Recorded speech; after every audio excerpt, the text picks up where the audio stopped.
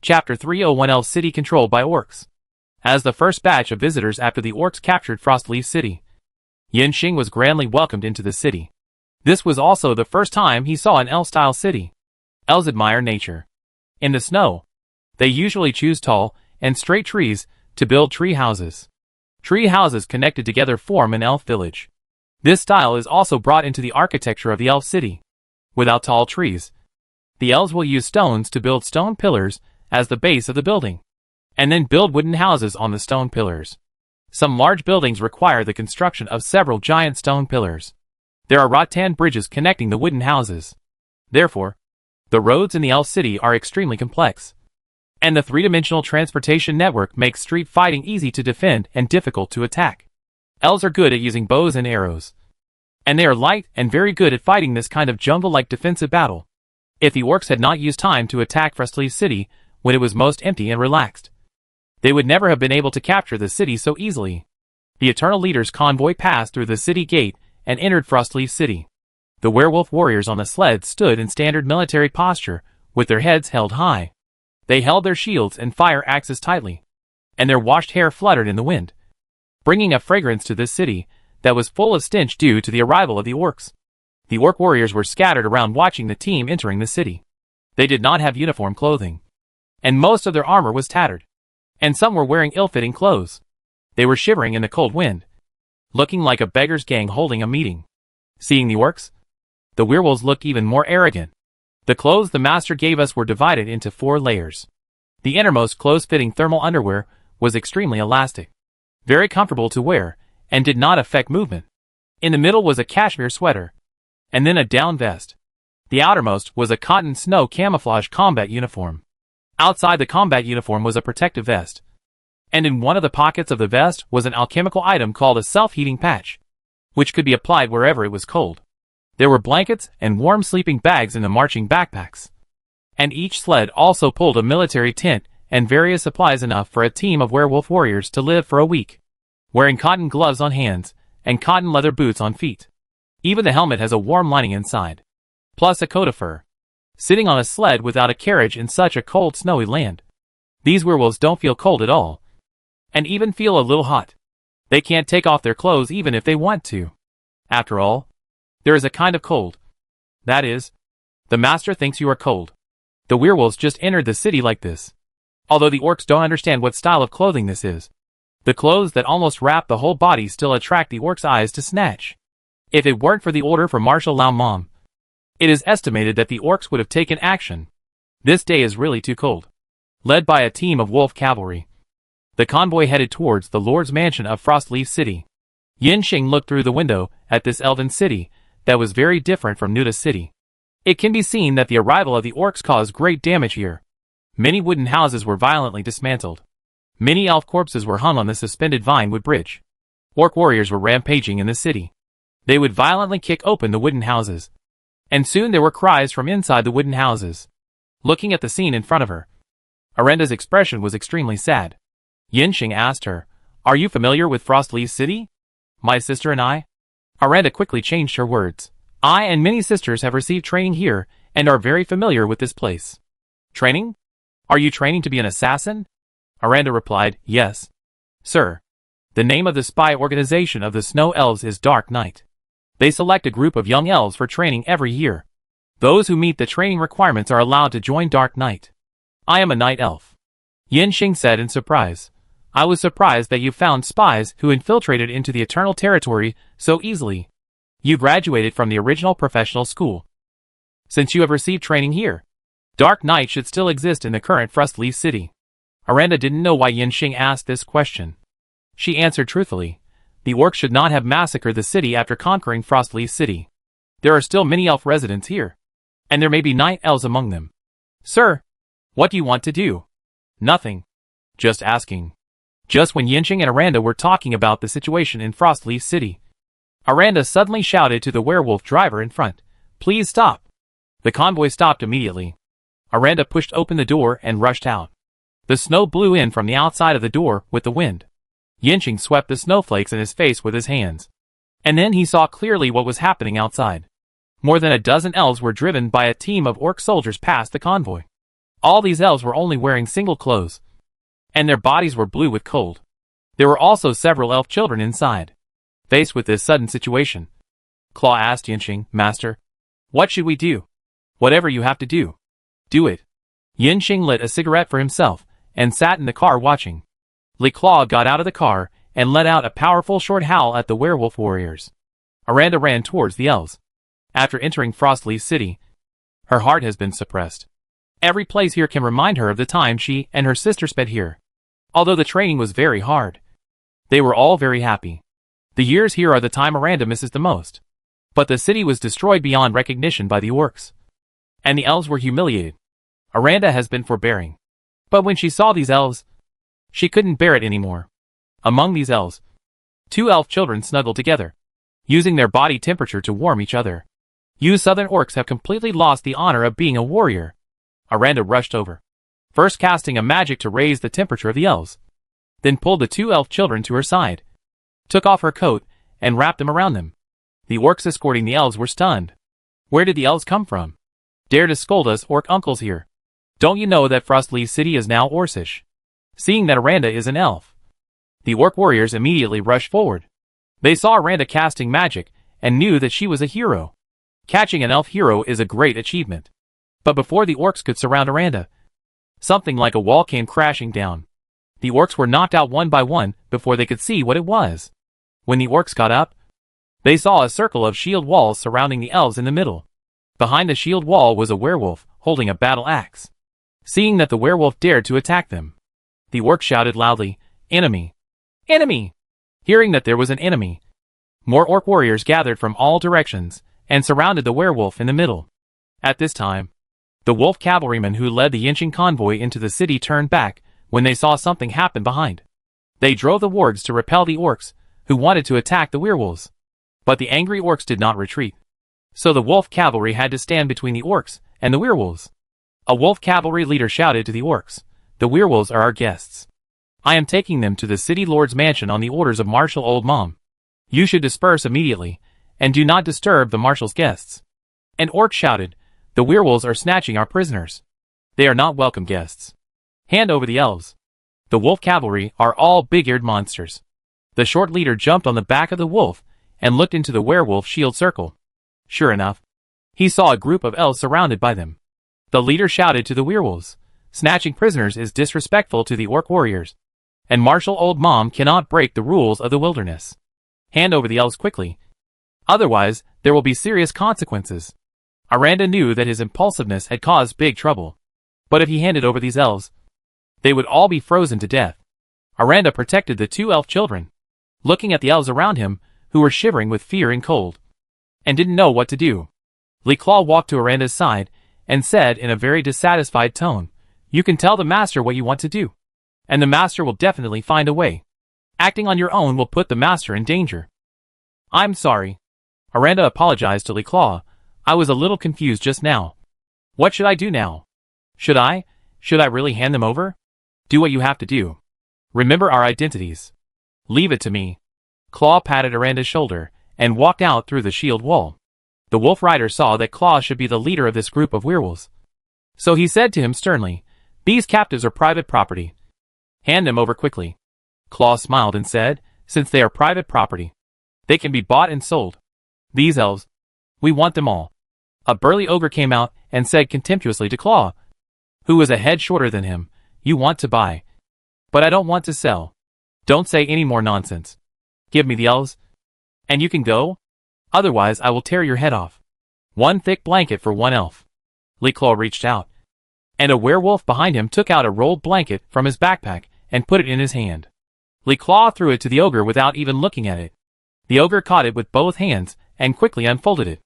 The orcs around saw the blanket and exclaimed together, "You can feel the softness and warmth just by looking at it. How comfortable it would be if you put it on your body." The ogre has already put it on. The cold wind is no longer cold, and the fur on the surface of the blanket is silky and fluffy. It feels like touching the soft fur of a lamb in your hands, which is very enjoyable. "Really?" The ogre's expression changed instantly. He smiled grimly and said politely to Claw, "An elf can be exchanged for such a blanket?" The other orcs also pricked up their ears to listen. Frostleaf City is not short of elves. if it is really possible to exchange an elf for a blanket that is extremely valuable at first glance. Everyone will immediately go to catch the elves. Claw saw the looks of these orcs, and knew that his offer was a bit high. Of course not. How can an elf be exchanged for such a good blanket? Claw reacted quickly.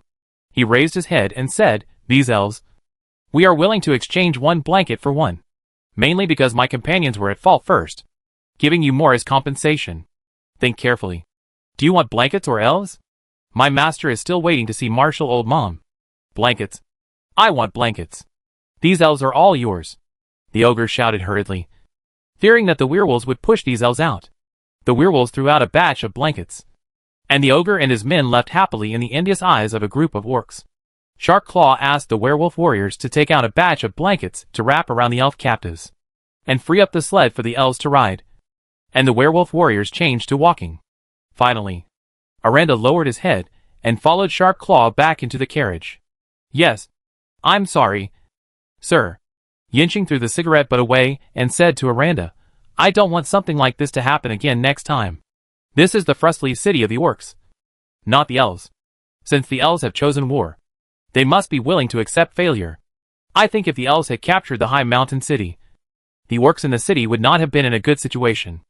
Aranda argued, We would never treat children like this.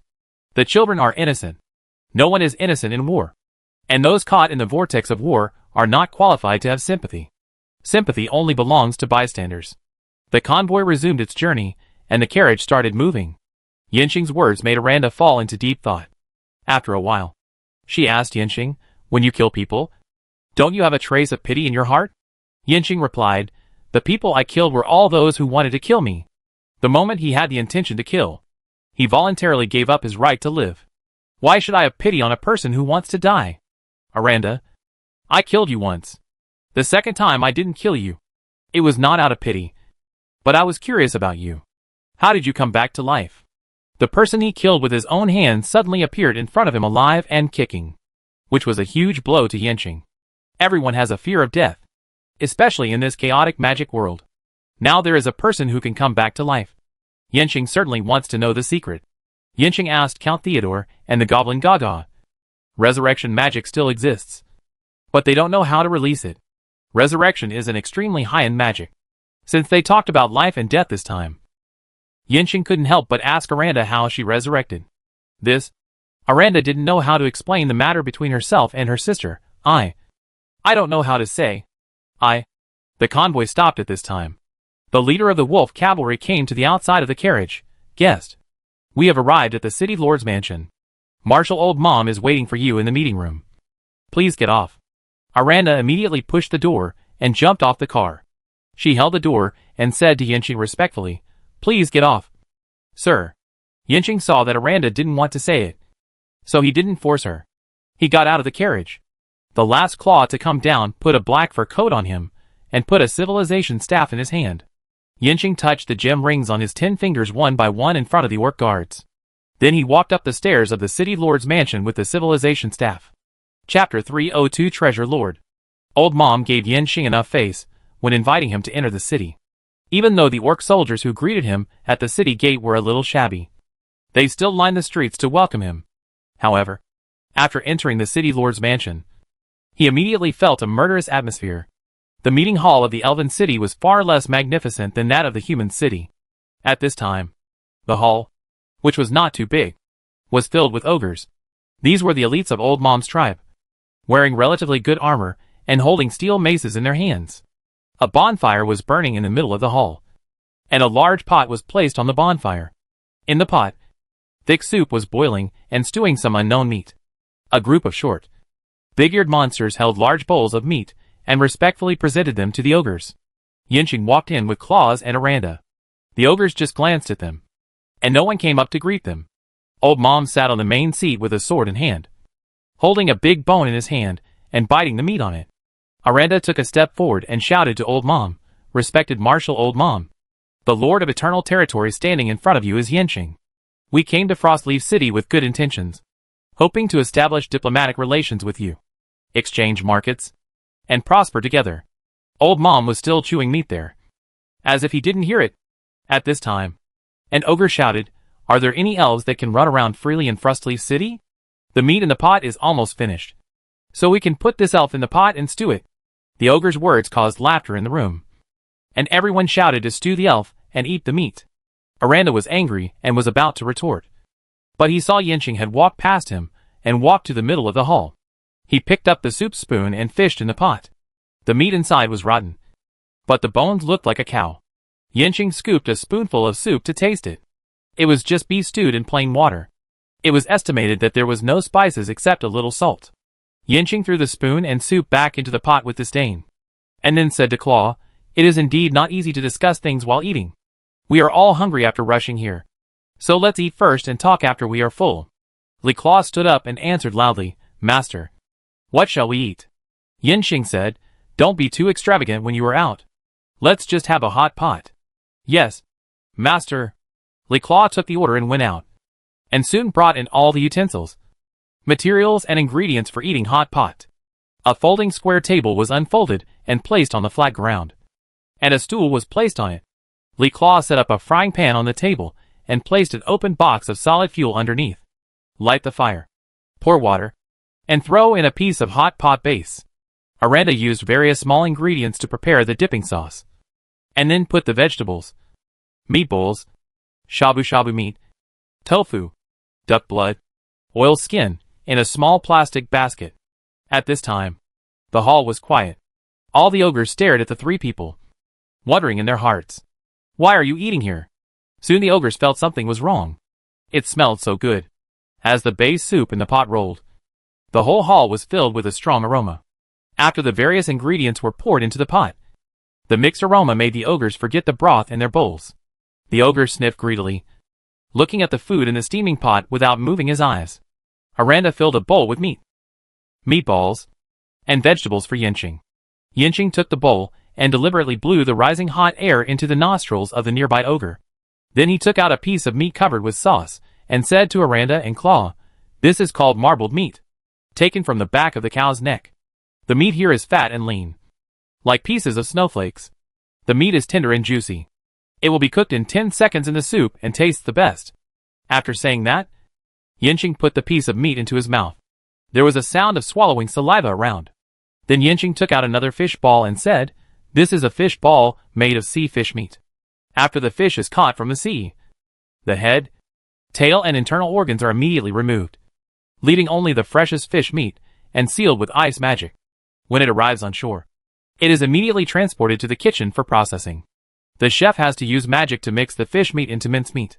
It has to be mixed at least 10 times to mix the meat to make the fish balls tough and chewy. Of course, the most important thing is that it is delicious. Just as delicious as eating it at sea."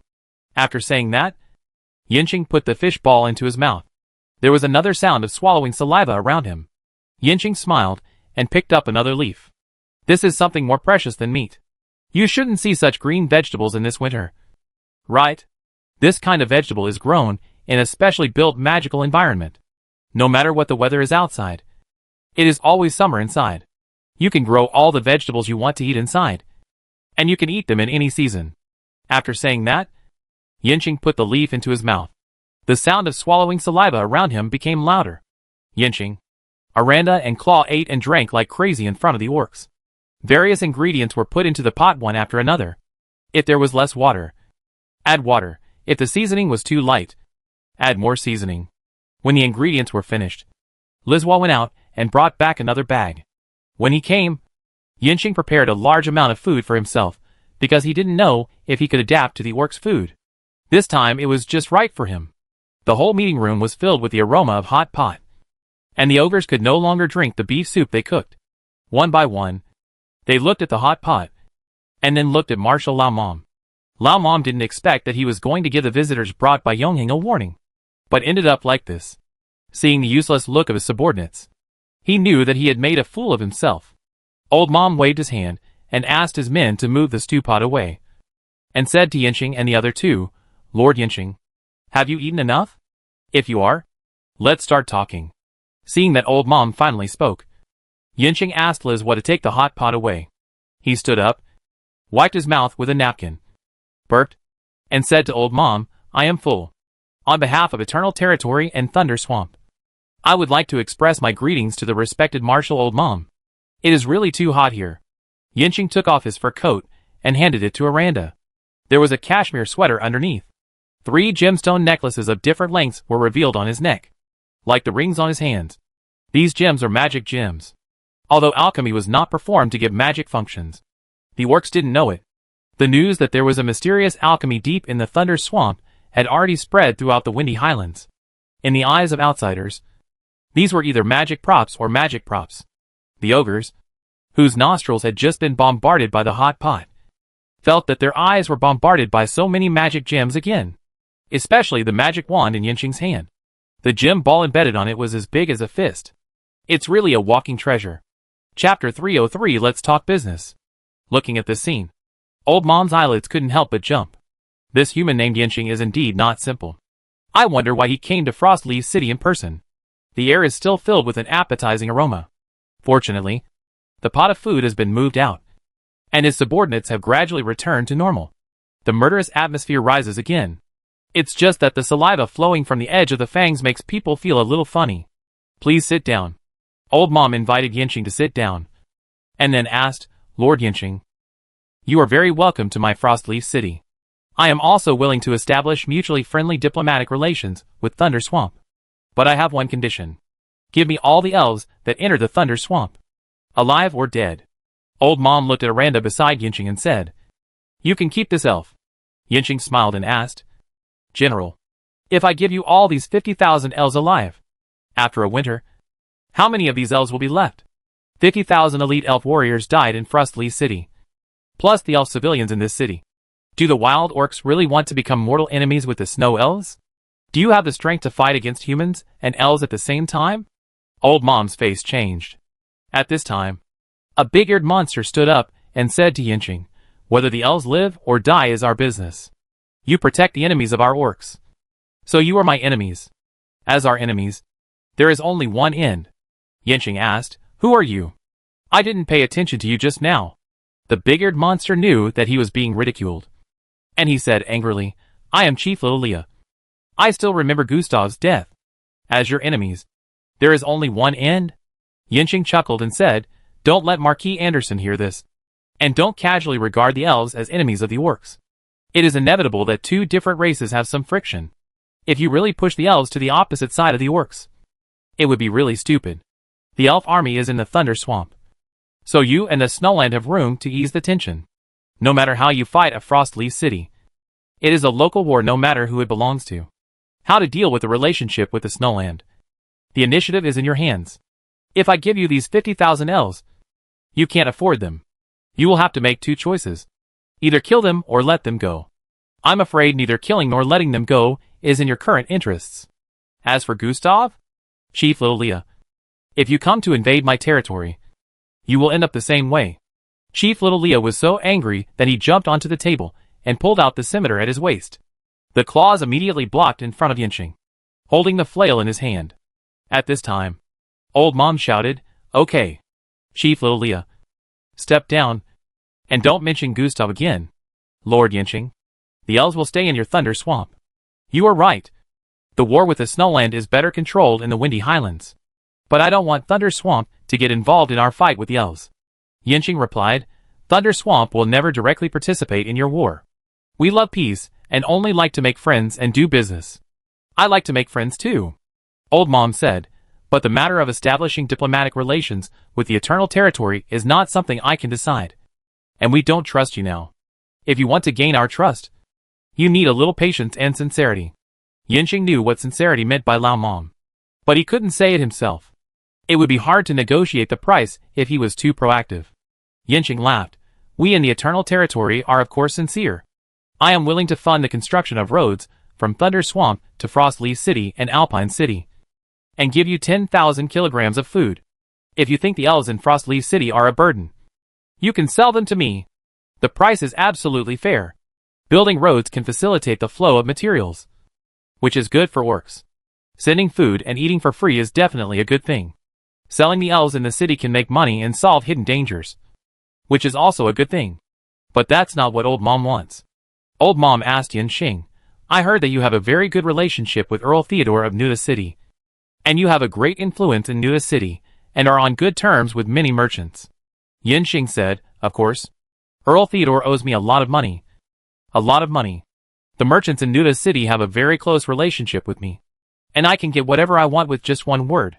General Old Mom. Just tell me what you want. I have plenty of ways to transport things from Nuda City to Frostleaf City. Yanqing's hint was already very obvious.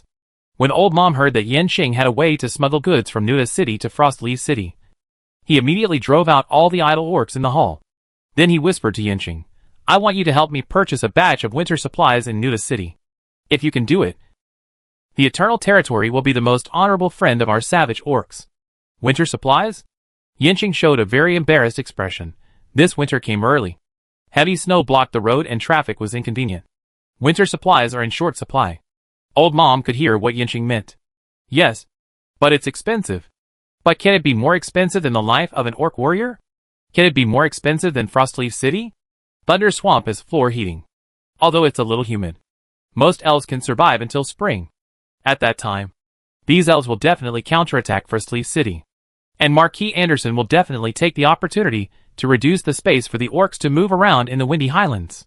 It can be imagined that spring will be another fierce battle. And the orcs are facing two enemies, the human race and the elves. If a large number of orc warriors are frozen to death or frostbitten because of the fear of spending money, let alone defending Frostleaf City, it is not certain whether they can defend Alpine City. When Old Mom heard that Yanqing could get winter supplies, he immediately said, Lord Yanqing, I know that in this kind of weather, everyone in the Windy Highlands wants to get winter supplies. We will not let you take risks in vain. If you can get it for us, the price is not a problem. The orcs will also regard you as our best friend in the Windy Highlands. If you need anything from us in the future, we will do our best to help you. Since the orcs are sticking out their necks waiting to be slaughtered, Yanqing will not be polite. I can actually get a batch of cotton-padded clothes and quilts. My soldiers use these in the wild. And there are just some in the convoy. Yanqing said to Lizwa, Go. Bring us a few sets of our spare cotton-padded clothes and quilts. Lizwa agreed and walked out. For Lao Mom, winter supplies finally have a place to go. Although I don't know how much supplies Yanqing can smuggle for me. It's better to have something than nothing. Ha ha ha. The old commander, who has been worried for days, is in a good mood. And he is looking forward to the quilts that Yanqing is going to bring out. Chapter 304. Killing the Orcs. After a while, Claw came in with 4 werewolves carrying several sets of bedding, a green military coat, and a synthetic blanket tied into a square shape with ropes. Yanqing asked Claw to distribute these bedding to Marshal Lao Mom and other important orc generals. Said, this cotton coat is tailored for the human race. If it is worn on a muscular ogre, it will be smaller. If it is worn on a big-eared monster, it will be larger. The blanket has the same problem. After all, these are not provided for orcs. After getting the bedding, Lao Mom couldn't wait to untie the rope and picked up the green military coat. The other orc generals who picked up the military coats couldn't help but exclaim in admiration. The quality of this cotton coat far exceeded their expectations. Feeling the cotton content inside and looking at the craftsmanship of sewing, I'm afraid that even the chief's family doesn't have many clothes that can compare with this coat. The orcs put on the coat without any prior agreement. It's indeed a little small, but the body feels warm immediately. Then spread out the blanket and put it on. Oh! Roasting by the fire. It's so comfortable. The orc generals all gave words of praise, and none of them wanted to take off the coat. Old Mom also put on the coat and moved his body. This coat is a bit tight for the ogre, and it is definitely too big for the big-eared monster. Cut the big-eared monster's coat to patch the ogre's coat, and both can be worn. Although the orc army has no tailors, most elves are skillful and can be asked to repair. The only thing that Old Mom is worried about is how many sets of this kind of quilts Yanqing can provide for him. With such fine tailoring and sufficient materials, the quantity should not be large. Lord Yanqing, we are very satisfied with this set of quilts. Excuse me, how many sets of such quilts can you provide for us? 20,000 sets. Yanqing estimated the number of orc troops before coming to Frostleaf City. The orc army fought hard all the way to Storm City, and suffered extremely heavy losses. Intelligence shows that when the orc army retreats from Fort Anjik, there should be 40,000 warriors. Some of these orc warriors will stay in Gaoshan City, and the other 20,000 to 30,000 orc warriors will be in Frostleaf City, including some strongholds and fortress guards. The orcs have a maximum of 50,000 troops in Windy Highlands. Yinqing provides 20,000 sets of bedding and clothing that can only be worn by orc warriors in rotation. Those who go out on duty wear coats, and the others stay in the house with blankets. When it is not too cold in early winter, there is no problem doing this. When it enters deep winter, whether to continue to provide winter supplies for the orcs depends on their performance during this period. The 20,000 sets of beddings were beyond Chief Old Mom's expectation. So many? He originally thought that Yinqing could only provide him with a few thousand sets of such high-end beddings. But they generously offered 20,000 sets. Yinqing said, "Is it a lot? If the marshal doesn't need so many, I will reduce the price. Many people want this batch of beddings." Before Yinqing finished speaking, Chief Old Mom immediately said, "Yes, I want them all. Lord Yinqing, please name a price." Yinqing held out 3 fingers. 3 gold coins? Old Mom frowned and said, "Too expensive. I admit that this set of beddings is very good, but 3 gold coins far exceed its value. Lord Yinqing, it is normal for you to want to make more money, but you also need to consider the long-term interests. Winter will pass sooner or later." Yinqing smiled. "How can it be 3 gold coins?" Old Mom was instantly surprised. "Is it only 3 silver coins?" Yinqing said, "Neither. The price I offer is 3 God-given gold coins per set of this kind of bedding." Before coming to Frostleaf City, Yinqing was prepared to kill the orcs at the price of 2 God-given gold coins per set of bedding. But after entering the city, he saw that the situation of the orcs was far more serious than he expected. So he raised the price to 3 God-given gold coins. After hearing Yinqing's offer, Old Mom stood up.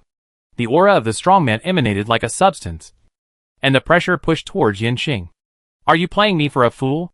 God-given gold coins can be used to recruit troops and purchase God-given items, which are very important strategic resources for any force. The orc forces do not have troops that can pay taxes like human farmers. So the amount of God-given gold coins they obtain is far less than that of the human race, even though the recruitment cost of orc troops is generally cheaper than that of the human race. God-given gold coins are still not enough. This war in Windy Highlands has already consumed a huge amount of God-given gold coins.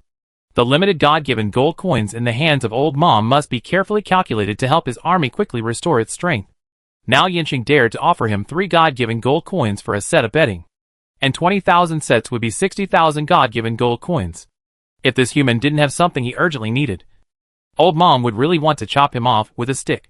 The airflow raised by Old Mom rushed through the hall, showing his strength and his anger at the same time. Yinqing sat there, and when the air pressure rushed in front of him, it was separated by an invisible force. "General, so many beddings will not fly directly from Nuda City to Frostleaf City. You should know what risks all the people involved in this matter are taking. How many people do you think will gamble their lives to earn a few gold coins at this time? If the commander-in-chief is a human, 3 gold coins for a set of bedding. But the commander-in-chief is an orc, so 3 gold coins are required." Old Mom stared at Yinqing and said angrily, "Can't it be cheaper? 1 gold coin is given by God."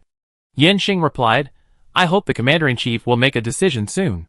The longer the delay, the smaller the number of beddings will be, and the price will definitely be higher." The hall fell into silence. Old Mom and Yinqing exchanged fierce fire through their eyes, as if thousands of troops were fighting between them. In the end, the seller's market decided that Old Mom had no choice but to surrender. Saving his life is the most important thing. "Okay, this price." Old Mom sat back in his chair and said to Yinqing, "When can this batch of bedding be delivered?" "It will be delivered to Frostleaf City within 3 days. I wonder when you can prepare the 60,000 God-given gold coins." "The God-given gold coins are here.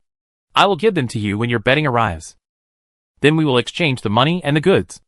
"Okay." After being ripped off, Old Mom no longer had the interest to continue talking to Yinqing. He closed his eyes and said, "If Lord Yinqing has nothing else to do, please leave first. I will have someone arrange a place for you to stay. When your bedding arrives in Frostleaf City, I will talk to you about road construction and trading elves." Chapter 305 Potential Crisis. Old Mom would not let Yinqing leave Frostleaf City easily unless he saw this batch of bedding. Yinqing did not plan to turn back as soon as he arrived. So Yinqing and his team were arranged to stay in Frostleaf City, surrounded by heavy orc guards to prevent them from sneaking away. The snow finally stopped after a few days. The drone from Yongheng territory flew over Frostleaf City to map the city. Chue reported, The convoy carrying 20,000 sets of bedding has entered the Thunder Swamp and can reach Frostleaf City within 3 days. The reason why it took so many days is that there is no road from Frostleaf City to Thunder Swamp and there is snow, which will delay the speed of the convoy. If the road from Frostleaf City to Thunder Swamp is completed, the modified trucks can run a round trip in 1 day. That is to say, once Frostleaf City has problems, the army of Eternal Territory can be at the gates of the city in half a day. Master, the drone has found a large number of orcs around your residence. Should we send emergency troops to Frostleaf City to cooperate with your military operations? Lying on the bed in his room, Yinxing thought for a while and said to Chui, there is no need to send troops to Frostleaf City for the time being. The direction we should focus on is the south. Everything is based on the safety of Eternal Territory. Let Anderson see that our army is ready, so he will not take military risks. The orcs need help from me. They are just pretending. Yinxing did take some risks by coming to Frostleaf City in person this time. But the time left for the Eternal Territory to develop is getting shorter and shorter. After winter, many things will have to be exposed. Yinxing does not want to fight. But the world is unpredictable, and some wars cannot be fought just because you don't want to. Humans, orcs, and even the elves living in the Thunder Swamp may become your enemies. To prepare for a rainy day, Yinxing must take advantage of this last period of stable development to strengthen himself as much as possible. No matter how good the balance technique is, it is not as hard as your own fist. Yes, Master. I will protect the Master's safety. While chatting with Chui, the door of the room was knocked. After getting Yinxing's permission, Aranda walked in from outside. Sir, the elves you bought have been settled. They entrusted me to thank you on their behalf. If it weren't for your kindness, their only fate would be to freeze to death somewhere. Yinxing stood up from the bed and sat on a rattan chair. There were not many furnishings in this wooden house, but every piece of equipment was full of elf style. Elegant, delicate, and exquisite. No, that was your kindness. I didn't want to save them. Yinxing picked up a teacup and asked Aranda to pour tea for him, saying, there are not many elf corpses in Frostleaf City. More or less. They are not too many. Since you saved them, they will be handed over to you for management. Now they are the assets of the Eternal Territory. Don't let them run away. Aranda poured tea for Yinxing and said gratefully, I know that you are a kind person. Please rest assured. I will make them a member of the Eternal Territory. Sir, when you met Old Mom, you said you wanted to buy all the elves in Frostleaf City? Yinxing drank tea and replied, well, all the young and strong elves are in Prince Alito's army, and most of the people in Frostleaf City are old elves and children. Letting them stay here is a dead end. It is better for them to go to the Eternal Territory to work for me. The Master, you are familiar with Frostleaf City. Do you have any talents you can introduce? The territory is getting bigger and bigger, and there is a shortage of people in various places. Aranda replied, I will help you find them. I have been away from Frostleaf City for a long time. I don't know if they are still there. You can go around the city these days, visit old friends, and help if you can. If you need anything, go to Claus to ask. Do you have anything else to do? Yinxing could see that Aranda was worried, so he asked casually. Aranda was silent for a while, then said, Sir, I released magic today. The anklet I wear when serving my sentence. Won't it stop me when I release magic? Yinxing didn't expect Aranda to ask him this question. This restriction has been lifted long ago. But I was so busy that I forgot to tell you. You hold an important position in Yongheng territory, and it is inevitable that you will encounter some danger. If you get into an accident, I will lose a good official. Now your anklet is just a symbolic torture device. After all, you are still serving your sentence. Of course, if you feel uncomfortable, I will ask someone to open it for you. Hearing that Yinxing wanted to remove his anklet, Aranda immediately said, No. I am fine wearing this anklet. For Aranda, the anklet with a stopping function is the only reason why he cannot kill Yinxing to avenge his sister. Although the anklet is only a restriction in the sense of a ban, Aranda dare not remove it. Otherwise, she will not know how to face her sister who she misses day and night. As long as there is this shackle in her heart, she can continue the life she likes now. Yinxing does not know Aranda's psychological entanglement. I didn't know you still have this habit. Wear it if you like. Yinxing remembered something and changed the subject to Aranda and asked, on the way to Frostleaf City, you said there is a night elf training camp here. Can you find it? Aranda quickly entered her role and answered Yinxing's question. I can find it. My lord. Do you want to subdue the night elves? This should be very difficult. Try it. Yinxing took out a stack of icy cards and said to Aranda, it doesn't matter if they don't want to join the Eternal Territory. You give each of them a credence card with 10,000 kilograms of food coupons from me. With this credence card, you can enter and leave the Eternal Territory freely. And you can also buy and sell intelligence in the intelligence exchange in the Eternal Territory. Make a friend. Maybe you can use it in the future. Aranda knew that Yinxing's attitude towards spies from all parties was particularly relaxed. As long as the safety of the Eternal Territory was not endangered, they would cooperate. Yes, my lord. I will convey your goodwill to the Night Elves. Aranda put away a stack of Credo cards and said to Yinxing, if you have nothing else to do, I will withdraw. Yinxing reminded Aranda, well, be careful when you move in Frostleaf City. Don't attack the orcs impulsively when encountering things. We are here to do business. Businessmen should do what they should do. There is nothing in Frostleaf City that can't be solved by a blanket. If it can't be solved, add another one. Aranda was amused by Yinxing. I know. Sir, I withdraw. Yinxing waved his hand. Let's go. Let the claws send 4 werewolf warriors to protect you. Be careful. Aranda left. Yinxing also returned to the real world to deal with the accumulated things in the past few days. And sold a batch of gold to Renluin Investment Bank by the way. Chapter 306 A Visitor from the Tower in the Clouds. In the Windy Highlands. Marquis Anderson is a character that is valued by all parties. The wild orcs and snow elves regard him as their biggest enemy. And in order to crack the fortress offensive implemented by Marquis Anderson on the Highlands, they had to put aside their own conflicts and jointly attack Storm City. The result was a failure. The Silvermane Principality regarded Marquis Anderson as a hero. And after he led the Windy Highlands Legion to defeat the orcs and elves with fewer troops, he was called the Marquis of Windy Highlands in all parts of the Principality. And Marquis of Windy Highlands is just a folk name. Grand Duke Silvermane did not give the Windy Highlands to Anderson. However, there was a strong voice in the court advising the Grand Duke to confer the title of Marquis of Windy Wind on Anderson. After all, the duchy had already given Anderson no more titles, and he had his own army. Some ministers believed that since Anderson wanted Windy Wind Heights, it would be better to give him Windy Wind Heights than to have a real split between the monarch and his subjects that would shake the foundation of the duchy. It was just that the common people and the small nobles did not know what happened in Windy Wind Heights. But the great nobles and officials knew it very well. If this precedent was set, someone would definitely follow suit, and the monarch's majesty would be gone. Once people's hearts were scattered, it would be difficult to lead the team. Grand Duke Silvermane remained silent about the war in Windy Wind Heights. Marquis Anderson was given whatever he wanted in terms of supplies. He killed Count Theo and those generals. No matter what the crime was, he was not given a reason to establish himself. Marquis Anderson did not dare to bear the infamy and turn against the wise master who trusted him so much.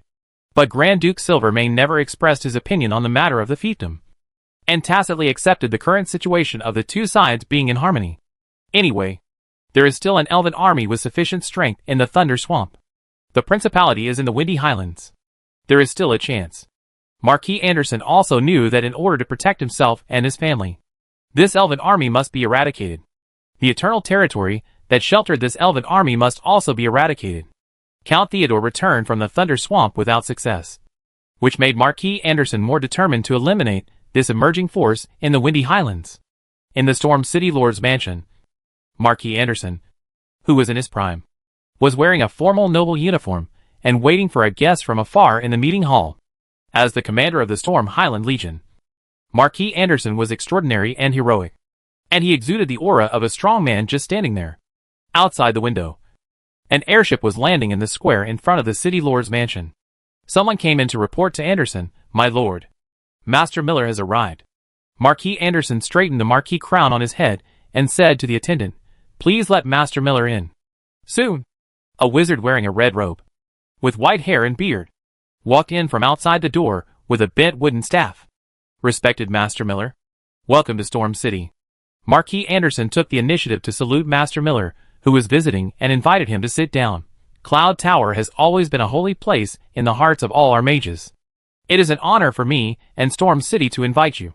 Master Miller. Mage Miller had a very proud face. In response to Anderson's compliment, he said, Marquis. You are a knight. Please don't call yourself a mage. We mages hold the top power in this world. And Cloud Tower has always taken finding the ultimate state of this power as our code of conduct.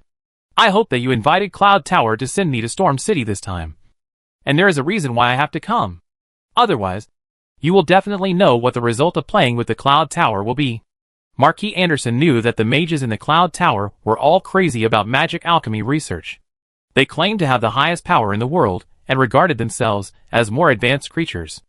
They were very dismissive of the low-level creatures in their eyes. Mage Miller was sent to Storm City, which must have delayed his research.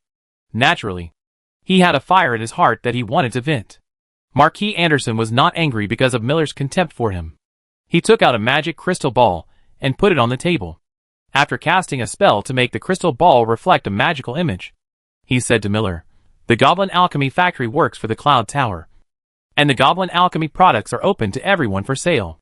However, the Nuda City Goblin Alchemy Factory only sold these weapons to a force called the Eternal Territory and refused to sell them to me. I think this should violate the principles of the Cloud Tower. There is nothing that cannot be sold in the Goblin Alchemy Factory," Miller said with certainty. But he was soon attracted by the image in the crystal ball. Since Marquis Anderson listed the Eternal Territory as a target that he must eliminate, he naturally had to conduct a multifaceted investigation of this opponent. Some magic images recorded during the Nuda City riot were collected and sent to Anderson. The muskets, artillery, and rocket launchers used by the armed forces under the Eternal Territory showed Marquis Anderson another way of fighting war. Those mercenaries were completely defenseless under the attack of such weapons, which also left a deep impression on Anderson. The human army focuses on defense, and the tactics are mainly to find the enemy's loopholes in the defensive battle, and then use griffins and knights to make key breakthroughs. Finally, the infantry followed up to expand the results. The Eternal Territory actually has such a large-scale and powerful long-range alchemical weapon, which is a great threat to the Wind Legion. Marquis Anderson doesn't know whether the armor of the heavy infantry can block the attack of the musket, but it definitely can't block the artillery. There are not so many magicians in the Wind Highland Legion to fight against the artillery. Therefore, Marquis Anderson wants to buy some of these powerful long-range alchemical weapons from the Goblin Alchemy Factory. But the Goblin Alchemy Factory in Nuda City refused to sell. Investigate further. Anderson knew that the Goblin Alchemy Factory in Nuda City was transferring equipment and personnel to the Eternal Territory. So he judged that the goblins were recruited by the Eternal Territory. This is definitely not good news for Storm City, Thunderswamp, the Remnant Elves, the Eternal Territory, and the Goblin Alchemy Factory. Yinqing's threat to Anderson has exceeded that of the orcs. Become his #1 enemy in the Windy Highlands. If he still wants to do something on this land, he needs to separate the goblins from the Eternal Territory first. Cut off the supply of alchemical weapons in the Eternal Territory. The goblins serve the Cloud Tower, and the Cloud Tower does not get involved in the disputes of the world. The Nuda City Goblin Alchemy Factory has so blatantly joined the Eternal Territory. The Cloud Tower will definitely come forward to restrain the goblins. At that time, not only can the Eternal Territory lose the support of the goblins, but it may also be possible to buy those powerful long-range alchemical weapons from the goblins. When spring comes and the Windy Highland Legion recovers its strength, it can launch an attack on the Eternal Territory. Marquis Anderson invited Mage Miller to come, thinking that he had cut off Yinqing's left and right arms. Unexpectedly, Mage Miller said, "These don't seem to be weapons that the Goblin Alchemy Factory can make." Chapter 307 Trading with the Orcs. At this time, Yinqing did not know that Marquis Anderson had asked the Cloud Tower to send people to Storm City, and a powerful force was focusing on the Windy Highlands. Yinqing was handing over 20,000 beddings and clothes with Chieftain Old Mom in Frostleaf City. The supplies were counted by the orcs and immediately distributed to the orc warriors. Old Mom, who had calmed down for 3 days, did not cheat on the money and simply handed over 60,000 God-given gold coins to Yinqing. These days, Yinqing's team lived in Frostleaf City, except for the elf next to him, who visited some elves' homes in the city. The other personnel stayed in the residential area honestly.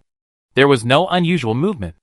Yinqing's calmness and his readiness to accept the elves from Frostleaf City made Chief Mom believe that he must have a lot of winter supplies. Otherwise, the 20,000 beddings could not have been delivered so quickly, and he did not dare to accept a large number of elf refugees. These supplies were only for emergency use for the orc army, and were not enough for them to survive the winter safely. Therefore, Chief Mom did not dare to offend Yinxing in this transaction. And he was still thinking about getting more supplies from Yinxing. The bedding was distributed quickly. The quality was no different from Yinxing's in the eyes of the orc generals. This also made Chief Mom feel a little more favorable towards Yinxing. Although it was a bit expensive. At least, he didn't cheat himself. In the meeting hall of the Lord's Mansion in Frostleaf City, Chief Old Mom and Yinxing sat together.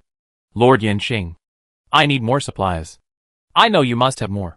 And I also hope to establish a deeper friendly relationship with the Eternal Territory. Supplies are definitely available. Yinxing also told Chief Old Mom the truth. But he couldn't give it now. He replied, winter came early today, and the supplies in my hands must be supplied to my subjects first. Besides, sending so many supplies to Frostleaf City at one time is already my limit. The weather has cleared up, and the range of activities of the Griffin Patrol in Nuda City has expanded. So it's better to be careful. If Count Theodore finds out about my trade with Frostleaf City, it will cause me too much trouble. Yinxing gave a hardcore reason. And Chieftain Old Mom was no longer in a hurry to get supplies. Thinking of Yinxing's last time to buy the elves from Frostleaf City, Old Mom said on this topic, many elves have frozen to death in the past few days. We don't have extra supplies to keep the elves warm. And we don't want to see the elves suffer in the cold winter. If Lord Yinxing wants to get more elf slaves, please trade with us as soon as possible. I heard that when you first entered Frostleaf City, you bought more than a dozen elves at the price of 1 blanket per elf. Yinxing brought limited supplies to Frostleaf City this time. And the elves, he could help were few after all. After being looted by the orcs, most of the elves were suffering in the cold winter. Every night, elves were frozen to death. After Aranda's visit in the past few days, Yinxing roughly knew that there were about 10,000 elf civilians in Frostleaf City at this time. Most of these elves were old people and children. In addition, there were 3,000 or 4,000 elf captives, who were the former defenders of Frostleaf City. They were forced to surrender after the orcs broke into the city. Okay, 1 blanket for 1 elf. Yinxing gave cotton and cashmere blankets to his own soldiers, and synthetic wool blankets to the orcs. The purchase price was different, but the synthetic wool blanket looked thicker. Therefore, Yinxing did not dwell on the price. Only by negotiating the deal as soon as possible can fewer elves freeze to death, and the territory can get more labor. Old Mom did not expect Yinxing to be so straightforward, and he regretted not raising the price a little. But he was already very satisfied with this price. These more than 10,000 blankets were picked up for free. Moreover, the elves that needed to consume food and were potentially dangerous were sent out. And the Frostleaf City, which was guarded by pure orcs, was much easier to defend.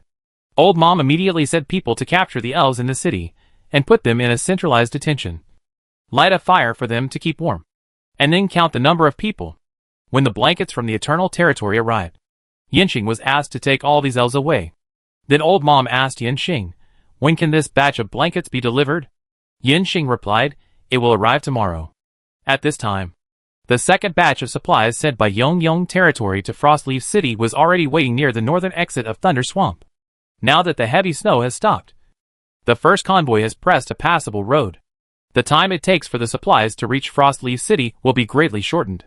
In addition to the bedding prepared for the trading elves, this batch of supplies also includes cotton clothes and heating fuel for the elves. After the elves are traded, they can be distributed to them. Then this batch of new subjects of Yongyong Territory will return to Yongyong Territory with the convoy. Another deal was reached. The matter of building a road from Frostleaf City to Thunder Swamp was quickly finalized by Old Mom and Yinxing because both sides could benefit. Then Yinxing proposed a border division, based on the midpoint between Frostleaf City and Thunder Swamp. The northern part belongs to Frostleaf City, and the southern part belongs to Eternal Territory. This time, the area of land that Yinxing wants to take is more than double the land he negotiated with Earl Theodore for the border. As long as Old Mom agrees, the territory of Eternal Territory can be expanded to the north by at least 150 kilometers.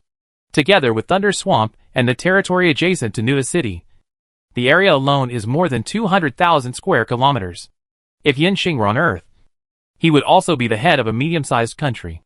It's just that the population in the territory is a little less and the quality is also low. For Yinxing's proposal to divide the boundary, Lao Mom proposed another plan. That is, the border line is moved 70 kilometers north, and Frostleaf City is only 80 kilometers away. But the condition is, Eternal Territory will give out another 20,000 sets of bedding to the orcs. Lao Mom actually took the initiative to give land, which was somewhat beyond Yanxing's expectations. But think about it again. Although the orcs sneak attacked and occupied Frostleaf City, it was the elves' betrayal, and because of the acceptance of Eternal Territory, the elves did not suffer much damage in Frostleaf City, and the orcs did not form an irreconcilable blood feud with the elves. The orcs have much more room to maneuver here. If the pressure on the orcs is too great, they can give Frostleaf City to the elves and concentrate their forces to defend the more important Alpine City. Therefore, if the orcs occupy Frostleaf City, Chieftain Old Mom will not have so many troops to defend such a large area of land. There is no difference between 150 kilometers and 80 kilometers. If one day Frostleaf City has to be given to the elves, then it is selling the elves land to discuss them. If there are any territorial disputes in the future, it will be the business of the Snowland and the Eternal Territory. And the orcs can just watch the fun.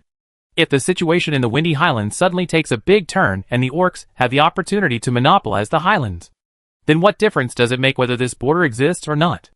The most important thing is to maintain the combat effectiveness of the army. Yanxing calculated in his mind. The cost of a set of bedding is 100 yuan. And 20,000 sets is 2 million. Is it worthwhile to buy a piece of land the size of Portugal for 2 million? Chapter 308 Hostility of the Tower in the Clouds. Such a good deal. Yanxing readily agreed to the deal. Okay. Let's draw the border according to your wishes, Marshal. But I still can't take out 20,000 sets of bedding at a time, so I can only send them in installments. I promise that I won't delay your army's wintering. Unlike the southern part of Thunder Swamp, the land is flat and very suitable for cultivating farmland. The terrain in the north of Thunder Swamp is more complicated. There are mountains, forests, lakes, rivers, and grasslands. There are relatively sufficient stones and woods to provide raw materials for urban construction. There are mineral resources and fishery resources waiting to be developed. There are also water conservancy projects that can be used. The turbulent Kaminli River Valley leads directly to the eastern Lille Inland Sea. Shui has sent drones to investigate the Kaminli River Valley many times. Although the plateau makes the water flow in the river faster, as long as the route is investigated, ships with extra power can travel back and forth in it. Yongheng Territory has the only outlet to the sea on this high ground, isolated on all sides. As long as the port, river and road are opened, no one can block the Yongheng Territory again. In the future, magic and modern engineering can be used to build dams here, and a hydraulic engine can be installed to form a power station. Even if 20,000 sets of bedding can buy a temporary peace in the north. After all, the current military strength of Yongheng Territory is only enough to defend the south. The development of the north requires a conservative and friendly neighbor. After finalizing the border issue with Chief Old Mom, Yanxing proposed the idea of the Eternal Chamber of Commerce going to the Snowland through Frostleaf City. Although the Snowland is large, most of the elves are concentrated in the southern region of the country. Now the orcs have occupied Frostleaf City, forcing the elves to increase their troops along the Windy Highlands. This is undoubtedly a double blow to the Snowland, which is short of winter resources. If the trade route with the Snowland can be opened, not only can the goods of the Eternal Territory be sold to the elves, but also the specialties of the Snowland can be purchased. The Eternal Territory is about to accept a large number of elves, and the things from their hometown should allow them to quickly adapt to the life of the Eternal Territory.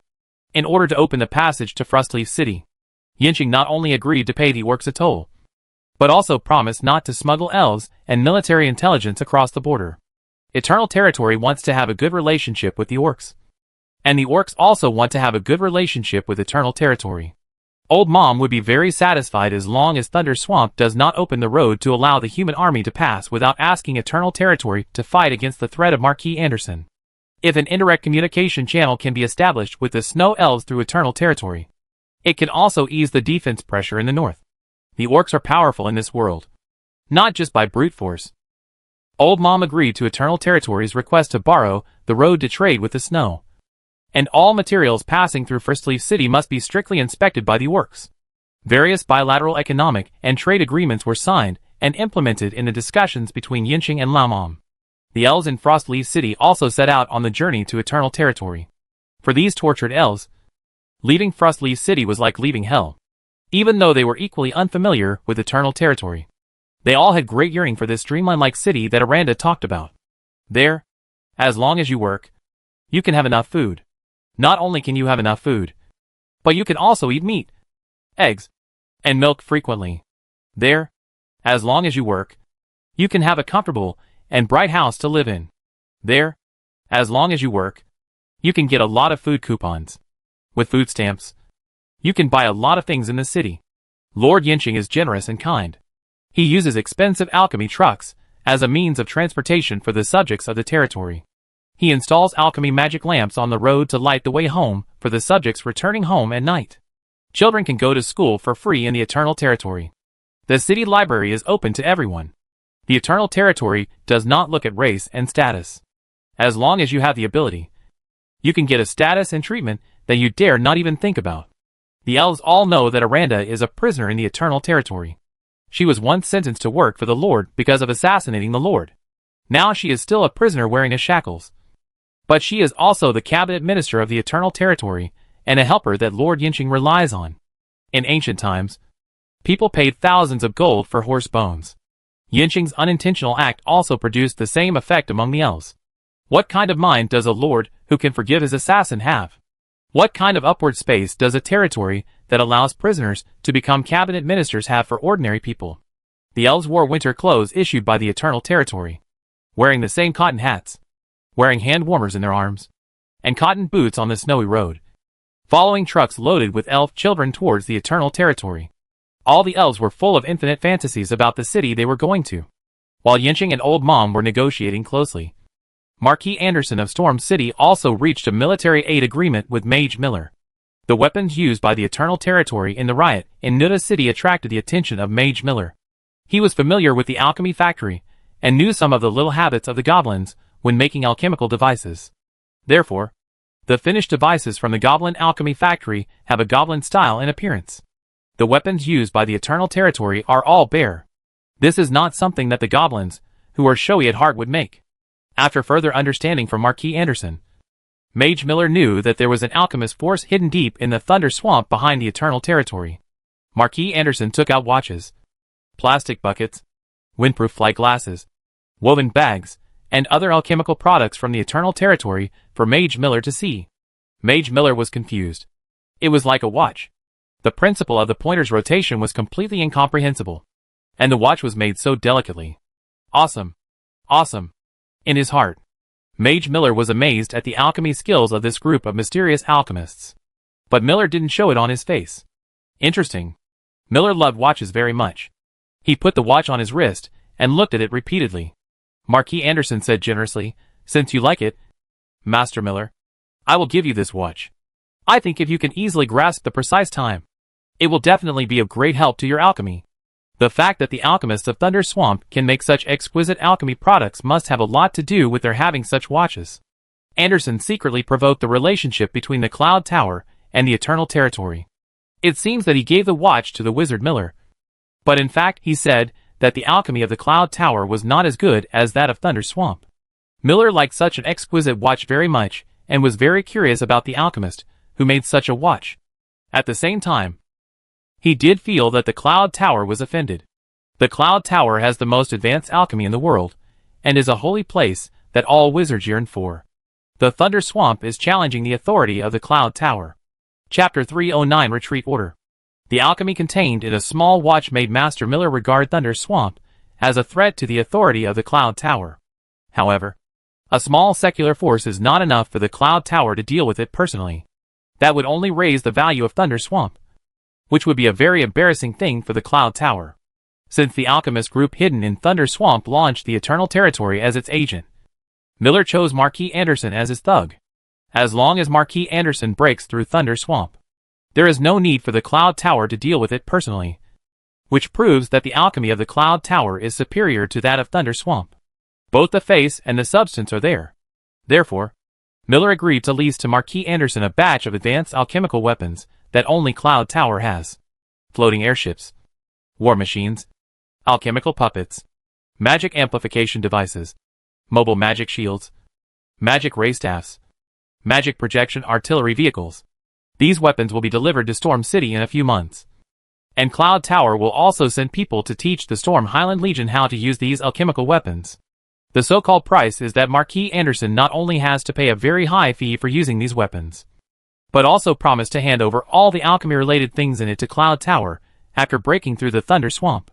Of course, Miller also agreed that as long as the Cloud Tower was satisfied with the gains from the battle against the Thunder Swamp, he could sell him part of the weapons. Marquis Anderson was very satisfied with the deal, and readily signed the military trade agreement with Mage Miller.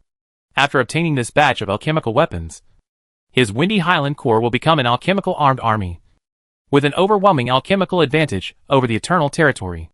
Marquis Anderson did not doubt that he would win the battle against the Eternal Territory, and he was even more looking forward to the political significance that the Cloud Tower's military aid would bring to him. The Cloud Tower was a force beyond the secular world, and the alchemical technology they mastered and possessed could easily defeat any country.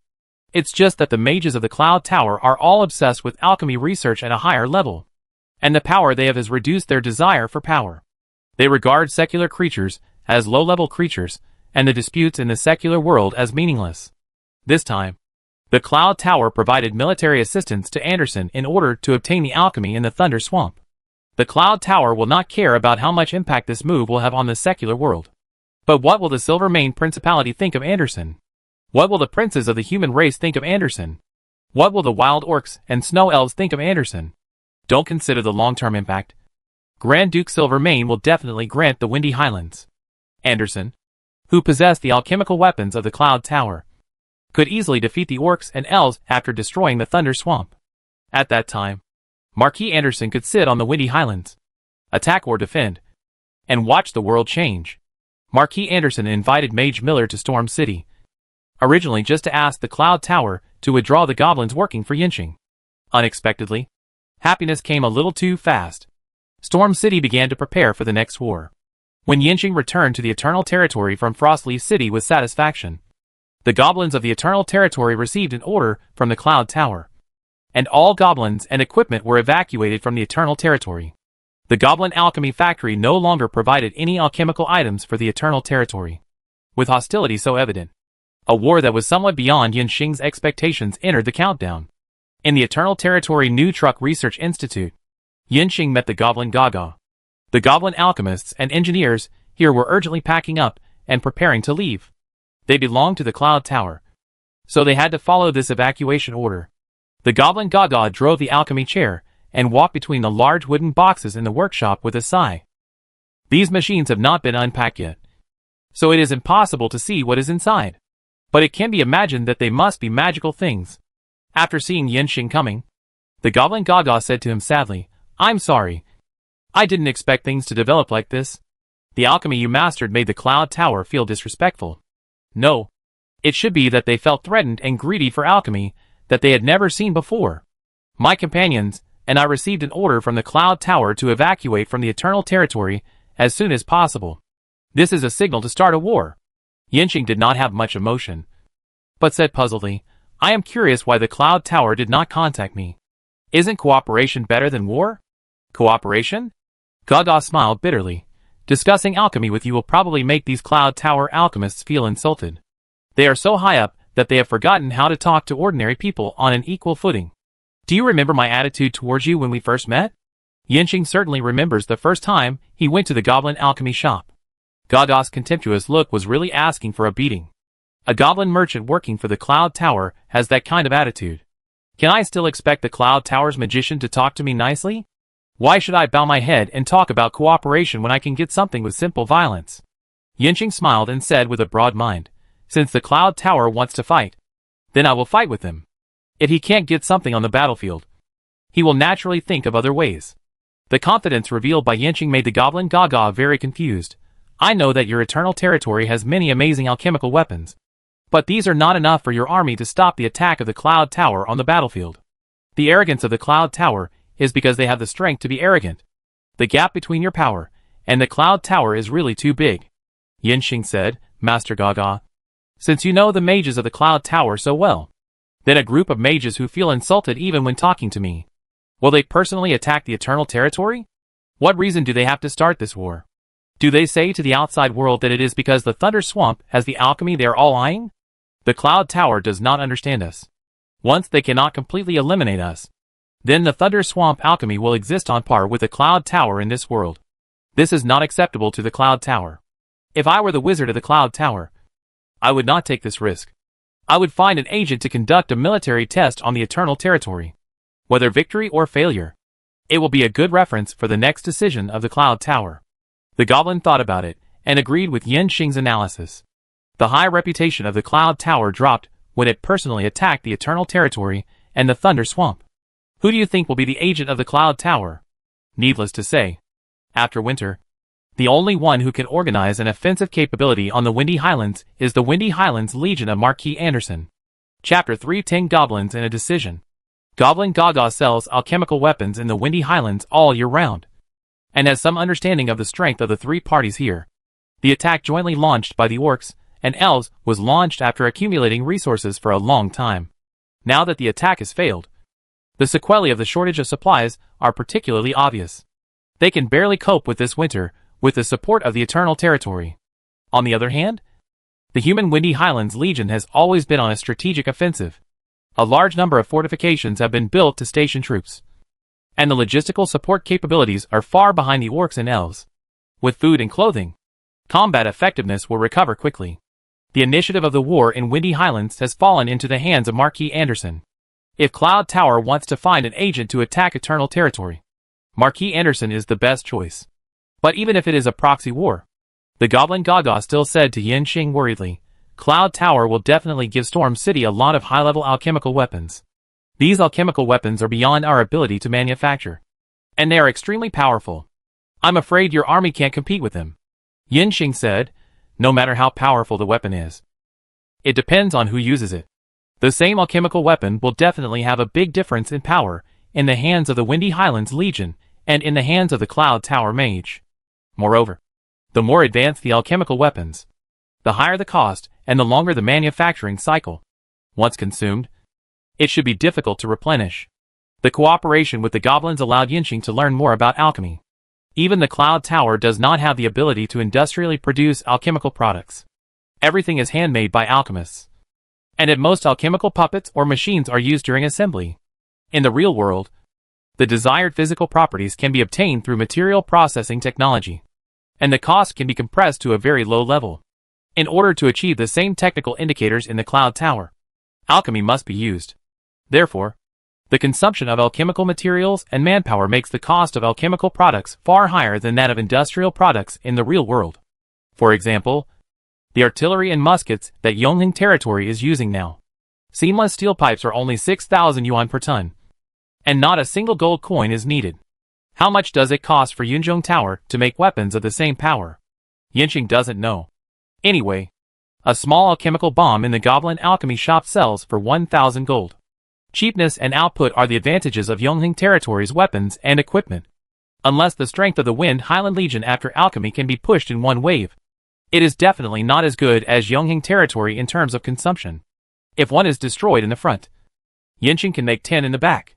Moreover, the high-precision machine tools and weapons purchased through Renluan Investment Bank are being delivered one after another. The Yongheng Territory army can upgrade its weapons and equipment again in winter. Spring strength is another story. After hearing what Yanxing said, the Goblin Gaga also had some confidence in the Eternal Territory. Yes, a short training is not enough for the Windy Highland Legion to unleash the power of the alchemical weapons of the Cloud Tower. The cost and manufacturing cycle of those alchemical weapons also determine that they are not easy to replenish. The weapons of the Eternal Territory are cheaper and suitable for ordinary soldiers. Although our positions are different, I still sincerely wish you to win this war. We can have the same position. Yanxing suddenly said to the Goblin Gaga, our technologies are highly complementary, and the Goblin's understanding and design capabilities of machinery far exceed my imagination. Goblin alchemists are all practical alchemists, and the spells of the Cloud Tower are all ideal alchemists. If the Cloud Tower is willing to accept your ideas, this world would have developed a brilliant alchemy civilization long ago. But you are obviously not taken seriously. In the eyes of the Cloud Tower mages, you are just a tool for them to make money. Now there is an opportunity to make goblins a great race. Stay here. We will defeat the Cloud Tower together and create a new world together. Leave here. The goblins will live forever in the prison set up by the Cloud Tower for you. Yanxing's words made Gaga and other goblins stand there motionless. A bold impulse suddenly arose in their hearts. Yanxing really wanted to keep these goblins. The goblin race's talent in mechanics was fully demonstrated in the Eternal Territory's mechanical workshop. It was hard to imagine that they could perfectly reassemble a car after disassembling it for the first time. Not long ago, Chui also said that the goblins were developing a steam implosion engine after studying internal combustion engines. The principle is to form a fully enclosed heat energy absorption and release space in the cylinder through alchemical enchantment. Just add a little water in the sealed cylinder. When the engine starts, the heat energy is released instantly to turn the water vapor into water vapor. Pushing the piston, the heat energy is instantly recovered to liquefy the water vapor and pull it back to the piston. During the whole process, water changes in a closed environment, and the piston is driven by the pressure difference. Since water has almost no loss, it does not need to be added frequently, and energy will not be lost through exhaust steam. At the same time, the residual energy of water, after heating and doing work, will be recovered by the magic circle in the engine and participate in the next energy release. And the additional energy loss is minimal. The material processing technology in the real world can create this ideal closed space. The alchemy and alchemy design of the goblins, plus the computing power of Chu, make this steam implosion engine feasible. In addition to the steam implosion engine, the goblins have many wild ideas. The combination of real-world technology and magic world alchemy is on the verge of a critical point of technological explosion in the Eternal Territory. If the Goblin Gaga takes these goblin engineers away from the Eternal Territory, Yanxing doesn't know what will happen to them. It is highly likely that they will never come back. Other goblins will not come to the Eternal Territory because of the tower in the clouds. This is an unbearable blow to the alchemy technology innovation in the Eternal Territory. Therefore, Yanxing came to see Gaga, this time not to see him off, but to keep them as much as possible. Even if one can stay, it is good. The workshop of the Institute fell into silence. Between the wooden boxes, the expressions of the goblins showed that they were making the most difficult decision. Here, the goblins learned what it meant to be a fish entering the ocean, and realized that they were just pitiful creatures trapped in a water tank. This place is simply a temple for the goblins. All ideas are allowed to be studied, and all ideas seem to be realized here. There is also an alchemy robot named Chui, who has almost unlimited computing power, can accurately give the desired data, and optimize the design. The goblins love this place. They all hope to work here all day without rest. But staying here means betraying the Cloud Tower, which means that it may perish with the Eternal Territory. This probability is very high. Chapter 311 Sanctions. Can you win? The Goblin Gaga suddenly asked Yanxing. Yanxing pointed to the unpacked machines and the alchemy robots on standby in the workshop and said to the goblins, "Do you think I can win?" The goblins no longer hesitated. They put down their bags and picked up tools to open the packaging of the machines. Through these machines, we can see how powerful the alchemist team behind Yanxing is. The goblins are sure that the alchemy possessed by Thunder Swamp is just a drop in the ocean here. And all these machines are practical alchemy equipment, which best matches the nature of goblins. If they leave the Eternal Territory this time, no matter how the war situation develops in the future, the goblins will probably find it difficult to come here again. If they miss this opportunity, the goblins can only continue to be a low-level vassal of the Cloud Tower. If they stay here, the goblins will have unprecedented resources to realize their mechanical dreams. So the goblins told Yanxing their final choice with their actions. The goblins stayed, which means that all the alchemical mechanization research in the Eternal Territory has been continued. It also means that Yanxing has finally been recognized by this technical race. As long as the alchemical ability of Thunder Swamp can be demonstrated in the confrontation with the Cloud Tower, more goblin alchemists and engineers will definitely be attracted in the future. These are all technical talents. When Yongheng territory turns from barbaric growth to expansion and development, this kind of technical talents are most needed to patch up the shortcomings of the territory. Next, Yongheng territory will have another winter development period. Yanxing asked the Truck Research Institute to manufacture usable steam implosion engines as soon as possible so as to upgrade and transform various types of vehicles. The engines used in Yongheng territory's trucks are magic engines, which are expensive, have low magic energy utilization, and low output power. Therefore, the current magic energy engines can only be loaded on small trucks and cannot meet the requirements of armored vehicles for engine performance. The advantages of steam implosion engines are obvious. First of all, there are mature steam engine and internal combustion engine technologies and equipment in the real world that can be used as reference. And only a small part of the structure needs to be modified by alchemy. Then, the magic energy alchemy part accounts for a small proportion. And most of the parts come from the real world. The cost is reduced. The output power utilization rate is high. And the magic energy loss is reduced. The power increase can drive a larger body and more load. Only then can heavy vehicles and large aircraft be manufactured. The main research project of the goblins is still centered on truck transformation. Chue is responsible for the embedding of the corresponding alchemy transformation technology in the real technology. Some equipment drawings related to steam implosion engines have been designed, and purchase orders have been gradually issued in the real world. In the military of the Eternal Territory, 5 Griffin armor units were manufactured. 5 combat griffins and knights are receiving flight training, and they are patrolling and reconnaissance in the area controlled by the Windy Highlands Legion in cooperation with ordinary griffins. The weapons specially purchased for the griffin armor have arrived. The RPK-16 5.45mm machine gun is a light machine gun purchased by Renluan Investment Bank for Yinqing through a third-party friendly unit.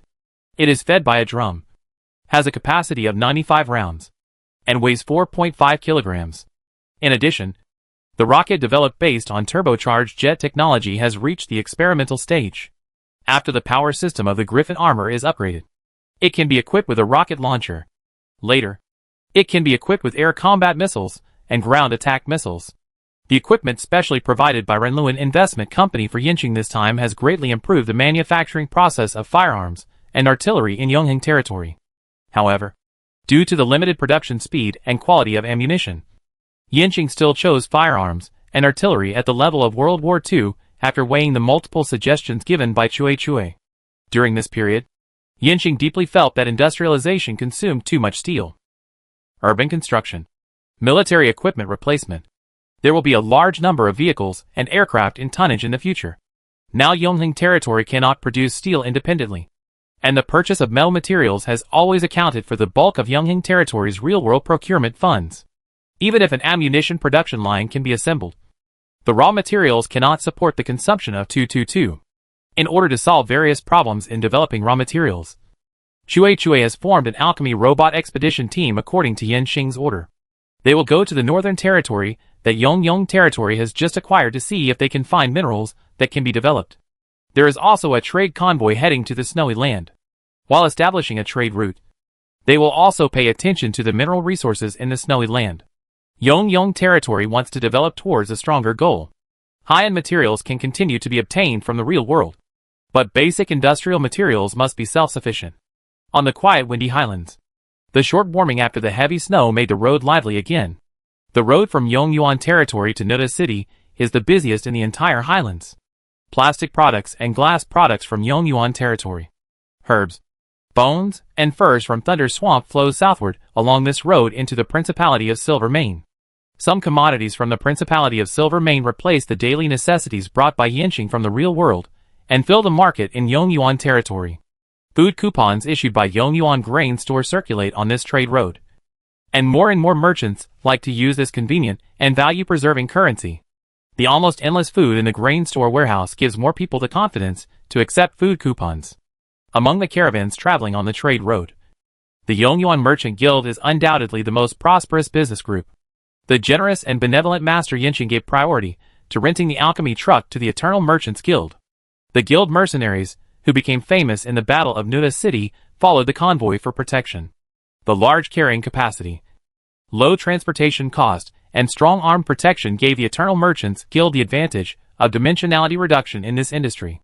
The addition of more merchants made the Eternal Merchants Guild extremely expand in a short period of time.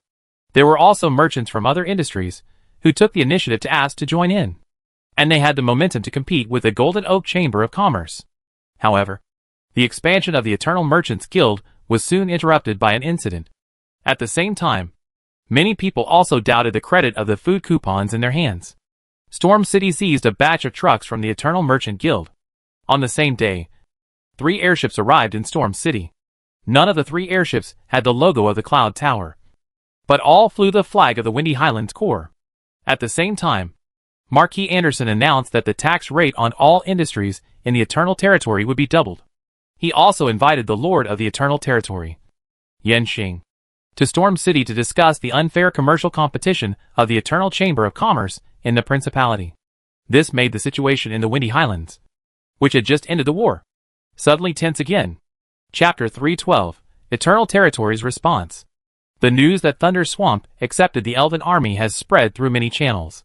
This time, Marquis Anderson seized the vehicles of Eternal Territory, imposed taxes on the Eternal Chamber of Commerce, and invited the Lord of Eternal Territory, Yanqing, to Storm City to discuss the issue of commercial punishment. Immediately, everyone smelled a bad wind. The Eternal Grain Store in Nuda City has already experienced a run. The big merchants and nobles are also trying their best to find various channels to get inside information. Is Marquis Anderson really going to go to war with Lord Yanqing?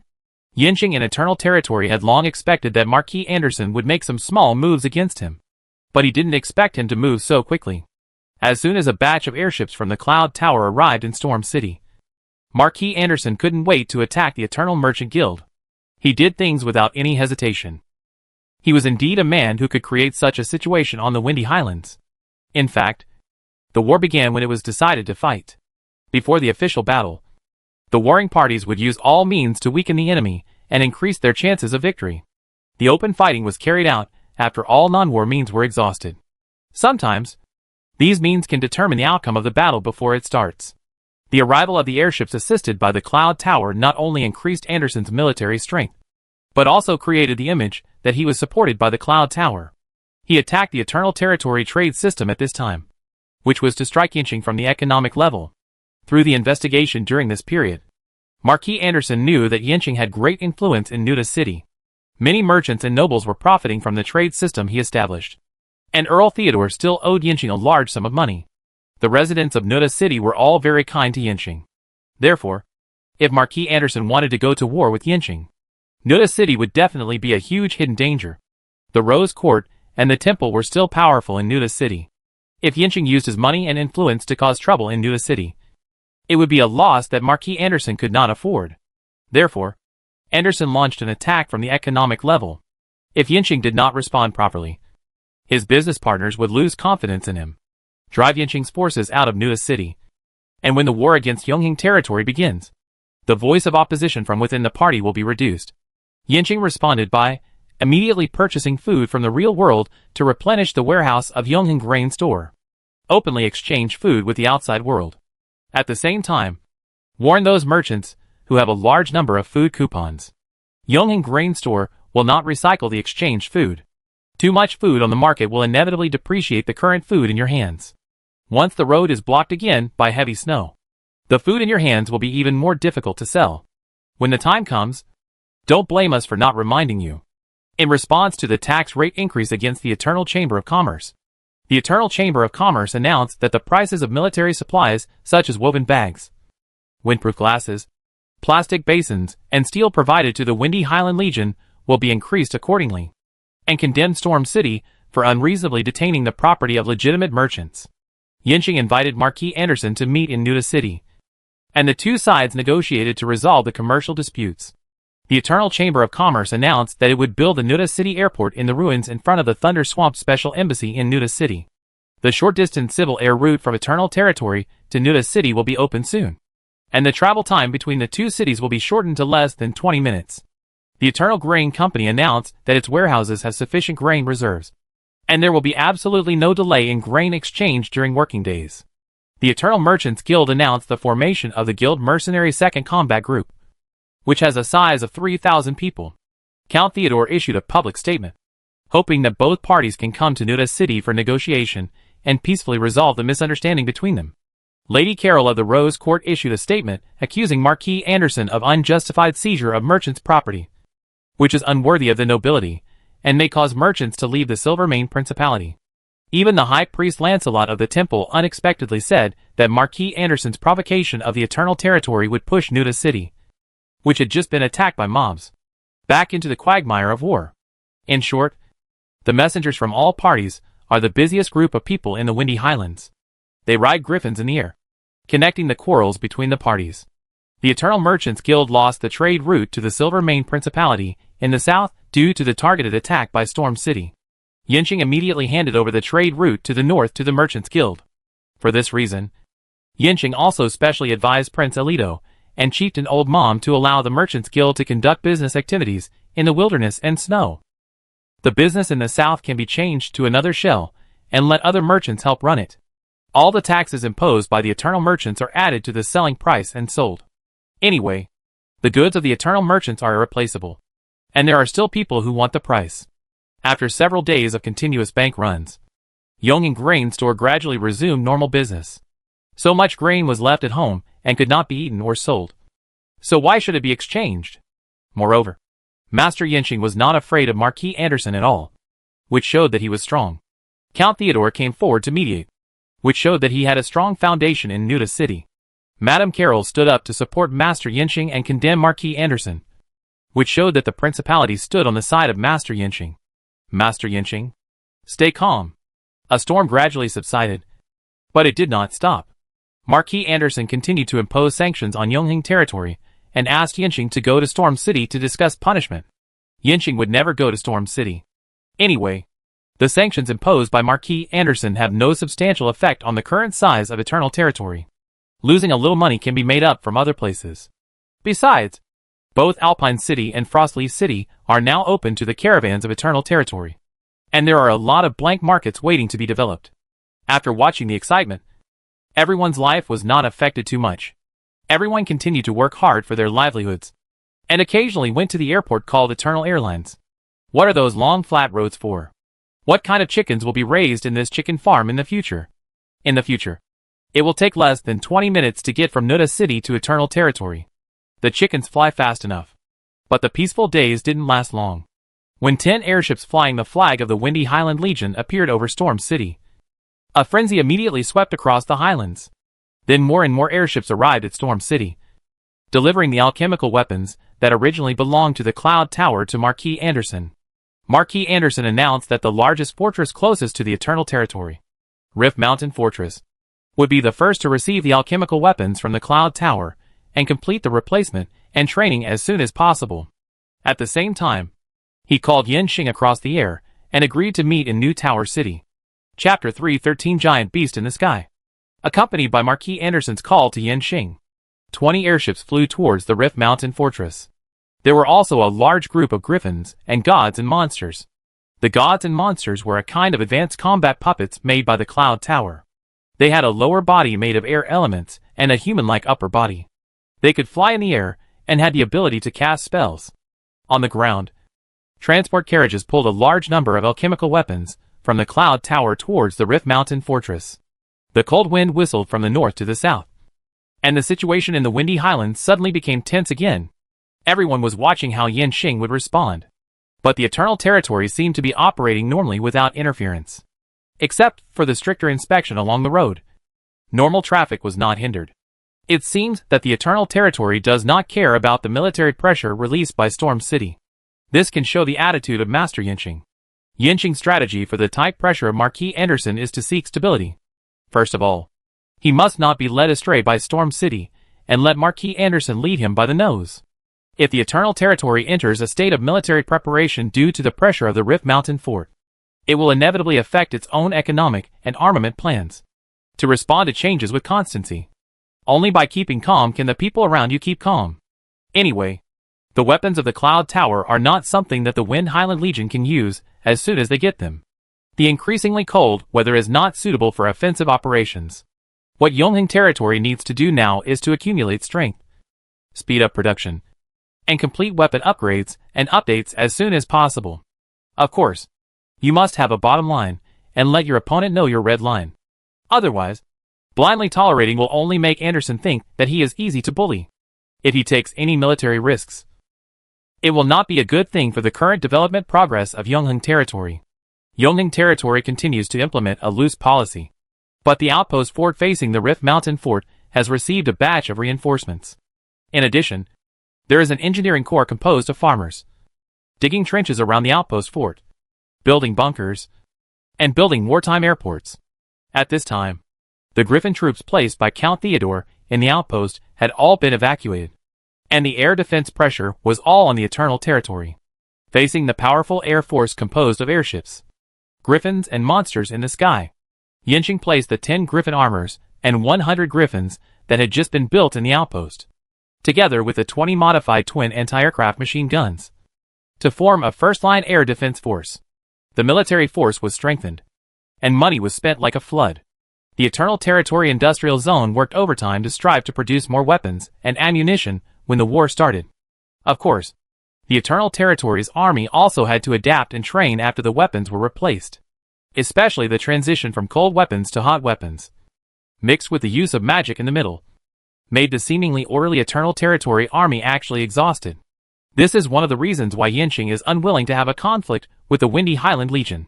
Therefore, in response to Anderson's call, Yinxing decided to go to Nuda City to ease the tension between the two sides at the Rift Mountain Fort and the Outpost Fort. In addition, the various groups in Nuda City also need to be appeased, and some people need to be supported by the Eternal Territory to trip up Marquis Anderson. It happened that the Eternal Airlines Nuda City Airport was built, and the air route from the Eternal Territory to Nuda City was opened. Yinxing took his envoys and several business representatives on a propeller passenger plane and became a group of passengers since the establishment of Eternal Airlines. According to the standards of the real world, the Megalodon is a small regional passenger plane with 4 engines installed on the wings.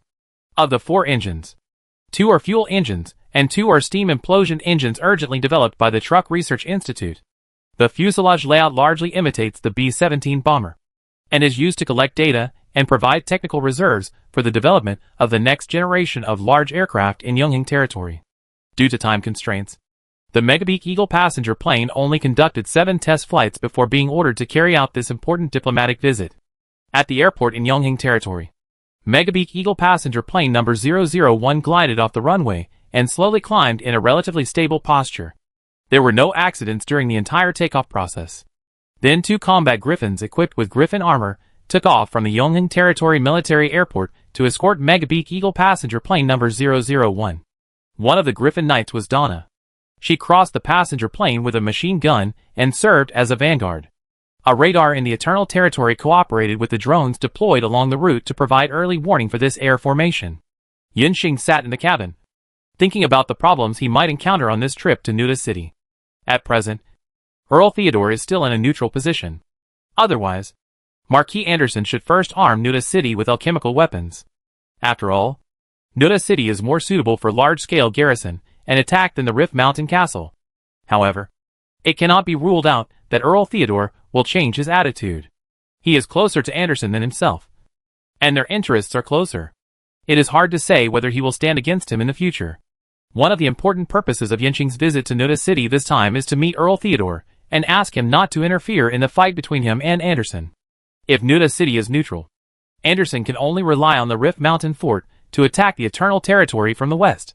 The defense area of the Eternal Territory will be much smaller, and to persuade Earl Theodore to be neutral, it is definitely not enough to rely on personal relationships alone. He must also know that Nuda City can only be stable if it does not choose sides. Yinxing looked out the window. The propeller was turning, and the wings cut through the clouds. At this time, Donald, who was sitting opposite Yinxing, also looked out the window and asked in surprise, "How is this done? Can you fly without flapping your wings?" "Master Yinxing, the things in the Eternal Territory always shock me again and again. Marquis Anderson got the airship of the Cloud Tower, and you showed this kind of aircraft that can also carry people and cargo. I wonder what kind of expression Marquis Anderson will show when he sees your plane landing at the new Tower City Airport." After Yinxing recruited the Foul Lion mercenary group, Donald began to work for the Eternal Territory. After the Foul Lion mercenary group received new investment, its strength recovered rapidly, and with the end of the war, it became active again in the Windy Highlands. This time when he went to New Tower City, Yinxing specially summoned Donald to bring him with him, and an elite mercenary of the Foul Lion mercenary group was also on standby in New Tower City. In addition to the embassy garrison, a part of the guild mercenaries, the Eternal Grain Store, and the Eternal Chamber of Commerce's private armed forces. If there is any accident in Nuda City, this force is also capable of protecting themselves and getting out. Donald's emotion also attracted the admiration of others in the cabin. For most people in the magic world, flying is only an imagination, and not everyone can ride a griffin to fly in the sky. Some businessmen in the cabin may have never touched a griffin in their lives. Now they have received an invitation from Master Yinxing to be able to sit in this aircraft and fly in the air. It's like a dream to think about it. And it's so comfortable. The flight structure of the 001 Megalodon passenger plane is very simple. That is, the engine is covered with an aircraft shell. Even the joystick is mechanically driven. Because the strong werewolf warriors and alchemical robots are specially selected to be the pilots of the aircraft. However, the cabin is very luxuriously decorated. It shows the luxury and high-end style. It makes everyone sitting here feel that they are either rich or noble. The experience is great. When everyone heard Donald mention the airship of the tower in the clouds, they all agreed, although the airship can carry more. It is not as fast as this plane. Someone else asked, if a fight breaks out, is the plane of the Eternal Territory stronger? Or the airship of the tower in the clouds stronger? This question instantly quieted the noisy cabin. Now everyone knows that Marquis Anderson is full of hostility towards the Eternal Territory. And it seems that a war between the two sides is inevitable. Everyone wants to know, as the air forces of both sides are equal, which one is better, the plane or the airship? Yinxing has learned from the goblins what the airship made by the Cloud Tower is. The airship is divided into two parts, the balloon and the pod. There is an elliptical balloon on the top of the airship, which gathers the air element through the alchemy magic circle and makes the air element active to generate buoyancy. Outside the balloon, a layer of air wall will be formed on the outer wall due to the flow of internal air elements.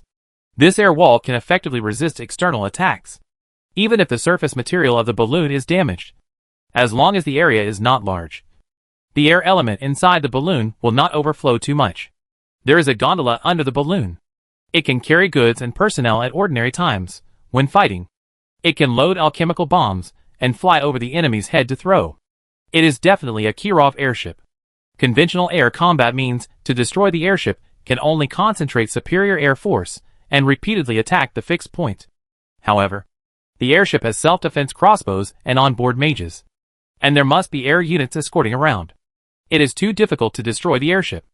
Yinxing smiled and said to the passengers, the Eternal Territory loves peace. How can it use this kind of aircraft to fight with airships? This aircraft is used to establish an air traffic line between two cities. In the future, if you have any urgent matters or urgent cargo transportation, you can take the civil aircraft of Eternal Airlines. The price is definitely affordable for you.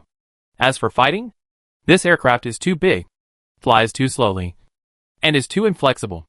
It is simply an aerial target. You can take a look at the combat griffins escorting us outside. After they are equipped with the alchemical armor made by the Eternal Territory, they can easily catch up, entangle, and tear up the large aircraft we are riding. As if they heard the order, the griffins performing the escort mission outside the aircraft turned on the turbo engine afterburner, and whoosh accelerated to surpass the Megalosaurus passenger plane. Then it performed various extreme maneuvers around the passenger plane. Its flying ability was more than one level higher than that of an ordinary griffin. The passengers could clearly feel that if this griffin equipped with griffin armor attacked the passenger plane would have to passively take the beating. As for the airship, it flew slower, was less flexible, and was larger in size. In front of such a high-speed and highly maneuverable griffin, what was the use of having defense in vain? Yinxing did not give a direct answer, but the passengers all laughed as if they knew the answer. Yinxing also smiled, thinking, Marquis Anderson should soon be worried about the griffin armor. Right? Therefore, he dared not use the airship easily. This is what Yinxing wants to see, because he knows that the airship's defense capability is higher than expected, and the griffin armor's current offensive capability is obviously difficult to effectively destroy the airship, even if the griffin armor and the weapons it carries are upgraded in the future. The load determines that the weapon power will not be too great. Therefore, unless necessary, the griffin armor will not add heavy weapons to attack the airship. The griffin's mission is still to fight for air supremacy, clear the air units escorting the airship, and suppress the airship's own firepower. The task of attacking the airship will still be handed over to the big aircraft in the future. Through the description of the goblins, Chue learned about the general performance of the airship and designed the air fortress plan. After the Toucan passenger plane has passed all technical requirements, Yonglin Territory can carry out the research and development and manufacturing of the air fortress. The air fortress continues to use the mature design drawings of the B-17 bomber. The engine uses a steam implosion engine, which can save a lot of load and space for storing fuel. The body will be built with magic energy protection plates. Yinqing used the experiment as an excuse to get a small batch of super steel from Renluan Investment Bank. This super steel can withstand 22 tons of pressure at the size of a fingernail. If it is strengthened with enchantment, I don't know how strong it can be. Using super steel magic energy protection plates to build an air fortress is really an indestructible fortress. The Sky Fortress has a large belly that can hold a cannon. Yinqing bought 5 obsolete L7 100 and 5mm rifle tank guns with a direct firing distance of up to 1,600 meters. Then let Chuichu design it. And the goblins make the turrets and slide rails and put them into the cabin. And a Sky Fortress that is specifically designed to attack airships will be completed.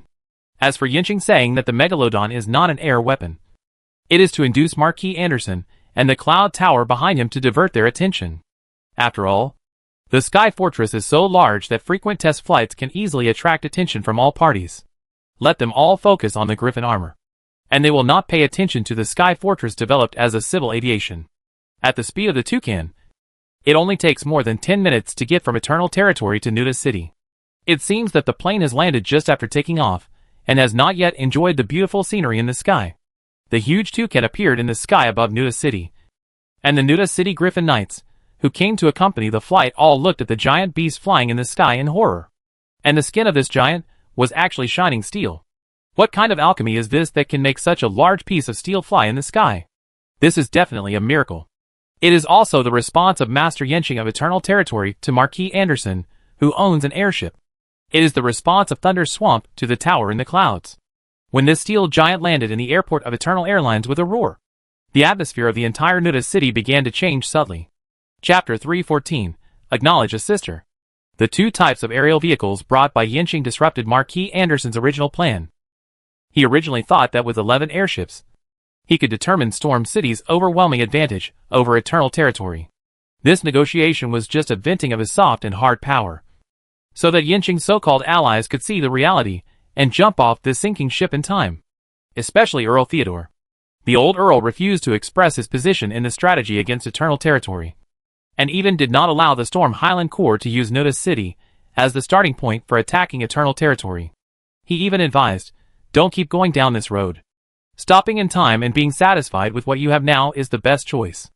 Alas, how could Theodore understand the sense of crisis in this position? Everyone wants to get rid of you, including those seemingly loyal subordinates. Land is the best promise he can give them. If he can't get the Windy Heights, they will immediately put him on the guillotine without the land. This road must be kept going forward. Only by eliminating all enemies can he survive to the end. If the Thunder Swamp is eradicated, there will be no more power in the Windy Heights that can threaten him. But Marquis Anderson didn't expect that Yinqing actually had a large flying device, and the flying performance is better than that of the airship. And there are 2 griffins wearing armor. The heavy armor not only did not affect their flight, but even flew faster than ordinary griffins. The figure that flew over the sky of Nuda City left a very deep impression on Marquis Anderson. He underestimated the Thunder Swamp.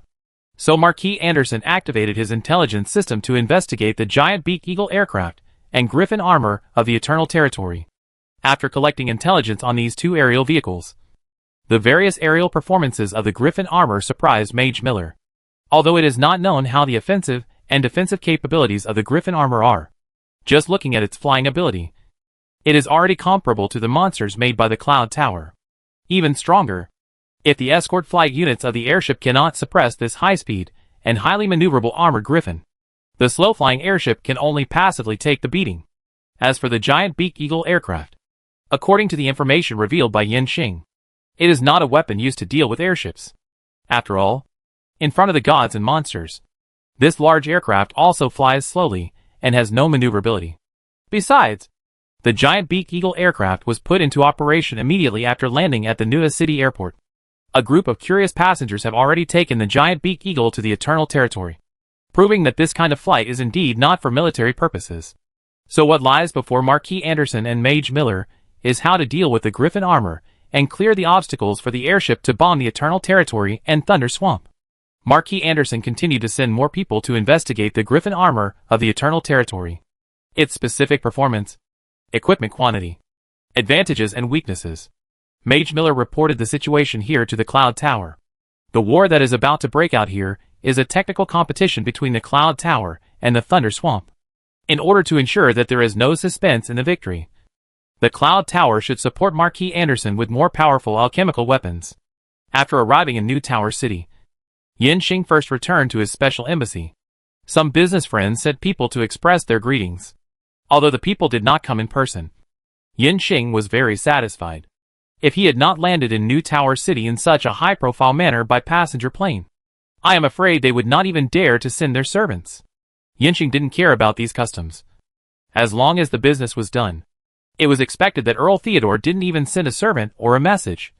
But it also made Yinxing's expectations somewhat disappointed. Marquis Anderson was living in the city lord's mansion at the moment, and the old Earl really couldn't handle the relationship between many parties. If he didn't want to meet, then he didn't. Yinxing felt that he and the old fox had some tacit understanding. Mrs. Carroll came to visit right after that. Ligeia came with her. Today, you really showed the whole Nuta city a miracle. Mrs. Carroll was very happy to see Yinxing. And she talked about the toucan plane as soon as she came. The alchemy of Thunder Swamp can actually make such heavy steel fly from Eternal Territory to Nuta City. If I hadn't seen it with my own eyes, I would never have believed it was true. Is Eternal Territory willing to sell this type of aircraft? Now many people equate Eternal Territory's toucan passenger plane with the airship of the Cloud Tower. Both are miracles in the sky. Marquis Anderson got so many alchemical weapons from the Cloud Tower, which put great pressure on the Silvermane Principality. This is not just a problem for the Windy Highlands, but also a problem for the security of the Principality. If we can buy a few toucan passenger planes from Yinxing, it doesn't matter whether it can compete with the airship. At least the size is there. It can also be used to scare people and calm the emotions of some noble ministers. Yinxing kissed the back of Mrs. Carroll's hand gently, then invited the two ladies to sit down, and then said, "Of course we sell it. Yonglin Territory manufactures the toucan passenger plane to establish a civil aviation network and shorten the distance between cities. Let passengers reduce the fatigue of the journey." These days, Yinxing finally understood what a money-burning thing modern military is when he updated the weapons for Yonglin Territory. Tons of gold were thrown in, and it was spent in a blink of an eye. The key is that I still feel that I didn't buy much. This only limits the replacement of weapons to the level of World War II. I dare not imagine how much money military modernization will cost. Yinxing also wants to buy surface-to-air missiles. But let's not talk about whether this thing can deal with heavily protected airships. An air defense system without a billion base is not worth thinking about. However, Yinxing Kong has a territory as big as a country, but not an economy as big as a country. In short, he is poor. If you can make it yourself, make it yourself.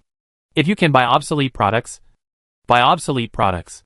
Even with such stingy purchases, the reserve gold of Yonglin Territory is still greatly reduced. Since the Silvermane Principality is willing to buy aircraft, there is no reason not to sell it. Sell? The more the better. Mrs. Carroll was just asking tentatively. After all, this large aircraft that can fly in the sky must be a very precious alchemical product. If it weren't for the great pressure from Marquis Anderson, Yinxing might not have taken out this high-end alchemical product. But who would have thought? Yinxing actually agreed to sell it directly. This made Lady Carroll even more excited. The incident at Windy Heights made Lady Carroll lose favor in front of Grand Duke Silvermane. After all, the loss was so great, and she had to apologize to Anderson.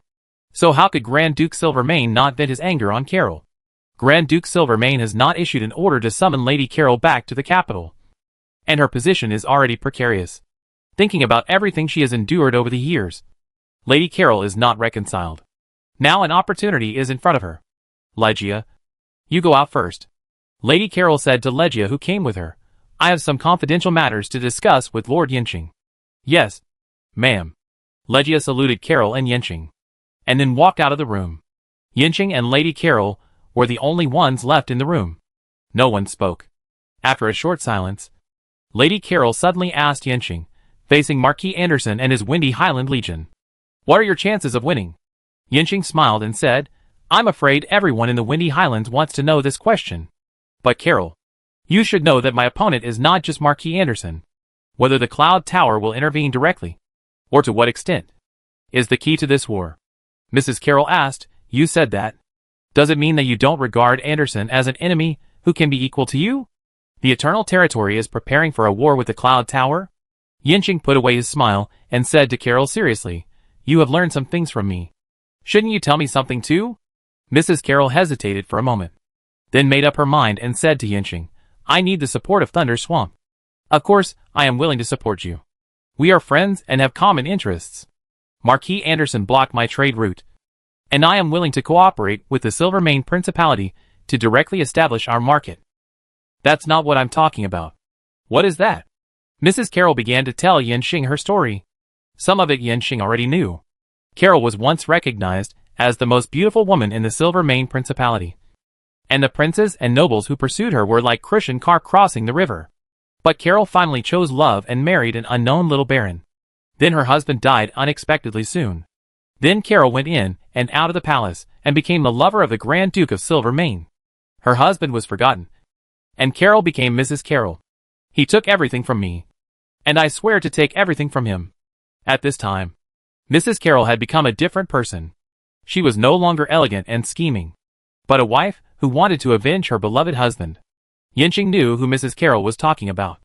It must be the Duke Trollop Griffin, known as the Silvermane. Why are you telling me this?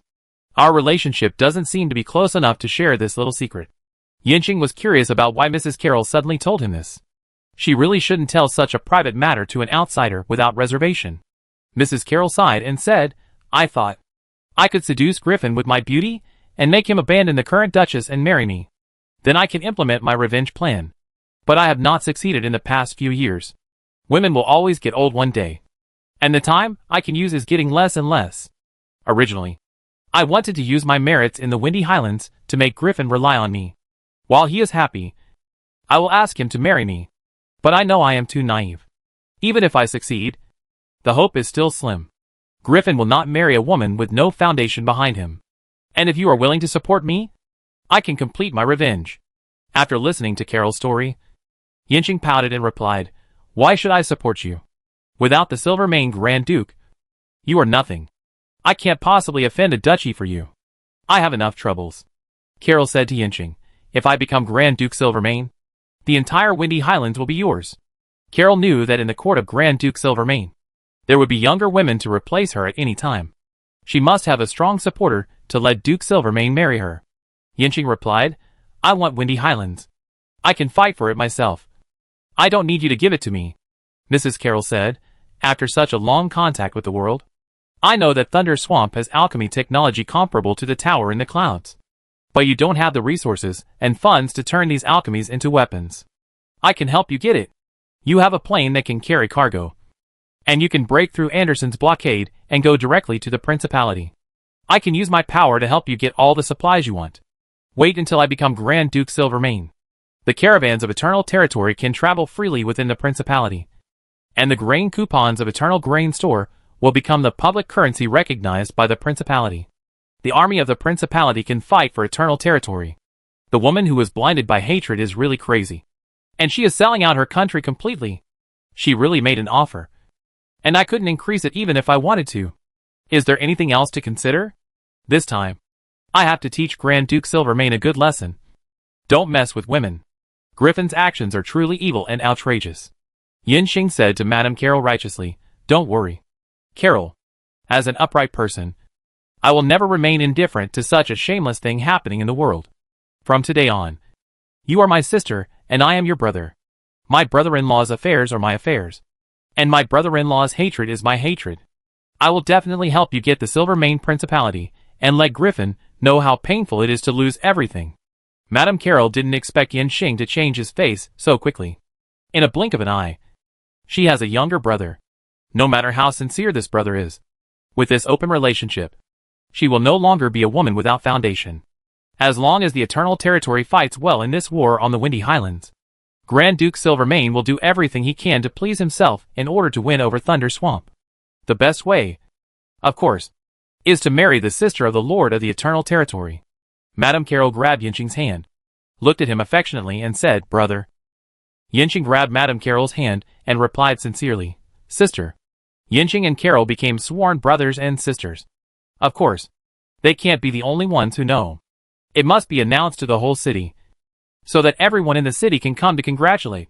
Therefore, before the meeting between Yanxing and Marquis Anderson was scheduled, the special embassy sent invitations all over the city. Invite all the dignitaries and celebrities in the city to come to the special embassy to attend the sworn brotherhood ceremony between Yanxing and Madame Carroll.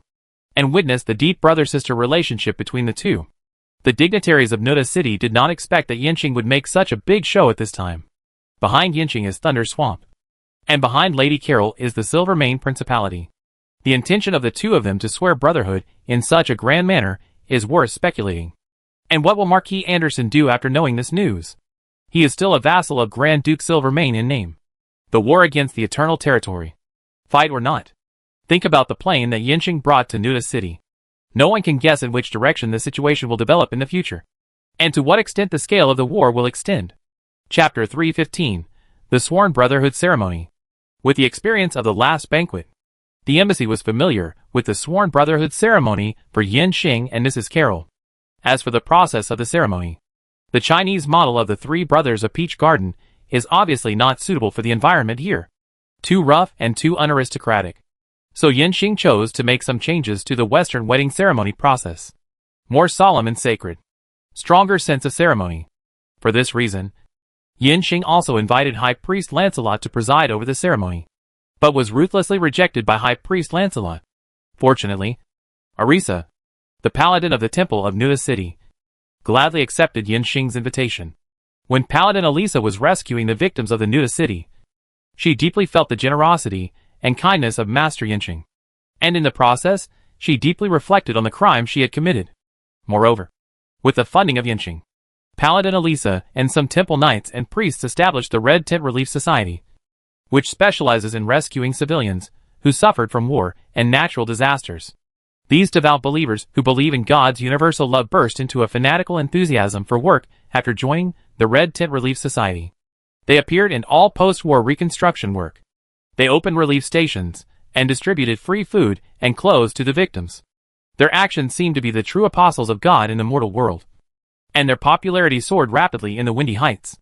However, the Red Tent Relief Society was established too recently, and its influence is not that great. But Yinxing can see that a spark can start a prairie fire. Yinxing decisively helped to raise funds for the establishment of the Red Tent Relief Society and donated 1 million kilograms of food coupons and 10,000 blankets. The friendship between Yongyong Territory and the Red Tent Relief Society was established. Therefore, in the face of Yinxing's invitation, even with the obstruction of High Priest Lancelot, Paladin Elisa still gladly accepted the invitation and came. Those dignitaries in Nuda City, who did not dare to come to the special embassy at first, also arrived early. The significance of Master Yinxing and Madame Carol confirming their brother-sister relationship this time is really too great. All those who received the invitation, except Marquis Anderson and Count Theodore, who only sent people to deliver gifts, all came in person. As night fell, the lights of the embassy were fully turned on to compete with the starry sky. In the backyard of the embassy, a red carpet connected the main building and the archway filled with flowers. The guests who came to watch the ceremony sat quietly on both sides of the red carpet, and Paladin Arisa stood under the archway in her clerical uniform. The entire wedding ceremony was filled with colorful balloons, and the colorful lights made the place joyful. Under the spotlight from the roof of the main building, Yinxing and Mrs. Carol, dressed in gorgeous clothes, walked out hand in hand. The music started. Yinxing and Lady Carol walked on the red carpet together, and walked towards Paladin Arisa amid the blessings of the guests. The moonlight is bright tonight. The breeze is gentle tonight. It's time to become sworn brothers. Arisa and Yinxing stood face to face under the arch. Paladin Arisa released the divine power, bathing the two in the pure white holy light. Lord Yinxing, are you willing to accept Lady Carol as your dear sister and live together under the guidance of God? Are you willing to love her, respect her, comfort her, care for her, and treat her loyally from now on? Yinxing looked at Carol and replied, I do. Paladin Arisa turned to Carol and said, Lady Carol, are you willing to accept Lord Yinxing as your dear brother and live together under the guidance of God? Are you willing to love her, respect her, comfort her, care for her, and be loyal to her from now on? Carol looked at Yinxing and said, I do. Paladin Arisa said loudly to Yinxing, Carol, and the guests who came to watch the ceremony, God, let us pray for Lord Yinxing and Lady Carol, that they can continue to give to each other, continue to forgive each other, and experience more and more happiness every day. All the people present witnessed the sacred moment with me. A pair of people who were not related by blood became close relatives in accordance with God's guidance. Let us offer them blessings together.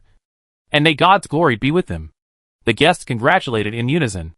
The fireworks that had been prepared in the embassy were set off, lighting up the whole city. At this point, Yinxing and Carol completed the sworn brotherhood ceremony. Although the sincerity of not asking to be born on the same day of the same month of the same year, but asking to die on the same day of the same month of the same year was missing. But this was originally done for everyone present to see. With Madame Carol as his sister, Yinxing's relationship with the Silvermane Principality instantly became closer. With Madame Carol's privileges in the Principality, various activities in the Eternal Territory will be facilitated in the Principality. At least the Principality spies all over the Windy Highlands can be used by the Eternal Territory.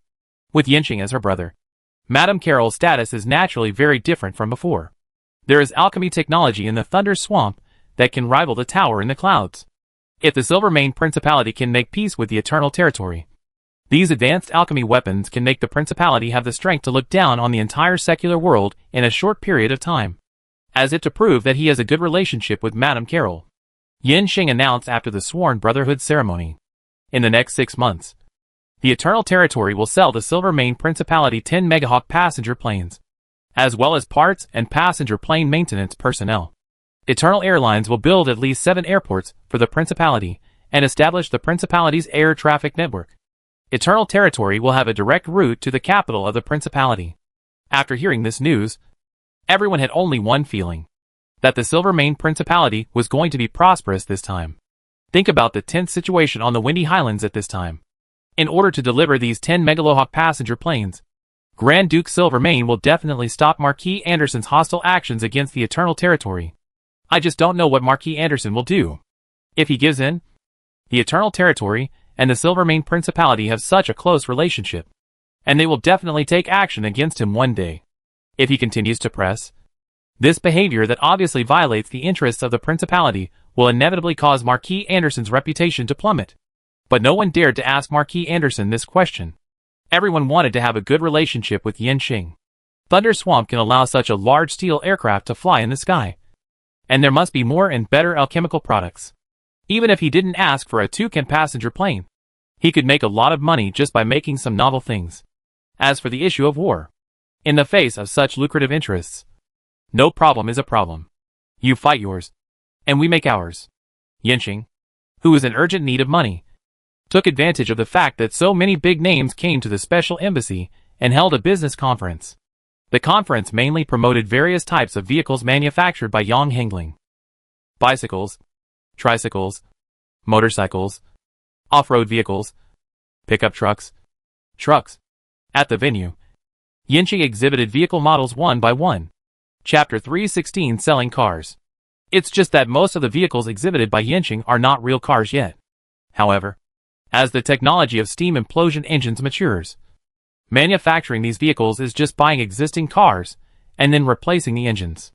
And Yinxing is now short of money to buy cars, and also money to expand the production of steam implosion engines. Therefore, this investment promotion conference is actually a pre-order conference. First collect the money to do research and development, buy cars for modification, and then come back to deliver the goods. After the customer places an order, he must pay a deposit of 10% based on the total purchase price. The earlier the deposit is paid, the earlier the goods can be received. If it is paid later, the later the delivery will be. Then, Yinxing announced that various small gifts would be given for buying a car, which immediately aroused the enthusiasm of the guests to buy cars. Although all the trucks here are models except for the rickshaws, everyone has seen the trucks driven by the Eternal Merchants Guild.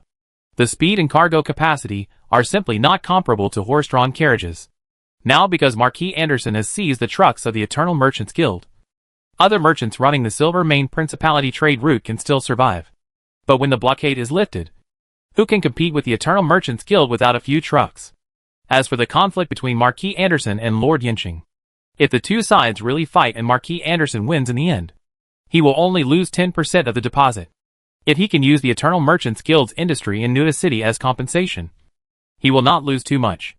And if Lord Yinxing wins, and he doesn't buy a car, if the business opportunity is missed, he will lose his competitiveness. Therefore, you must buy a lot of trucks, and buy 1 or 2 other vehicles for travel. This is the future trend of Nuda City. I believe that in the near future, The dignitaries will be embarrassed to go out without driving a car produced by Yongheng. The guests are enthusiastic about buying cars. Yinxing was moved to tears and added another benefit. All friends who order cars today can get a lottery ticket for each car they order. After 12 o'clock tonight, we will draw the lottery on the spot. At that time, we will draw 5 lucky tickets. And each lucky ticket represents an order for a Megalosian passenger plane. The price is the same as the price that Silvermane Principality buys from us.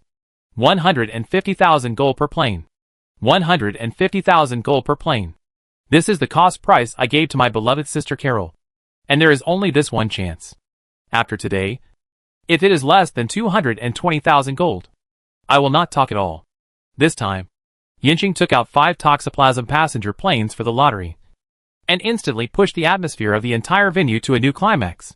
At this time, the guests completely let go of their noble reserve and rushed to the signing of the purchase order agreement like aunties who heard about the discount in the supermarket, and ordered their followers to go home and quickly send the money for the deposit. Some people also asked Yinxing, can the real estate be used as collateral? Yinxing immediately asked the people of Yongheng Grain Store to set up a mortgage loan office at the venue. He asked for special treatment so that every friend who wanted to buy a vehicle could get the purchase money. Purchase contracts were signed one by one. Boxes of gold coins, grain coupons, and mortgage contracts were packed and shipped away. This was destined to be a crazy night. The wealth of the whole city was concentrated in this special embassy.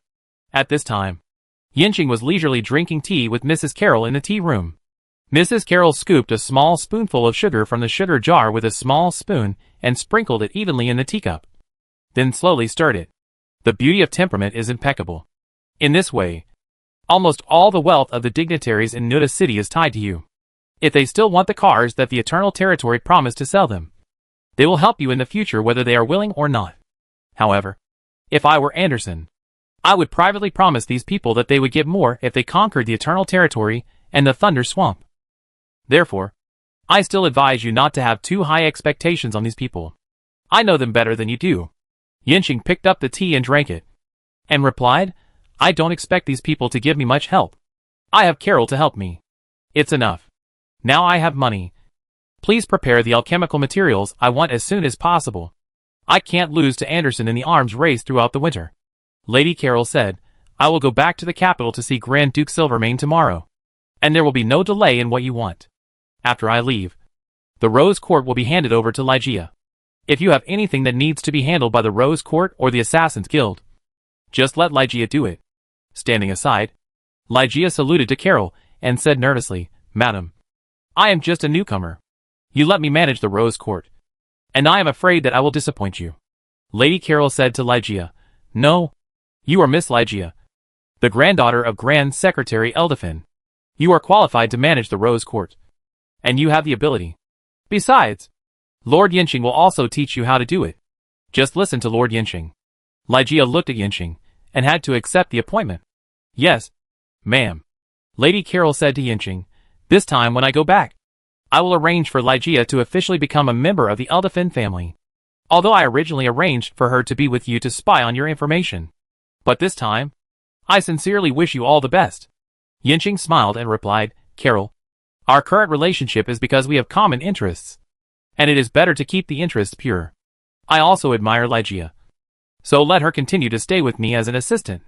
Yinxing knew that he could take Ligeia into his room as long as he wanted. But Ligeia is different from Tong Yitong. Tong Yitong does not have so many complicated interests and relationships. Yinxing is willing to have a relationship with her similar to that of a domineering president, and even develop it in the long run. Let yourself have a place to put down all your worries. In the magic world, Yinxing can despise all opponents in his mind, but his behavior is treading on thin ice. Ligeia is a beautiful woman that every man likes, but she can't help herself.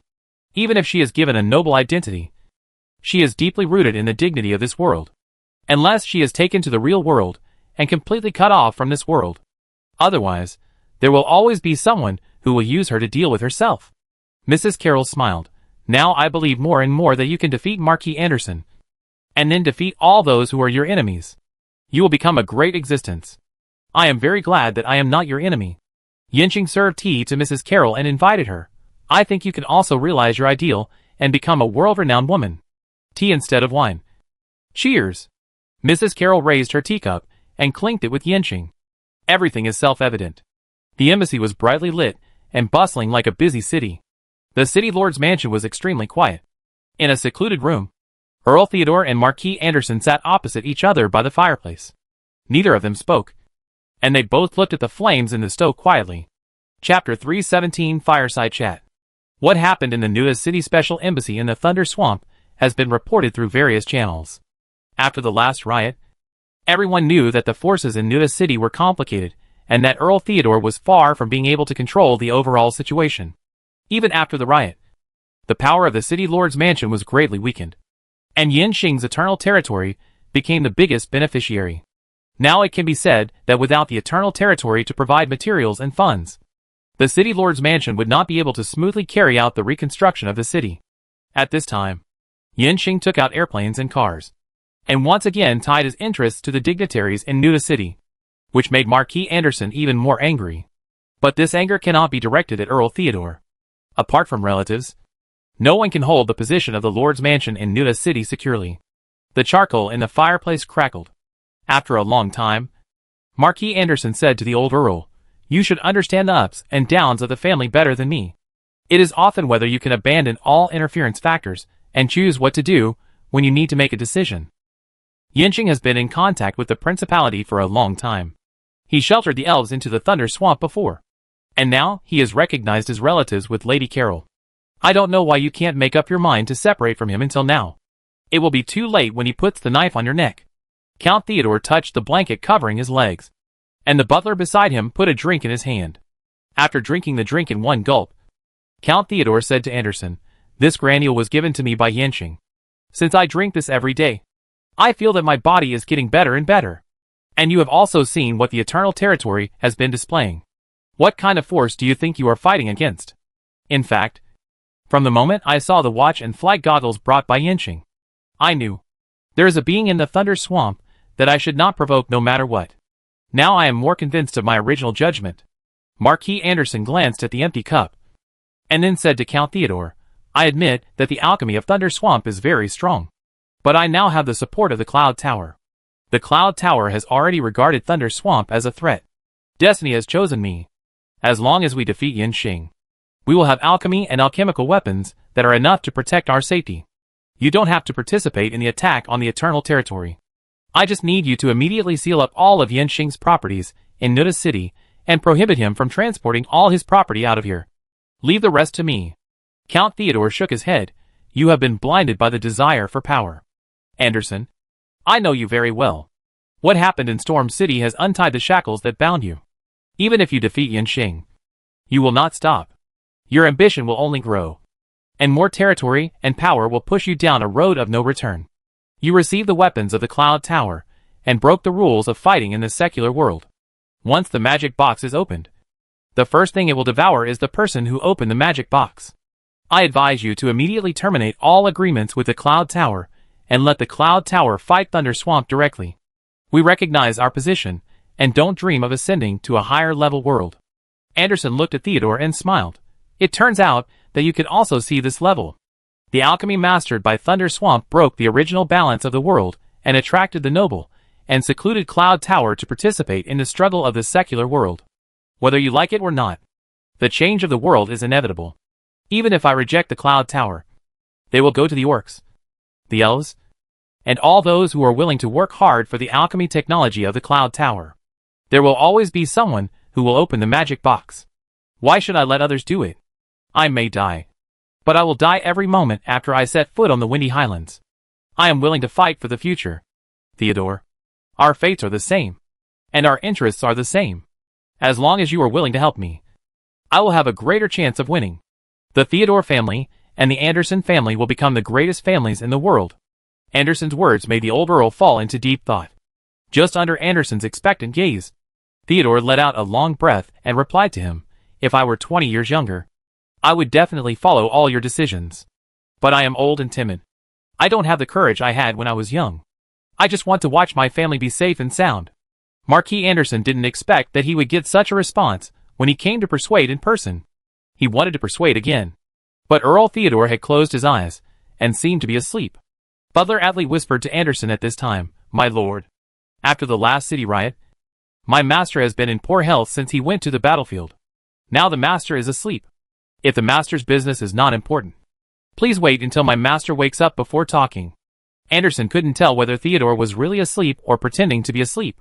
Anyway, he had made his attitude clear, and would never stand on his side in this fight. If Nuda City cannot be used, it will be impossible to form a pincer attack on the Eternal Territory from the west and south. The tactical execution will be greatly limited. Marquis Anderson nodded, and did not continue to disturb the old Earl, but stood up and walked out of the room quietly. After sending Marquis Anderson out, Atlee returned to Earl Theodore, then whispered in his ear, "Master, the Marquis is gone." Count Theodore opened his eyes, not feeling sleepy at all. He sat facing the fire in the fireplace. After a while, he said to Adelaide, "If anything happens to me, Sibyl will inherit my title and become the next Count Theodore. Your mission is to ensure that she can inherit the title smoothly." After that, Count Theodore took off the ring on his index finger and handed it to Adelaide. Adelaide knelt on the ground in fear, and said in panic, "Master, you suspect that the Marquis will harm you. Although the Marquis has different political views from you, he has always trusted and respected you. He will never harm you." Count Theodore stared at Adelaide with a sharp look, and angrily said, "What are you speculating about? Did I say anything? As a butler, you should not think about what you should not think, and you should not say what you should not say. You have only one task, which is to give this ring to Sibyl and protect her." Adelaide took the ring representing the highest power of the Theodore family with trembling hands, and cried, "Yes, master, I will definitely protect Miss Sibyl, and I will definitely protect you." The old Earl's expression softened again. He touched the head of this loyal servant lovingly and said, "Don't think too much. Maybe things won't be so bad. Maybe I can still live to see Sibyl get married." Chapter 318 Meeting in Nuda City. Yinching knew that Earl Theodore was under great pressure at this time, but he didn't know how great the pressure was. The Eternal Chamber of Commerce was operating as usual, and the pre-ordered money for the car was successfully sent out of the city to the Eternal Territory. Earl Theodore fulfilled his covenant with Yinching with his own actions, just like Yinching's promise to him during the riot in Nuda City. The time and place for the meeting with Marquis Anderson were determined, and the day soon arrived. On this day, it seemed that the whole city was quiet. Everyone knew that this meeting would determine what would happen in the next year, or even longer in the Windy Highlands. Yinching rode his beloved horse Feying into the city lord's mansion under the escort of the guards. A giant Beak Eagle passenger plane just took off and flew north from the sky above the city. It was Sibyl who received Yinching. Sibyl, wearing a full set of titanium alloy armor, had a stern face and a serious expression. When she took Yinching to the venue, she whispered to Yinching when no one was around, "Last time, my father and I went to Blood Crown Mountain City and advised you to hand over the elves.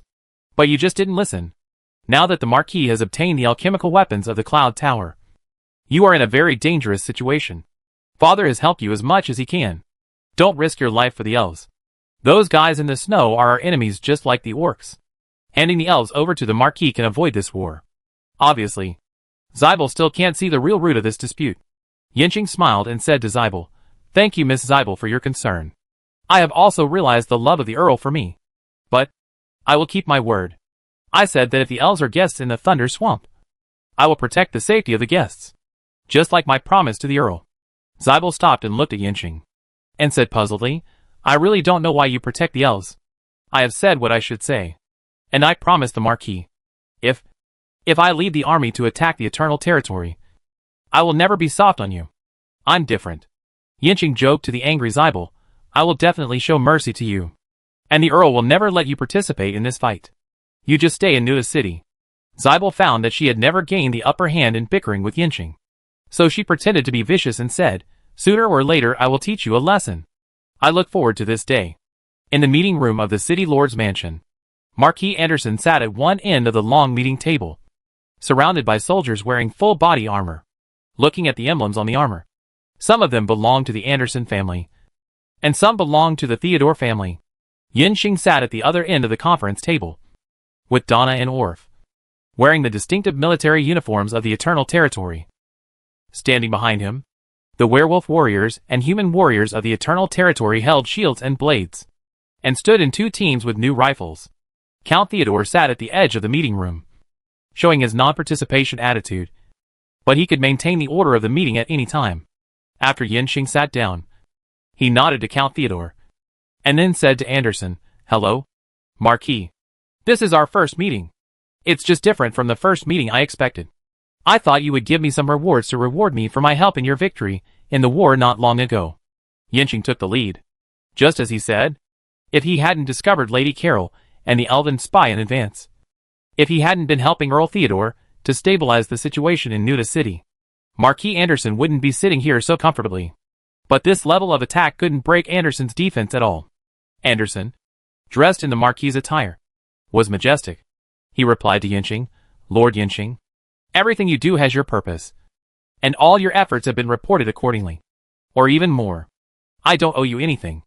Instead, you took the lead in showing hostility to the Wind Highland Legion. You took in the Elven army that attacked our army and sold supplies to the orcs.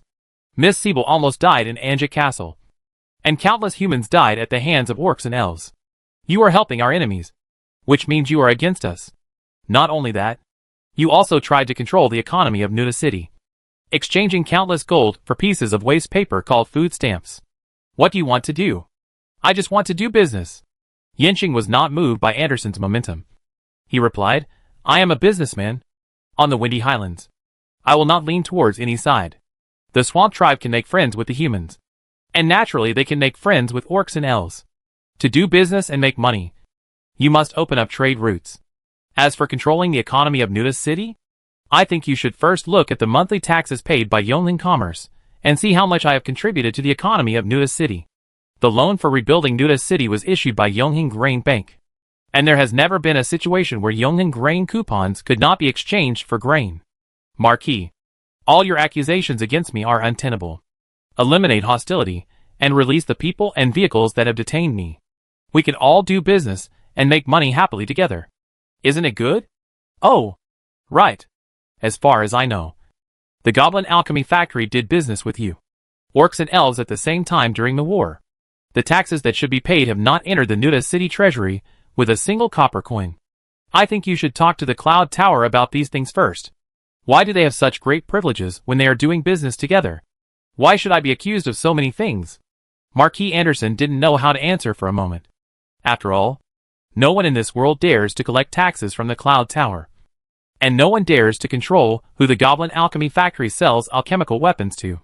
It's impossible to pretend to be confused and confuse the public. Because after the Cloud Tower issued the order to recall the goblins stationed in the Eternal Territory, not only did not a single goblin return, but all the remaining goblins in New Tower City ran to the Eternal Territory. They say these things with real evidence.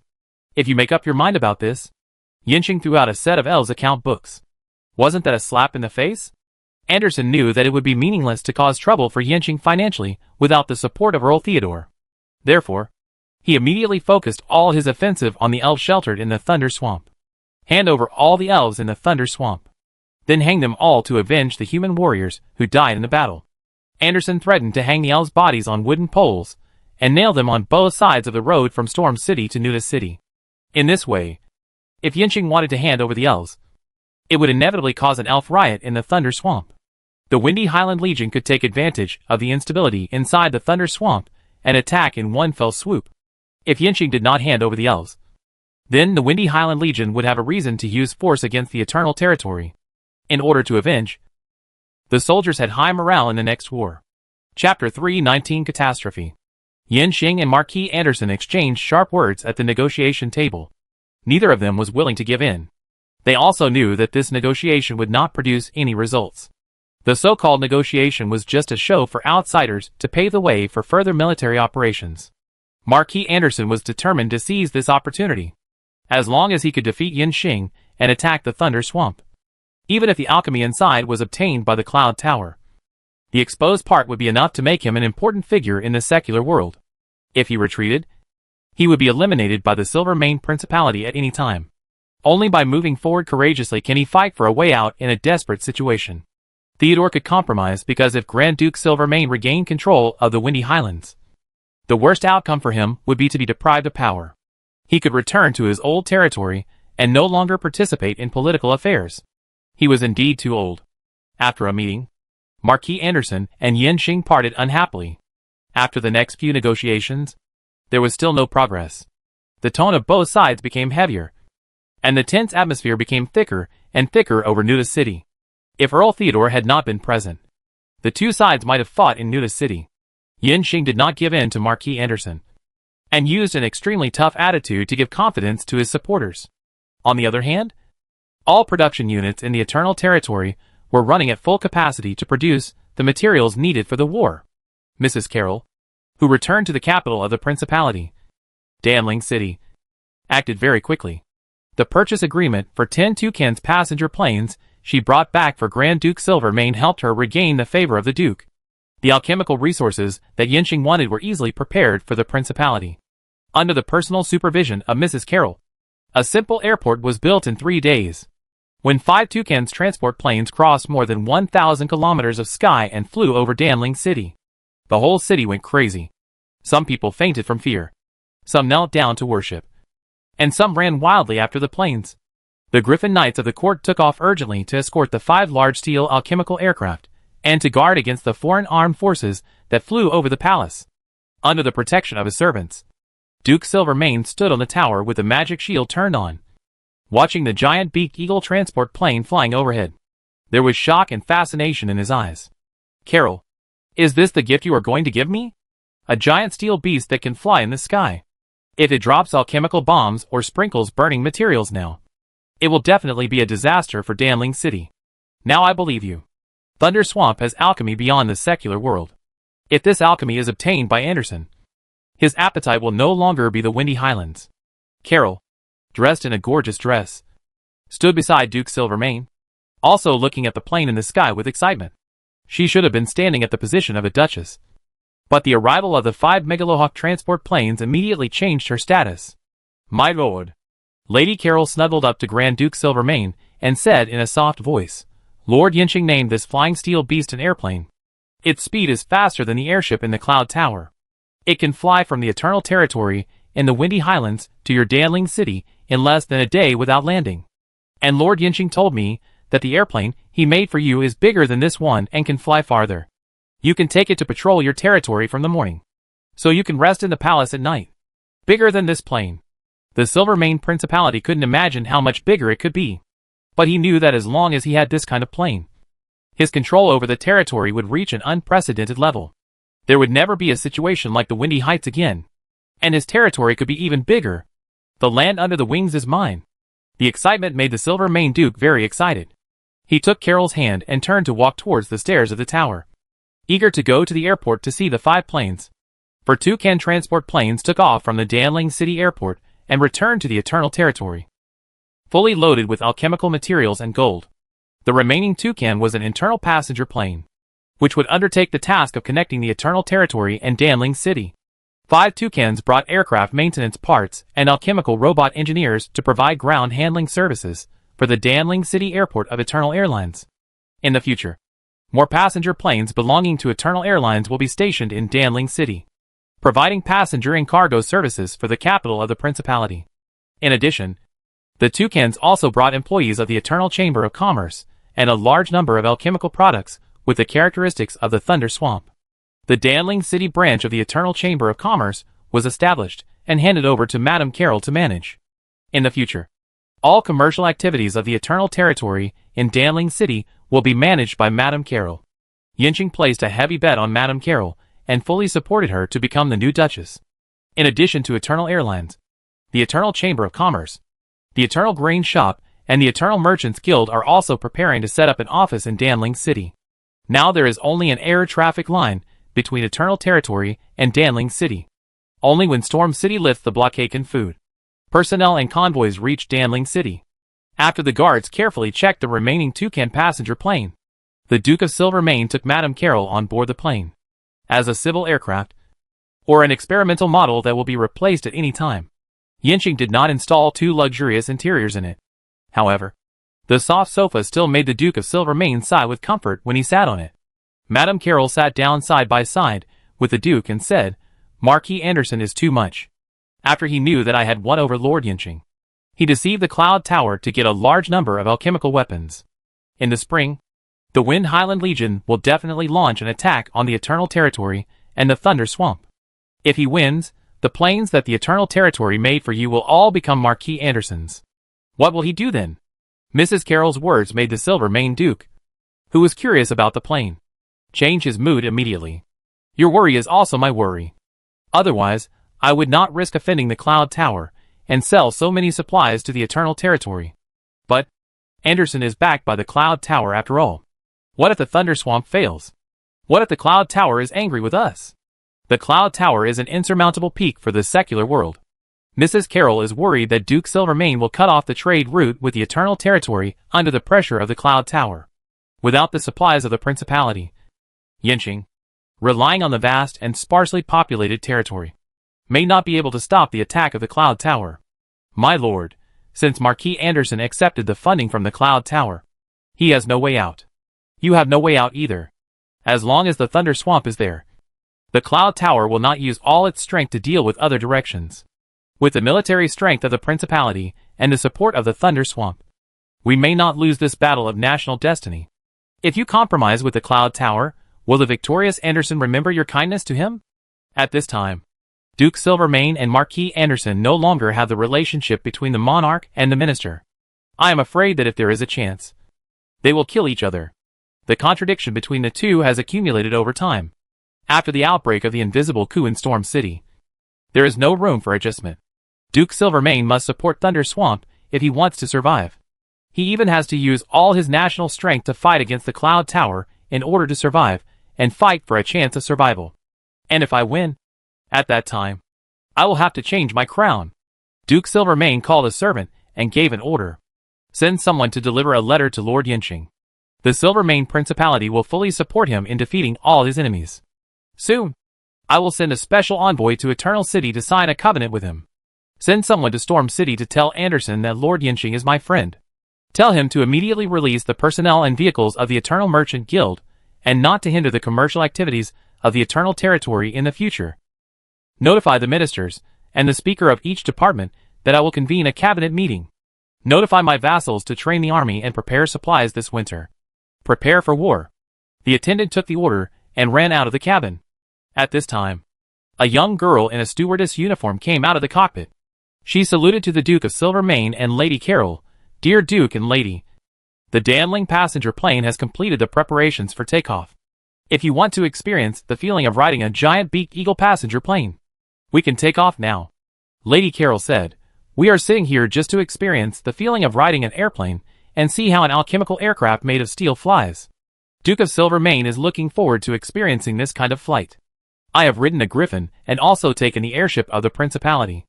This is the first time I have taken your Eternal Territory's plane. You can take us to fly a few laps over Damling City. Yes, my lord. Madam, please have your attendants take their seats. The plane will be a little bumpy when taking off. It will be fine once the flight is stable. The Silvermane Duke asked the attendants to sit down, and the flight attendant closed the cabin door. The engine on the wing drove the propeller to rotate, and the Danling Megaloacanthus passenger plane slowly accelerated on the runway. Outside, the knights who protected the Duke urged the battle griffins to run after the plane, and then flap their wings to take off with the plane. Looking at the ground getting farther and farther away outside the window, the Silvermane Duke's face became more and more serious. The 4 engines provided the Megaloacanthus with abundant power, so the angle of the plane during the climbing phase was large, and the speed was getting faster and faster. The escorting griffins could easily keep up with the eagles at first, but when they reached a certain altitude, the griffins became increasingly powerless. The eagles still climbed upward with full power, leaving all the griffins below, and continued to increase their altitude. The guards in the cabin noticed something was wrong. They stood up from their seats, leaned towards the cockpit. At this time, the flight attendant, who didn't know what the guards wanted to do, hurriedly stopped them and said, please don't leave your seat when the plane is rising, and you can move only after reaching the cruising altitude. The guard stopped and looked at the Duke of Silvermane. As long as he gave the order, the guards would immediately control all the people in the cockpit of the plane. The Duke of Silvermane asked the flight attendant calmly, why do you fly the plane so high? The flight attendant saluted the Duke of Silvermane and replied, Your Excellency, the Danling will rise to an altitude of 6,800 meters and then level off. There are no clouds at this altitude, and visibility is high. General flying creatures cannot fly to this altitude. So it is safer. Flying to 6,800 meters. Just for safety. What a great alchemy. The Duke of Silvermane asked again, how high can this toucan plane fly? The flight attendant replied, I don't know how high the toucan can fly. My master does not allow flying to an altitude of more than 8,000 meters unless under special circumstances. More than 8,000 meters. Even if the Griffin died of exhaustion, it couldn't fly to this height. The airship made by the Principality Alchemy Laboratory, in imitation of the airship of the Cloud Tower, couldn't fly to this height either. Looking at the entire Silvermane Principality, only a few high-level magicians specialized in air can pose a threat to this giant Beak Eagle aircraft. And such a large cabin can accommodate dozens of magicians. It can attack all targets within the range at will. The Duke of Silvermane became a little excited again. The alchemy of Thunder Swamp can send steel to the airspace above 8,000 meters, which shows that they have great potential. The Cloud Tower's use of force against Thunder Swamp also proves this point. The Duke of Silvermane is more confident about future wars. Carol, you did a great job. The Duke of Silvermane praised Mrs. Carol. I will give you a task. As long as you complete it, I will give you whatever you want. Mrs. Carol asked. Carol never asks for anything in return for serving you. As long as you are happy. Carol is happy. If you are unhappy, Carol will be unhappy all day. If you have any tasks, please let Carol do it. Carol will do her best to complete them for you. The Duke of Silvermane grabbed Carol's hand and stroked it slowly. Alas, you are the only one in the whole court who understands me. And you are the only one who deserves my trust. Only you can do the best for this task. It has been a long time since a large-scale war broke out in the world. The princes in the empire restrain each other. The orcs, elves, undead, and hell outside are unable to compete for the most fertile land. It is this balance that has allowed all forces to develop relatively peacefully for so many years. Now the Cloud Tower intervenes in the disputes in the secular world and breaks this balance. Anderson forced us to choose Thunder Swamp. After the weapons of Thunder Swamp reach Danling City, it will have a greater chain reaction on the world. You should know that the Empire has been on guard against me. Mrs. Carroll asked, My lord? You mean, other princes? Even the Empire will attack us.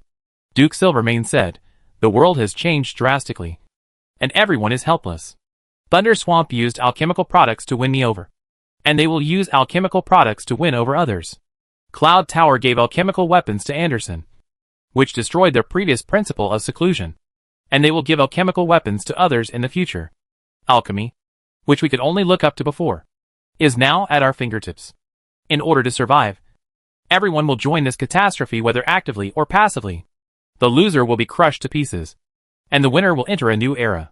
You will travel around the world on my behalf, and win allies for me as much as possible. Chapter 320. To resist foreign aggression, we must first stabilize the country. Yinxing and Madame Carroll had actually anticipated the world catastrophe that Duke Silvermane mentioned. Since Yinxing decided to sell the toucans to the Principality of Silvermane, the battle between Thunder Swamp and the Cloud Tower is not limited to the Windy Highlands. Chaos can contain the Cloud Tower and prevent the mages in the tower from focusing on dealing with the Eternal Territory. Moreover, although the alchemy of the Cloud Tower is superb, the escapist attitude means that there are not many mages in the tower, and they will not easily risk their lives to study the art of immortality. Yinxing's strategy is to delay time. The larger the scale of the war, the more dispersed the power of the Cloud Tower will be, and the more obvious the disadvantages of high-cost alchemy will be. The Eternal Territory must take advantage of the time it has gained to improve its industrial system, promote the integration of real technology and magic alchemy, and quickly climb up the technology tree. Give full play to the production capacity of industrialization, and let quantitative changes lead to qualitative changes. When the Cloud Tower is almost consumed in the war, the Eternal Territory will launch a Jedi counterattack. Let those high-ranking mages taste the taste of falling from the altar. At the same time, only by expanding the war can Madame Carroll eliminate dissidents and add sand to the court ministers. When the time is right, when she kills Duke Silvermane and replaces him, the regime can be smoothly taken over by her. If the ministers of the Principality were all the old team of Duke Silvermane, she probably wouldn't have a chance to kill the Duke. The expansion of the war is good for both Yinxing and Mrs. Carroll. Yinxing, who returned to the Eternal Territory, first issued an order to all the werewolf tribes and lizardman tribes in the Thunder Swamp. All werewolf and Lizardman chiefs were required to go to the Eternal Territory to hold the Thunder Swamp All-Chiefs Conference to discuss the necessity of Thunder Swamp as a unified force. Select the leadership team of Thunder Swamp to cope with the upcoming world changes. In order to concentrate on dealing with the Cloud Tower, Yanqing decided to clean up his backyard in advance. And since he was going to fight, he had to increase his own troops. And production also required a lot of labor. The call of the Eternal Territory received a positive response from some werewolves and lizardmen. These werewolves and lizardmen tribes yearn for the civilization of the Eternal Territory and have always cooperated with the work of the Eternal Territory. However, most of the werewolves and lizardmen tribes did not give a clear answer. They have gained a lot of benefits from the Eternal Territory, but they are conservative and do not want to change the current social structure, because Yanqing obviously wants to be the leader of the Thunder Swamp. This will inevitably weaken the Patriarch's ruling power over his own tribe. At the same time, they are also waiting for the statements of the Patriarchs of those powerful tribes. The Werewolf Star Patriarch Taitu, the self-proclaimed king of the Lizardmen tribe Red Eyes and Green Tail, the only Dragon Man Longjaw. They have high reputations in their respective races and have their own diehard fans. They are obstacles to Yanqing's unification of Thunder Swamp. The Lizardmen are better. After all, Blood Crown Mountain City is built on the south side of Blood Crown Mountain. Eternal Territory buys a lot of magic gems from the two Lizard Kings, so they have some friendship.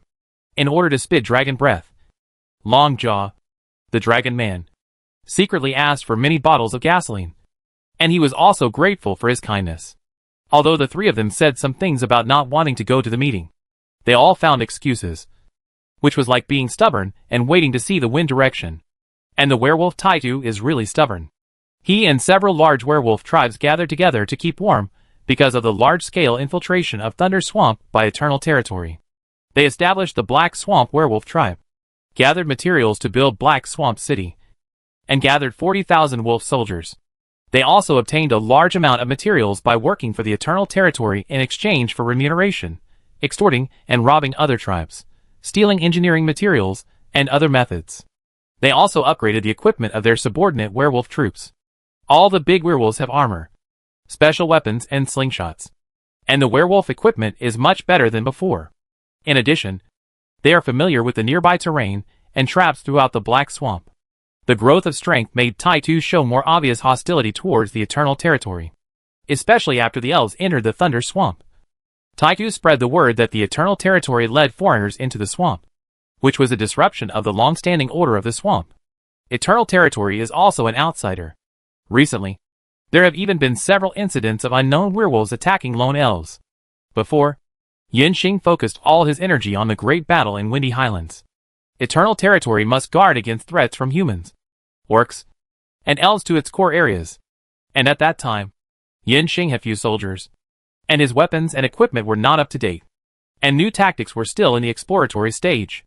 In the special period when he had to create a situation in which the Thunder Swamp was under his control, Yanqing turned a blind eye to some of the actions of the Black Swamp Werewolf tribe in order to seek stability. He even tolerated it. Now, the elf army is hiding in the swamp, accepting Yanqing's protection.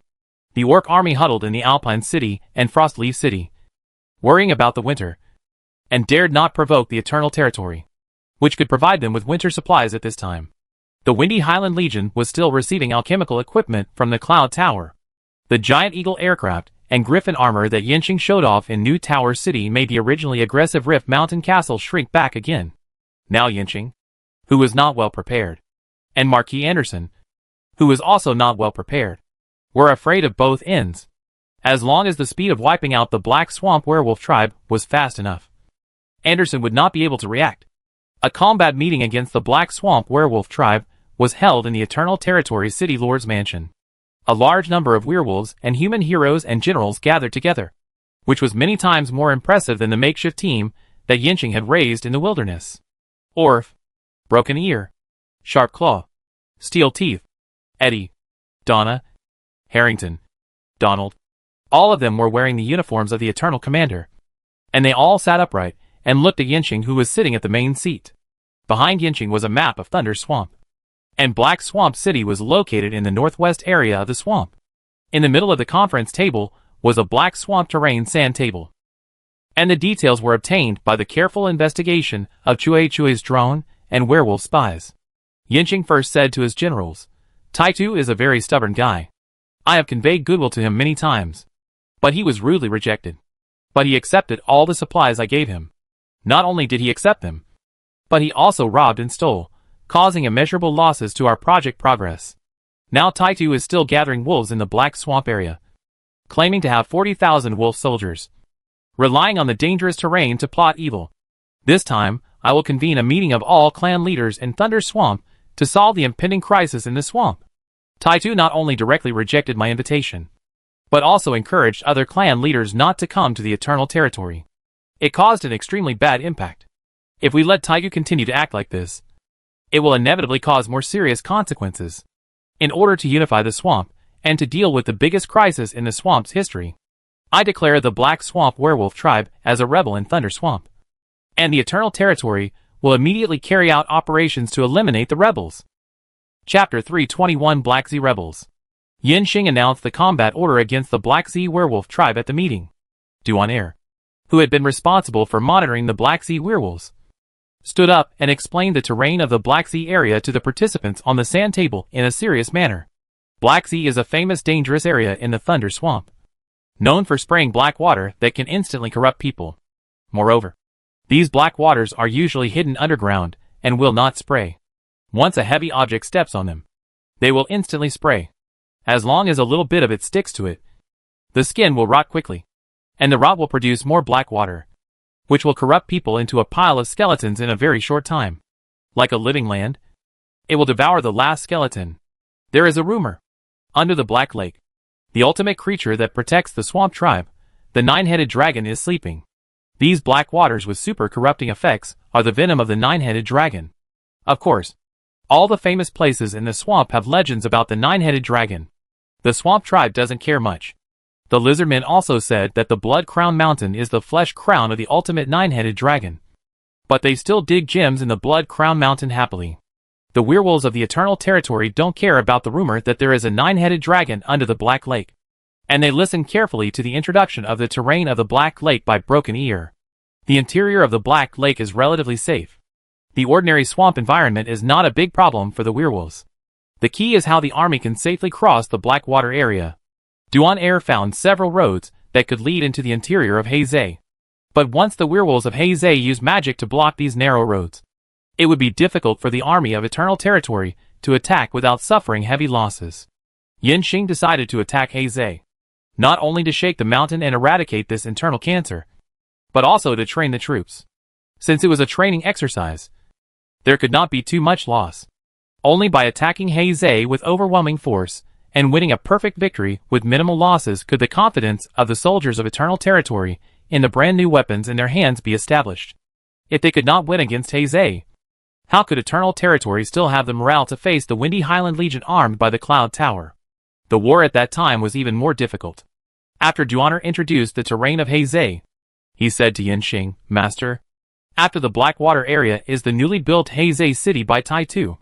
It's called a city, but it's not as good as our toilet. As long as we can break through the area where Blackwater exists, my southern camp can easily eliminate the rebels without your direct army taking action." Yanqing waited for Duan to finish speaking, and then asked him, "Do the Heizei werewolves know about our change of clothes?" Duan replied, "Taitu is very strict with his wolf cubs, and he doesn't contact us except for work. The southern camp manages Thunder Avenue, guards the Blood Crown Mountain City, and protects the master's industry in the Thunder Swamp. My soldiers are still using the old equipment. Taitu must not know that the master's direct army has changed its equipment. The experiment of the flintlock rifle was carried out by the guild mercenaries, and the artillery has only appeared in Nuda City. The finalized weapons of Yongheng Territory have just begun to be produced, and Yanqing's direct army has not yet changed its equipment. So other affiliated armies are still using the old armor and weapons. This is also the reason why Taitu did not take Yongheng Territory seriously after getting a batch of armor, weapons and slingshots. In his eyes, Yanqing is his transport captain. When his strength is stronger, he can rush out of Heizei and grab everything in Yongheng Territory." Knowing that Taitu didn't know about the Yongheng Territory equipment upgrade, Yanqing had a lot of tactics to use. Then he took out the existing equipment and those in the experimental stage to practice in Heizei.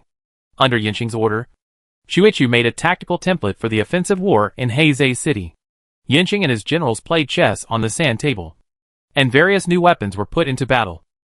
A battle plan was derived that could reduce their own losses, have the effect of training troops, and use all kinds of weapons. The military meeting was held for 3 consecutive days. In order to make a good start, Yanqing took out the strength of a lion fighting a rabbit.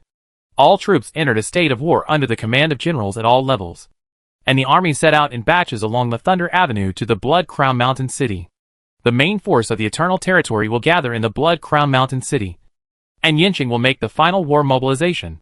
Duan Er led the conscripts of the southern camp and approached the Black Swamp area with the assistance of the werewolf tribe that was pro-Eternal Territory. The southern camp must first build a temporary airport, military camp, offensive departure area, and artillery positions.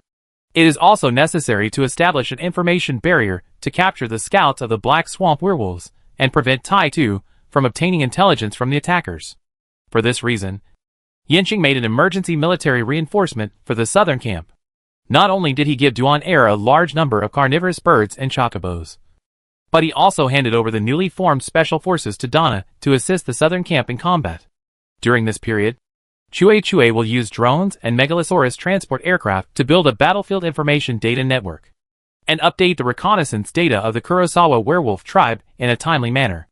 At the same time, the news that Yanqing announced the battle against the Kurosawa werewolf rebels was quickly transmitted in the Thunder Swamp. The swamp tribes had long expected that there would be a war between Kurosawa and Yonghing territory, but they did not expect Yanqing to make this decision so decisively.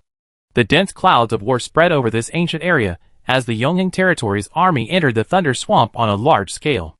The swamp clan leaders made various speculations about the outcome of this war. Although the Yonghing territory is still powerful, it has almost endless wealth and well-equipped troops. But the Ironhead tribe leader is no longer the Ironhead of the past. The Black Werewolves have 40,000 wolf soldiers. They eat the food of the Eternal Territory, use the weapons of the Eternal Territory, have the protection of the Black Water, and have the terrain advantage. The army of the Eternal Territory came from afar, and they are fighting as foreign troops. Once the situation becomes unfavorable, there is no guarantee that the lizard men will not attack the Blood Crown Mountain under the leadership of Red Eyes and Green Tail. When the time comes, the wall will fall and everyone will push it. Those werewolves and lizard men who are watching will definitely attack the Eternal Territory in groups. On the other hand, the reason why the werewolves and lizard men in the depths of the Thunder Swamp have such an idea is because Yanqing's foundation in the Thunder Swamp is unstable. The first time he entered the Thunder Swamp, he could only speculate due to his own strength. Later, in order to deal with the war in the Windy Highlands, he adopted a conciliatory policy towards the swamp. He was still one war away from truly owning the Thunder Swamp. A war to defeat all the evil thoughts of the swamp tribe. Now the time is ripe. The military strength of the Eternal Territory has been greatly enhanced. It not only has the ability to fight deep into the swamp, but also has the ability to easily deal with the opponent. It also coincides with the precious time window when the 3 tribes on the Windy Highlands are weak in attack. It just happened to chop off the Iron Head and sacrifice the flag for the next battle of the Eternal Territory. Chapter 322, Elves Join the War. Prince Alito has been busy settling the elves in the Thunder Swamp. He could have returned to the snow through some special paths, but he insisted on staying with his subordinates, waiting for the winter to pass in the harsh swamp environment. Fortunately, with the funding from the Silver Mane Principality, the Eternal Territory has sufficient supplies for the elves. In addition, the elves work for Yanqing to earn money, so their food, clothing, housing and transportation are more comfortable than in the snow. It's just that the miasma of the swamp and the poisonous snakes, insects, rats and ants that still exist in winter make the elves very uncomfortable. This time, Yanqing announced that he would fight against the Black Werewolf rebels. After receiving the news, Prince Alito immediately summoned his generals to hold several secret meetings. At the same time, some warriors were secretly gathered to prepare for the major changes that might occur in the Thunder Swamp at any time. If necessary, seize Blood Crown Mountain City and Eternal City to save themselves. Soon, Yanqing led the main force of the rebellion to Blood Crown Mountain City. 20,000 werewolves and human joint combat troops wearing jungle combat uniforms took over the defense of Blood Crown Mountain City. A large group of griffins landed at the newly built airport in the city. Due to the need for confidentiality, all the giant Beak Eagle transport aircraft were deployed in the Eternal Territory. Only a batch of drones arrived in the night, and they were disguised and hidden by special personnel. On the road from Blood Crown Mountain City to Eternal Territory, trucks and carriages formed a line that could not be seen at the end. Warfare with hot weapons relies heavily on logistics. In order to support the 20,000 main forces, Yanqing recruited 50,000 werewolves to provide logistics support. It was just in time to strengthen the defense of Blood Crown Mountain City and build some bunkers and turrets to prevent some werewolves and lizardmen with brains from sabotaging their logistics lines. And elves. The caravan that went to the snow to do business brought news. The snow elves are quite poor, but they have mines, especially under the snow. There is an extremely vast underground city world. The underground city is extremely rich in minerals. Gold is just like ordinary stones, and rare alchemical resources can erase the word rare there. It's just that the relationship between the snow elves and the dungeons is not friendly. The dungeon system is closed, and good things can't be transported out. Although the Eternal Territory and the Silver Mane Principality have established an air traffic line, the cost of transporting materials by plane is high and the transportation capacity is low, so it can only solve urgent problems. If the Eternal Territory wants to develop and expand, it must have a resource area. The elves have mines, and there are dungeons with more mines. Yanqing is very interested in the snow. Therefore, the first thing Yanqing did when he arrived at Blood Crown Mountain City was to summon Prince Alito.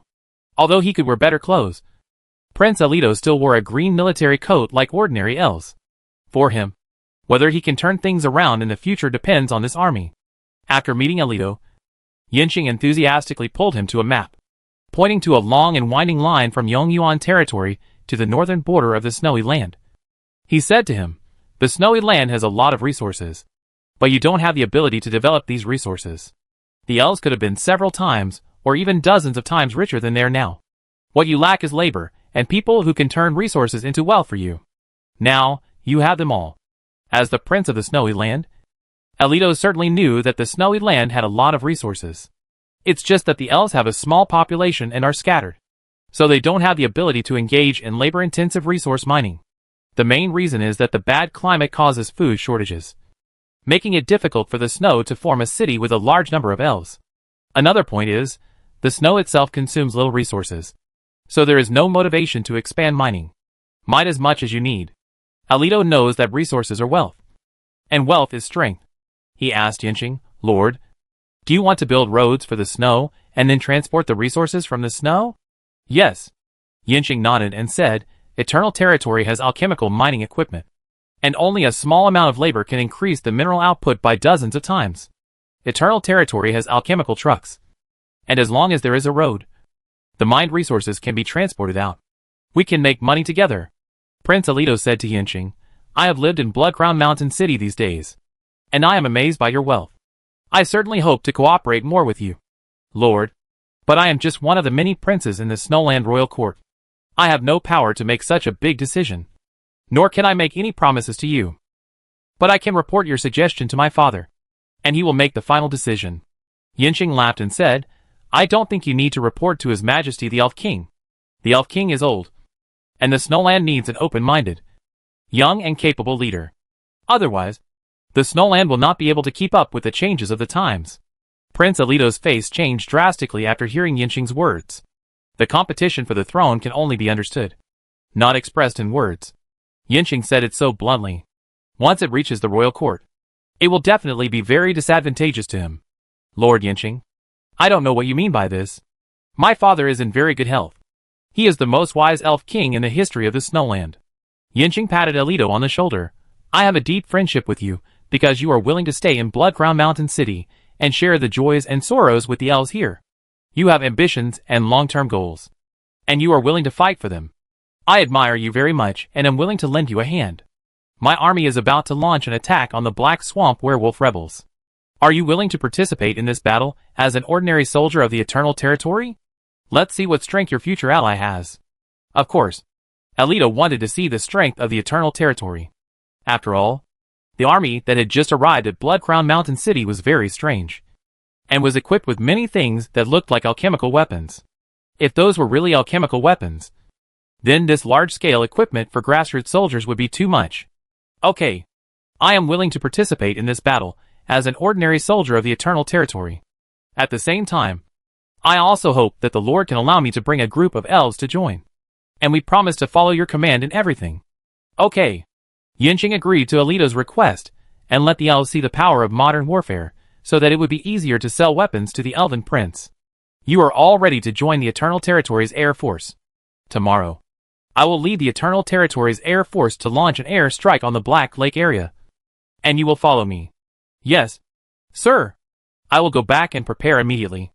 Alito put aside his status as a prince and saluted Yinqing like an ordinary elf warrior. Returned to the elf settlement area in the city. 100 elf heroes were summoned by Alito. And then the list of elves participating in the war was sent to Yinqing. Yinqing organized this elf into a flying squadron, with Alito in charge of command. Chapter 323 Air Cluster. The next day, Alito's elf squadron received a batch of flight helmets. After the delivery personnel explained, the elves knew the general purpose of the helmets. The most practical one is of course timely communication during flight, which makes better use of complex aerial battles than using gestures, whistles, and magic. As for other functions, before the elves could figure it out, a female voice sounded from the headset of the helmet. Alito, I am Chuchu, the battlefield liaison officer this time. You can ask me any questions you encounter during this mission, and I will try my best to provide you with data support and backup. All the elf squadrons are assigned to the 0347 communication channel. You can use this channel to give tactical command to your squadron. Please pay attention to the temporary wartime missions at any time. Now please ask the elf squadron to take off and join the Griffin attack group of Lord Yinqing. Alito didn't understand the full meaning of what Chuichu said, but he understood that he would take off and join the main force. Seeing that there were indeed a large number of griffins flying in the sky above the Blood Crown Mountain City, Alito immediately ordered the elf heroes to ride Pegasus and take off. Pegasus is a flying creature domesticated by the elves. They have the body of a horse and a team of wings growing on the shoulders. Although Pegasus is not as fierce as the griffins of the human race, all Pegasus can be ridden, and they are more docile and obedient than griffins. After a short run, the elves took off one after another on Pegasus, then circled and climbed. Finally, they occupied a piece of airspace on one side of the griffin group. Alito saw Yinqing riding Feiying and standing surrounded by griffins. Feiying, the warcraft horse equipped with more peripherals on the outer layer of the armor, is extremely majestic and extraordinary. Blow. Alito tried to call the battlefield liaison officer. Blow responded very quickly. I'm here. Captain. Do you need anything? Can I talk to Lord Yinqing? Please allow me to ask Lord Yinqing first. Captain. Your call request is allowed. Communication line connected. Yinqing's voice appeared in Alito's ears. Alito, this is your first time to follow the Eternal Air Force. You must have a lot of discomfort. The elf squadron will follow the Griffin group as a reserve. You have something to say to me. Alito led the elf squadron to transfer, and a large group of Pegasus carried the elves to the back of the Griffin group. At the same time, Alito asked Yinqing, My lord, are there so many griffins in this attack? Just now, Alito estimated that there were only more than 200 griffins around Yinqing. Yinqing replied, Yes. There are a total of 214 griffins in this attack. Hearing that Yinqing really only brought so few griffins, Alito suggested, My lord, the griffins of the human race and the Pegasus of the elves are not good at fighting in the swamp environment. We will face the wyverns and poisonous flies of the swamp people. My lord, our air force has no advantage. If we force the attack, we are likely to suffer heavy losses. There are still some Pegasus knights in Blood Crown Mountain City. I can summon them. No need. Yinqing interrupted Alito.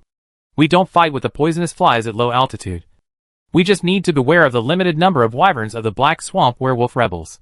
The Air Force has been assembled. We will launch the first wave of air strikes on the Black Zay Werewolf rebels, and then land at the frontline airport to rest and prepare for the second wave of attacks. Follow closely, and tell the battlefield liaison officer at any time if there is anything. After saying this, Yinqing urged Feiying to run northwest.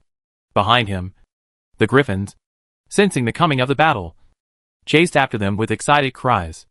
Alito didn't know, how could he attack the rebels on the ground without low-altitude dogfighting? But since Yinqing had already led the griffins to attack, he had no choice but to lead the elf squadron to follow. And he was ready to run away with the elf squadron if he saw that the situation was not right. Yinqing looked back at the elves following the griffins, then turned his head and focused his attention on the front. The ground forces and baggage forces of the Eternal Lords left Blood Crown Mountain City last night. After 2 days of marching in the jungle, they can reach the outskirts of Black Swamp. This is the marching time led by friendly werewolves who are familiar with the depths of the swamp. Otherwise, many soldiers will die in the traps everywhere in the swamp, let alone arriving on time. During this period, the giant beaked eagle will airlift the heavy weapons to the frontline airport. The broken ears who arrive first will bring the conscripts from the southern camp to transport these heavy weapons to the attack position. After the main force arrives, they can immediately launch a general attack on the Black Swamp Werewolf rebels. The mission of the Eternal Lord's Air Force is to compete with the Air Force of the Black Swamp Werewolf rebels for regional air supremacy and cover the air transport without interference. That's why Yanxing said that there was no need to engage in low-altitude dogfighting with the Black Zay Werewolf rebels. All they had to do was to coordinate with the arrival time of the transport planes and keep the enemy inside the Black Zay area. The Griffin and Pegasus mixed air force quickly passed over the swamp at an altitude of 1,000 meters. Colored smoke appeared from time to time below, guiding the direction of this air cluster. In the higher airspace, a formation of drones followed in synchronous flight. There were also 10 armored combat griffins accompanying them, with turbojet engines running at low power to maintain low-speed cruising. Behind them were 5 Megalosaurus transport planes, which were filled with heavy weapons for war. Attention! All combat units. All combat units. We are still 10 kilometers away from the edge of Heizei. Everyone enters combat status. Please deploy the formation according to the battlefield mission. The sound of blowing appeared in the headsets of all air combat personnel's helmets. The Griffin battle group flying in the cruise formation immediately spread its wings to both sides and quickly deployed 3 echelons of low, medium and high. The large formation conversion took less than a minute, which really scared the elf squadron following behind. As if in the blink of an eye, the Griffin group in front suddenly opened a battle line covering a width of 5 kilometers from the dense formation. This kind of speed and orderliness is something that even the most elite elf Pegasus Knights cannot do. Then Yanxing led several Griffins forward, and the Griffin formations advanced one by one, changing from a 1 formation to a goose-shaped attack formation. The entire Griffin formation flew into the Heizei area in a dignified manner. As a reserve, the elf squadron slightly expanded its formation and continued to follow the Griffin group. At the same time, various status magics exploded in the Griffin and Pegasus flying group. The heroes of the human race and the elves cast status magic for their soldiers, striving to maximize the combat effectiveness of each person before the battle. Chapter 324 Air Combat. When Yanxing led the Griffins and the Elven Pegasus Knights into the airspace of the Black Zay werewolf tribe, dozens of wyverns carrying werewolf trainers rushed out of the dense forest of the swamp. Wyverns are 11th level monsters in the swamp, with excellent flying ability, and their teeth and tail stings are highly poisonous. They are extremely ferocious, and trainers with insufficient strength will be killed by them. Wyverns can also advance to the 12th level Wyvern King, which is the top combat force of the swamp tribe's conventional forces. After this group of wyverns took to the sky, they quickly climbed upwards, and there were dense poisonous flies around them, as if they were going to eat up the invading enemy air force in one fell swoop. The screams of the wyverns resounded through the sky. The Griffins led by Yanxing maintained their flight altitude and formation and flew forward. He knew that although the enemy's air force seemed powerful, the poisonous flies could not fly into the airspace where he was. If Kurosawa Wolfman really wanted to fight an air battle with him, he had to give up the poisonous flies and let the wyverns fly up. And with these 56 wyverns, it was really hard to predict the outcome of the mixed flying force of 300 Griffins and Pegasus Knights. Kurosawa Wolfman might not dare to take this risk. Sure enough, Kurosawa Wolfman's wyvern stopped rising after reaching an airspace of about 500 meters. This was the upper limit of the poisonous flies. Without the cover of poisonous flies, the werewolf trainers riding on wyverns really dare not rashly provoke such a large number of Griffins and Pegasus Knights.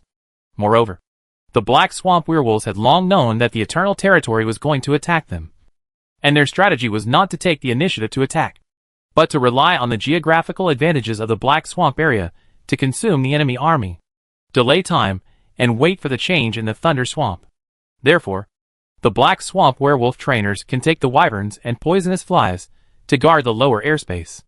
As long as the enemy Griffins and Pegasus dare to lower their altitude, the wyverns, poisonous flies, and the anti-magic hidden on the ground can make them come and go without return. If the enemy Griffins and Pegasus dare not lower their altitude, then they can just monitor them on the spot. When they get tired of flying, they will naturally go back. The Kurosawa werewolf trainers were very patient, following the Griffins below, and occasionally rushing up to do some provocative actions. At this time, Chue informed Yinxing, the transport plane has arrived. Entering the landing route, requesting cover, the Megalosaurus transport plane landed. And of course, these two-legged dragons and poisonous flies could not be allowed to make trouble at low altitude.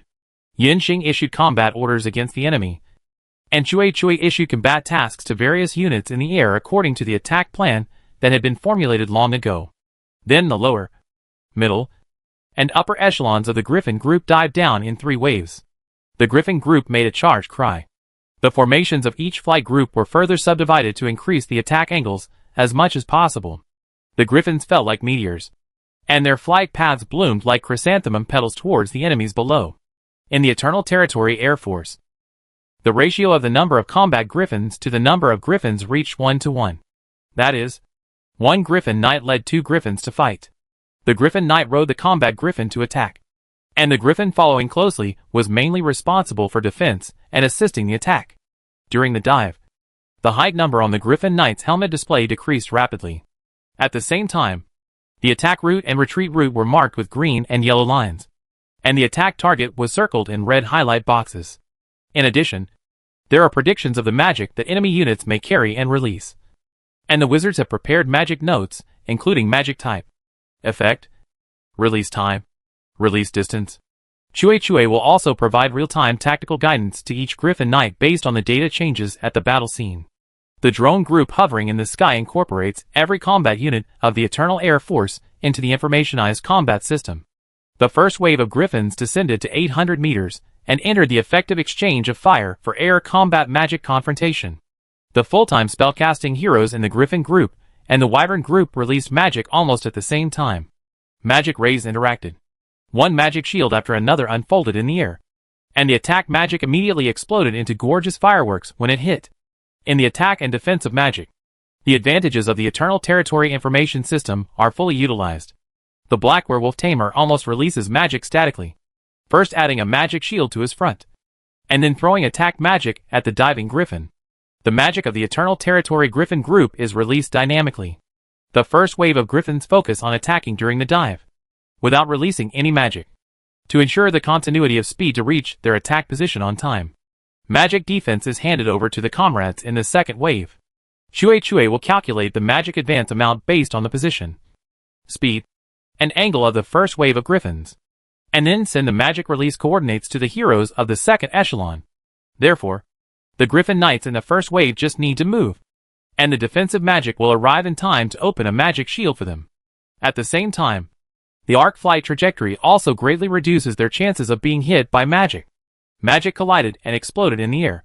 There were lightning jumping, fireballs exploding, ice and snow cold dew, and cracked rocks and sand. Various colors of light dyed the sky colorful. During the period, poisonous flies, wyverns and griffins hit by magic attacks fell one after another, and the air battle became fierce as soon as they came into contact.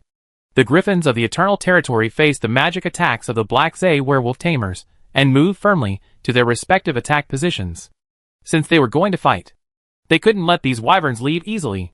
Even if they cannot be completely wiped out, they must be severely damaged so that the Black Zay werewolf dare not send out the wyverns to fight the Griffins.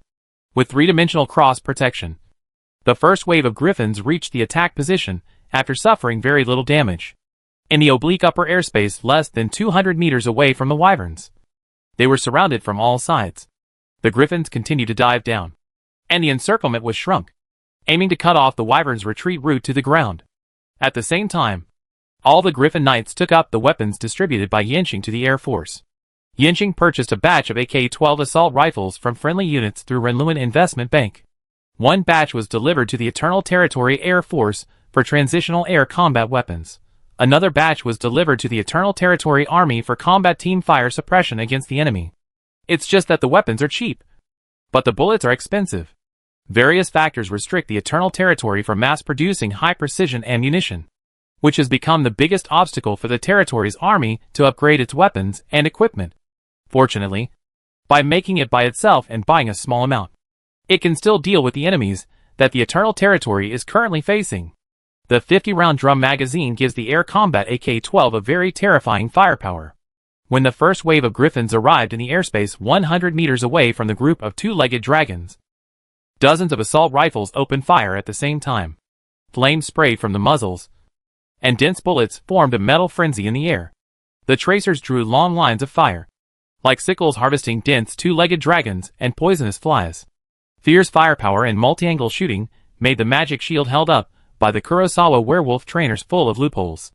The poisonous flies were shot into two ends and fell into the jungle below like rain. The bullets hit the strong scales of the wyvern, creating sparks.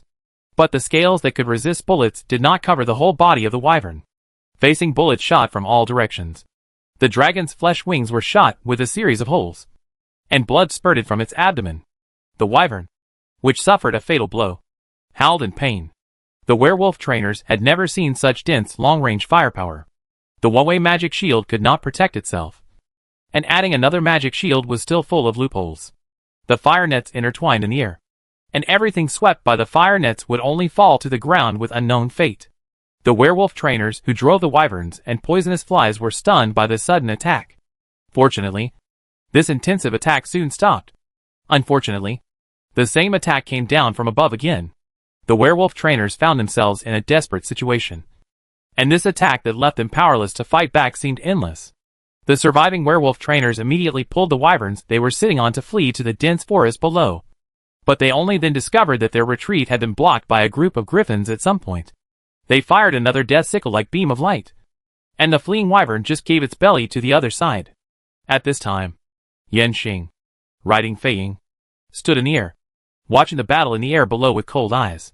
He did not participate in this attack, since it was a training exercise. Of course, these soldiers had to practice tactics well. The first wave of Griffin Knights performed very well. After they emptied the drum, they fell just below the side of the stunned wyvern group. The second wave of Griffin Knights shot to fill the fire gap in time, using uninterrupted firepower, not giving the enemy any chance to breathe and react. 3 waves of stepped attacks, after Chue's calculations and coordination, poured ammunition from top to bottom, from bottom to top without dead angles on the wyvern in the middle. At the same time, the mage released a magic shield offensively, and deployed a barrier wall in the air to prevent the wyvern from escaping the encirclement. A massacre was going on in the air. The elf Pegasus Knight squadron was scared and dared not approach. They had never seen this kind of air combat. Before the battle, the griffins of the Eternal Territory actually deployed their formations in a large area, contrary to their usual practice. And this dispersion did not cause confusion in the coordination of the Eternal Territory griffin troops. On the contrary, whether vertically or horizontally, each unit acted in unison and maintained a perfect distance.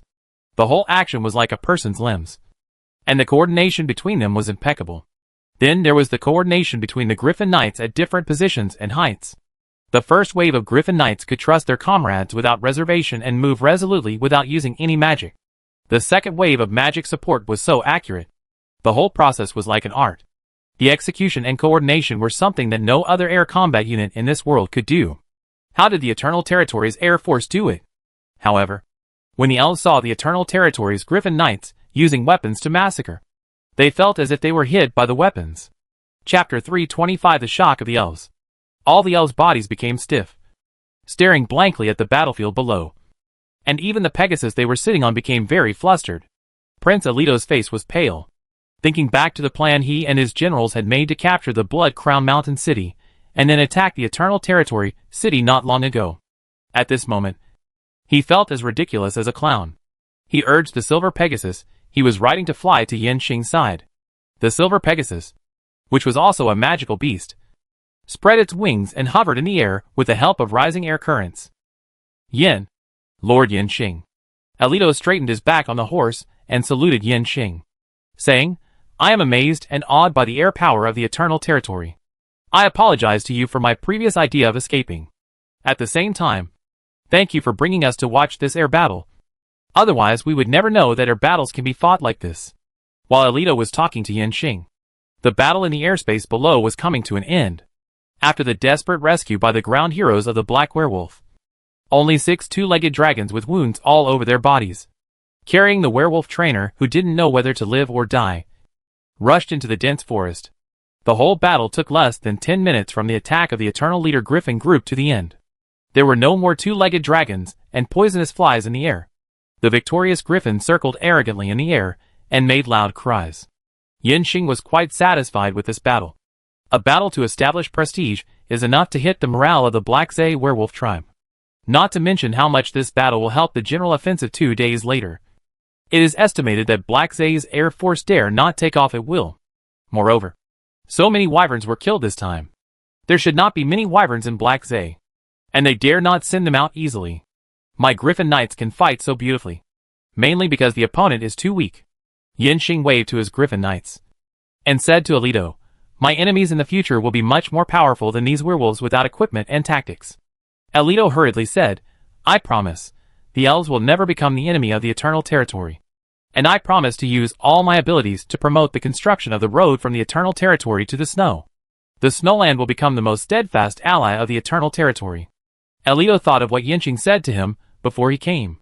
After seeing the powerful and terrifying air force of the Eternal Territory, he firmly believed that as long as the Eternal Territory supported him, he would be the next Elf King. Yanxing smiled and said, "The most steadfast ally? If your highness knew who my next enemy would be, you probably wouldn't be so determined." In order to show his sincerity, Alito promised Yanxing, "No matter your next enemy is the savage orcs, the Windy Highland Legion, or even the Silver Mane Principality, the Snowland Elves will stand with the Eternal Territory and will never betray." Alito hesitated when talking about the Silver Mane Principality. However, the alliance between the Snowland Elves and the Silver Mane Principality was only a verbal agreement. Moreover, the Silver Mane Principality did not take Storm City, and the elves not only failed to capture High Mountain City, but also lost their own First Leaf City. The previous negotiations turned into a melodrama, and the two sides could not be called allies. The strength and potential shown by the Eternal Territory now far exceeded the Silver Mane Principality. The tactics and weapons displayed by the Eternal Territory Air Force this time also made Alito see the military strength of the Eternal Territory. Very strong. It is definitely a lucky thing for the Snowland to have a strong ally. But what Yanxing said next made Alito want to slap himself in the face immediately. "What you said is not my next enemy. There is one thing you may not know in Bloodcrown Mountain City. The Cloud Tower is now providing alchemical weapons to Marquis Anderson on a large scale. The Windy Highland Legion has gathered heavy troops in the Riftberg and stepped up training on the alchemical weapons they have obtained. Anderson and I just met in Nuda City. War is inevitable. Alito has been commanding the elves to fight against orcs and humans in the Windy Highlands for many years. So he certainly knows where the Riftberg is. Just like Fort Angic, the Riftberg is the last barrier before Nuda City. It is a high-walled city, and it is very close to the Eternal Territory. Marquis Anderson sent reinforcements to the Rift Mountain Castle, which means he is extremely hostile to the Eternal Territory. But why would the Cloud Tower provide alchemical weapons to Marquis Anderson to attack the Eternal Territory? If the enemy of the Eternal Territory is the Cloud Tower, and the Snow Elves form an alliance with the Eternal Territory, isn't that courting death? Being in the Thunder Swamp, the lack of information prevented Prince Alito from making an accurate judgment of the situation. He asked Yanxing, "The Cloud Tower never interferes in the affairs of the secular world. The mages concentrate on studying the top alchemy. Why do they suddenly support Anderson to attack the Eternal Territory? Is there any misunderstanding here?" Yanxing smiled and said, "The mages of the Cloud Tower are aloof because no one has ever threatened their supreme position. When the power in their hands is challenged, they will show their worldly faces. Look up at these things. I think the mages of the Cloud Tower should regard me as an enemy they have to get rid of." Alito looked up at the sky following the direction of Yanxing's finger. Several huge figures flew over their heads, blocking the sun. Dragons. It was Alito's first reaction when he saw these behemoths. Then he found that these were not dragons. Although they also had broad wings, they were obviously alchemical creations. Their bodies reflected the luster of metal, and they descended with a roar. Alito, who saw the whole picture of the giant eagle transport ship, felt as if he had been petrified. What kind of superb alchemy could allow such a large piece of steel to fly in the air? If there was only one such alchemical creation, it would definitely be an alchemical artwork that was extremely expensive, complex, and difficult to replicate. But there were 5 steel giants in the air at once. This meant that they were like the airships of the Cloud Tower, a kind of alchemical creation that was mature and could be mass-produced. At this moment, Prince Alito understood why the Cloud Tower regarded the Eternal Territory as an enemy. When this steel behemoth soars in the sky side by side with the airship, the Cloud Tower will no longer have the status of being revered by the world, lose many privileges. How can the Cloud Tower, which is used to admiring itself from the perspective of strength, accept the gap of no longer being the only extraordinary existence? In the eyes of the mages of the Cloud Tower, the Eternal Territory has such superb alchemy is the original sin. Only by destroying the Eternal Territory can we maintain our status. Alito feels that the situation in the world will undergo unprecedented changes because of this. How can the Snow Elves bet on it? The Elf Prince doesn't know how to choose. Yinxing said, let's talk about the allies later. Even if they are not allies, the road can still be repaired, and the mines can still be sold. Chapter 326 Strength Enhancement. Yes, Lord. Prince Alito lowered his posture and saluted Yinxing again. Then watched the 5 huge steel monsters land in the jungle. Looking at the elves again, it seemed as if they would fall off the backs of Pegasus at any time. The giant beak eagle transport plane flying past them shocked them too much.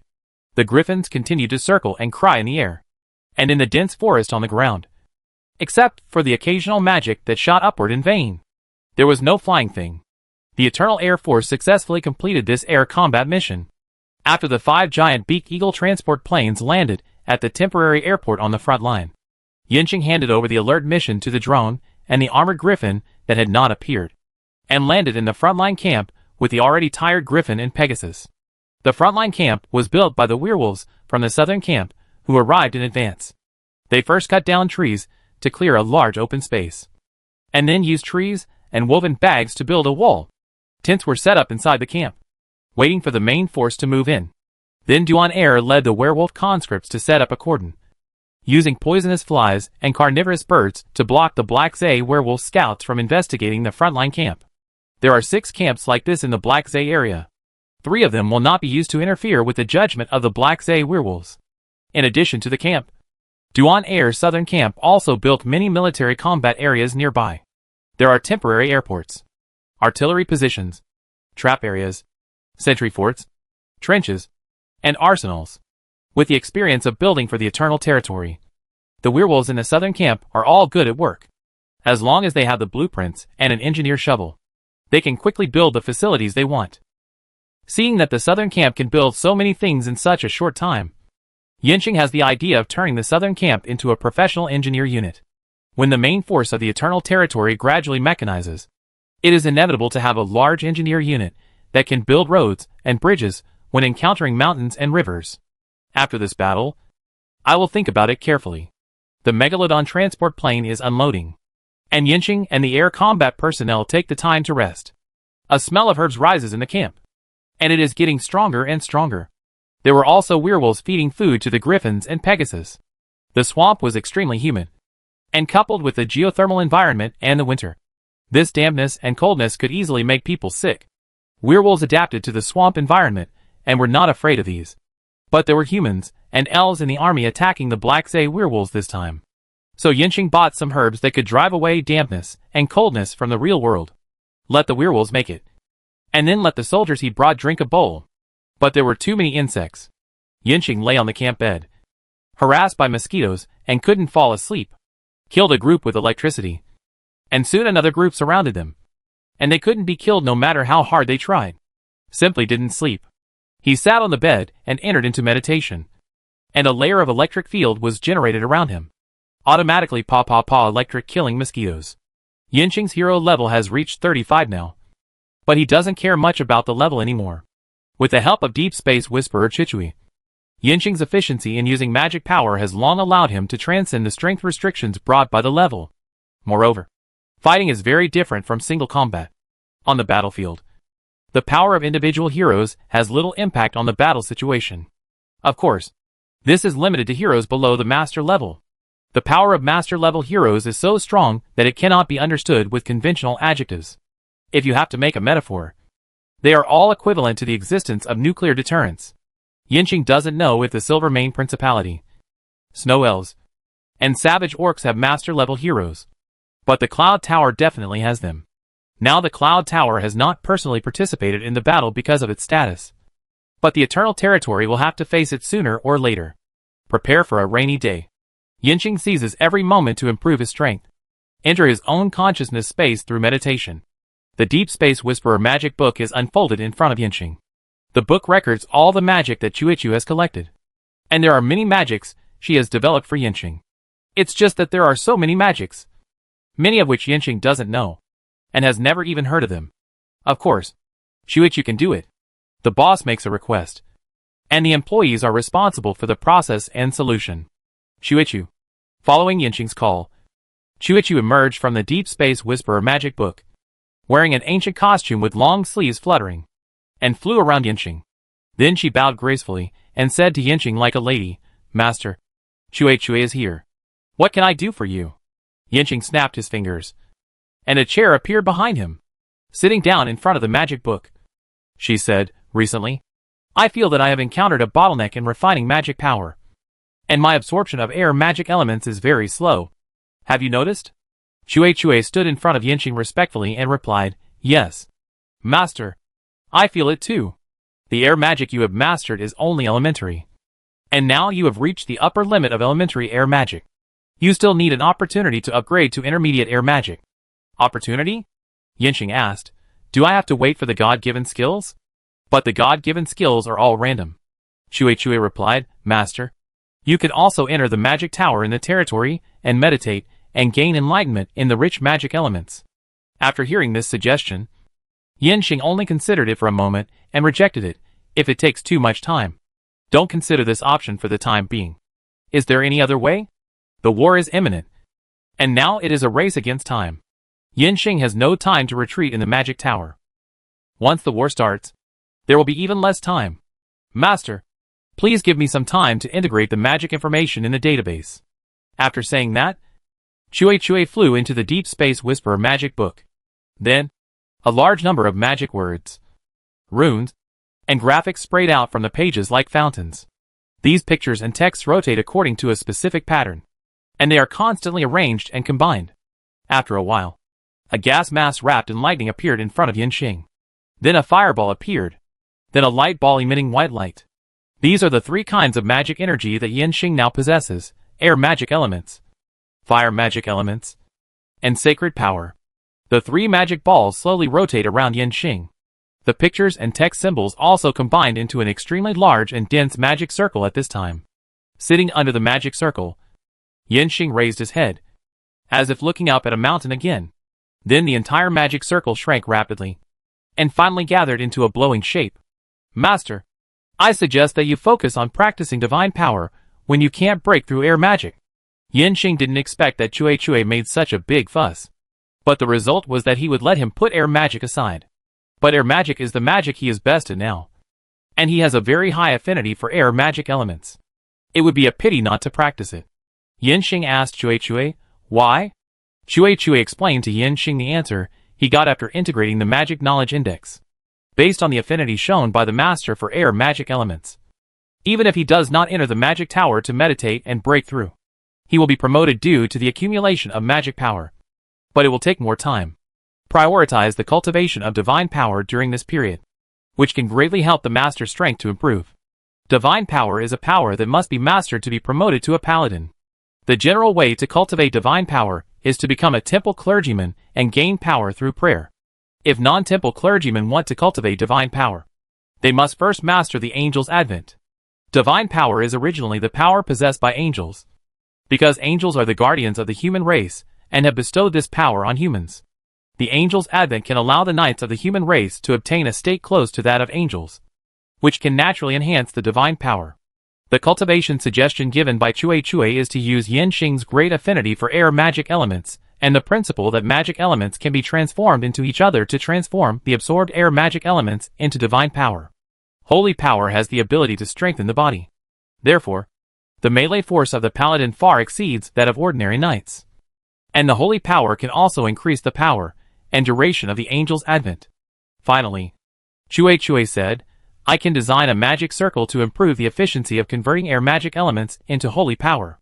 And there seems to be a secret hidden in the holy power. What secret? Chue replied. Holy power seems to be a kind of artificially created energy. What does this mean? The conventional 4 magic elements exist naturally. They do not exist because they are used. Magic is that magicians have found ways to use them. The derivative magic of the 4 systems is just the advanced use of magic elements, which results in attribute changes. But the divine power is different. It seems to be a kind of energy invented based on magic elements. It is more stable and easier to use. It does not have the variability and multi-application of magic elements. It exists entirely to enhance individual strength. Speak human language. Yanqing did not understand Chuichu's explanation. Chuichu simply said, if my inference is correct, then the description of angels in this world may be wrong. Yanqing was silent for a while, and said to Chuichu, this is a research topic.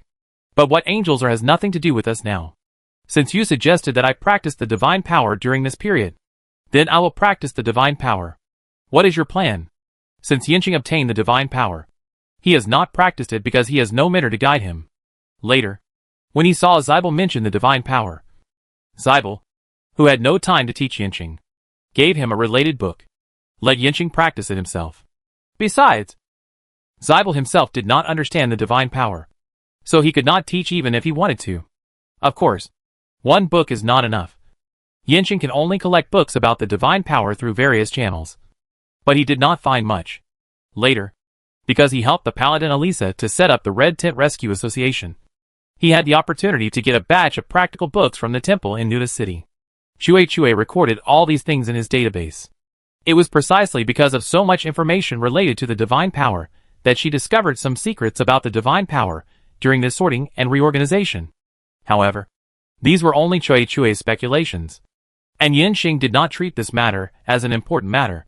There were too many things that he needed to deal with urgently, and some things could be postponed.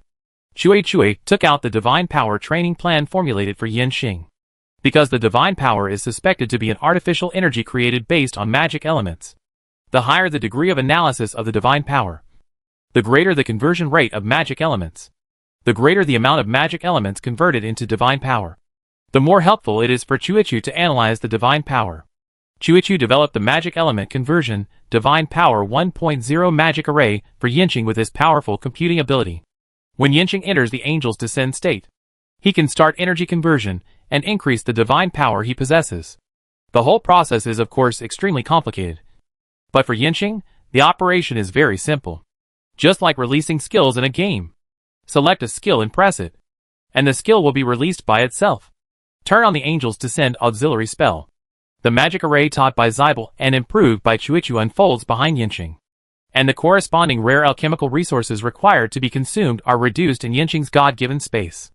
After the extra energy is injected, the angel's advent auxiliary spell starts to work, and the generated power is injected into Yanqing's body. At this time, Yanqing's body cannot bear the load generated by the angel's advent, and the auxiliary spell must be used to share it. The energy of the auxiliary spell reaches its peak, and Yanqing immediately activates Angel's Advent. A pair of sci-fi style wings with a blowing design unfold behind Yanqing, and the silver armor transformed from magic elements, with a blowing design also covers Yanqing's whole body. Yanqing floats up and hovers in the air. With another flap of his wings, he rushes through the top of the tent and rushes into the sky. Then 4 turbocharged jet engines are attached to the angel armor through magic, and the 4 engines are fully pressurized, pushing Yanqing straight up. Another explosion sounded, and Yanqing broke through the sound barrier vertically upwards, rushing towards the sky at supersonic speed. After reaching the stratosphere, Yanqing slowed down and floated in this quiet airspace. He chose this place because the air magic elements in the stratosphere are not the most concentrated and pure, but they are definitely the most stable. The air magic elements here are like sleeping cats, allowing you to put them in any posture. The more stable the air magic elements are, the less effort they will save, and the higher the efficiency will be when they transform into divine power. After stabilizing his body, magic circles appeared around Yanqing, and at the same time, the super large magic circles spread out in the airspace below him. Magic circuits connected the magic circles of different sizes. Then, a strong wind swept through the stratosphere. The active air magic elements glowed with a cyan light, outlining the shape of the wind. The airflows brought by the wind formed more than 10 intertwined ribbons in the air, which shuttled between the magic circles, and the colors changed layer by layer. The cyan became lighter and lighter, and the white became brighter and brighter. Finally, the white airflow gathered towards Yanxing's wings, forming a large piece of wing color radiating outward. It was like a real angel looking down at the secular world. Chapter 327 The Black Zay Werewolf, Fighting to the Death. While Yanxing led the Eternal Territory Air Force to protect the transport planes to deliver heavy weapons to the front line, the Black Zay city leader's tent was filled with a gloomy atmosphere. Taitu and many werewolf clan leaders, who did not accept the rule of the Eternal Territory, gathered here, but they were silent. No one could say how to resist the invasion of the Eternal Territory. Almost half of their own wyverns were destroyed in an air battle, while the opponent was almost unscathed. Such a high loss ratio made the Black Zay werewolf trainers dare not ride their wyverns into the air again, and they just watched the Eternal Territory's Griffins and Pegasus hovering over their heads. The air battle failed, and the ground battle also did not gain an advantage. When Taitu found that the werewolves from the Eternal Territory were approaching Heizei, he ordered his subordinates to launch a sneak attack on these enemy troops. As a result, it was unknown what magic the enemy used, and the sneak attack team was often counterattacked by the enemy. The poisonous flies of our side had almost no ability to resist the enemy's carnivorous birds, but the enemy's poisonous flies took advantage of the jungle environment to bite our side unprepared. After losing a group of warriors, the Heizei werewolves no longer dared to leave the Heizei area on a large scale, allowing the werewolf army of the Eternal Territory to build various fortifications around them. The failure of the two battles hit the morale of the Heizei werewolves. Some werewolf heroes thought they had misjudged the power gap between Black Lake and Eternal Territory, and had a pessimistic prediction for this war. Taitu sat on a throne made of a tree stump, and in the leader's tent made of trees and leaves. Dozens of werewolf chiefs sat on much smaller tree stumps. All the chiefs wore fairly good armor. After a period of silence, a werewolf chief who was closer to Taitu said loudly, "I knew that the people of the tribe of Xiaotong had been running towards the Blood Crown Mountain City, and they would definitely betray us. There are these traitors among the enemy troops surrounding our Black Lake. Otherwise, the main force of the Eternal Territory would not have been able to reach the outside of Black Lake so easily. These traitors should all be beheaded and thrown into the black water."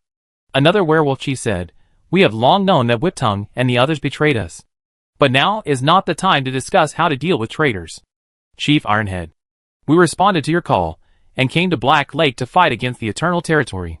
Now we have lost the sky and all the areas outside Black Lake. The defeat in the battle has made some people lose confidence in victory. If you still want to win, tell us how to defeat the Eternal Territory." At this time, all the werewolf chiefs looked at Ironhead together. Many werewolf chiefs were a little worried about this war. Ironhead sat firmly on his throne, and his fierce eyes made other werewolf chiefs dare not look at him. He glanced at the tribe leaders who had surrendered to him and snorted, "How to fight? Haven't we discussed it long ago?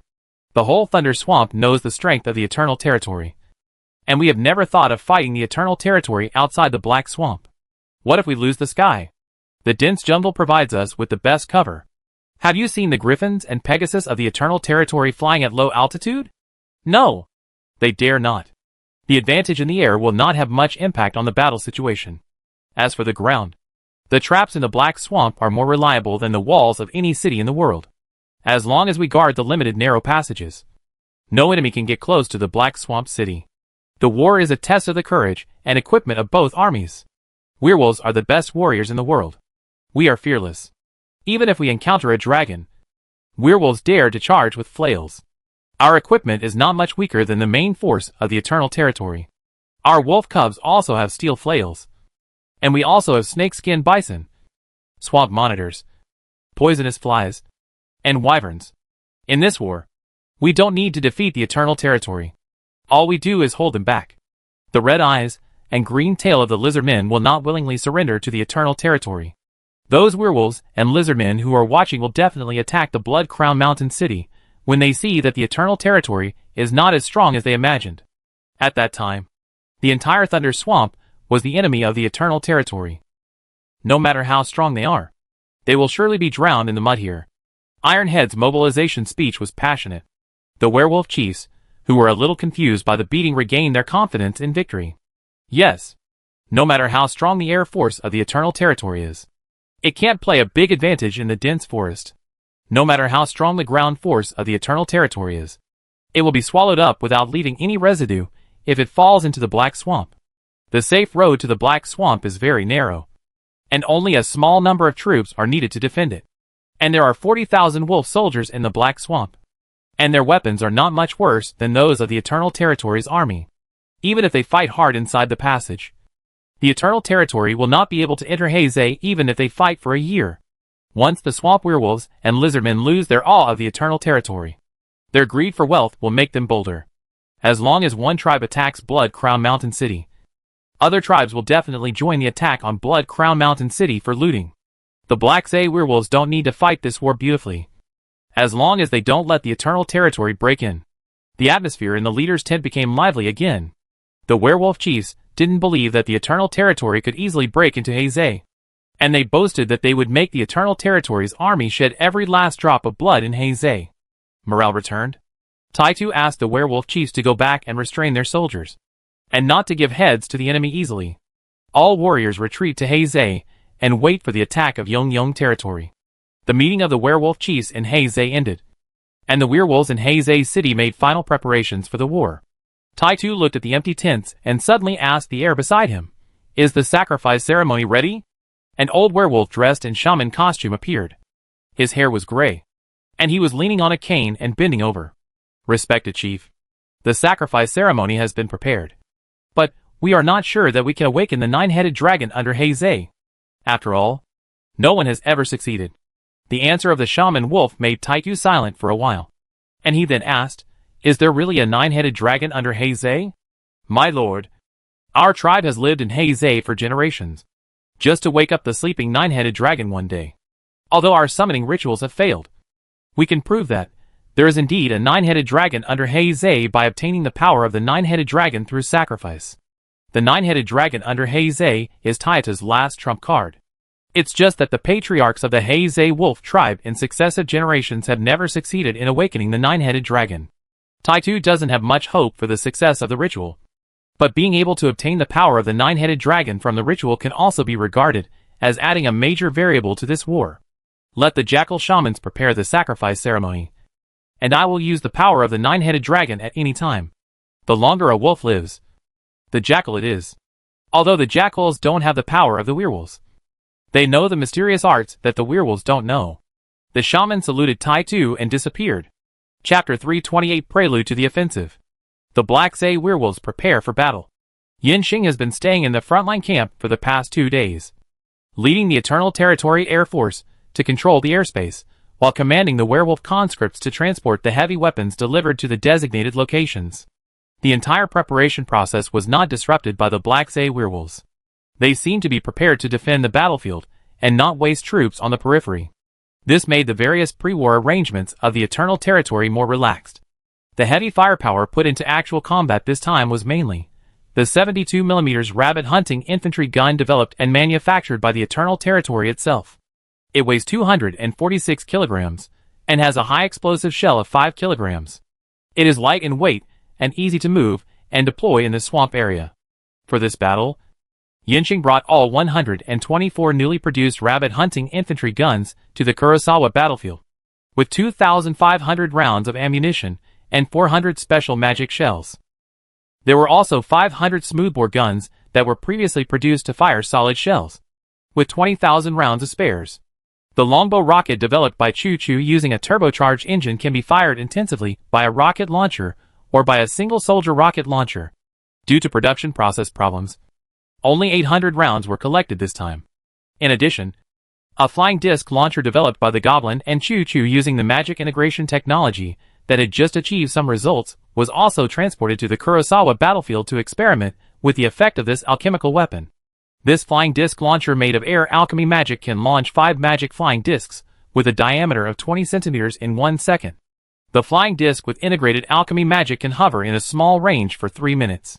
During this period, it can find its own soldiers on the battlefield through the identification system carried by the soldiers of the Eternal Territory, and replenish the buff magic carried by its own soldiers. At present, because it is an experimental weapon, the flying disc does not have the ability to identify and attack enemy units. Chue Chue plans to use the purchased electronic sensor equipment and alchemy technology to gradually upgrade this flying disc after collecting enough data. In addition to these, there are many weapons and equipment designed by Chue and the goblins. And they all need to collect data from actual combat in this war. Among them, Yinxing is most interested in a single soldier exoskeleton armor developed based on the Griffin armor. The combination of modern technology and magic alchemy makes this technology not too difficult to enter. But single soldier armor certainly cannot solve all problems with money like Griffin armor. How to achieve the maximum combat effectiveness at the lowest cost is the most urgent problem for single soldier armor. This requires hard work on mecha design. And of course, better magic integration technology support. Now 3 single soldier mecha werewolf models and human models have been produced, all of which have been transported to the frontline camp, waiting for the arrival of the main force of the Eternal Territory. And then, they can be put into actual combat testing with other experimental equipment. After 2 days of jungle marching, the main force and baggage troops of Yunhing Territory arrived at the frontline military camp one after another, in order not to attract the attention of the Black Zay werewolves.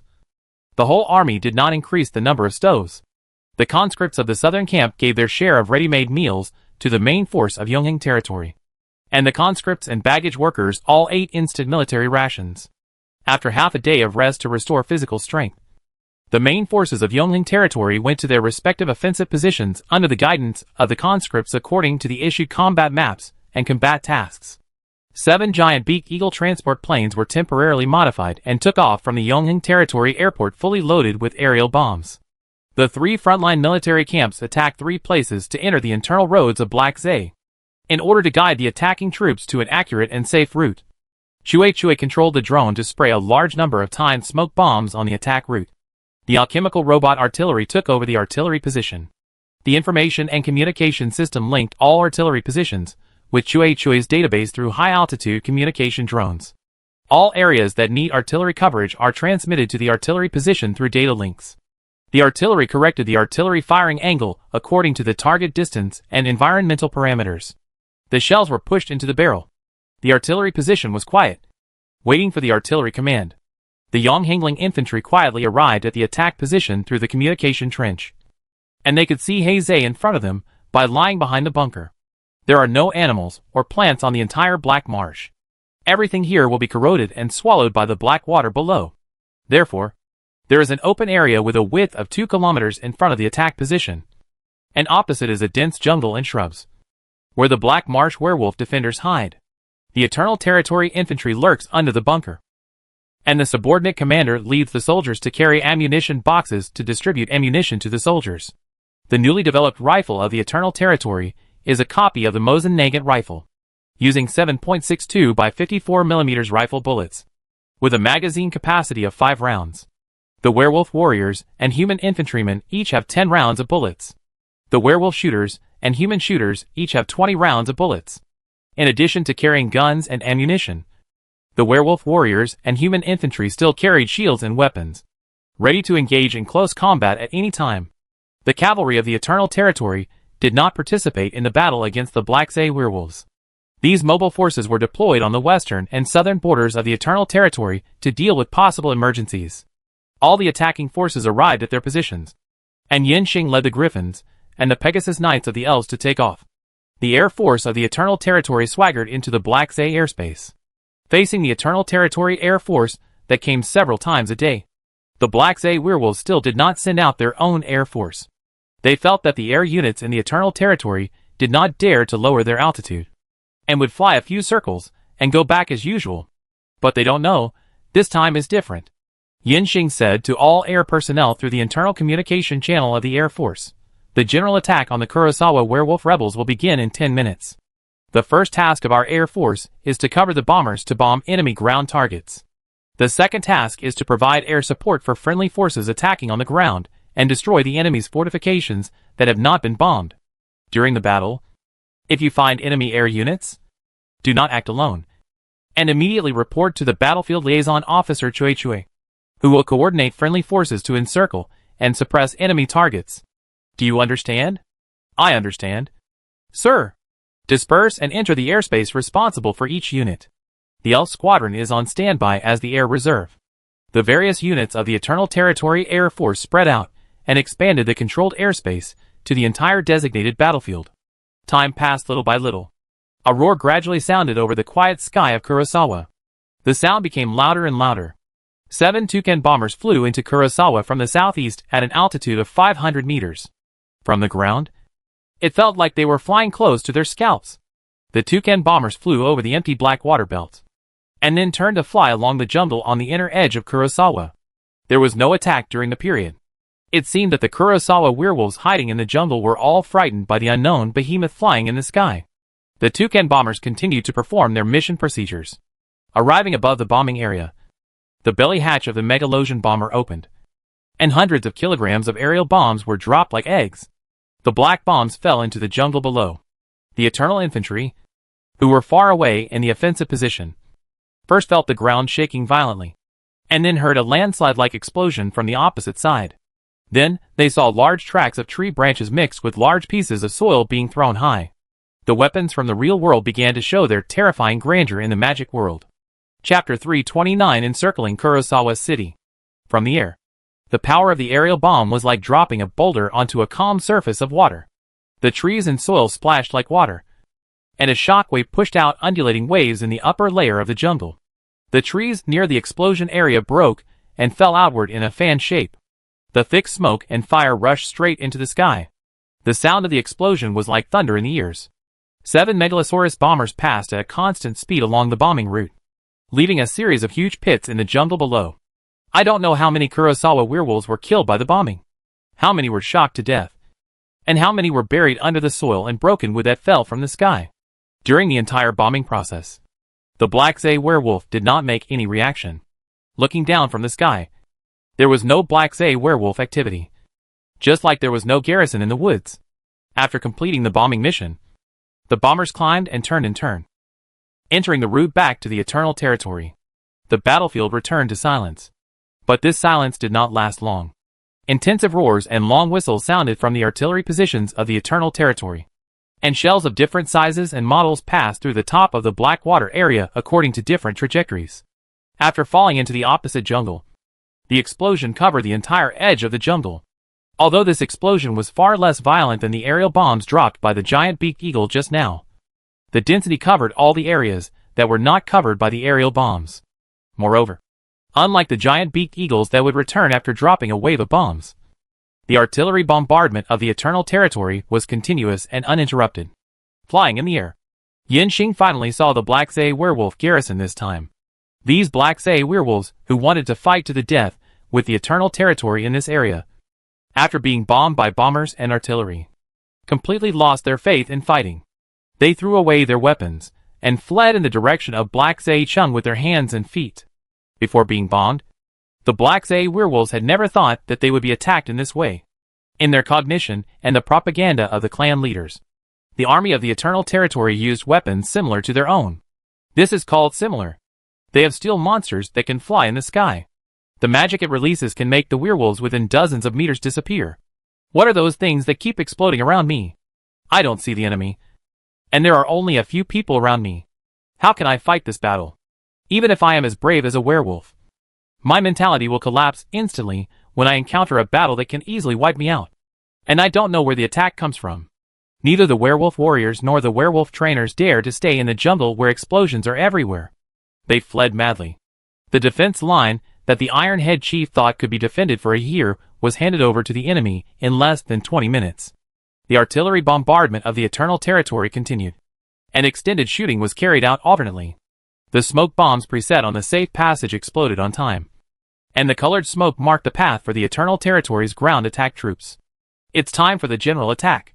6 armed off-road vehicles rushed into the Blackwater area from the offensive position first, with more than a dozen werewolf soldiers hanging outside the off-road vehicles. Behind the off-road vehicles was a group of carnivorous birds, who were responsible for verifying the passability of the road and seizing the beachhead. After the off-road vehicle drove out 50 meters, the infantry rushed out from the bunker of the offensive position and charged towards Heizei along the explored road. A large group of poisonous flies flew over the Blackwater area. The main force of the Eternal Lord entered the Heizei area smoothly, which was somewhat beyond Yanxing's own expectations. It can only be said that the Heizei werewolves' understanding of war is still in the tribal era, and the Eternal Lord has been making various preparations for this war for several months. It can be said that Yonghing territory spent a lot of time manpower and material resources to achieve this victory of more than 10 minutes. The Yongjing Territory ground forces seized the beachhead very smoothly, and cleared a large safe area with almost no resistance. Subsequent infantry continued to enter Heizei along 3 channels, and attacked and advanced towards Heizei City according to the attack routes of each unit. At this time, in addition to the rocket launchers with a relatively long range, a few rockets were occasionally fired to deter the enemy's retreating troops, and all other types of heavy weapons were moved from the positions. The conscripts of the southern camp helped the artillery dismantle the artillery, and then carried the components and followed the infantry forward, with a detailed battle plan and Chichui's on-site coordination. The Eternal Territory's ground troops did not encounter any chaos due to the narrow passage. The entire process of passing through the Blackwater Zone was orderly, and all the teams that passed immediately moved forward without obstructing the people passing behind. The army of tens of thousands of people was like one body. The vanguard followed the retreating footsteps of the Black Say werewolves, not giving them the opportunity to turn back and regroup, and drove them all into Black Say's city. A few hours later, the Eternal leading force completed the encirclement of Black Say's city from the east, south, and west. The on-site command of these 3 armies was led by Steel Teeth. Orph and Eddie. Donna led the special forces to ambush outside the Blackwater district in the north of Heizei City. Surround 3 and attack 1. As long as the Blackwater werewolves dare to abandon the city and flee north, Donna will guard several important roads, and the Blackwater district will be the death place of the Blackwater werewolves. In the evening, all the attacking forces of Yongjing Territory arrived at the outskirts of Blackwater City. The artillery entered the gun position, and there was a blow to guide the target for pre-aiming. Yinxing led the Yongjing Territory Air Force and frequently flew over Blackwater City in groups, arrogantly provoking the defenders inside. So far, only 8 hours have passed since the Toucan bomber dropped the first aerial bomb. The Yongjing Territory army is at the gates of the city. The werewolves in Blackwater City are in a state of panic. No one thought they would be defeated so quickly, and no one knew what kind of enemy they were facing. The atmosphere in the leader's tent was extremely depressing. Some positions were empty. I don't know if these werewolf chiefs ran away when they saw the situation was not good, or died in the attack of the Eternal Chief's army. The werewolf chief who shouted at the last meeting that he would fight to the death with the Eternal Chief said to Taitu, in a very low voice, "Chief Taitu, the Eternal Chief attacked from the south, and has now surrounded our Black Lake City from 3 sides. The north is still under our control. If we retreat now, we can still break out of the Eternal Chief's encirclement. If it's too late, then we can't get away." Another werewolf tribe member echoed, "Yes. The Eternal Territory has steel beasts that can fly in the air, and their alchemical weapons can hit us through the black water. We misjudged the strength of the Eternal Territory. We are waiting to be blown to death by Yinxing if we defend the Black Swamp City, while the Eternal Territory has not blocked the road to the north. Let's leave quickly." Taitu no longer has the courage to teach Thunder Swamp to change the sky. The defeat on the front line was too scary. It was really a crushing defeat, and we were chased back all the way. "Run?" Taitu said to many werewolf tribe leaders. "Where can we go after running out of Black Swamp? After today, no tribe in the entire Thunder Swamp dares to take us in. Where can we go after running out of Thunder Swamp? Do you think orcs or humans will take us in? We have nowhere to escape. Are we just going to die here?" A werewolf chief stood up. "If you don't leave, we will. Our ancestors left the wilderness and came to the swamp to survive. I believe there is always a place for us to survive in this world." Another werewolf stood up and said, "How about we surrender to Master Yinxing? Master Yinxing is generous and kind. I heard that he even let the assassin who assassinated him go, and let that assassin be his cabinet minister. We can send someone to ask Master Yinxing what he thinks. If he agrees to our surrender, we can still stay in the swamp." When surrender was proposed, the expressions of all the werewolf chiefs changed. Master Yinxing is generous and kind, and everyone in Thunder Swamp knows it. Master Yinxing is a man of his words, and everyone knows it. As long as Master Yinxing agrees to our surrender, our lives and the lives of our tribesmen will be saved. The chiefs began to discuss who should be sent to talk about surrender. Even the werewolf chief who had just proposed to follow the example of his ancestors to find a new homeland followed the discussion enthusiastically. Suddenly, Taitu laughed and said contemptuously to the werewolf chiefs who talked about surrender, "You cowards. You just lost a game and you want to surrender, which is really a loss to the honor of your ancestors." A werewolf chieftain retorted, "Iron Head, If we can fight, we will definitely fight. But fighting with the Eternal Territory is a waste of time. There is no hope of winning. The wolf cubs don't dare to fight. Ironhead laughed. Who said there is no hope of winning? The Eternal Territory has powerful weapons. And so do I in Heisei City. The werewolves asked together, what is it? I won't tell you what it is. Anyway, I want to fight with the Eternal Territory. If I lose, it's up to you whether I flee or surrender. How about it? The werewolf chieftains thought it was feasible. After all, surrender is not a glorious thing. And no one is willing to bow their heads until the end. If Taitu really has a powerful weapon to defeat Yongheng territory, then we can just share Yanqing's wealth. Since Chief Taitu wants to fight, we will continue to support Heisei. Taitu looked at the werewolf chiefs with a smile and said, my weapon is still a little bit imperfect. If the chiefs can lend me your treasures, I promise that I can twist off Yanqing's head with my own hands. After hearing Taitu's words, the chiefs looked at each other. Taitu, you know us. What treasures can we have? Of course, as long as we can win this war. If you need something from our tribe, just take it. Taitu laughed loudly. Thank you, my good brothers. For victory, please lend me your heads. As soon as Taitu finished speaking, the temperature in the leader's tent dropped instantly. When the werewolf chiefs realized that something was wrong, it was too late. The magic circle that had been set up long ago instantly froze their legs. And then a strong electric current ran through their bodies, dispersing the magic power they had gathered in an emergency. Before they called for help, a group of Knoll shamans appeared from behind them. The Knoll shamans chanted a spell, cut the necks of the werewolf chiefs with daggers, and then took out wooden bowls to catch the blood that was sprayed out. The werewolf chiefs, who lost their lives, fell to the ground. The Knoll shamans held a dagger in one hand and a blood bowl in the other, performing a sacrificial dance in the tent. Taitu walked down from his throne and knelt in the middle of the werewolf leader's body. The Knoll shaman sang and danced in a circle, surrounding Taitu in the middle. They cut Taitu's fur with a dagger and smeared the blood in the bowl on Taitu's body. The sky outside gradually darkened. There were no clouds in the black night, and the bright moon and stars were shining in the sky. Yanqing felt that the visibility was not high at night, and there was a risk of being attacked by the Black Zay werewolves. So he stopped the harassment in the air.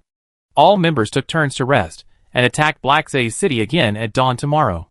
The soldiers were tired after marching in the jungle for a day.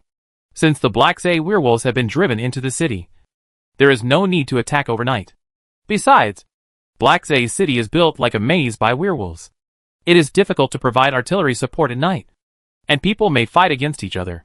The war against the Black Zay werewolves requires both a quick battle and a safe one. The best situation is to force them out of the city and deal with them in the wild. The various units of Yongheng territory rested in hiding on the spot, and implemented a blackout and sound control. There was silence outside Black Zay City, and the sound of insects seemed like an ordinary night.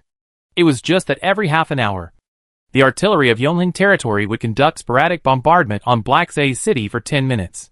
It didn't matter whether anything was bombed or not.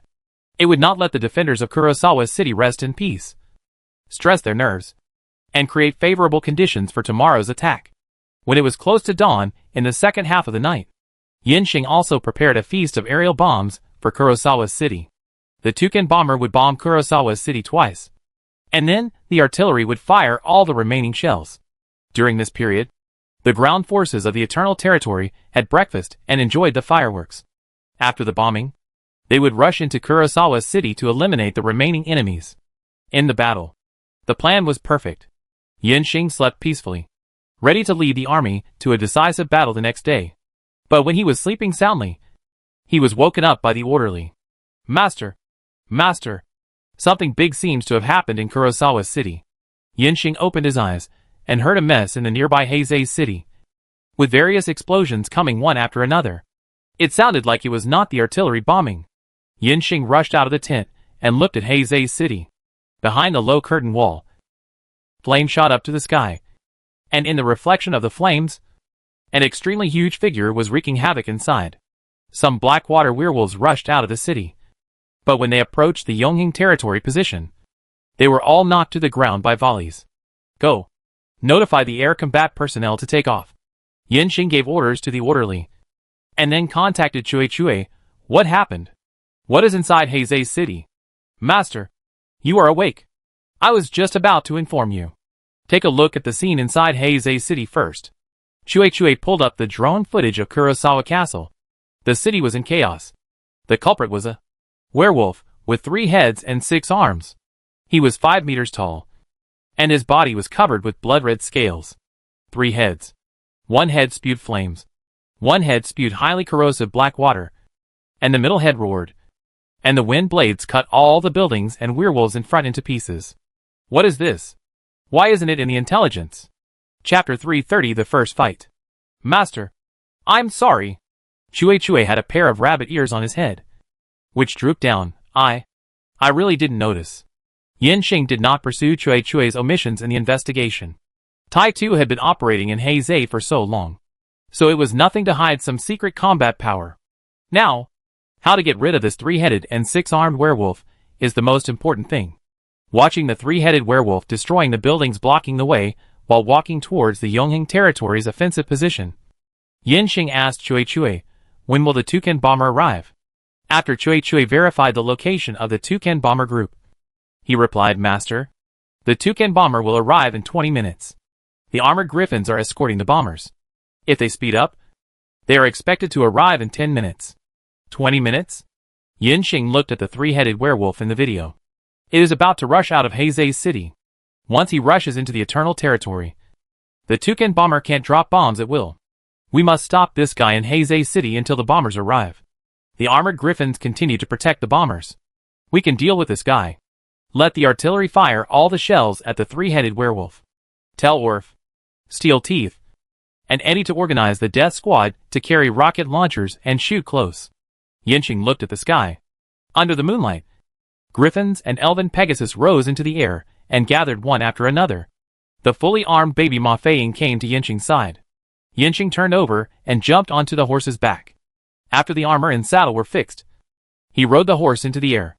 At this time, several artillery positions roared, and shells were fired at the 3-headed werewolf, who was about to rush out of Heisei City. The explosion submerged the 3-headed werewolf, but it only blocked his steps and stimulated him to roar loudly. Yanxing looked at the 3-headed werewolf through the perspective of Chue. This guy can actually block the bombardment of shells with his own defense. His strength is quite strong. Yanxing said to all the participating air combatants through the Air Force communication channel, Attention. All units. The Kurosawa werewolves have used their secret weapons. The target is a werewolf with 3 heads and 6 arms, 5.31 meters tall. And the 3 heads can spit fire, corrosive poison water, and strong wind blades respectively. And the crystal armor on the surface has extremely high defense. Other information, unknown. Our mission is to stop this 3-headed werewolf near the gate of Kurosawa City and wait for the bombers to arrive. The previous battles were too easy, and the time has come to truly test our eternal air force. Listen to my orders. Attack! Yanxing rode Feiying and rushed to the 3-headed werewolf near the gate of Kurosawa City first, followed by groups of griffins and Pegasus. To prevent accidental injuries, the artillery in the rear stopped firing. Each artillery group pushed the artillery out of the position and moved forward, preparing to fire with bayonets on the artillery. 3 death squads carried rocket launchers and charged towards Heisei City under the cover of firepower in the rear. The decisive battle broke out ahead of time. Yanxing led a large group of griffins and Pegasus and did not rush up directly, but first detoured to the side, and then turned to cut in along the wall of Heisei City. From the air, you can see that the entire Heisei City is in extreme chaos. In order to pass through the buildings that hindered him, the 3-headed werewolf violently destroyed them regardless of whether there were werewolves inside. Moreover, the 3-headed werewolf seemed to have a big problem with his mental state. He often stopped and roared at the surroundings, and then used some skills randomly, destroying and burning along the way. I don't know how many werewolves died on the spot. In addition, Yanxing also saw some looming figures around the 3 werewolves. Gnoll Shaman. Gnoll Shaman is a very rare profession in the werewolf race. Generally, it is impossible for Gnoll Shaman to appear in small and medium-sized werewolf tribes. Only in large werewolf tribes, there is a very small chance of appearing, and each Gnoll Shaman is carefully protected and hidden in the deepest part of the tribe. Yanxing has been in the Thunder Swamp for so long, and he has only heard of Gnoll Shaman. This is the first time he has seen it. There are many of these Gnoll Shamans, and their whereabouts are secretive. They also formed a protective circle around the 3 werewolves. in the indiscriminate attack of the three-headed werewolf. The Knoll shamans were able to handle it with ease, which shows that these hidden races are also very strong. Yinxing informed all air combat personnel of his discovery through the communication channel, and then rushed towards the three-headed werewolf first. The magic flying disc shot from the flying disc launcher arrived just in time. These magic flying discs hovered in the airspace, where the eternal air combat units were going to pass. After sensing that their own personnel were nearby, the status magic built into the magic flying disc was activated to release the buff magic status for the passing ones.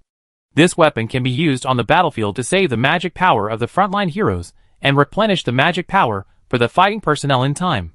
Let the frontline combatants devote more energy to the battle, especially in the ever-changing aerial battlefield. An auxiliary magic generator that can keep up with the fast attack and defense rhythm has a huge impact on the battle situation.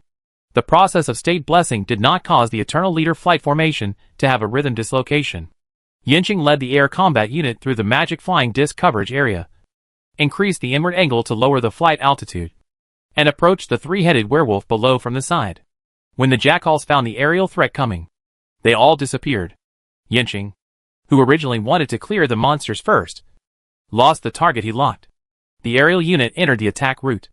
Yinxing ordered all members to attack the three-headed werewolf, and took the lead in using magic to materialize an electromagnetic cannon. The magic array was stacked up. The air elements rapidly extracted by the magic structure formed several cyclones around Yinxing. The gathered air elements were transformed into electric currents after the properties of the magic array were changed and charged into the electromagnetic gun magic structure. The sound of the electric current was like thousands of birds returning to their nests. Purple energy filled the entire barrel of the magic. A special tungsten steel projectile was thrown out by Yinxing, and the magnetic field pushed the tungsten steel projectile into orbit. With a bang, the accelerated projectile arrived instantly. At the same time, the assault rifles in the hands of the Griffin Knights roared together, interweaving into a bright fire net in the air. The elves also shot feather arrows at the three werewolves. Arrows with different colored magic attached to them flew towards the wolf's vital points.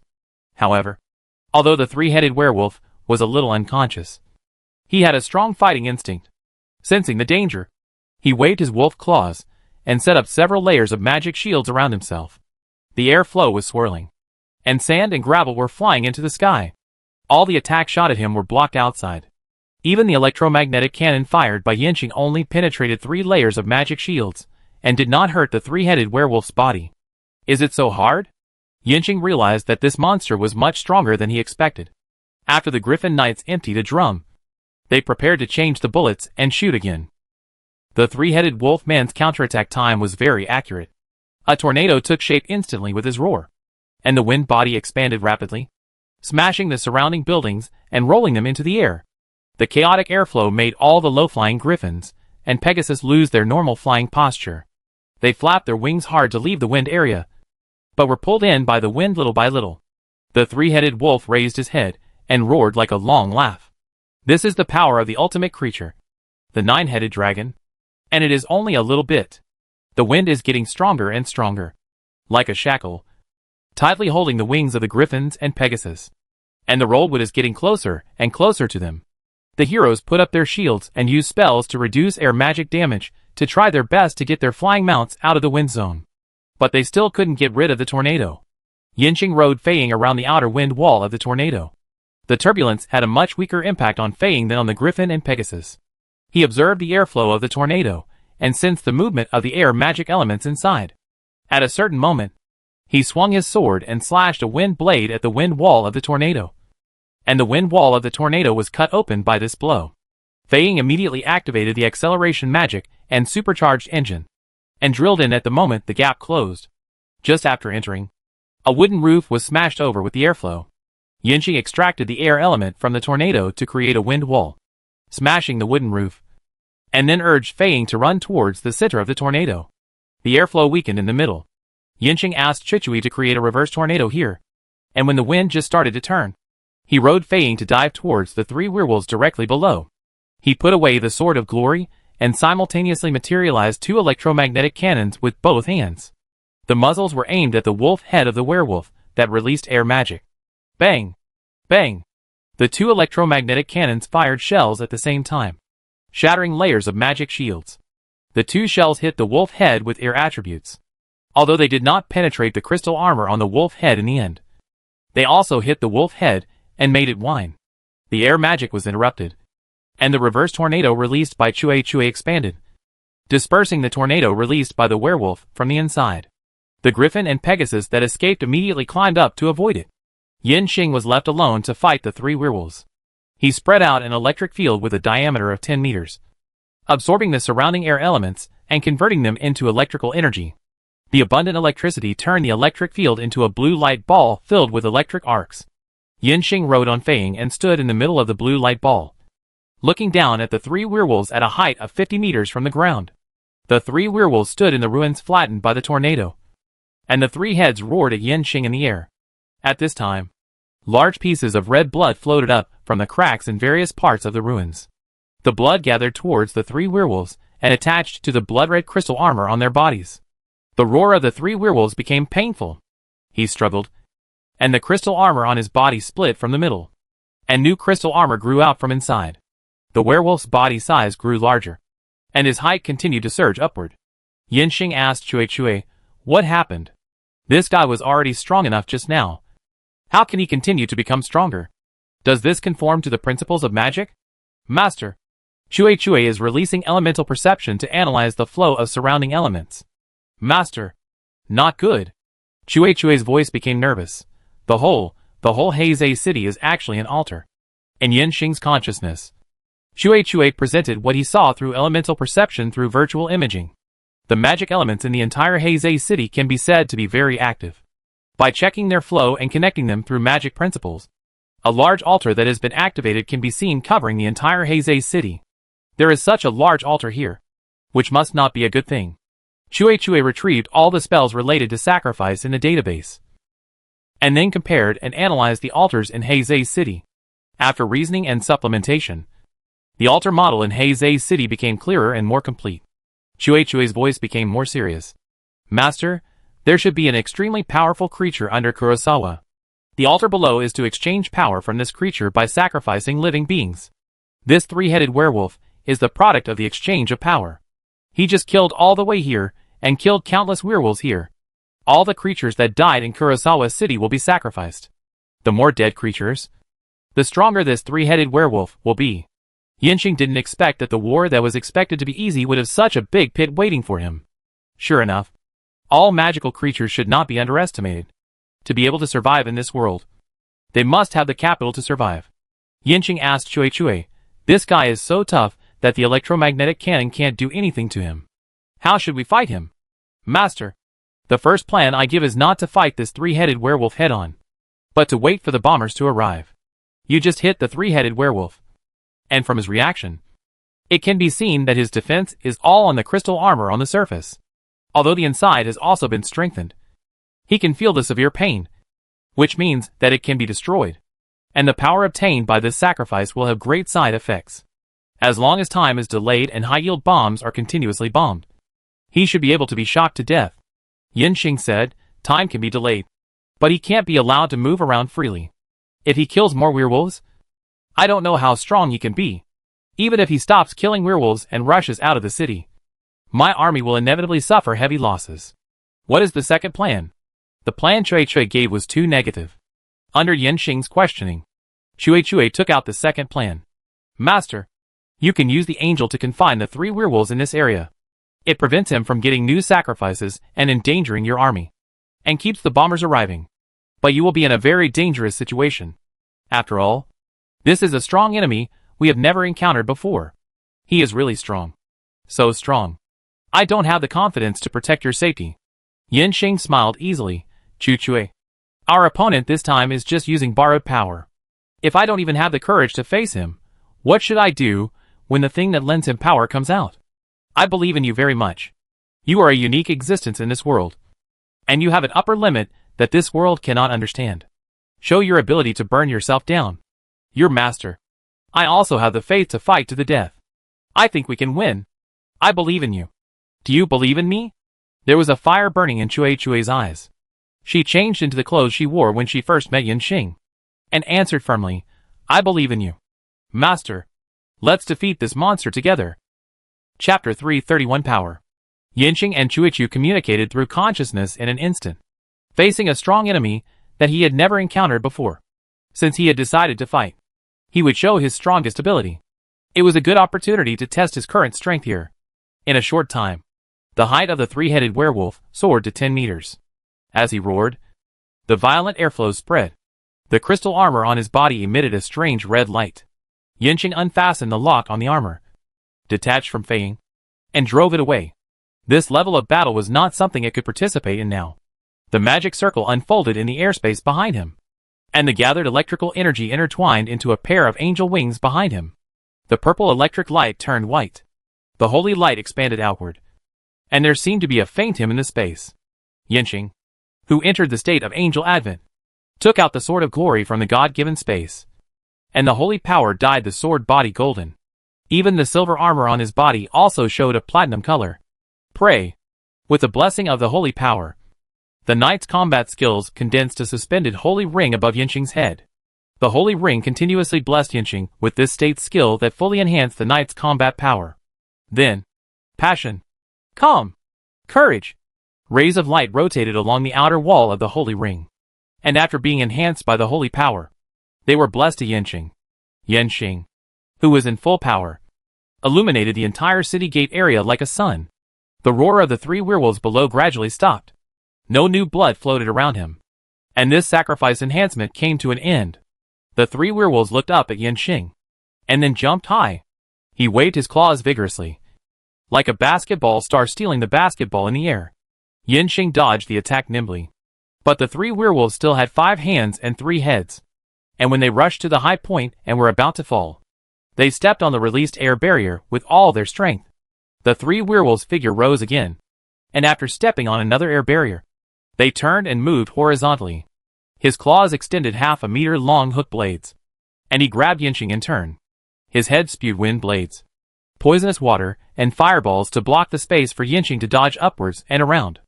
The attack was impenetrable, pressing down the direction where Yinxing could dodge. If Yinxing was pressed to the ground, he would also lose his greatest advantage: divine protection. Yinxing released 3 light shields around himself, and the 3 light shields spread into 3 light energy walls to block the magic spewed out by the 3 werewolves. Under the impact of wind blades, poisonous water, and fireballs, the 3 light energy wall shattered and dissipated. Yinxing cut through the spell with little energy left with another sword, and continuously released electric shocks to the 3 werewolves that entered his electric field. The arm-thick electric current whipped the 3-headed werewolf, and after hitting the red crystal armor, it turned into countless tiny arcs that drilled into the gaps between the armor plates. The over-electricity caused the 3-headed werewolf to become paralyzed and have muscle spasms. One of the air barriers was not connected well, and his body fell from the air to the ground. The huge body collapsed several houses, but did not cause much damage to the 3-headed werewolf. He quickly got up, and with 6 hands, he grabbed the stakes and stones, and threw them at Yinxing in the air. The 3 heads quickly released magic on the thrown stakes and stones. As fast as an anti-air Gatling gun, Shui opened the Eye of Air, and more than 20 drones ventured into the battlefield at a low altitude. Video data from dozens of different angles gathered in Chui's processor. Based on the information she collected, she simulated the flight paths of these investment objects in advance, and then combined the effects of the attached magic to calculate the safe position to avoid these attacks. Yinxing didn't need to care how dense or fast the wood and stones were. Just move quickly according to the points marked by Chui. Even if there were calculation errors, the defensive spells could provide enough tolerance. Yinxing in the air was like a dancer on the stage, calmly dodging the attacks from below. The scattered magic that occasionally hit the shield and exploded was like fireworks on the stage. After the 3-headed werewolf threw out everything that could be thrown around, seeing that Yinxing was not hurt at all, he roared loudly in anger. Yinxing raised the sword of glory high and chopped it down again. God's punishment sword. A huge sword fell from the sky, and the blade stabbed straight at the 3-headed werewolf. At this time, the left and right heads of the 3-headed werewolf suddenly drooped down. The werewolf in the middle had a hideous face, and a strong blue light shot upward from his eyes. When the giant sword was about to hit the 3-headed werewolf, he disappeared from the spot in an instant, and then appeared beside Yinxing. The claws slapped at Yinxing like 2 doors, and a wind shield was divided into 2 hemispheres to seal Yinxing in the middle. Yinxing didn't expect that the three-headed werewolf could teleport such a large body to his side.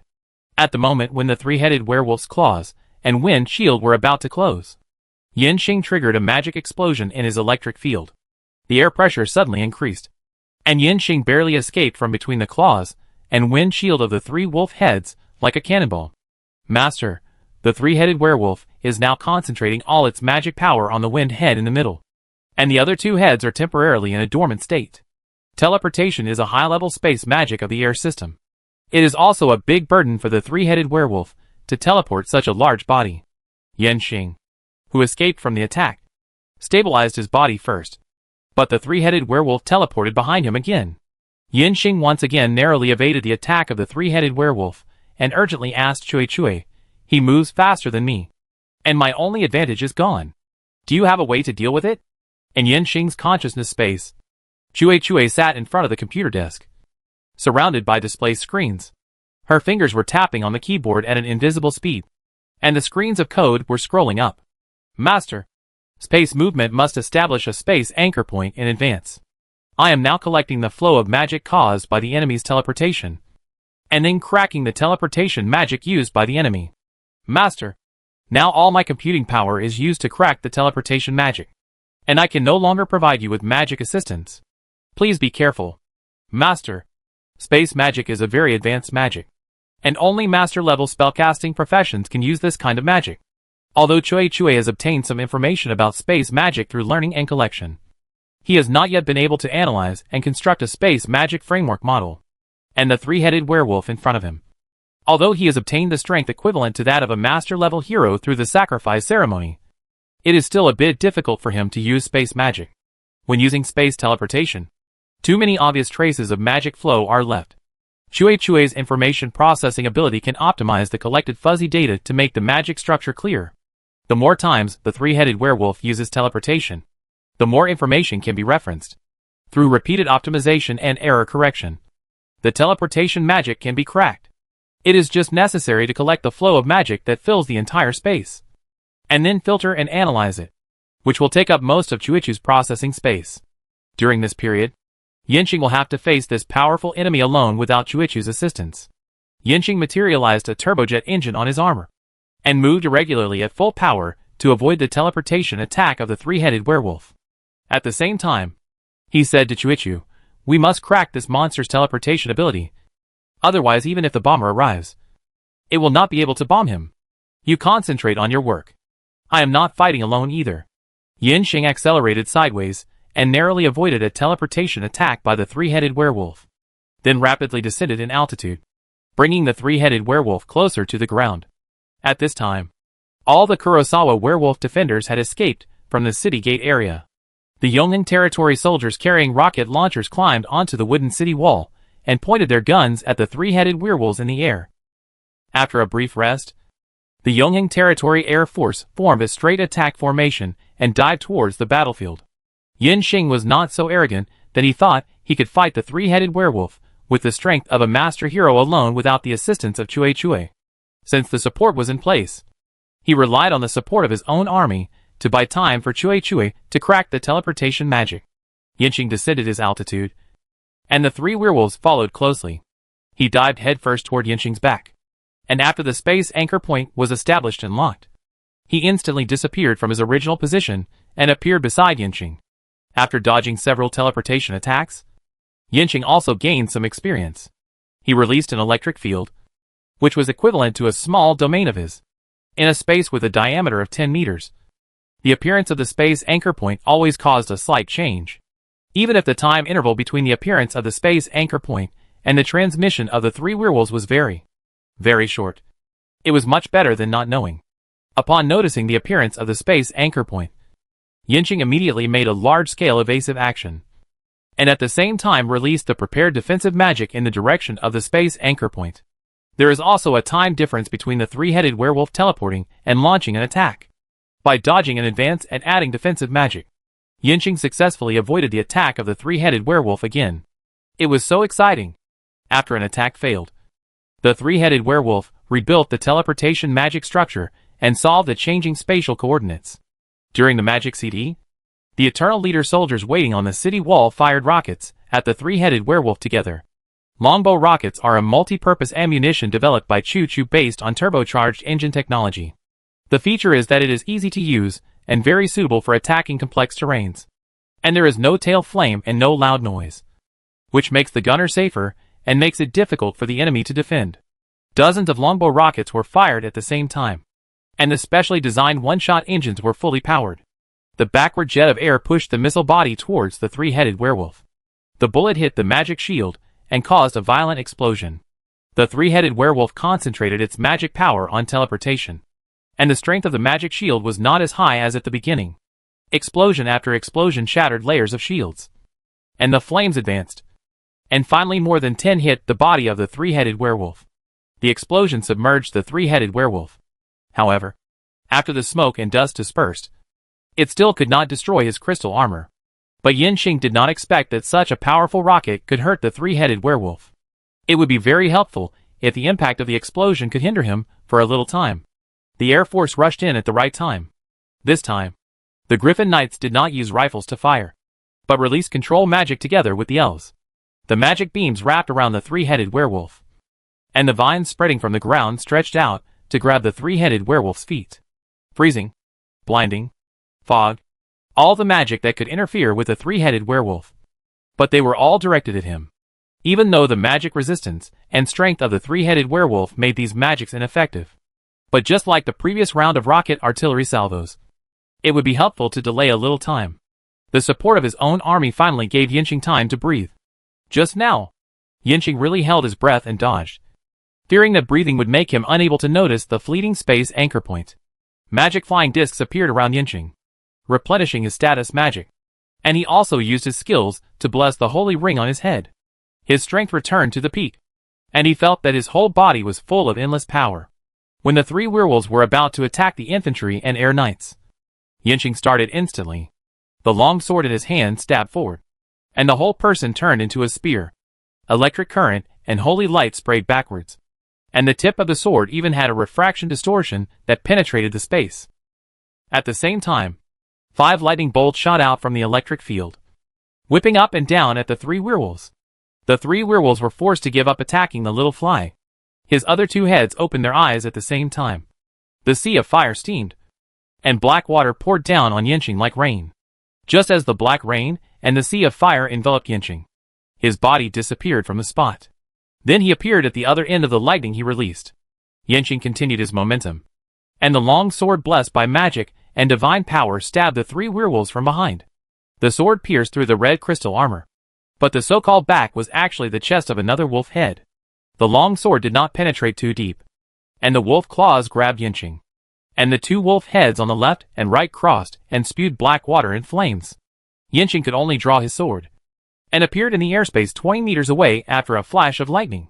Chui completed the cracking of the teleportation spell used by the 3 werewolves in the calculation that almost made him crash. The space spell opened a crack for her, and Chui entered this new and open magic field. As long as she mastered the structure and release mechanism of the spell, the construction of the magic structure and the calculation of the space anchor point were just 2 simple tasks for Chui. Moreover, her calculation speed was faster and more accurate. She even developed an arc positioning method by the way, no longer performing complex and changeable space coordinate verification, and directly using the arc for temporary space positioning, using the voltage of the 2 poles of the arc as the coordinate. The space overlap and space separation are completed instantly to achieve the effect of teleportation.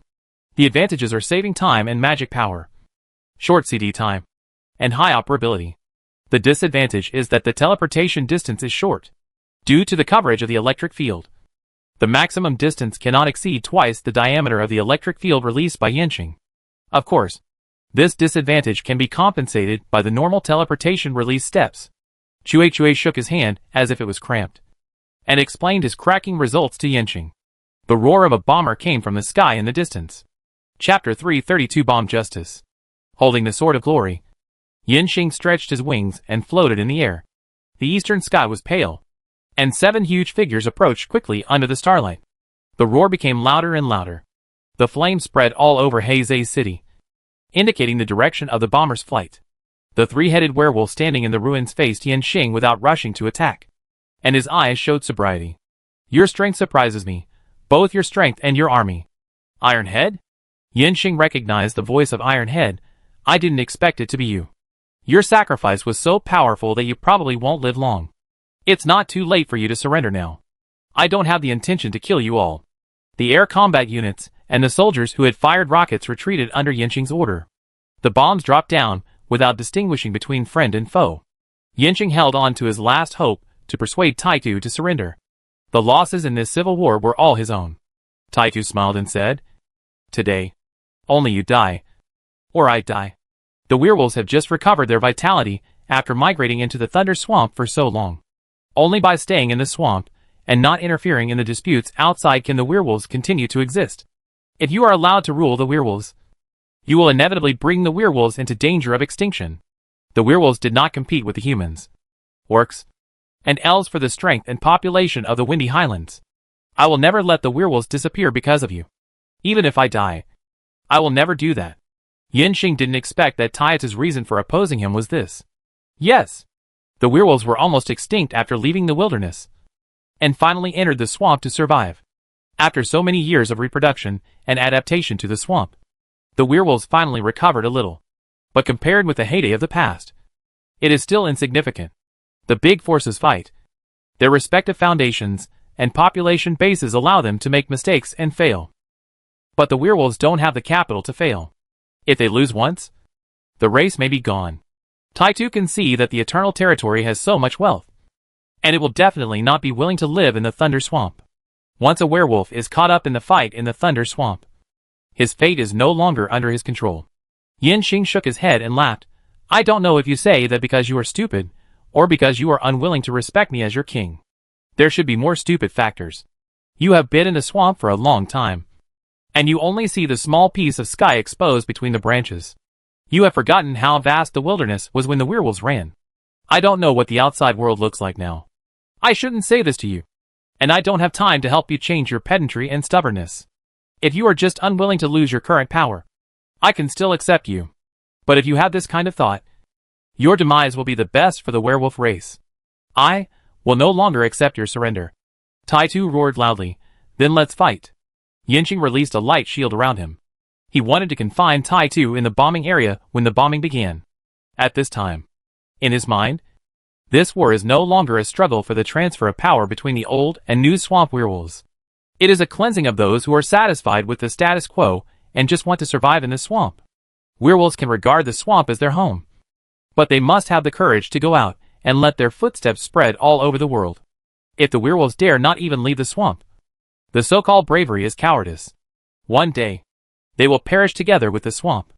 Let's use this war to cleanse the werewolves and clear the obstacles for their rise. The cyclone rolled up.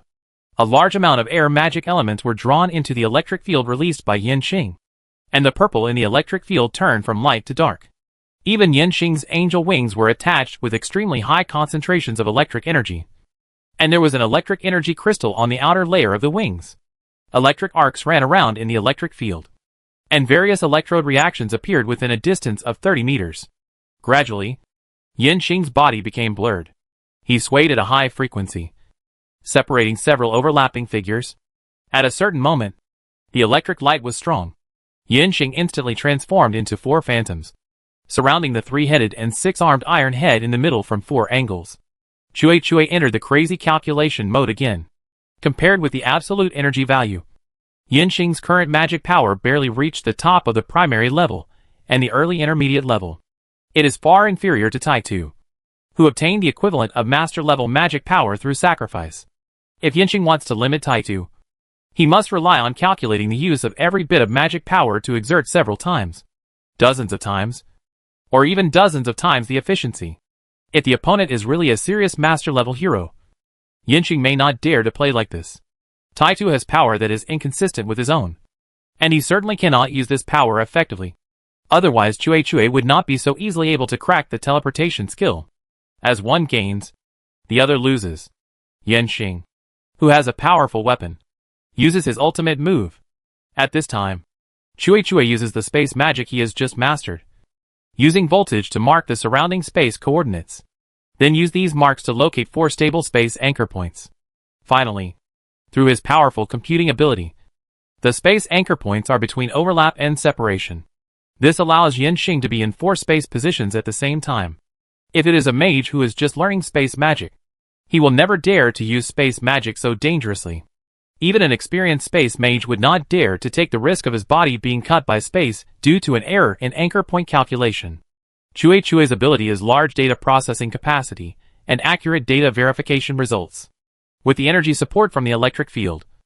After Chue's calculation, Yanxing appeared at 4 spatial coordinates in a special space environment at the same time. This is not a mirror magic of the water system. It will dissipate after a little attack. The 4 phantoms are Yanxing's body and his image. Real and virtual. Depends on Chue's switch of the spatial overlap point. Taitu doesn't know what kind of spell this is.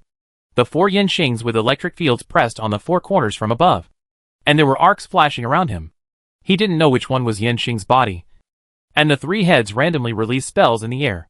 The light shield released by Yanxing was transformed into a light energy wall, and then combined into a barrier that sealed Taitu in the middle.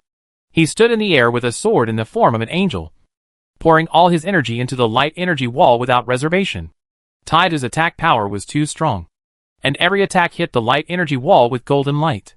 If Chuchui could not accurately control the instantaneous strength of the light energy wall, Yanxing's defensive spell might not be able to block Taitu's attack.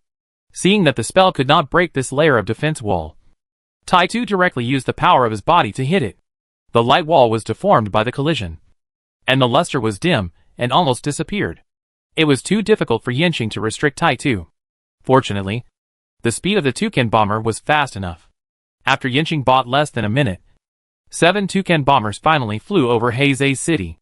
The fleet entered the bombing route. In order to drop bombs accurately, they deliberately lowered their flight altitude, and the open bomb bays could be clearly seen from the ground. One after another, black aerial bombs fell. Although Taitu had never seen the power of the bomber, he had heard from the werewolves who had escaped back that one of the alchemical bombs dropped by this thing could blow a hole higher than a person on the ground. And hundreds of werewolves couldn't even find their bodies. Not to mention the werewolves whose internal organs were injured by the shock, who vomited blood and fell down and died while running. Taitu didn't know if his current body could withstand alchemical bombs of this power. Even if he could withstand one, could he withstand dozens at the same time?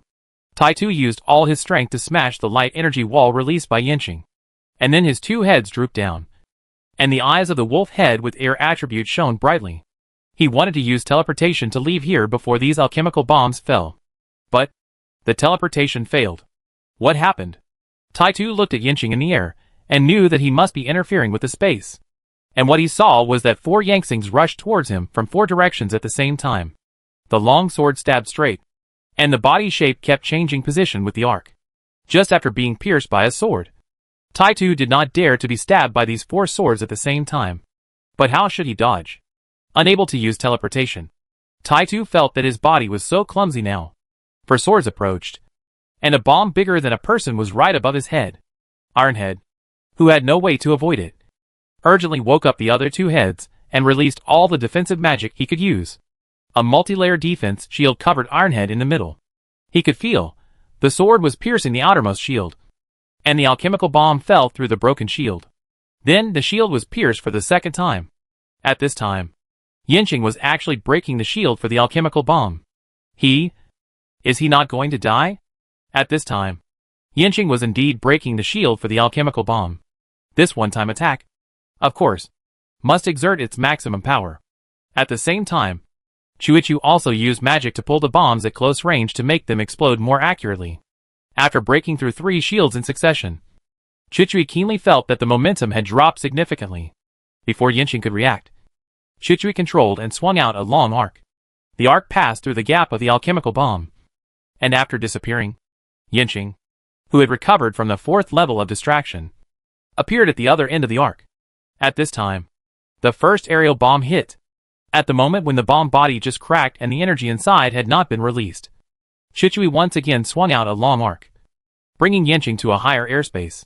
The shock wave generated by the explosion spread, and Chuchui used arc teleportation continuously, allowing Yanxing to escape to a safe airspace while being chased by the explosion coverage. It was so damn thrilling. If it wasn't for the blowing, Yanxing believed that he would never be able to cast such a precise and swift spell. he would have been blown to pieces long ago. The shock wave weakened and turned into a strong wind blowing across Yanqing's cheek. It rushed up to the sky with a deafening roar. The earth was heaving as if an earthquake had occurred. Dozens of tons of explosives were concentrated and detonated, and the mushroom-like smoke rolled up layer by layer. Everyone who saw and experienced the explosion was stunned. Probably nothing can survive in the center of such an explosion. Ahead, the Megalosaurus bomber that completed the bombing mission slowly pulled up in altitude and prepared to enter the return route. The battlefield returned to silence. Even the insects in the jungle fell silent at this time. After a while, the smoke and dust produced by the explosion drifted away with the wind, and a huge pit in the center was so shocking. Inside the pit, buried under the soil and various debris, the bodies of 3 werewolves could be seen lying in the middle, motionless. Is he dead? Yanqing couldn't be sure. After all, many things in the magic world cannot be judged by realistic standards. He waved his hand, and a nearby Griffin Knight swooped down. The Griffin Knight first lowered the height to 100 meters, then circled along the outer layer of the pit, and then landed on the edge of the pit. Finally, he jumped in. He used magic to push away some of the heavy objects pressing on Tai-Tu, and carefully checked the physical condition of the 3-headed werewolf. Master! The voice of the Griffin Knight reached Yanqing's ears through the communication channel. The target is dead. Dead? Yanqing breathed a sigh of relief. He lifted the angel's descending state, dispersed the electric field, and his body fell just sitting on Fei Ying's back. He then ordered his army, block the entire Heizei area, and capture all the enemy werewolves, especially those jackals. Yanqing turned to Alito and said, "The elves should be very good at tracking. Please leave the team to capture the jackals." Your Highness. Tai-Tu died, but the incident was not over. What exactly is the creature under the Black Lake? How did Tai-Tu become like this? What other secrets are hidden here? All need to be answered. Those Knoll shamans began to follow Tai-Tu closely, which must be related to this sacrifice. First, catch them and interrogate them. After repeated inspections and confirmation, Tai-Tu was really blown to death, bleeding from all 7 orifices, and his internal organs were shattered into unknown shapes. The Yongyuan leader soldiers who entered the city found the body of the werewolf chief who followed Tai-Tu in the rebellion. Obviously, they were all sacrificed. All the chiefs died, and the remaining werewolf rebels all became headless flies. After being killed by Tai-Tu again, these werewolves fled northward, but were blocked by Donna, who was guarding outside the passage. When the Yongjing army surrounded them again, they all surrendered. So far, the battle to wipe out the Black Zay werewolf rebels ended without any danger. Yanqing perfectly achieved the strategic and tactical goals he had formulated before the war. With an overwhelming victory, he eliminated the unifying birds in the Thunder Swamp and established his authority by force. Accelerated the unification of the Thunder Swamp. Trained the army. Through an actual battle, let the soldiers know how to use new weapons. Train the coordination ability of infantry and artillery. Train the ability of air control and long-range bombing. Test innovative weapons. Develop new tactical ideas after modern tactics and magic. Find problems in actual combat. Solve them. Prepare for the next war against the Windy Highland Legion and the future war against the Elemental Tower. After Yanqing controlled the entire Black Swamp, he immediately sent someone to send a second invitation letter to the clan leaders of all clans in Thunder Swamp. Unlike the last invitation letter, Yanqing expressed the hope that each clan leader would give a reply. This time he asked the signalman to only send the letter. Don't ask any questions. Don't answer any questions. Reply as soon as it is sent. There is only one sentence on the invitation letter. The meeting of all clan leaders of Thunder Swamp will be held on time in Blood Crown Mountain City. Chapter 333 Conference opens. While Yanqing led his army to attack the Black Zay werewolf rebels, all parties in the Windy Highlands were working hard for their own interests in the ever-changing situation. After the riot in Nuda City, the temple was silent for a period of time, and High Priest Lancelot secretly went to Storm City and met Marquis Anderson. The Cloud Tower suddenly armed Marquis Anderson's Windy Highlands Legion, which attracted the attention of the whole world in a short time. After all parties learned about the scale of alchemical weapons that the Cloud Tower gave to Marquis Anderson this time, they all smelled the taste of a major change in the world. The Thunder Swamp also officially entered the vision of all parties.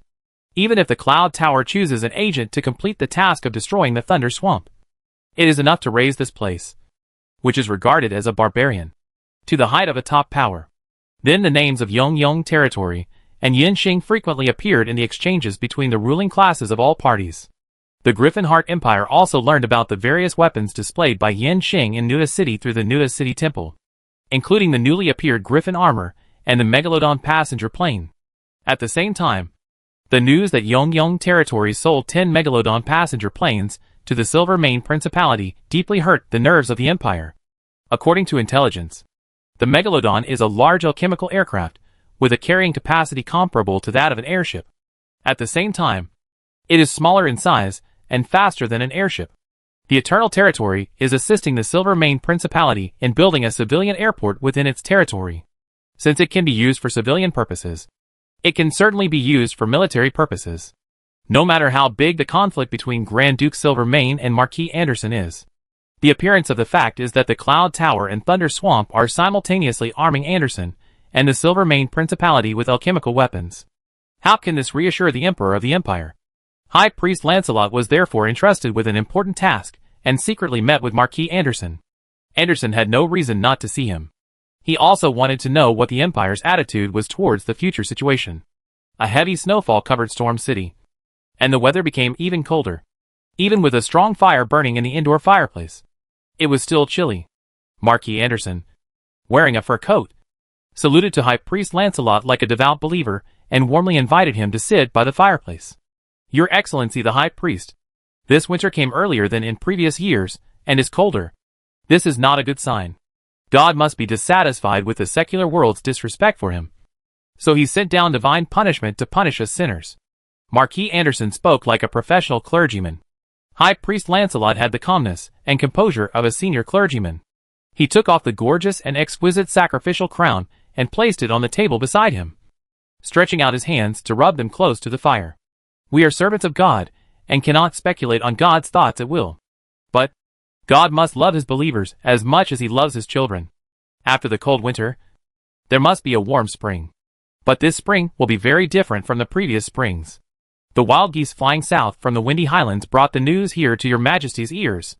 Your Majesty congratulated the Marquis for once again maintaining the glory of the human race in the windy highlands. He also admired your military talent very much. If, His Majesty said, if you were his vassal, you would definitely get a higher title and a larger fiefdom. Lancelot said the purpose of his trip as if he was chatting. Anderson is already a Marquis, and there is no more title to be given in the Silver Mane Principality. If Anderson is canonized as a duke by the Emperor, his status will naturally be equal to that of the Silver Mane Grand Duke, which is equivalent to splitting the Silver Mane Principality. But the Emperor of the Empire crosses the border to canonize a vassal of the Duke, which is equivalent to tearing the face with the Silver Mane Principality. And it is not an exaggeration to say that it is a declaration of war. If Anderson accepts the canonization of the Empire, it will be a great blow to his reputation, and there is a risk of being completely isolated. But there are also many benefits. The Windy Highlands will definitely be his fiefdom. If his own title is promoted, he will have a lot of high titles that can be distributed. With land and titles, he can gather a group of heroes willing to leave the Silver Mane Principality and follow him to expand the territory. Now the air route between the Eternal Territory and the capital of the Principality, Danling City, has been opened, which can bypass Storm City to transport sensitive materials. At the same time, Yinxing and Lady Carol have become sworn brothers, and the sale of 10 Toucan passenger planes means that there are many unknown cooperations between the Eternal Territory and the Silver Mane Principality. All signs show that Duke Silver Mane is determined to get involved in the fight between Thunder Swamp and the Cloud Tower. When spring comes, once the Windy Highland Legion launches an attack on the Eternal Territory, Duke Silver Mane will definitely put pressure on Storm City from political and military perspectives. Now the Windy Highland Legion still nominally belongs to the Silver Mane Principality. If the Duke intervenes directly, some people will definitely waver. Therefore, rather than being constrained by the Duke of Silver Mane at that time, it is better to draw a clear line with him earlier, so that his subordinates can recognize their positions and make choices.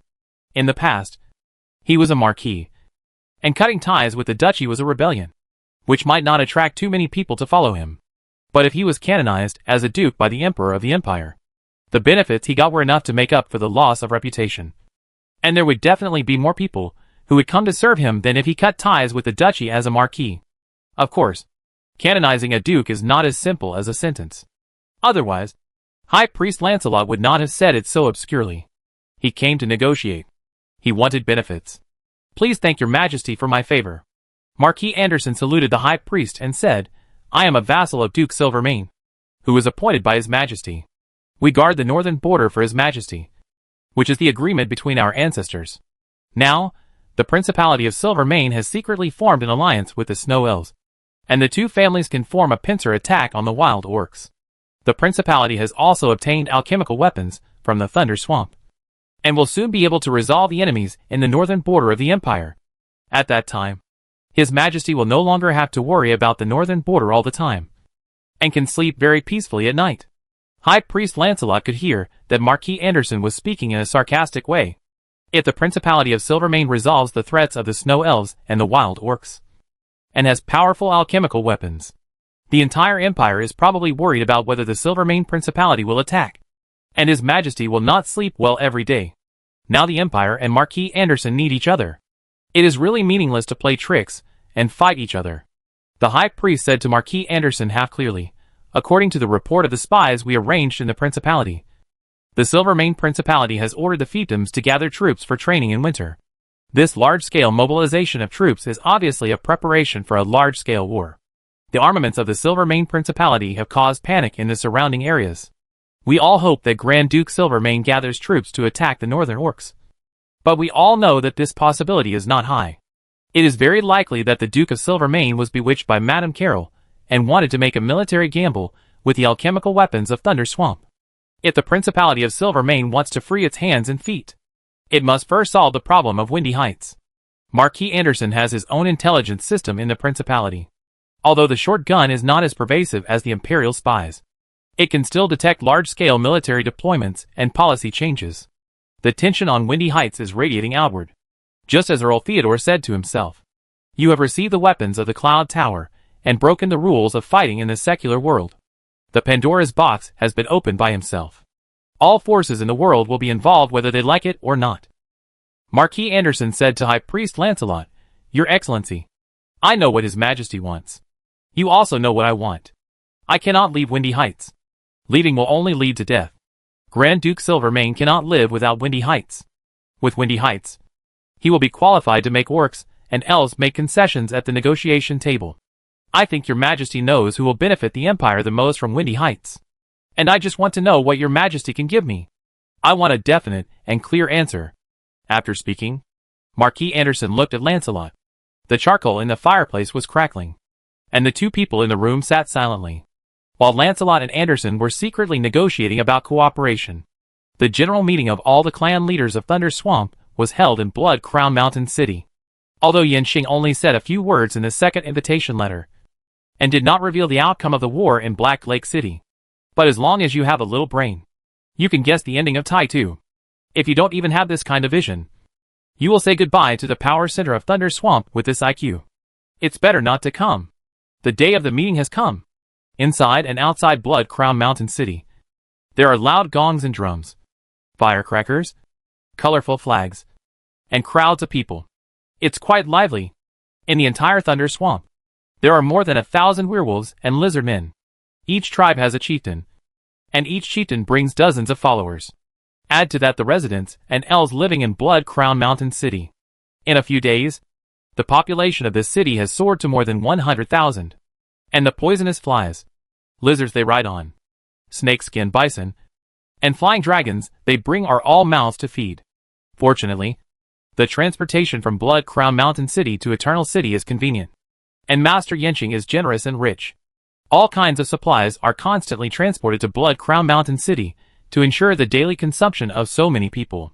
And Master Yanxing's requirements are not just full. Must eat well.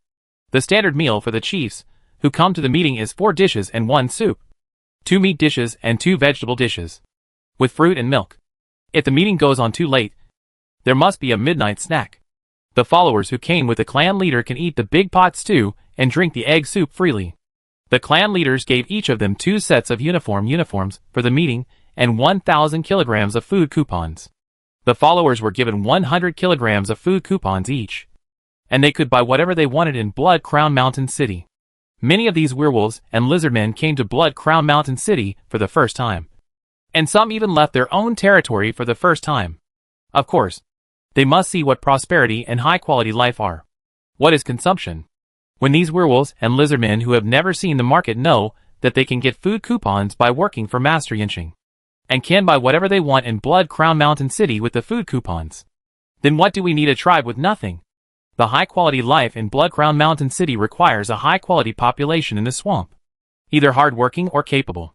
These are the talents that are indispensable for the development of the Eternal Territory.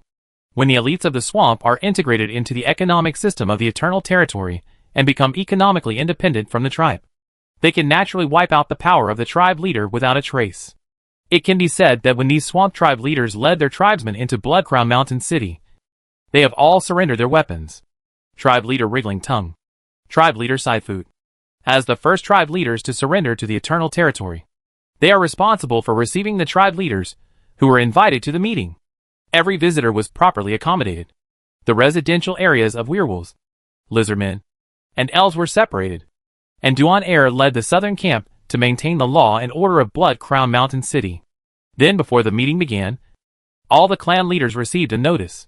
Yongyong Territory will hold a grand military parade in Blood Crown Mountain City to celebrate the convening of the first general meeting of all clan leaders in Thunder Swamp. At that time, all the main armies of Yongyong Territory participating in the elimination of the Black Swamp Werewolf rebels will pass through the Thunder North-South Avenue running through the middle of Blood Crown Mountain City in turn. After the military parade, the Black Swamp Werewolf rebel captives will also go to Yongyong Territory through the Thunder North-South Avenue to serve labor. This is the first time that Yongyong Territory publicly confirmed the results of the Black Swamp War.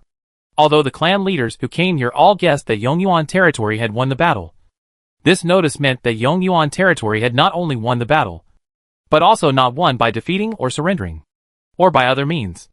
It was a real annihilation war. The Black Zay Werewolf was completely wiped out. Counting the time from Yinxing announcing that the Black Zay Werewolf was a rebel to the time when Yongyuan Territory sent out the second invitation letter, the total time of this war was less than 5 days. If we only count the battles, it would be even shorter. The Black Zay Werewolf gathered 40,000 wolf soldiers. And Black Zay is a famous natural barrier in the Thunder Swamp. Even the Blackwater district that eats everything. It can't be beaten in 5 days. Right? And Taitu is very powerful, and has many powerful werewolf heroes as supporters.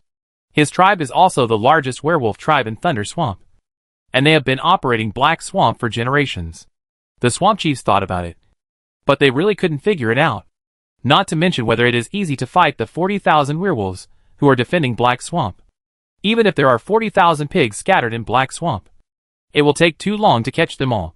The swamp chiefs are more afraid of the military strength of the Eternal Territory, and they are also very curious about the Eternal Territory's main army that annihilated the Black Swamp werewolves so quickly. The meeting will start tomorrow, and the result will be known. A snow fell at night. As soon as the snow fell to the ground, it turned into snow water due to geothermal heat, and then gathered and flowed into the city drainage canal. There were fire pots everywhere in the Blood Crown Mountain City in the snow. Werewolf soldiers wearing steel armor and holding steel flails lined up and walked through the smooth streets. The drone flashed red dots and slowly circled over the city. For the safety of the conference, the city implemented a curfew after 10 o'clock and sent heavy troops to maintain the city's law and order. In the relatively dark city, the city lord's mansion with electricity was particularly bright. In an interrogation room in the city lord's mansion, Yinxing and Alito sat side by side behind the interrogation table, and Donna brought a team of fully armed special warfare heroes to protect their safety. In front of them, a jackal with gray hair was imprisoned on a metal chair. Chapter 334 The Sleeping Dragon. Elves are rich and assassins and hunters. Led by the Prince of Elves, 16 Knoll shamans were captured after the war in Hiai City. Yinxing, who was in a hurry to return to Blood Crown Mountain City, did not interrogate them in Hiai City. All these Knoll shamans were secretly sent to Blood Crown Mountain City, and were personally interrogated by Yinxing in a special interrogation room. Taitu died. Hiai was lost. In order to seek leniency, the Knolls did not hide anything from Yinxing. The secrets behind the three-headed wolf and Hiai were finally revealed. Does the nine-headed dragon really exist? Yinxing now knows that the world he is in at this time is called the secular world. There are all kinds of races in the secular world. Some are strong and some are weak. But to those ultimate creatures, they are all scum. The ultimate creatures are outside the secular world, and they may only appear when major events happen to the races they protect. For example, the angels protect the human race. The golden dragon protects the elves. The ancient behemoths protect the orcs. The swamp tribe also has its own ultimate creature legend, which is the nine-headed dragon. Legend: the nine-headed dragon has 9 heads. The 9 heads can release magic at the same time. And the venom they spit can corrode everything, just like the black water under the black swamp. However, because the civilization of the swamp tribe is really backward, the things about the 9-headed dragon are passed on by word of mouth. Unlike other races, who have solid evidence of the existence of their own ultimate creatures. Therefore, even some swamp tribes do not believe in the existence of the 9-headed dragon. If the 9-headed dragon existed, the swamp tribe would not be so miserable. After the ancestors of the Iron-Head tribe came to Kurosawa, they lived here for generations. They brought the shamanic mystery from the wilderness and discovered that there was an extremely powerful force under Kurosawa. Combined with the legend of the swamp, they judged that the source of this powerful force was the ultimate creature, the 9-headed dragon. It's just that no one knows why the 9-headed dragon has been sleeping. The Kurosawa werewolves have tried countless methods, but they have never been able to wake up the 9-headed dragon. However, after countless attempts, they also found a way to borrow the power of the 9-headed dragon. Therefore, the ancestors of the Kurosawa werewolf built Kurosawa City into a large altar for sacrificial ceremonies, as the last line of defense for the Kurosawa werewolf. The Iron Head became a 3-headed and 6-armed appearance by borrowing the power of the 9-headed dragon. Yin Xing did not feel that there was anything special about this information. After all, according to the movies and TV series he had watched in the past, it was a normal setting for a dragon to sleep in a corner of the fantasy world. Prince Alito was extremely shocked when he heard this information. There is an ultimate creature sleeping in the secular world, which is definitely a news that can detonate the whole world. His first reaction is that he should not be here. This information is enough to be a reason to kill an elf prince. Master Yinxing. Prince Alito wanted to make a promise to Yinxing, but he saw Yinxing closing his eyes and tapping his fingers slowly on the table. Was he murderous? Beads of sweat broke out on Prince Alito's forehead. He didn't dare to do anything dangerous, because in the battle in Heisei City, he saw the strength of Yinxing in the air. He could easily use space spells, which was enough to prove that he had the power of a master hero. There were only 3 masters in the entire Snow Elves, and all of them were old and frail, and they lived in seclusion to seek to comprehend the laws and gain a longer life. In the interrogation room, even a slight movement of magic power would be a death wish. The room was extremely quiet, with only the sound of Yinxing's fingers tapping the table. He was thinking and communicating with Chue. The so-called 9-headed dragon was just a reasonable guess by Kurosawa werewolf. With a rigorous attitude, without reliable evidence, Chue questioned the source of this power, and asked Yinxing to allow her to develop and utilize this power in depth. It would be best to buy drilling equipment from the real world and dig to the stratum where this power is located. After seeing the strength of the 3-headed werewolf, Yinxing was very curious about the power under Kurosawa.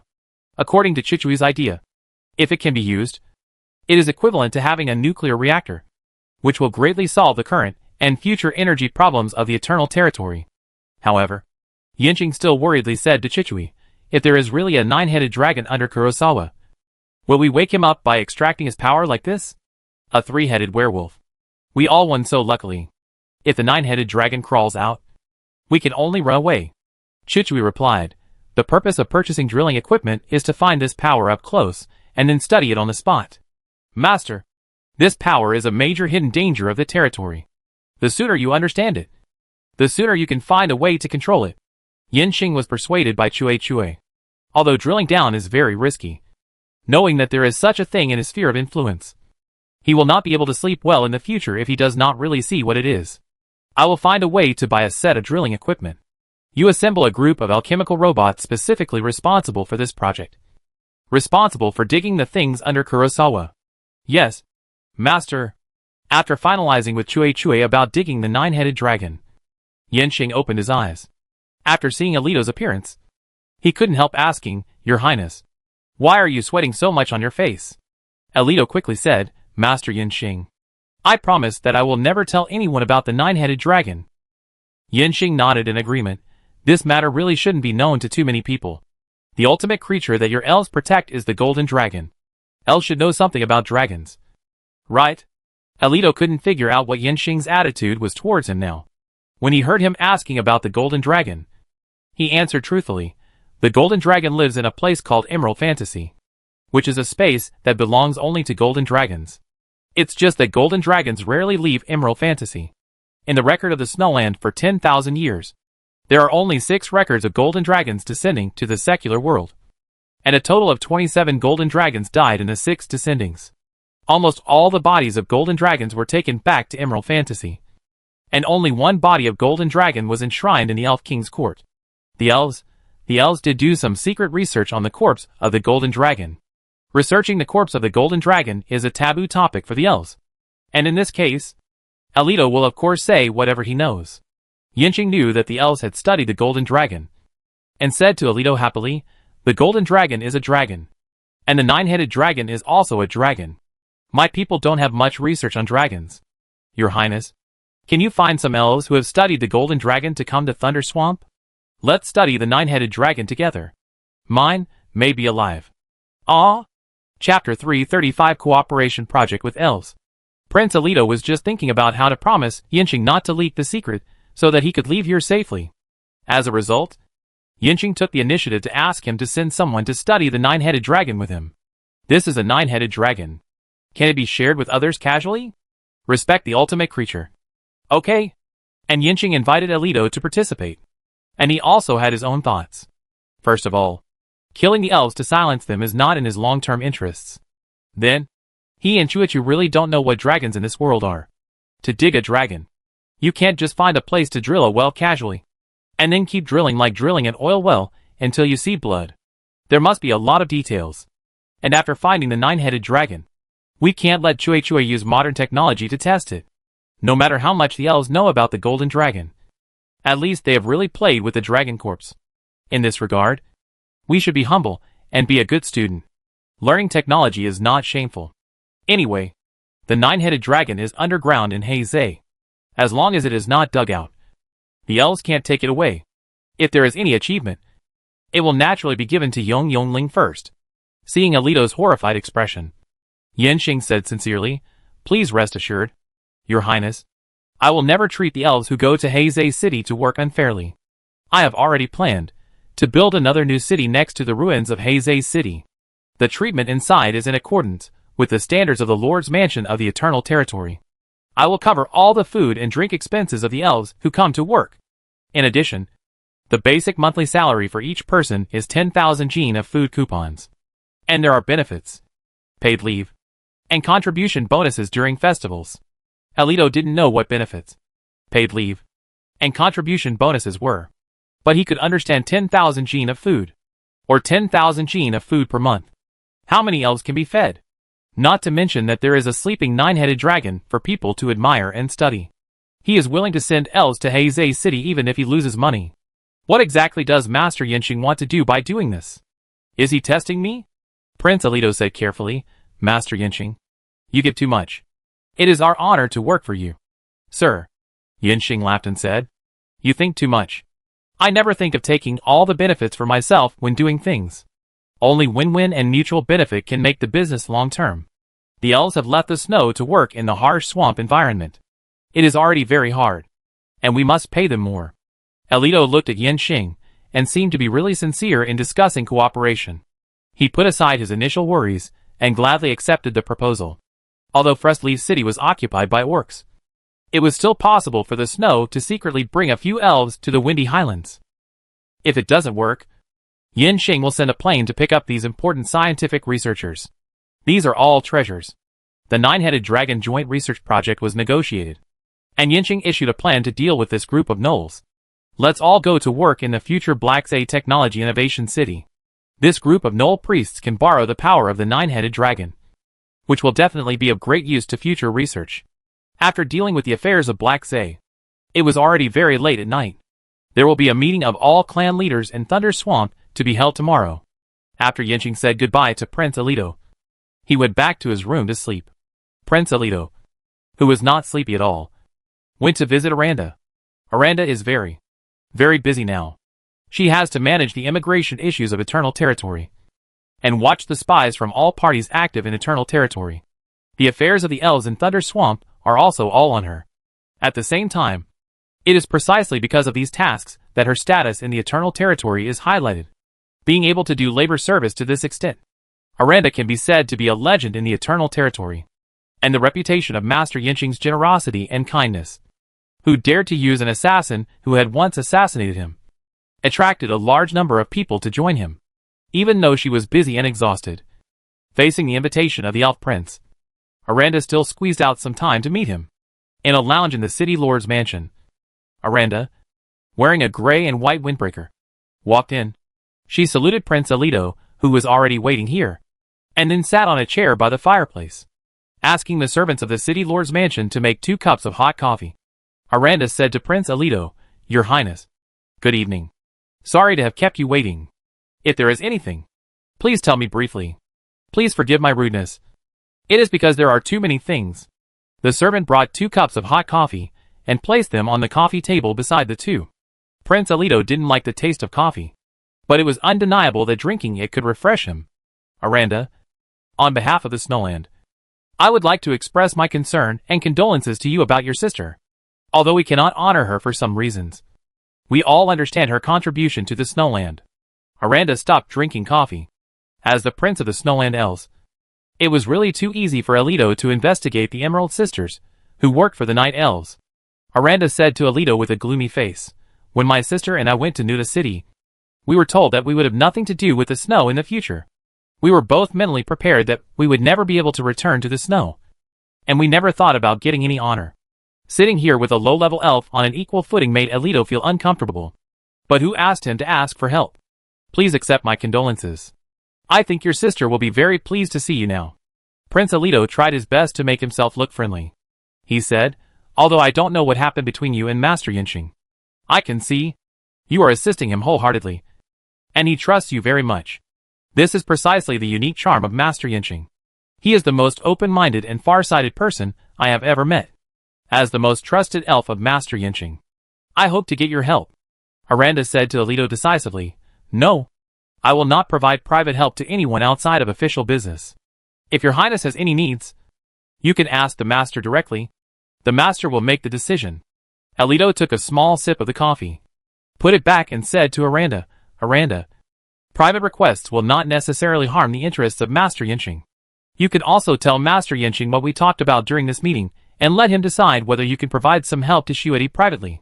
Master Yinxing has too many things to do, and sometimes he may not be able to take care of his friends in the north.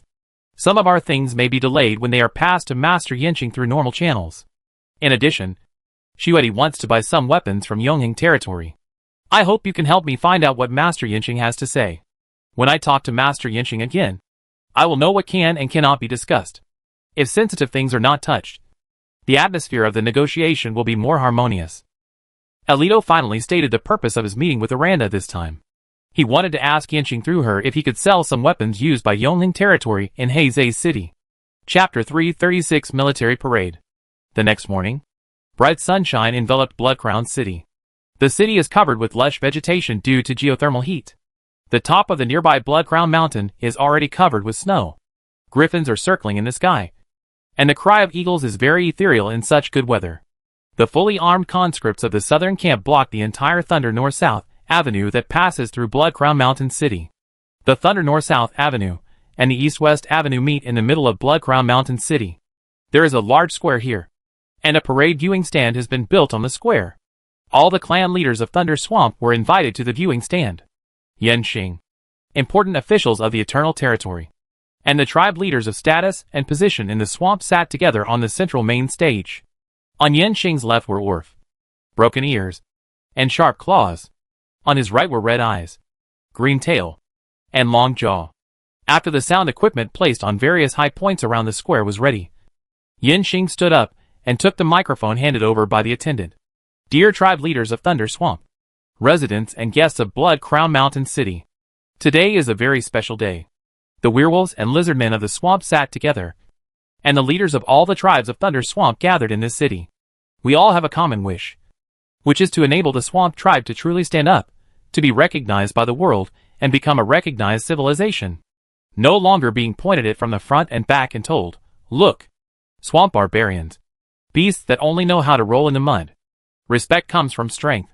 Civilization originates from awakening. The rise of the swamp requires the unity of the entire swamp. Internal friction will only make us sink deeper and deeper into the quagmire until we perish. I am not exaggerating. If you know what is happening outside now, you will know that a world-sweeping change is happening. The swamp cannot shelter the scattered swamp tribe. If you want to survive, want to continue, and want to become a main race after the great change, you must seize this opportunity. As a force with strong military power and abundant wealth, the Eternal Werewolf tribe is willing to take on the responsibility of leading the swamp tribe. I am also willing to fulfill the mission entrusted to me by Thunder Swamp and become the only governor of the swamp tribe. All the werewolves and lizardmen who came to watch the military parade of Eternal Territory did not expect that Yin Xing would directly say that Eternal Territory would lead Thunder Swamp when he gave the opening speech. He even named himself the only governor of Thunder Swamp. This is too much of a waste of time. Have you asked for everyone's opinions? Have you considered everyone's feelings? Who chose you? Who appointed you? However, no chief stood up to administer justice at this time. After all, Yin Xing is now carrying the remaining power of pacifying the Black Zay werewolf rebels. Isn't it courting death to stand up and oppose at this time? After the meeting of all clan leaders begins, we can discuss this issue properly. After Yin Xing delivered his speech, except for his own direct forces who applauded enthusiastically, everyone else responded with a dull and weak clap. Yin Xing didn't care about this response. Anyway, most of these clan leaders will be mascots in the future.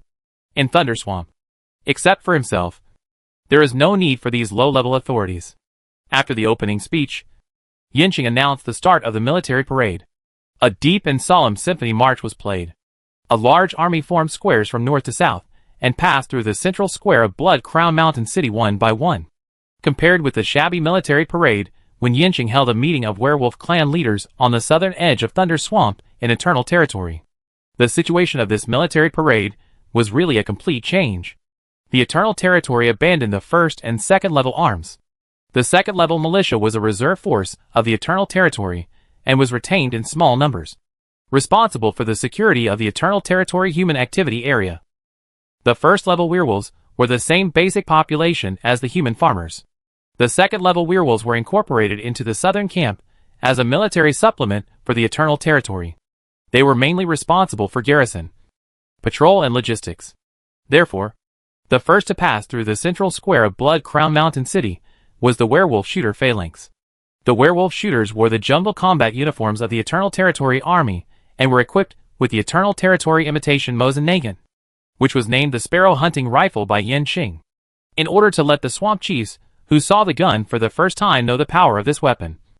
A werewolf shooter also demonstrated the shooting process on the spot at a shooting range set up in the square. 5 bullets were loaded at a time, and all were fired within 10 seconds, leaving 5 bullet holes on a set of metal armor at a distance of 30 meters. When the on-site commentator said that the effective combat distance of this rifle was 400 meters, and the maximum shooting distance could reach 1,000 meters, the swamp chiefs suddenly felt that their slingshots were no longer so good. When the werewolf shooter team arrived in front of the viewing platform, all the werewolf shooters put bayonets on the hunting sparrow rifles together and performed a set of assassination skills. The sound of hoo-ha was full of murderous aura. The werewolf shooter team walked over, followed by the werewolf heavy crossbowman team. The werewolf heavy crossbowman's weapon is a 72mm rabbit hunting infantry gun. An infantry gun was disassembled into parts, and an infantry gun crew carried it. When passing the viewing platform, the werewolf heavy crossbowman demonstrated the rapid assembly and rapid aiming of the infantry gun. After the werewolf heavy crossbowman disassembled the infantry gun and walked forward, the werewolf warrior Phalanx arrived. Yin Xing did not keep the 5th level werewolf warrior.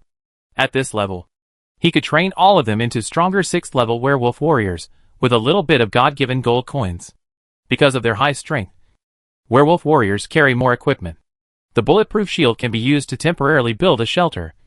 The fire axe can be used for close combat, and the hunting rifle can be used with the werewolf shooter for long-range attacks.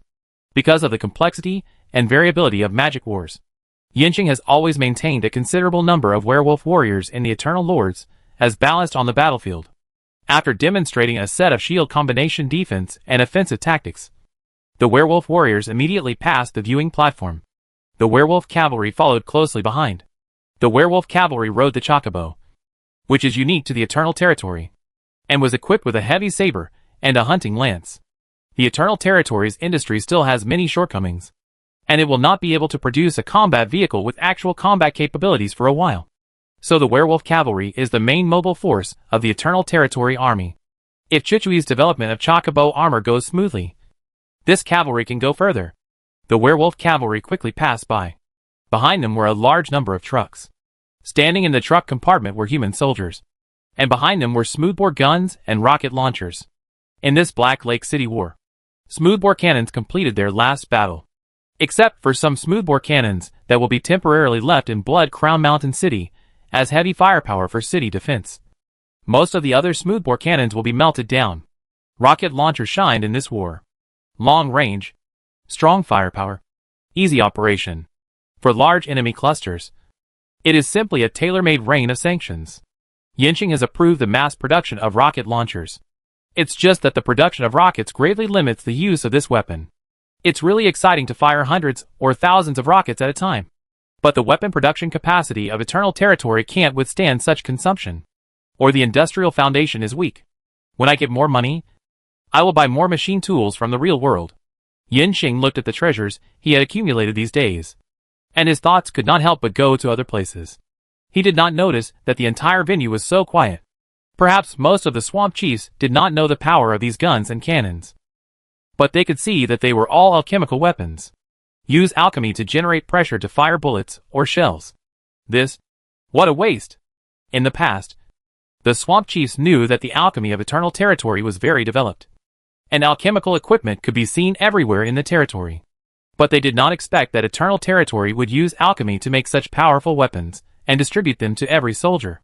After the demonstration team passed by, the main army of Eternal Territory lined up in a dense formation and officially passed through.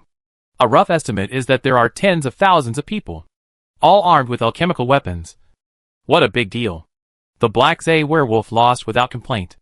Most of the clan leaders here, like Taitu, regarded the conscripts of the southern camp under Juan Air as the main force of Eternal Territory. Now we finally see the true military power of Eternal Territory. Such an army armed with alchemical weapons. Who can stop it in the swamp? The main force of the Eternal Territory army just walked past the silent viewing platform and marched towards Eternal City. Behind them were the Black Zay werewolf captives, under the escort of the werewolf cavalry on both sides of the road. Nearly 40,000 black swamp werewolves walked dejectedly in front of the swamp chiefs. That look seemed to tell these chiefs, dare to resist Master Yinqing. This is the end. As the saying goes, when there are more than 10,000 people, there is no end. The black swamp werewolf captives walked for a long time, and finally crossed the central square, and were escorted to the Eternal City. Then, the Eternal Territory Air Force passed by. The Eternal Territory's Griffin Knights formed 4 goose formations, and flew over the central square along the Thunder Avenue.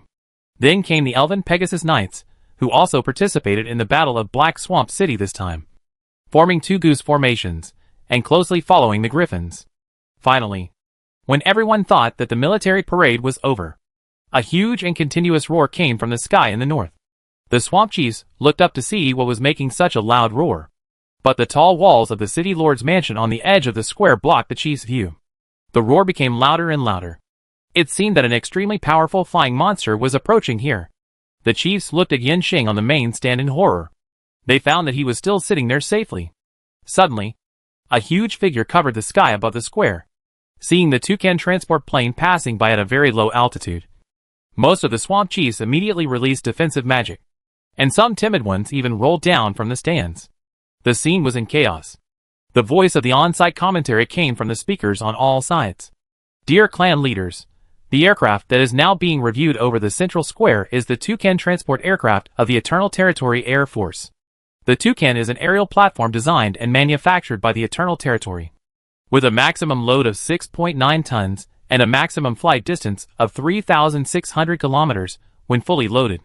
According to functional requirements, the Toucan can be converted into a civil airliner, a bomber, and an air combat command center. In the battle to eliminate the Black Swamp werewolf rebels, the Toucan perfectly completed the air transport and enemy bombing missions, playing a vital role in the victory. I believe that the new model of the Toucan in the future will definitely become the backbone of defending the airspace of the Thunder Swamp, and will definitely make the connection between the Thunder Swamp and the outside world more convenient. Following the brief description of the guide, one after another giant beaked eagle flew over the central square. The shocking feeling made the swamp chiefs still dumbfounded for a long time after the guide announced the end of the military parade. Some chiefs lying on the ground never stood up from beginning to end. The passing of tens of thousands of eternal lords was not as shocking as these giant beaked eagles. When Yanqing stood up and announced the official opening of the first Thunder Swamp Chiefs Conference, he invited the chiefs to go to the conference hall. Whether they were werewolf chiefs or lizard chiefs, they walked into the conference hall opposite the city lord's mansion one by one, like pilgrims, with their tails between their legs. In Yanqing's planning for future territory, Blood Crown Mountain City is the political center of Thunder Swamp, where a swamp council will be established to deal with the internal affairs of the swamp tribe. And Yanqing's ideal territory for eternal territory is the entire Windy Highlands. This is the border of three powerful mainstream races, human, beastman, and elf. And its strategic position is very high. The terrain of Windy Highlands is easy to defend and difficult to attack, as long as Storm City, Alpine City and Frostleaf City are controlled. Windy Highlands will be an independent kingdom. As for the transportation problem, modern road construction technology, Eternal Territory's future vehicle manufacturing technology, plus the air transportation network, and possible future sea transportation, can all ensure smooth communication between Windy Highlands and the outside world. If Yanqing wants to achieve his territory goal, he must first deal with Marquis Anderson, who is supported by the Cloud Tower. And if he wants to win the war against Marquis Anderson strategically, there will be future wars. The Eternal Territory needs to tap all the potential of Thunder Swamp. War is not only about technology and weapons, but also about population. With the current subjects of the Eternal Territory, it seems that there are many, but it is not enough to fill the battlefield in a fight. The total population of werewolves and lizard men in Thunder Swamp is about 1 million. Compared with the big races, it is not enough. But it has an absolute advantage in the Windy Highlands. In the past, the swamp tribe had dispersed its power and could only hide in the swamp. Yanqing convened a meeting of all clan leaders in Thunder Swamp, this time to gather this force and make it his basic base to fight against all external threats. The conference hall of Blood Crown Mountain City is a circular staircase venue, and the seats of ordinary clan leaders are on the surrounding steps. There are 2 circular conference tables in the middle. The outer layer is the seats for 28 members, and the inner layer is the seats for 6 permanent members. There is a high platform in the north of the member area, and the seat of the only governor of Thunder Swamp is on the high platform. Yanqing sat in the chair of the only governor. This is the position he self-proclaimed before the military parade began. No one raised any objections at that time, and no one raised any objections now. After sitting firmly, Yanqing first glanced at the surrounding meeting platform. More than 1,000 clan leaders filled the meeting place. Then Yanqing began to call out names, and the clan leaders whose names were called came out and sat in the seats. Among the 28 members, there were 14 werewolves and 14 lizard men. The clan leaders, who had been close to Yonghing from the beginning, became members of the first Thunder Swamp Council. Then, there were 6 permanent members: Orf, Broken Ear, Sharp Claw, Red Eye, Green Tail, and Long Jaw. Chapter 337: Thunder Swamp Kingdom. All 34 members of Thunder Swamp are in place. Yanqing stood up and asked all the Swamp Clan leaders to stand up. As the sole governor, Yanqing solemnly announced the establishment of Thunder Swamp Kingdom. Then Yanqing issued a declaration of the establishment of Thunder Swamp Kingdom and determined that the national system is a parliamentary system. The 6 permanent members are directly appointed by the sole governor of Thunder Swamp. The 24 members are nominated by the sole governor and then elected by all the clan leaders of Thunder Swamp. The function of Thunder Swamp Parliament is to assist the sole governor in ruling and governing the entire Thunder Swamp, contribute to the rise of the swamp tribe. At this time, all the swamp chiefs were like sheep being driven. They agreed to the establishment of Thunder Swamp Country. Somehow the parliament was established. Somehow I had to applaud and cheer. It seemed that I had straightened my back and became a mainstream race recognized by the world. But thinking about the big plane flying in the sky, the swamp chief felt that his back was really straight. Following Master Yinqing, there is a future. For a race like the swamp that has not yet been fully civilized, it is better to show fists first than to talk about ideals with them. The strong are respected. That is the law of the jungle. A battle to eliminate the black werewolf rebels. A thrilling military parade. This gave the Eternal Territory a great centripetal force towards the swamp.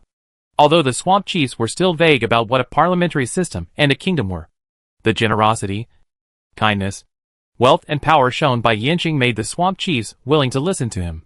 The Thunder Swamp Kingdom was established in a warm atmosphere. Yinqing asked all the chiefs to sit down. And he sat down too. The first general meeting of all chiefs of Thunder Swamp entered the formal agenda. The first and most important topic was to complete the census of the Thunder Swamp as soon as possible. To fight a war. Of course, you must first know how many soldiers you can mobilize. And the quality of these soldiers. How many laborers can be mobilized, and how much logistical support can be provided. In addition, each tribe has a certain number of recruitment buildings. And some large tribes can even recruit high-level monsters. How many troops can be generated each week also needs to be counted and calculated. And then the Eternal Territory will allocate funds for recruitment according to needs. Yinqing named Claw and Green Tail to be responsible for the Thunder Swamp census. The larger the net, the more detailed the record, the better. At the same time, Yinqing also asked Chui to add this work to the important process, and allocated alchemy robots to assist the census team in entering data records. The swamp chiefs did not know the great significance behind the census. But since it has become a country, it is natural to know how many people there are in the country. Moreover, Master Yinqing also said that Yonheng Territory prepared gifts for each tribe that actively participated in the census. Then they should actively cooperate. The census issue was successfully passed, and the tribe leaders were looking forward to the census team to go to their tribes as soon as possible. Then Yinqing released the second issue. It was the Thunder Swamp Infrastructure Project. Before, Yonheng Territory had planned the internal transportation network of Thunder Swamp, and the construction progress was also smooth. However, it was a multilateral project between Yonheng Territory and so many tribes in Thunder Swamp. Although many tedious things could be solved, it would take a lot of time and money. Now Thunder Swamp is a unified whole. If you build infrastructure for yourself, you should set up a new rule. Yinqing first told the clan leaders about the importance of roads. Taking Thunder Avenue, you can drive 2 round trips from the south end to the north end in 1 day. However, the army of Yonheng Territory took 2 days to walk from Blood Crown Mountain City to Heizei. Time is money. Time is efficiency.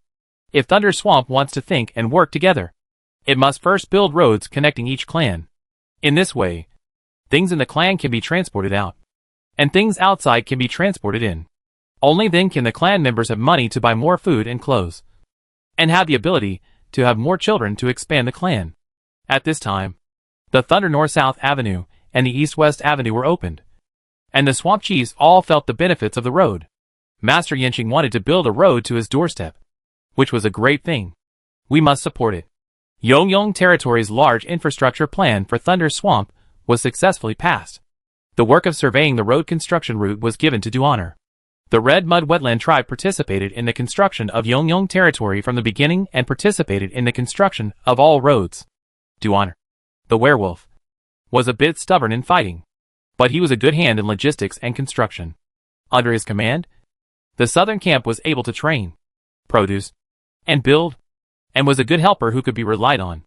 In order to make Broken Ear work better in the Lizardman settlement, Yinqing appointed Chief Kamazu as his deputy. The third important issue is production work. Yinqing, who has been trained in military affairs through various channels in the real world, knows that sometimes the real competition in war is logistics. Population census, large infrastructure, large production, is to strengthen the logistics support capabilities of the Eternal Territory. In Yinqing's eyes, there is more than just this war against Marquis Anderson. Madame Carroll sent a message. As the special envoy of Grand Duke Silvermane, she is traveling around the world. The preparations for war in the Principality of Silvermane stimulated everyone, and the long-buried conflicts among the human princes were gradually surfacing. The war against the Windy Highland Legion was just a fuse. The geothermal heat in Thunder Swamp determines that it is destined to be a big granary. The swamp does not freeze in winter, which is suitable for preparing farmland and breeding farms, and sowing in spring. Yinqing once studied the soil in the swamp, which is really fertile. You can grow anything and get full yields. And you can harvest twice a year. More than 1,000 kilograms of rice per mu are arranged. The planning task of production fields is carried out in collaboration with the census team and the road survey team. Yonghang Territory will also send drones for high-altitude scanning. And finally, there is Chue's database to make unified plans for planting and breeding projects in different places according to the terrain and environmental conditions. Yinxing made a promise to all the clan leaders. Using the seedlings provided by the Eternal Territory. All outputs will be purchased by the Eternal Territory and will never fall into the hands of the various clans. The clan leaders arranged for the clan members to plant boldly and raise them with confidence. Even if there is no output, the Eternal Territory will cover it. For this reason, Yinxing also announced the establishment of the Northern Camp, which is fully responsible for the protection of farmland and breeding farms. Chocobos and carnivorous birds are distributed to the Northern Camp to drive away and eliminate monsters that destroy crops for various clans. The commander of the Northern Camp of Thunder Swamp was appointed Red Eyes, and the deputy commander was the werewolf clan leader Xiao Tung. The swamp tribe is a fishing and hunting race. As long as you are willing to run in the swamp, you can always catch prey and live a good life. As for planting and breeding, once they are destroyed by monsters, they may not get any harvest. Therefore, the swamp tribe has no agriculture. At the last meeting of Blood Crown Mountain City, Yinxing proposed to develop agriculture in Thunder Swamp, and some tribes responded. However, only the warring parties attended the meeting that time, and a large number of smaller tribes did not attend. This time, the development of agriculture was officially proposed as the development outline of Thunder Swamp, and the Radiation Agriculture Development Plan with Eternal Territory as the core was determined. The Northern Camp is dedicated to agricultural safety. While announcing the establishment of the Northern Camp of Thunder Swamp, Yinxing also announced the establishment of the Eastern Camp of Thunder Swamp, which is responsible for the road safety of Thunder Swamp. Road construction requires a lot of building materials, machinery and various supplies. During the construction of Thunder Avenue, there were frequent thefts of grain, woven bags and other supplies. In the past, these security tasks were all handled by the Southern Camp. In the future, there will be more roads, and the Southern Camp will have more functions, so it will naturally be unable to manage them all. It is a good opportunity to separate this work out. Road protection and road theft prevention will all be handed over to the Eastern Camp. The function of the Southern Camp of Broken Ear is more towards serving the Eternal Lord. The command of the Eastern Camp is handed over to Green Tail. There is a lot of overlap in the management of agricultural security and road security. There will be no major chaos. But there are many trivial matters. It is just right to tie the Red Eye King and the Green Tail King to the Northern Camp and the Eastern Camp. Yinxing's influence on the Lizard Tribe is much weaker than that on the Werewolves, and the two Lizard Kings must be properly arranged. And the functions of the Southern Camp still cover all areas of the Thunder Swamp. Usually, the Southern Camp can ignore agricultural and road affairs. But if Red Eyes and Green Tail make too much trouble, the Southern Camp can intervene at any time. As for the remaining Western Camp, Yinxing only said that it will be established later. Leave a thought for these clan leaders. The logistics system is sorted out, and the lizard men are properly arranged. The remaining issue is of course the issue of military construction. In the previous agenda, Yinxing announced the establishment of the Eastern and Northern Camps. In addition to the existing Southern Camp, the three camps will build the military system of Thunder Swamp. The military system of Thunder Swamp is still the mature compulsory military system of the Southern Camp. All swamp tribes will send tribesmen to Blood Crown Mountain City for short-term training according to the size of the tribe.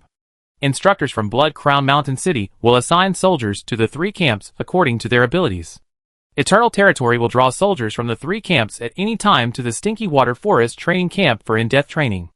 Those with excellent training results will be transferred to the main force of Eternal Territory, and those who fail will be returned to the three camps.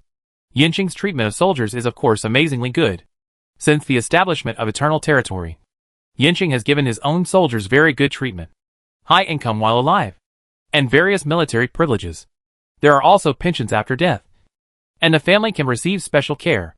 Other lords only talk about honor with soldiers in spirit, and deduct all kinds of material things. Yinxing talks about honor with soldiers and material things first. The material investment makes the soldiers of Yonghang Territory extremely prestigious in the territory, respected and envied by everyone, and the sense of honor naturally rises without shouting slogans. In addition, In order to save pensions, Yinxing is willing to invest in the equipment of soldiers. Each conscript is equipped with a set of metal armor as standard. The main force is a combat uniform for each person, and a tactical vest with a magic energy protective plate. For long-range use, artillery and bombers. For short-range use, rifles. And for super short-range use, there are bulletproof shields and fire axes in the hands of werewolf warriors. Yinxing really takes good care of his soldiers. Of course, this kind of care is only the guarantee of weapons and equipment and supplies. He is not soft at all in training soldiers. After training and improving the army again and again, Shushulan is now a training base with comprehensive performance. Yinxing even threw a training subject copied from the real world into the Cheshulan training base. Soldiers entering the training camp must complete all the above subjects. Qualified ones stay in the main force, and unqualified ones are transferred to the southern camp. The ordinary soldiers of Yongheng territory, who have strong firepower, high defense, high combat literacy, and a bursting sense of honor, dare to rush to the three werewolves at close range in Heizei City and release rocket launchers with the blessing of Yinxing's heroic specialty people's will. Therefore, when Yinxing talked about the treatment of Yongheng territory's main soldiers at the meeting, many clan leaders wished they could stop being clan leaders and go to Yongheng territory to serve as soldiers for Master Yinxing. Yes, many clan leaders' lives are really worse than those of a soldier in Yongheng territory. The successful issuance of Yongheng territory's food coupons gave Yinxing the capital to maintain high treatment for the army. He also believed that the value of a qualified soldier on the battlefield was higher than the money invested in him.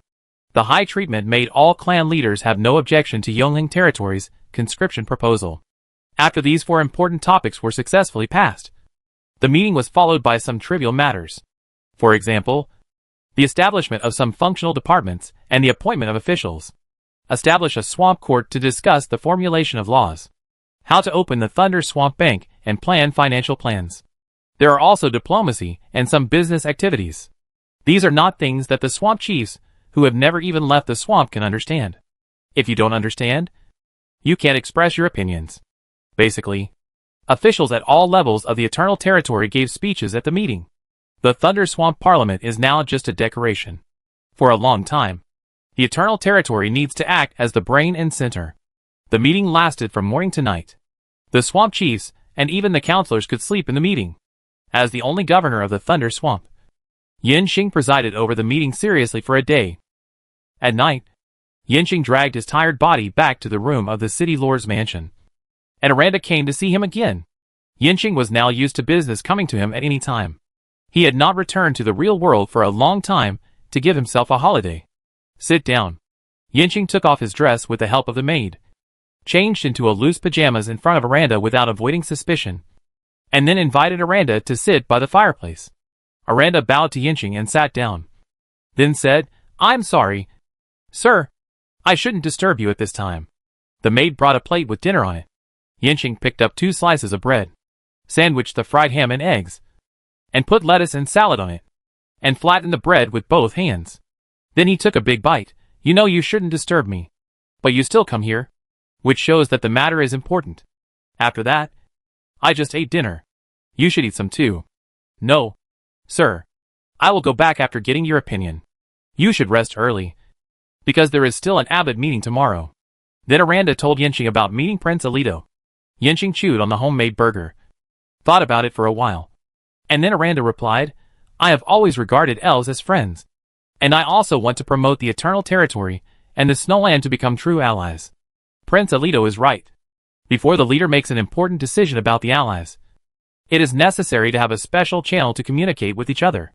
After all, sometimes what is said publicly is not necessarily what you want to express.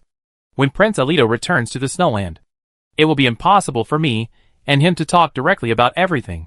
You must make good use of your identity. For example, if I refuse him in person when he wants to buy weapons this time, he will definitely feel embarrassed." Chapter 338. Promoted to Level 8 Territory. Yinxing certainly wants to sell weapons to Alito. He would be a fool not to make money. However, the weapons production capacity of the Eternal Territory is not enough to arm itself. Not to mention that he has a secret weapons procurement agreement with Madame Carol. According to the current situation of the Silver Mane Principality, facing the Cloud Tower and the Griffin Heart Empire, as well as those princes who are difficult to distinguish between enemies and friends. It is the time when the Thunder Swamp is most needed. Only when the weapons are sufficient. The Silvermane Principality will have the confidence to gamble in this game. Otherwise, admitting defeat, ceding land, and paying compensation are the wisest choices. This determines that even if the Eternal Territory slows down the progress of its army's arming, it must give the Silvermane Principality a batch of things that make them dare to fight. Aircraft, artillery, and guns will be continuously transported to the Silvermane Principality along the air traffic lines. In order to deal with it, the Cloud Tower can only open its alchemical weapon reserves to the enemies of the Silvermane Principality. For the Eternal Territory, the situation is open. For Yinqing, the strategic position of the Snowland is not as good as that of the Silvermane Principality. What he values is the rich resources in the Snowland. After knowing Yinqing's attitude towards selling weapons to the Snow Elves, Aranda said, "My lord, I will convey your intention to Prince Alito." Yinqing thought for a while, and added, "You don't need to tell him directly that I rejected his request. You said, the alchemical weapons of the Eternal Territory are very expensive. According to the current economic strength of the Snow Elves, there is no way to purchase them in large quantities. Buying less will not help the military strength. When he becomes the Elf King, or has the decision-making power of the Snow Territory, he can use the mineral resources in the territory as collateral to purchase the weapons of the Eternal Territory." "I understand. I will go to Prince Alito now, and tell him what you mean." "Sir." Aranda stood up and saluted Yinqing. "I'm leaving. Good night." "Sir." After Aranda left, Yinqing couldn't help but sigh. It's really too uncomfortable to have money to earn, but not to earn it. But without production capacity, there are no weapons. Without money, there is no production capacity. In the real world, you need gold or cash to buy things. And no one wants the food coupons issued by Yang Hengling. And gold. There are too many places to use it. The large-scale infrastructure and agriculturalization of Thunder Swamp require a lot of money. Fortunately, the magic alchemy integrated recording technology has achieved some results. A batch of high-level magic composite armor will be produced as soon as possible to exchange some money and equipment from Renluin Investment Bank. In addition to magic composite armor, what other technologies and materials can be taken to the real world for resale? Alas, in the past, the stall was small, and I did everything myself and felt like I was busy like a dog. Now that the business is bigger and I have more people to use, I still feel like I'm busy like a dog. The more the territory develops, the more things it lacks. I don't want to think about it anymore. I'll go to sleep." The next day, the general meeting of all the clan leaders of Thunder Swamp continued. On the third day, all the important topics of the meeting were concluded. Yinqing handed over the remaining finishing work to the Parliament for consultation and returned to the Eternal Territory. At this time, the Eternal Territory had just completed the upgrade from level 7 to level 8, and a lot of construction work needed Yinqing to take charge. The most important of these is the construction of recruiting buildings. The 8th level human territory can recruit and train 8th level Night Followers. Night Followers 8th level human soldiers attack, 12 defense, 11 damage, 11 stamina, 45 talent, follow under the command of the Knight. The Night Follower has +1 attack and +1 defense. The 8th level Night Squire is significantly stronger than the 7th level cavalry. It is equipped with half-body plate armor and skirt armor, and its weapons are lances and steel swords. As a reserve for knights, Night Squires can also get attack and defense bonuses when they follow knights in battle. If we make a horizontal comparison, Night Squires led by knights have reached the level of 9th and 10th level troops. The human lords attach great importance to the training of Night Squires. After all, this level is the private reserve of the aristocratic privileged class, and the children of the aristocratic family are initially Night Squires. It is a very powerful troop in itself. With a little training, it can be promoted to knight, and with a little more training, it can become a hero. It can be said that Night Squires are a stepping stone to advance to combat heroes. At this level, it is equivalent to stepping into the ranks of heroes. However, for the Eternal Territory at this time, the Night Squires are a bit useless, because the Eternal Territory of level 8 cannot build the Night Training Ground that can only be built by the 11th level. Count Theodore is now in a non-helping attitude and will not train knights for the Eternal Territory. Therefore, in terms of talent, the Night Squires are not as suitable for the tactics of the Eternal Territory as the forced march of the cavalry. As for the increased initial attack and defense, with the improvement of the equipment and armament of the Eternal Territory, the difference in combat effectiveness between the two arms is not obvious, just like the difference between 1-year-old and 2-year-old children. But after 10 years, it is hard to tell who is older and who is younger. Talent has become the standard for measuring value. Before advancing to Knight, the cost-effectiveness of the 8th level Knight Squire is far less than that of the 7th level Cavalry. After Yinxing recruited all the new soldiers in the Knight Squire recruitment building, he did not arrange large-scale 7th level cavalry advancement. Instead, he threw a group of werewolf cavalry into the Knight Squire training camp. He hoped to give himself a surprising 8th level soldier. The training of the werewolf cavalry will take a few days, and Yinxing will continue to focus on the development of the 8th level territory. The territory upgrade has many more functional buildings and many more technology trees. For example, you can build an opera house and a large fountain to increase the prosperity of the city and the people's hearts. The element hall increases the concentration of magic elements. The refining blast furnace for deep processing of alchemical materials. More magic systems. More alchemical separation technologies. The academy adds disciplines. Unlocks more formulas.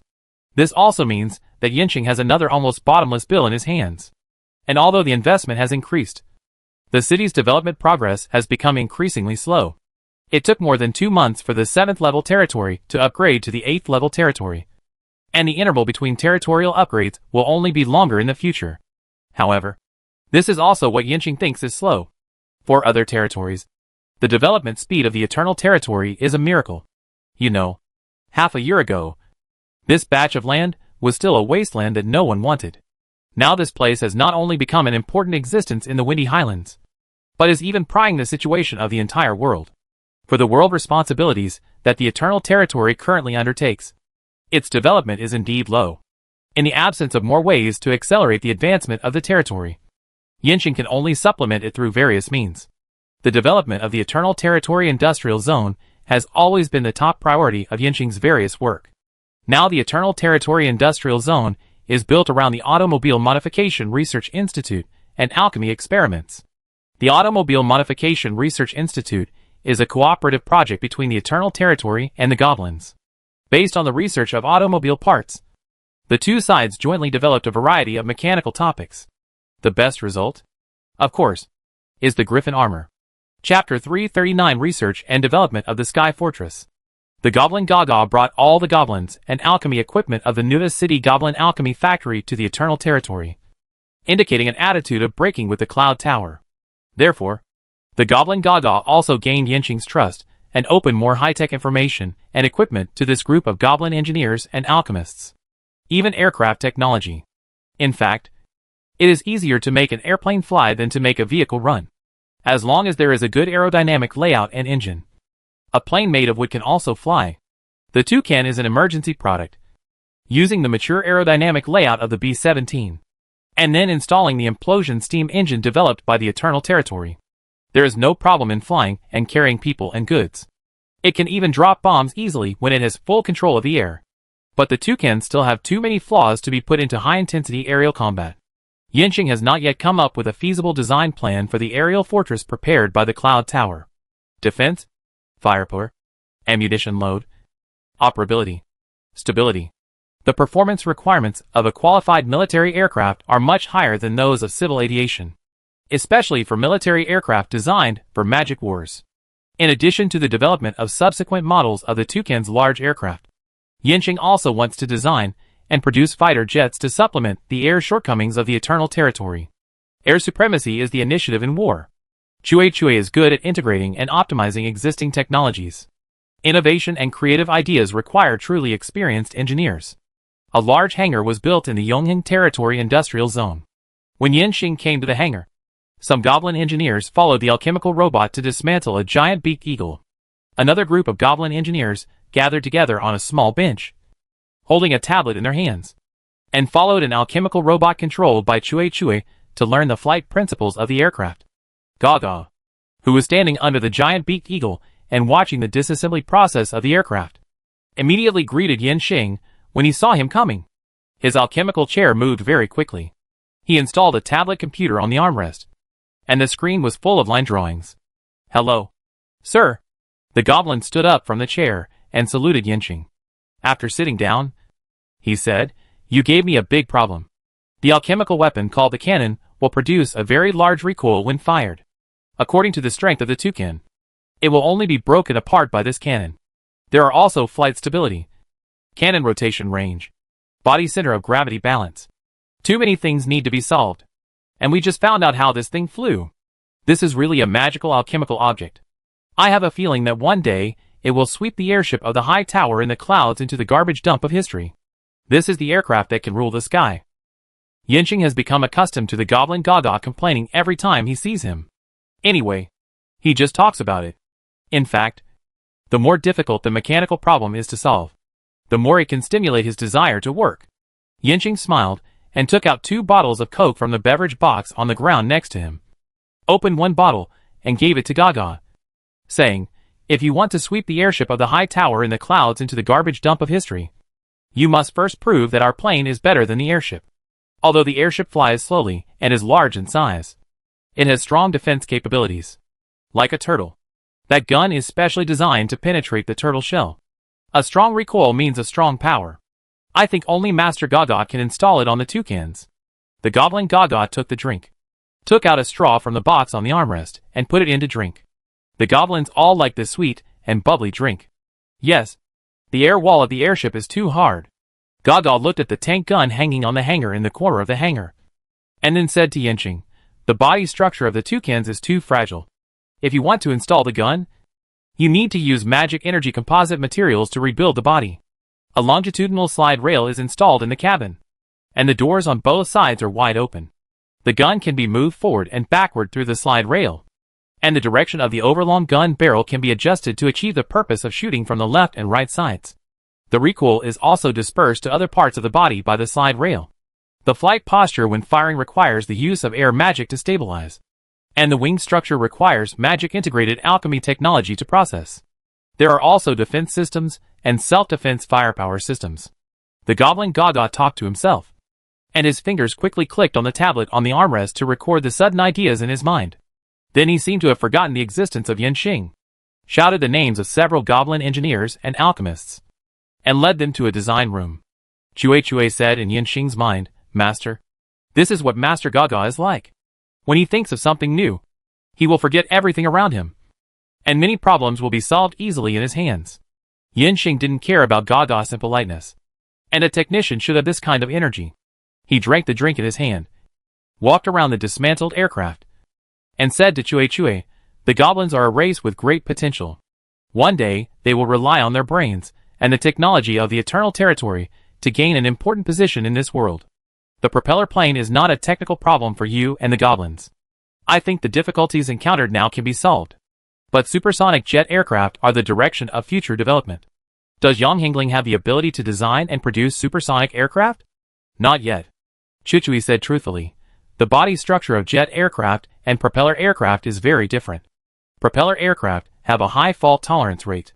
If jet aircraft do not have the corresponding electronic operating system to assist, there is a very high risk factor. Developing a practical electronic operating system cannot be completed in a short time. I suggest that we accumulate experience in propeller aircraft before considering the development of jet aircraft. In the future, high-speed combat missions can be performed by the Griffin mecha. The Griffin's air efficiency is higher than any trained pilot." After being poured a bucket of cold water by Chichui, Yinxing gave up the fantasy of taking a bigger step. Propeller planes are propeller planes, which can form a high-low match with the Griffin armor. When there is money and technology, the issue of jet aircraft will be considered. Yinxing walked around the hangar for a few times, and after understanding the progress of each project, he left here and went to the Eternal Territory Alchemy Laboratory. Although the Eternal Territory Alchemy Laboratory is also in the industrial zone, the access authority and security work are the highest in the Eternal Territory. Except for the alchemical robots working here, only Yinxing is qualified to enter the entire Eternal Territory.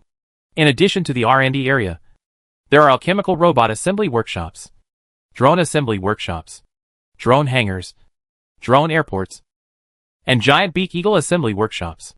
There are also guns, artillery, ammunition, turbocharged jet engines, implosion steam engines, all produced here. Chapter 340 Large List. The Eternal Territory Alchemy Laboratory is a large unmanned production factory. The things developed and produced here are all highly confidential, which is the basis for Yinxing to compete with the Cloud Tower.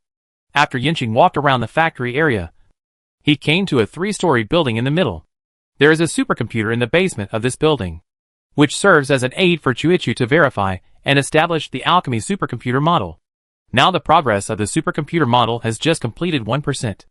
According to Chuichu's idea of the supercomputer model, when it reaches 100%, the energy of all things in the world can be used directly. Any magic can be completed in an instant. However, the current 1% development progress is already overloaded for the existing supercomputers, and a more powerful unit is needed.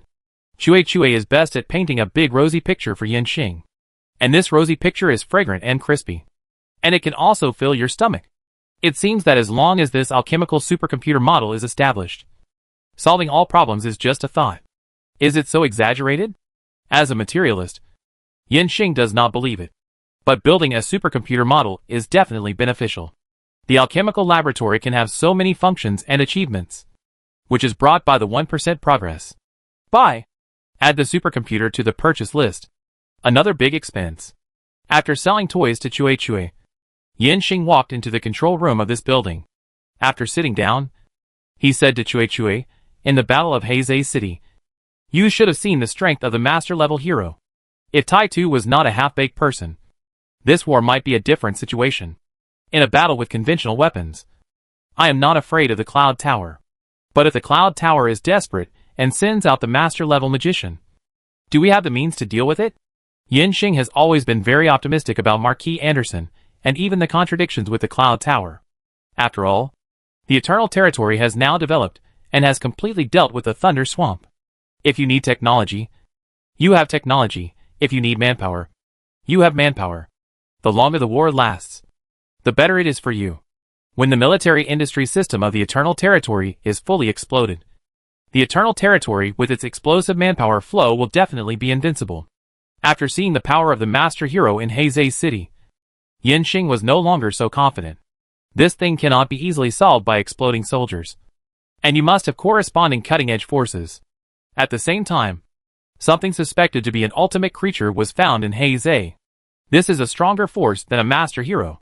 Compared with this power, everything in the Eternal Territory is too small. Even if he has mastered the Angel's Advent and Arc Light teleportation, Yinxing can still feel his powerlessness in the face of an ultimate creature. In the Thunder Swamp, Yinxing had no time to discuss this with Chuichu. Now he had to come up with a plan to fight against the master heroes and the ultimate creatures. Otherwise, all the investment in the Eternal Territory would be in vain. After Yinxing asked the question, a projector moved along the track on the ceiling. Under the illumination of the projection beam, Chuichu, dressed in ancient costume, floated in front of Yinxing. The screen on the wall lit up. Chuichu opened a folder called Super Armor on it, and a picture page unfolded. The picture was a set of silver knight armor and a two-handed sword. Click again. The knight armor disassembled, and a part of it showed a cross-section. The light in the room dimmed, and the pictures and text on the screen became clearer. When Yinxing was wondering what this was, Chuichu began her explanation. "Master, you know that our magic integrated alchemy technology has achieved some results. On 1 square centimeter of material, 20 basic magic arrays can be engraved, which I call magic chips. Unfortunately, it is difficult for us to continue to increase the number of basic magic arrays engraved. This is related to the backwardness of our existing equipment, our chip design capabilities, and material refining technology. If we can use high-precision lithography technology on magic chips, we will be able to greatly increase the number of magic arrays recorded. Then use this technology to manufacture the super weapon I designed." Yinxing knew that the magic circle was a very complex magic structure, and the properties and layout of the magic circuit and magic node had extremely strict requirements. The more powerful the magic, the more complex the magic circle required. Chuichu was able to record 20 basic magic circles on a square centimeter of material, which was already a very remarkable achievement. Now she is even thinking of using a photolithography machine to make magic chips. This idea is very bold. Yinxing was very interested. "I don't have the ability to get you the most advanced high-precision photolithography machine, but I'll find a way to get a slightly inferior one. Tell me what this super weapon is." Chuichu continued to explain. This super weapon consists of two parts, armor and weapons. The material is super metal made of magic chips. It contains millions of basic magic arrays. And there is an intelligent brain core responsible for the operation of all magic arrays. When the user is dressed for battle, the intelligent brain core will call the corresponding basic magic array combination to produce magic effects according to the user's needs. Theoretically, it can reach the current level of combat power improvement of the master. Yinxing knows what his real combat power is, and he has just touched the edge of the intermediate hero. But with Chue's assistance and the calculation of magic, he can fight with Tai-Tu, who has the power of a master hero, for several rounds. This is simply a leapfrog growth. If this set of super weapons can really improve the hero's combat power so much, then master heroes and ultimate creatures are nothing. Yinxing asked comfortably, "Can we immediately produce this super weapon after buying a photolithography machine?" "No," Chue said very unceremoniously. Yinxing asked, "Why? What else is missing?" Chue replied, "Using a photolithography machine to manufacture magic chips has very high requirements for chip design. And the internal magic circuit layout of the entire super weapon is also a design problem. This is not the most important thing. Just give me some time, and I can design it. What we are in urgent need of now is refining magic materials." Yinxing asked doubtfully, "Aren't our magic materials sufficient? We can purchase anything we need from the Silvermane Principality. If you think that the refining technology of magic materials in the Eternal Territory is not good enough, you could also entrust the Silvermane Principality to refine it on your behalf.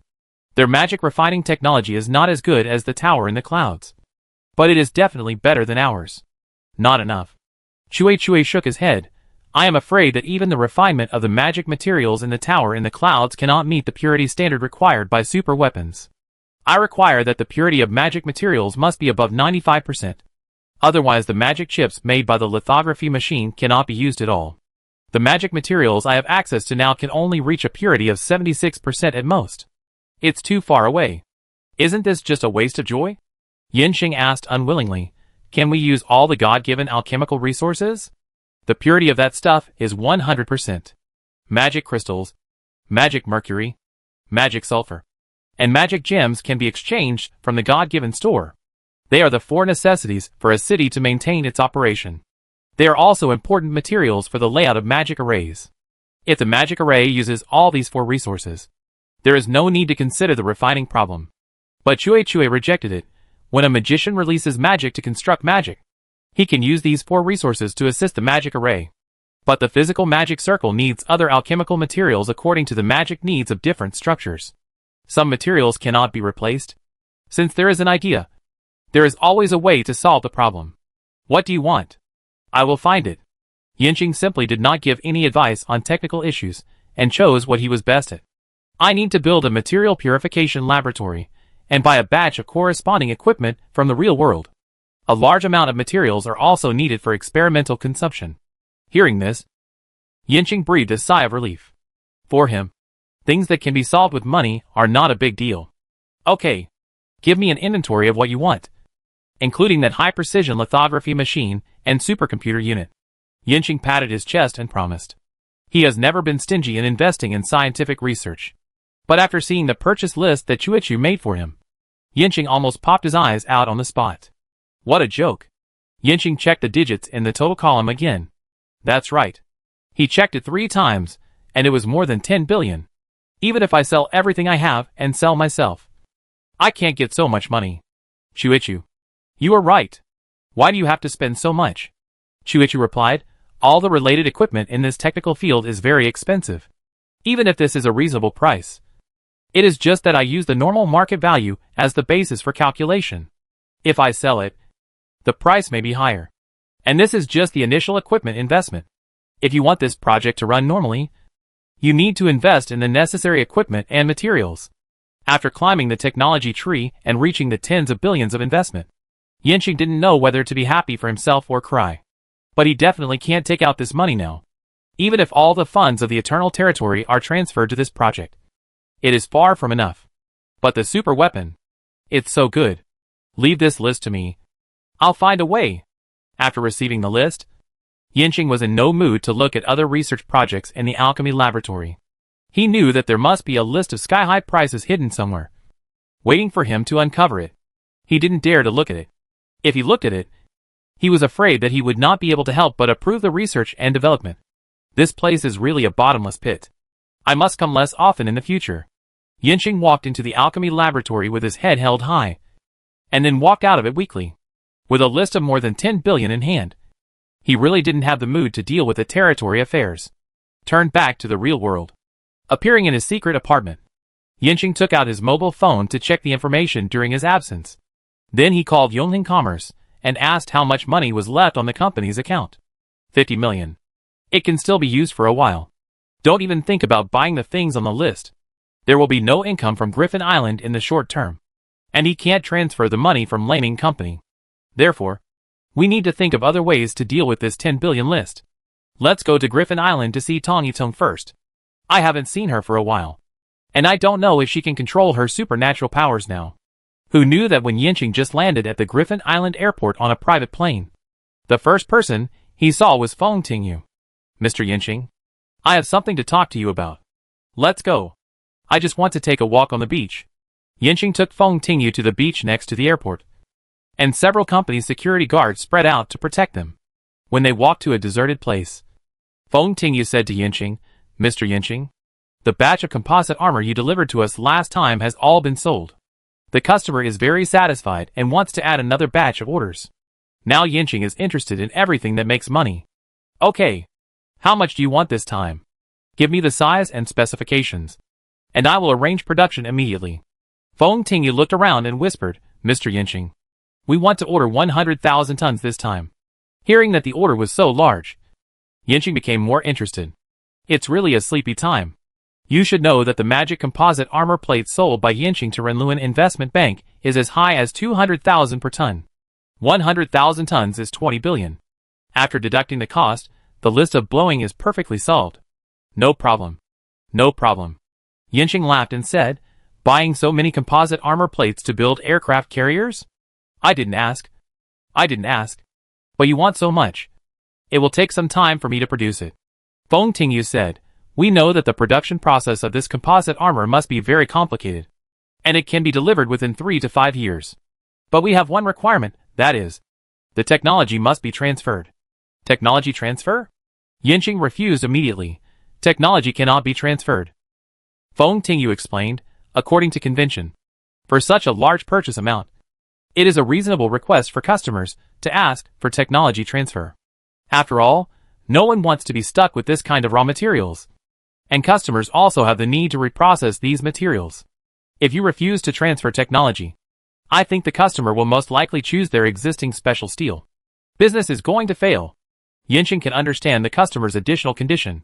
After all, no one wants the steel source of their own heavy weapon to be unstable. No one can afford the responsibility of not having the materials for overhaul. But even if Yinxing gives this technology, the customer can't make magic composite armor. This is not something that can be made in the real world. Yinxing can only reluctantly refuse, I'm sorry. Please apologize to your customer on my behalf. This technology will not be transferred anyway. Miss Feng has nothing else to do. Right? If not, I want to go back to my room to rest. There is no more important things. Feng Tingyu was very disappointed. She said to Yinxing, when you have time, I will report to you about the recent company affairs. Company affairs? Yinxing was stunned for a moment.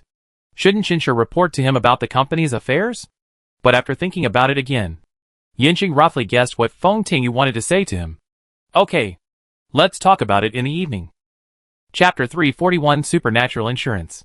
You're back. Tong Yitong was lying on a chair on the balcony, looking at the blue sky and the ocean. She didn't need to look back. She knew who walked into her room. I'm back. Yinxing replied and laid down on another recliner. He reached out and took a glass of lemonade on the table and took a big sip, saying, it's still comfortable here. The sun is shining, facing the sea. It's a good place to cultivate your body and mind. How is your health? With the help of Renluan Investment Bank, you should be able to improve your control of supernatural powers. Every time Yinxing came back for a short time, he could find changes in Tong Yitong. Her temperament became more and more quiet, and her whole body exuded a cold breath. It seemed that nothing could cause her mood to change, and she always looked calm. The ability to control water and ice was affecting her subtly. Tong Yitong continued to look at the ocean and replied to Yanqing, "Well, the people at Renluna Investment Bank are very good, and they have provided a lot of help to me in my changes. But they don't know what I will become in the end. My power is getting stronger and stronger. Especially when I look at the sea. I feel like a god." Yanqing smiled and said, "This is a stage that you must go through after gaining power. I used to think I was a god. But after seeing a stronger power, I realized that this ability is nothing. Do you want to fight? Let me correct your mentality." Tong Yitong turned her head to look at Yanqing. Her pupils changed from black to aqua blue and then to ice white. The walls of the room froze instantly, and even the air was filled with ice crystals. A ball of white mist enveloped the place where Yanqing was lying, and an ice sculpture crushed the recliner. But before that, an arc flashed, and Yanqing disappeared from the recliner. Then the temperature in the room rose rapidly. The ice crystals melted and evaporated into steam. Electric sparks ran around in the steam-filled room, and the heat generated intensified the temperature. In a short time, Tong Yitong's room turned into a sauna. Her clothes were soaked by the steam. Her body was numb from the electric current, and she couldn't move, and her skin flushed due to the high temperature. Yanqing appeared beside Tong Yitong with an arc of light, and said with a smile, "Do you still think you are a god now?" Yanqing stayed in Tong Yitong's room until the evening. The electric therapy and fire therapy made Tong Yitong's temperament much better. When she went out, she held Yanqing's arm, looking like a little bird. Feng Tingyu was very surprised when she saw the two. According to the researcher's examination report on Tong Yitong, her enhanced supernatural power affected her temperament and made her indifferent. When she saw Tong Yitong, she was also ruthless and desireless. How come she became a different person after less than a day with Yanqing? Tong Yitong's ability was given to her by Yanqing, and Yanqing must have made some adjustments to her ability. The three of them found a secluded room and talked about things while eating dinner. Feng Tingyu first told Yanqing about the research on Tong Yitong's ability during this period. The most important thing is, the ability can be copied. Feng Tingyu took out a document from a bag on the table and handed it to Yanqing. Our researchers injected the serum sample collected from Ms. Tong into animals. The animals that underwent the experiment had different degrees of physical mutations, but they died quickly due to rejection reactions. If the rejection reaction can be solved, other people can gain superpowers. Even if superpowers cannot be obtained, people can also improve their physical fitness and treat many diseases. This may be an overall evolution of mankind. Feng Tingyu was very excited when talking about this. Yanqing was flipping through the documents in his hand, and the consciousness of Chu quickly finished reading the content. Then he said to Yanqing, "Master, while you and Tong Yitong were talking about God, I browsed through the records about God in the real world. It can almost be judged. The magic world had a contact with our world in ancient times. Those so-called gods may be heroes of the magic world, or people like Tong Yitong who have awakened superpowers. This can explain why many things in the magic world are recorded in the myths of the real world." Yanqing also had this guess about Chuichu's judgment. Otherwise, there is no way to explain the existence of griffins, angels, elves, and other images of the magic world in the real world. Yanqing asked Chuichu, "What is the relationship between this matter and what we are talking about now?" "I don't know yet. There is too little information to calculate. But I always feel that things that happened in ancient times will reappear in the modern world." Chuichu's worry could not help but trigger Yanqing's deep thoughts. The room also fell into a long silence. After a while, Yanqing did not answer. Feng Tingyu reminded quietly, "Mr. Yin? Mr. Yin?" "Oh." Yanqing came back to his senses and said to Feng Tingyu, "It is of course a good thing to make the whole human evolution. And it is also a good thing to cure diseases and save lives. But is there anything bad behind it? I don't know. I also hope you don't take this risk. If you accidentally create a doomsday, it will be difficult to clean up. Of course, I also know that I can't convince all of you. There will always be people who can't resist the temptation of gaining power. Why don't you buy an insurance policy from me?" Feng Tingyu was puzzled. Yanqing said the truth before. No one knows what the risks are behind studying Tong Yitong's superpowers. But no matter how to stop it, there must be people who are secretly conducting research in order to gain power, health, and longevity. This project can't be stopped. But why did Yanqing suddenly change his tone and sell insurance? "Mr. Yen," Feng Tingyu asked, "what can your insurance cover?" Yanqing said to Feng Tingyu while picking up the food, "The risk of human evolution is too great without considering it in advance. You can do whatever you want with superpower research. No matter what monsters, demons, and ghosts you research. I will take care of what you can't handle. How about it? Is this insurance worth investing in? After listening to it, Confronting felt that this insurance was indeed worth buying. After all, from Confronting's situation, it can be seen that obtaining superpowers is a very dangerous thing. Moreover, Confronting was trained by Yanqing himself, and there was such a degree of uncontrollable changes. The laboratory of Renluen Investment Bank has no data and blindly develops, which will definitely cause problems in the future. If Yanqing is willing to deal with accidents that Renluen Investment Bank cannot handle, it means that all worries have been solved. This insurance must be bought. Mr. Yen, how to buy this insurance? How much is the deposit? Under what circumstances will it be accepted? Facing a big customer who is waiting to be ripped off, Yanqing laughed and slapped the list that Cui gave him on the table, and said to Confronting, prepare all the things on my list, and it will be like you have bought insurance for the development of superpowers. If you can't beat something, go to Xiaotong. And if Xiaotong can't beat something, go to me. If I can't beat something, then wait for the world to end. Therefore, you still have to take it easy. Don't think that you will be worry-free after buying insurance. Confronting picked up the list on the table. Although there was no price on it, she still gasped when she saw it.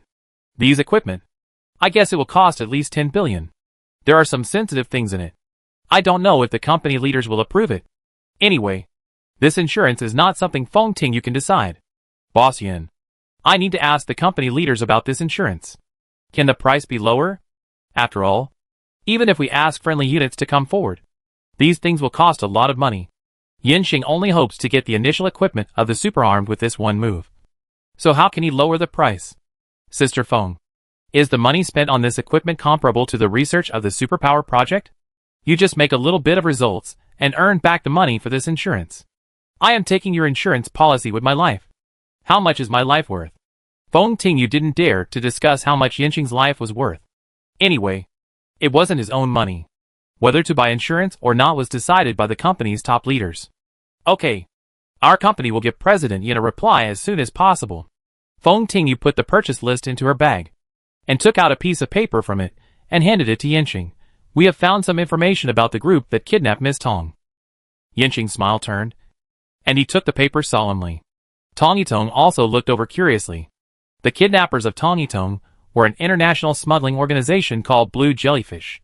They secretly built a submarine base on Griffin Island, which was also the original Bourbon Island, as a transit point for smuggled goods. There is no evidence that the Zhao family knew about the existence of this transfer station. A friendly unit of Renluen Investment Bank has activated an informant in the Blue Jellyfish organization and knows that someone escaped alive from the destroyed submarine base. And they also took out some important things.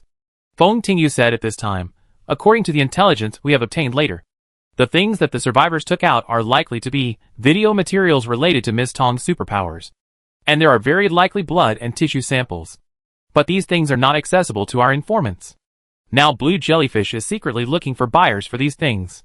Our friendly units are actively recovering these personal belongings belonging to Miss Tong. Yanqing didn't expect that someone could escape in such an environment. As expected of an international smuggler, his ability to escape is quite impressive. As for the images, blood and tissue samples they took out, Yanqing, who had just sold an insurance policy to Renluen Investment Bank, had come to terms with it. Although his momentary mistake caused part of the power of the magic world to spread in the real world.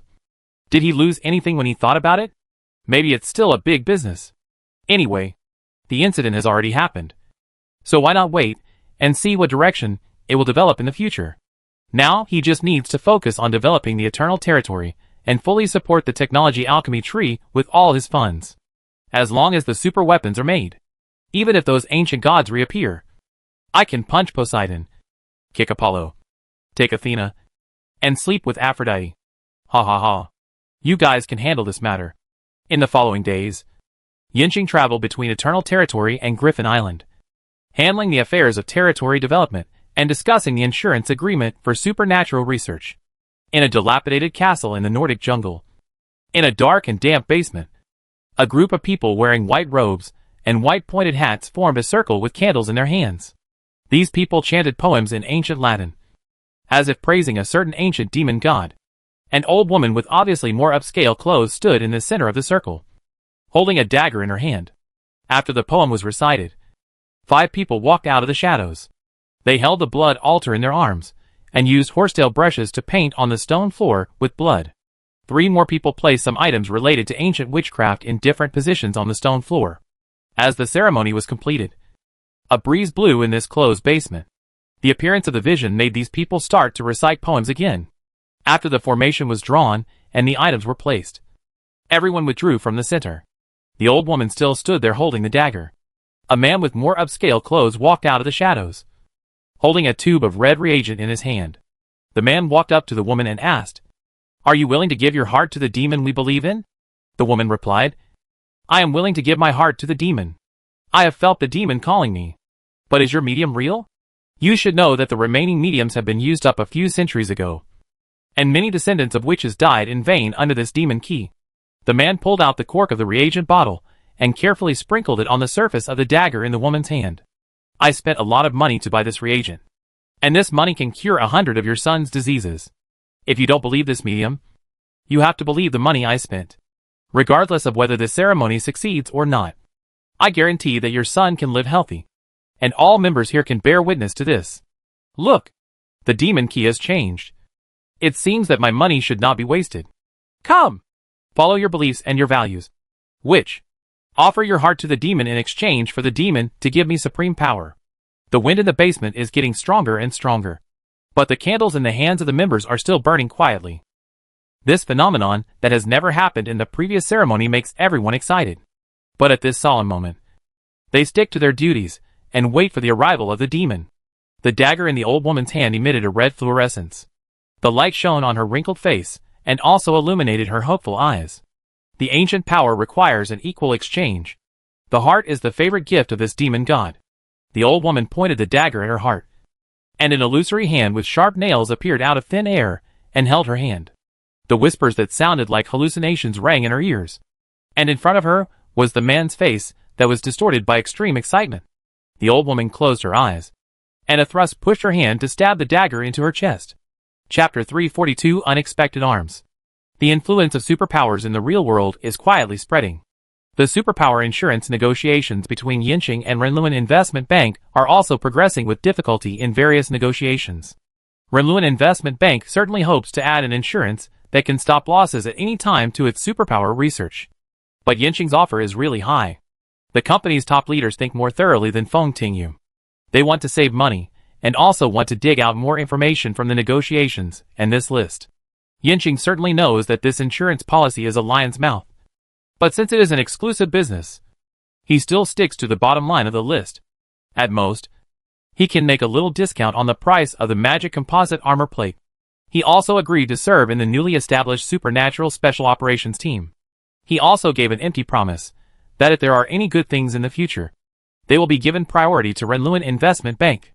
Finally, after more than a month of arduous negotiations, the supernatural insurance agreement between Yinxing and Renluan Investment Bank was signed and took effect by both parties.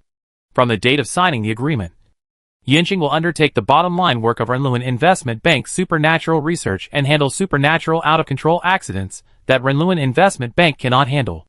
Renluan Investment Bank will deliver the equipment on Yinxing's list one after another, and complete the handover of all the goods on the list within 3 months. In fact, for Renluan Investment Bank, the price of this insurance policy is indeed very high. But as Yinxing said, with his protection, Renluan Investment Bank can be more bold in its research on superpowers. And naturally it will be easier to produce results. Time cannot be measured by money. Besides, the equipment purchased by Yinxing are obviously scientific research supplies.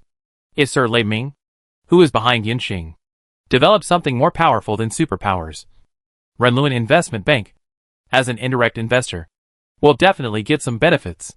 Just think of it as a venture capital. When a batch of high-end equipment was transported to the Yonghangling Alchemy Laboratory, Yinxing felt that the pressure on him was finally relieved a little. The research project of super armament has started, and the rest is to continue to invest and accumulate time to slowly accumulate progress. The windy highlands entered deep winter, and the cold currents from the north repeatedly set new low temperatures on the highlands. The heavy snow for several days made the snow layer almost knee-deep. and no living creatures could be seen in the wilderness. The severe cold made the ever-bustling Eternal Territory depressed. People tried to stay in the room, lighting the cold balls distributed by the benevolent Lord, and listening to the cold wind raging outside. The main road from Frostleaf City to Thunder Swamp to Eternal Territory to Nuda City was still full of cars and horses. The benefits of Yanqing's unification of Thunder Swamp began to emerge. The products of the swamp with geothermal heat were not greatly affected by winter. After confirming that the Eternal Food Coupon was the only legal currency in Thunder Swamp, all the tribes in the swamp actively transported their tribe's specialties to Blood Crown Mountain City, and used the food coupons to buy the daily necessities needed by the tribe. Blood Crown Mountain City uses the roads to the north and south to transport these materials to the orc-controlled areas and human-controlled areas.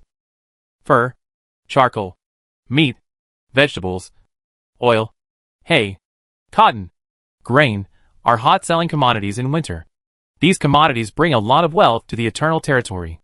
Yanqing then uses this money to buy the inventory squeezed by the merchants in Nuda City at a low price due to the weather, and sells it back to the Thunder Swamp to recover the food coupons in the hands of the Swamp Tribe. Let the Swamp Tribe be more proactive in collecting resources from Blood Crown Mountain City. The Eternal Territory is using this winter to strengthen its own strength. After a few days of heavy snow that had been intermittent, the weather was unusually clear, and there was no cloud in sight. It was a good day for a test flight in a military airport near the swamp in the northwest of Yunheng Territory. Due to the influence of the swamp heat, the little snow was melted and cleaned by magic to reveal a dry runway. Several aircraft waiting for test flights were parked on the apron of the runway, accompanied by a group of goblin engineers and airport personnel. Yanqing stood in the tower and watched the ground crew conduct the final inspection of the aircraft and runway. More than a dozen pilots wearing leather flight suits lined up and ran into the field. These pilots were all werewolves. The structure of the giant beaked eagle transport aircraft first produced by Yunheng Territory was very simple, and the mechanical rudder required a lot of force to control. Therefore, Yanqing asked a group of werewolf warriors to work with alchemical robots to be responsible for driving the giant beaked eagle. Because driving a transport plane does not require large-scale maneuvers, and the body design is indeed very reliable. There were no major flight accidents. What Yanqing did not expect was that the first batch of werewolf pilots actually advanced to the 7th level troops on their own. Werewolf Flying Cavalry 7th level. Attack, 10 defense, 9 damage, 6 stamina, 30 talent, driving aircraft. Aerial vision. In the main quest, the road to the revival of werewolves that Yanqing had somewhat forgotten. The first task was to create troops from the 1st to the 12th level for the werewolf tribe. And these 12-level troops must include infantry, cavalry and air units. Now the Eternal Werewolves have both infantry and cavalry. Air units have not been found. The poisonous flies of the swamps are not good, nor are the griffins of the human race. In the entire magical world, everything that can fight in the sky has an owner. Yanqing really doesn't know where to get an air unit for the werewolves. It is precisely because of this requirement that Yanqing has not actively paid attention to this main task for a long time. Who would have thought that things would take such a turn? An emergency and unintentional move actually created the flying troops of the werewolf tribe. Werewolf Flying Cavalry was recognized. The Werewolf Flying Cavalry Academy and Flying Cavalry Training Camp were added to the 7th level buildings of the Eternal Territory. Moreover, the human level 6 guards of Eternal Territory can also be trained in the Flying Cavalry Training Camp, which allows them to better ride griffins and fight. And of course, they can also fly airplanes. In addition to the Werewolf Flying Cavalry, another unexpected soldier for Yanqing is the level 8 advanced soldier trained by the Werewolf Cavalry. Werewolf Iron Cavalry level 8 attack, 11 defense, 11 damage, 10 stamina, 40 talent, driving collision. After the new truck was developed, Eternal Territory has never stopped producing trucks. With more vehicles, there is naturally a greater demand for drivers. The level 7 Werewolf Cavalry's talent force march shows a very good energy reduction, which makes Yanqing very fond of using Werewolf Cavalry as truck drivers. I didn't expect that the 8th level Werewolf Cavalry that was upgraded would have driving talent. This is not only a benefit of reducing consumption. The Werewolf Cavalry's driving talent can comprehensively increase the performance of the vehicle and reduce the damage rate. It is simply a type of soldier tailored for the full mechanization of the Eternal Territory. Even if used as cavalry, ramming is a very practical skill on the battlefield. Now the advanced Werewolf Cavalry has been driving various vehicles and running on the roads inside and outside the Eternal Territory. Chapter 343, Falcon Fighter. Working in the tower of the Eternal Territory Airport are all professional alchemical robots produced by the Alchemical Laboratory. Although these alchemical robots can make some departments that need high-end technical talents run, they always do things step by step according to procedures, lacking the spirituality unique to intelligent creatures. However, the foundation of the talent training system of the Eternal Territory is too shallow to train professional personnel, so they can only use these alchemical robots first. After a long wait for the procedures, the werewolf flying cavalry finally entered the cockpit of the test flight aircraft. The first test flight aircraft started the engine and slowly drove onto the runway. The Goblin Gaga handed Yanxing a document. The Falcon Implosion Steam Propeller Fighter was the first air combat aircraft in the Eternal Territory produced after the drawings of the P-51 fighter were provided by Chichui, and the Goblin engineers made some modifications. The P-51 was tested in World War II and proved to be a very good fighter. It has a simple structure and is easy to manufacture on a large scale.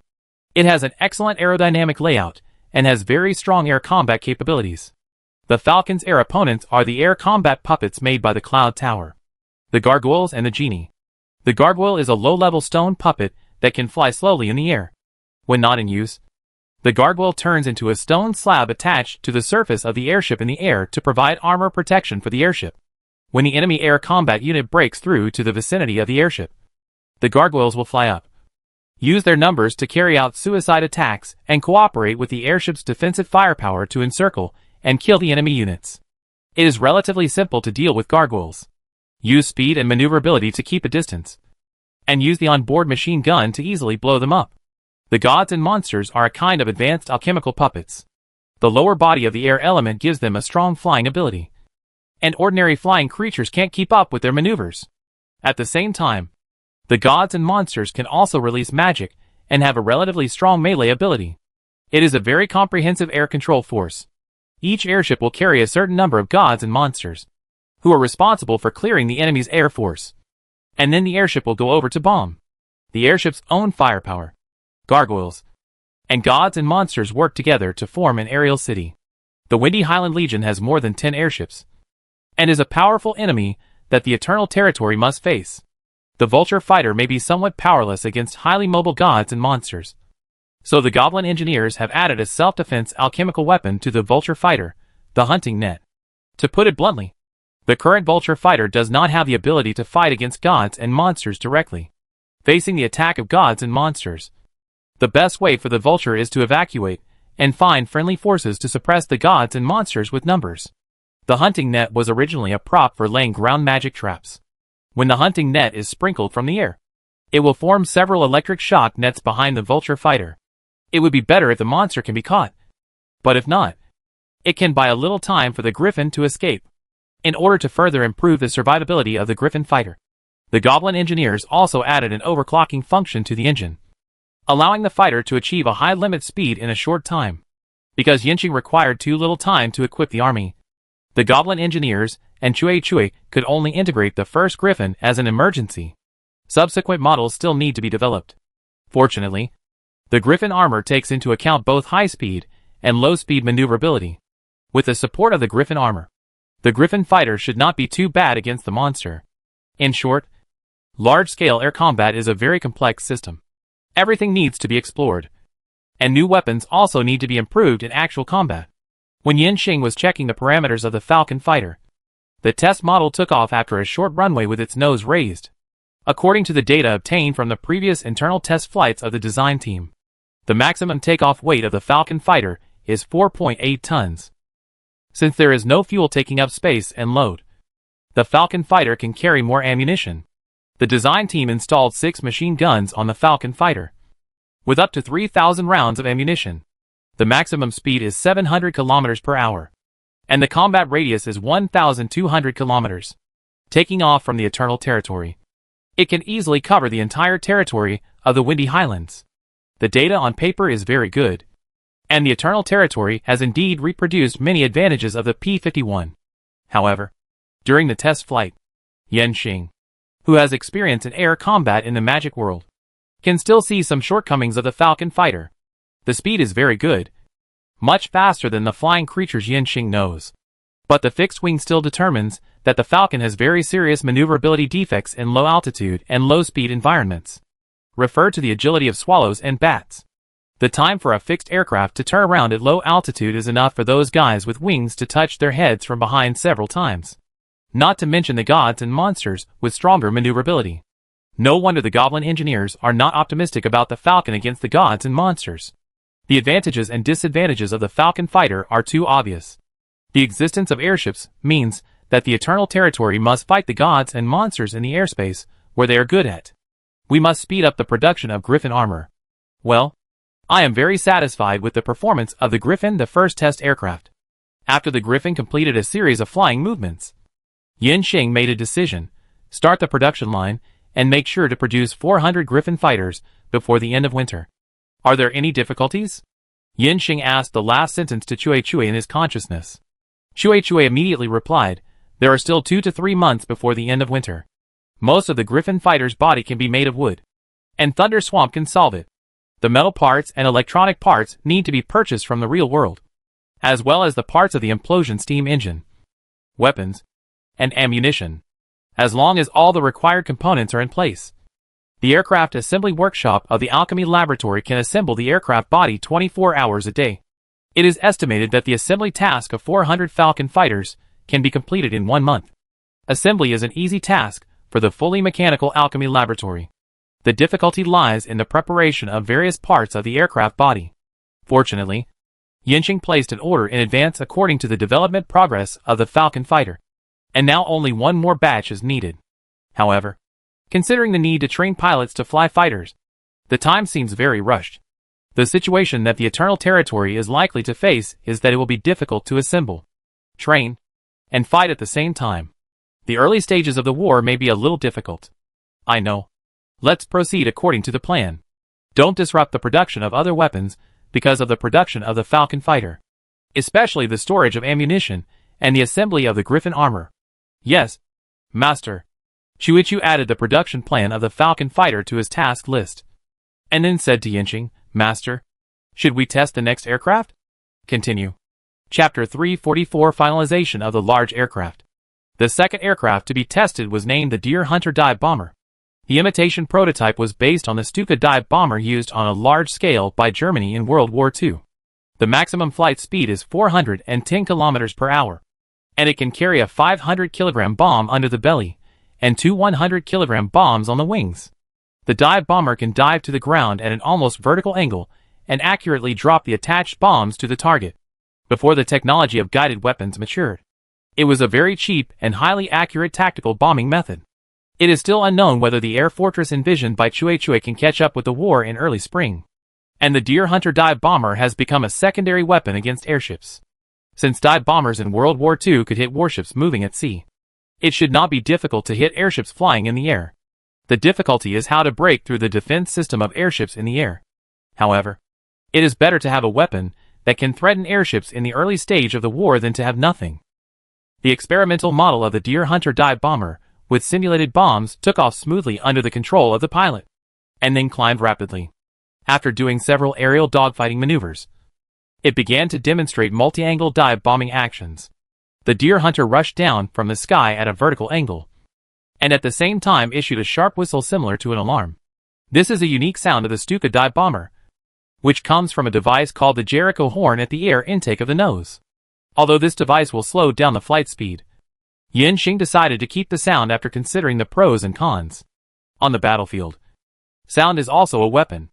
It can deter the enemy and improve the morale of one's own army. The Deer Hunter dive bomber roared through the air again and again, like a knight blowing a horn in the air to charge. Yanqing was also infected by this sound and decided to finalize the production of the Deer Hunter dive bomber on the spot. Originally, he wanted to produce 100 at a time, but considering the production capacity of the Eternal Territory Alchemy Laboratory, it can only be reduced to 50. It is better to make a batch first for emergency use, then produce while fighting. The Deer Hunter dive bomber landed, and the Toucan bomber took off. The Toucan bomber had experienced an actual combat in the Battle of Kurosawa City, but that time, it was a temporary modification of the transport aircraft, with absolute air superiority. The effect of ultra-low altitude bombing is very good. But is a bomber truly used for strategic and tactical bombing? It still needs to be modified to a certain extent and add some professional equipment, so that the Toucan bomber can find the target in a safer airspace, and then bomb one or more targets according to different tasks. In addition, the Toucan bomber must have a longer range, and can cooperate with friendly forces to perform military missions when necessary. The Megalodon was designed based on the B-17 bomber, so there is no need to make major changes to the fuselage shape and aerodynamic layout. It is only necessary to reinforce the key positions of the fuselage, strengthen the fuselage's defense, and then arrange some defensive magic, equipped with an implosion steam engine enhanced by magic integrated alchemy technology. A professional bomber is built, and because the Megalodon has been in service in the Eternal Territory Air Force for a long time, the test flight of the Megalodon bomber this time is much better than the previous two models, because the Eternal Territory has enough accessories and models to modify. The order of 10 Megalodon bombers is not a pressure for the Alchemy Laboratory. The test flight of the Toucan bomber has ended. An enlarged version of the Toucan drove onto the runway under the towing of a tractor, as a large aircraft imitating a bomber. It is a bit inappropriate for the Toucan to perform transportation tasks. After careful calculation, a lot of power was wasted. Transport aircraft do not need the protection of thick protective plates, and do not need to be equipped with weapon systems to deal with air combat. These can be converted into load and space. It only needs to be able to fly smoothly and safely deliver personnel and goods to the destination. In order to improve the efficiency of air transportation, Yonghengling urgently needs a professional transport aircraft instead of letting bombers continue to play a cameo role. Chue was ordered to develop the Toucan transport plane with the Goblin engineers. Increasing the load and space is not as simple as just enlarging the aircraft body. Changing the center of gravity and aerodynamic layout will have a great impact on the overall performance of the aircraft. At the same time, the cost must be considered. Yanqing is planning to build hundreds of transport planes for self-use and export, so the cost cannot be the same as that of bombers. Chue used her powerful computing ability, referred to some mature transport plane design ideas, and with the assistance of Goblin engineers, finally determined the design drawings of this transport plane. The Toucan transport plane retains the appearance of the original bomber, but reduces the 4 engines to 2. The fuselage materials are made of wood and metal skin as much as possible to reduce the weight of the aircraft, with the main parts purchased from the real world and the alchemical reinforcement of the Goblin engineers. The strength of the fuselage is still guaranteed. In the end, the Megalodon transport aircraft used 2 engines to achieve a higher load, larger space, and longer range than the bomber. Of course, these are all paper data. After a major modification, the Megalodon transport aircraft can fly and land smoothly, which is a success. Because there are too many uncertain factors, Yanqing has not approved the mass production of the Megalodon transport aircraft for the time being. Only 5 aircraft are allowed to be produced for further experiments and data collection. After the performance of the aircraft is modified to be safe, the issue of large-scale production will be considered.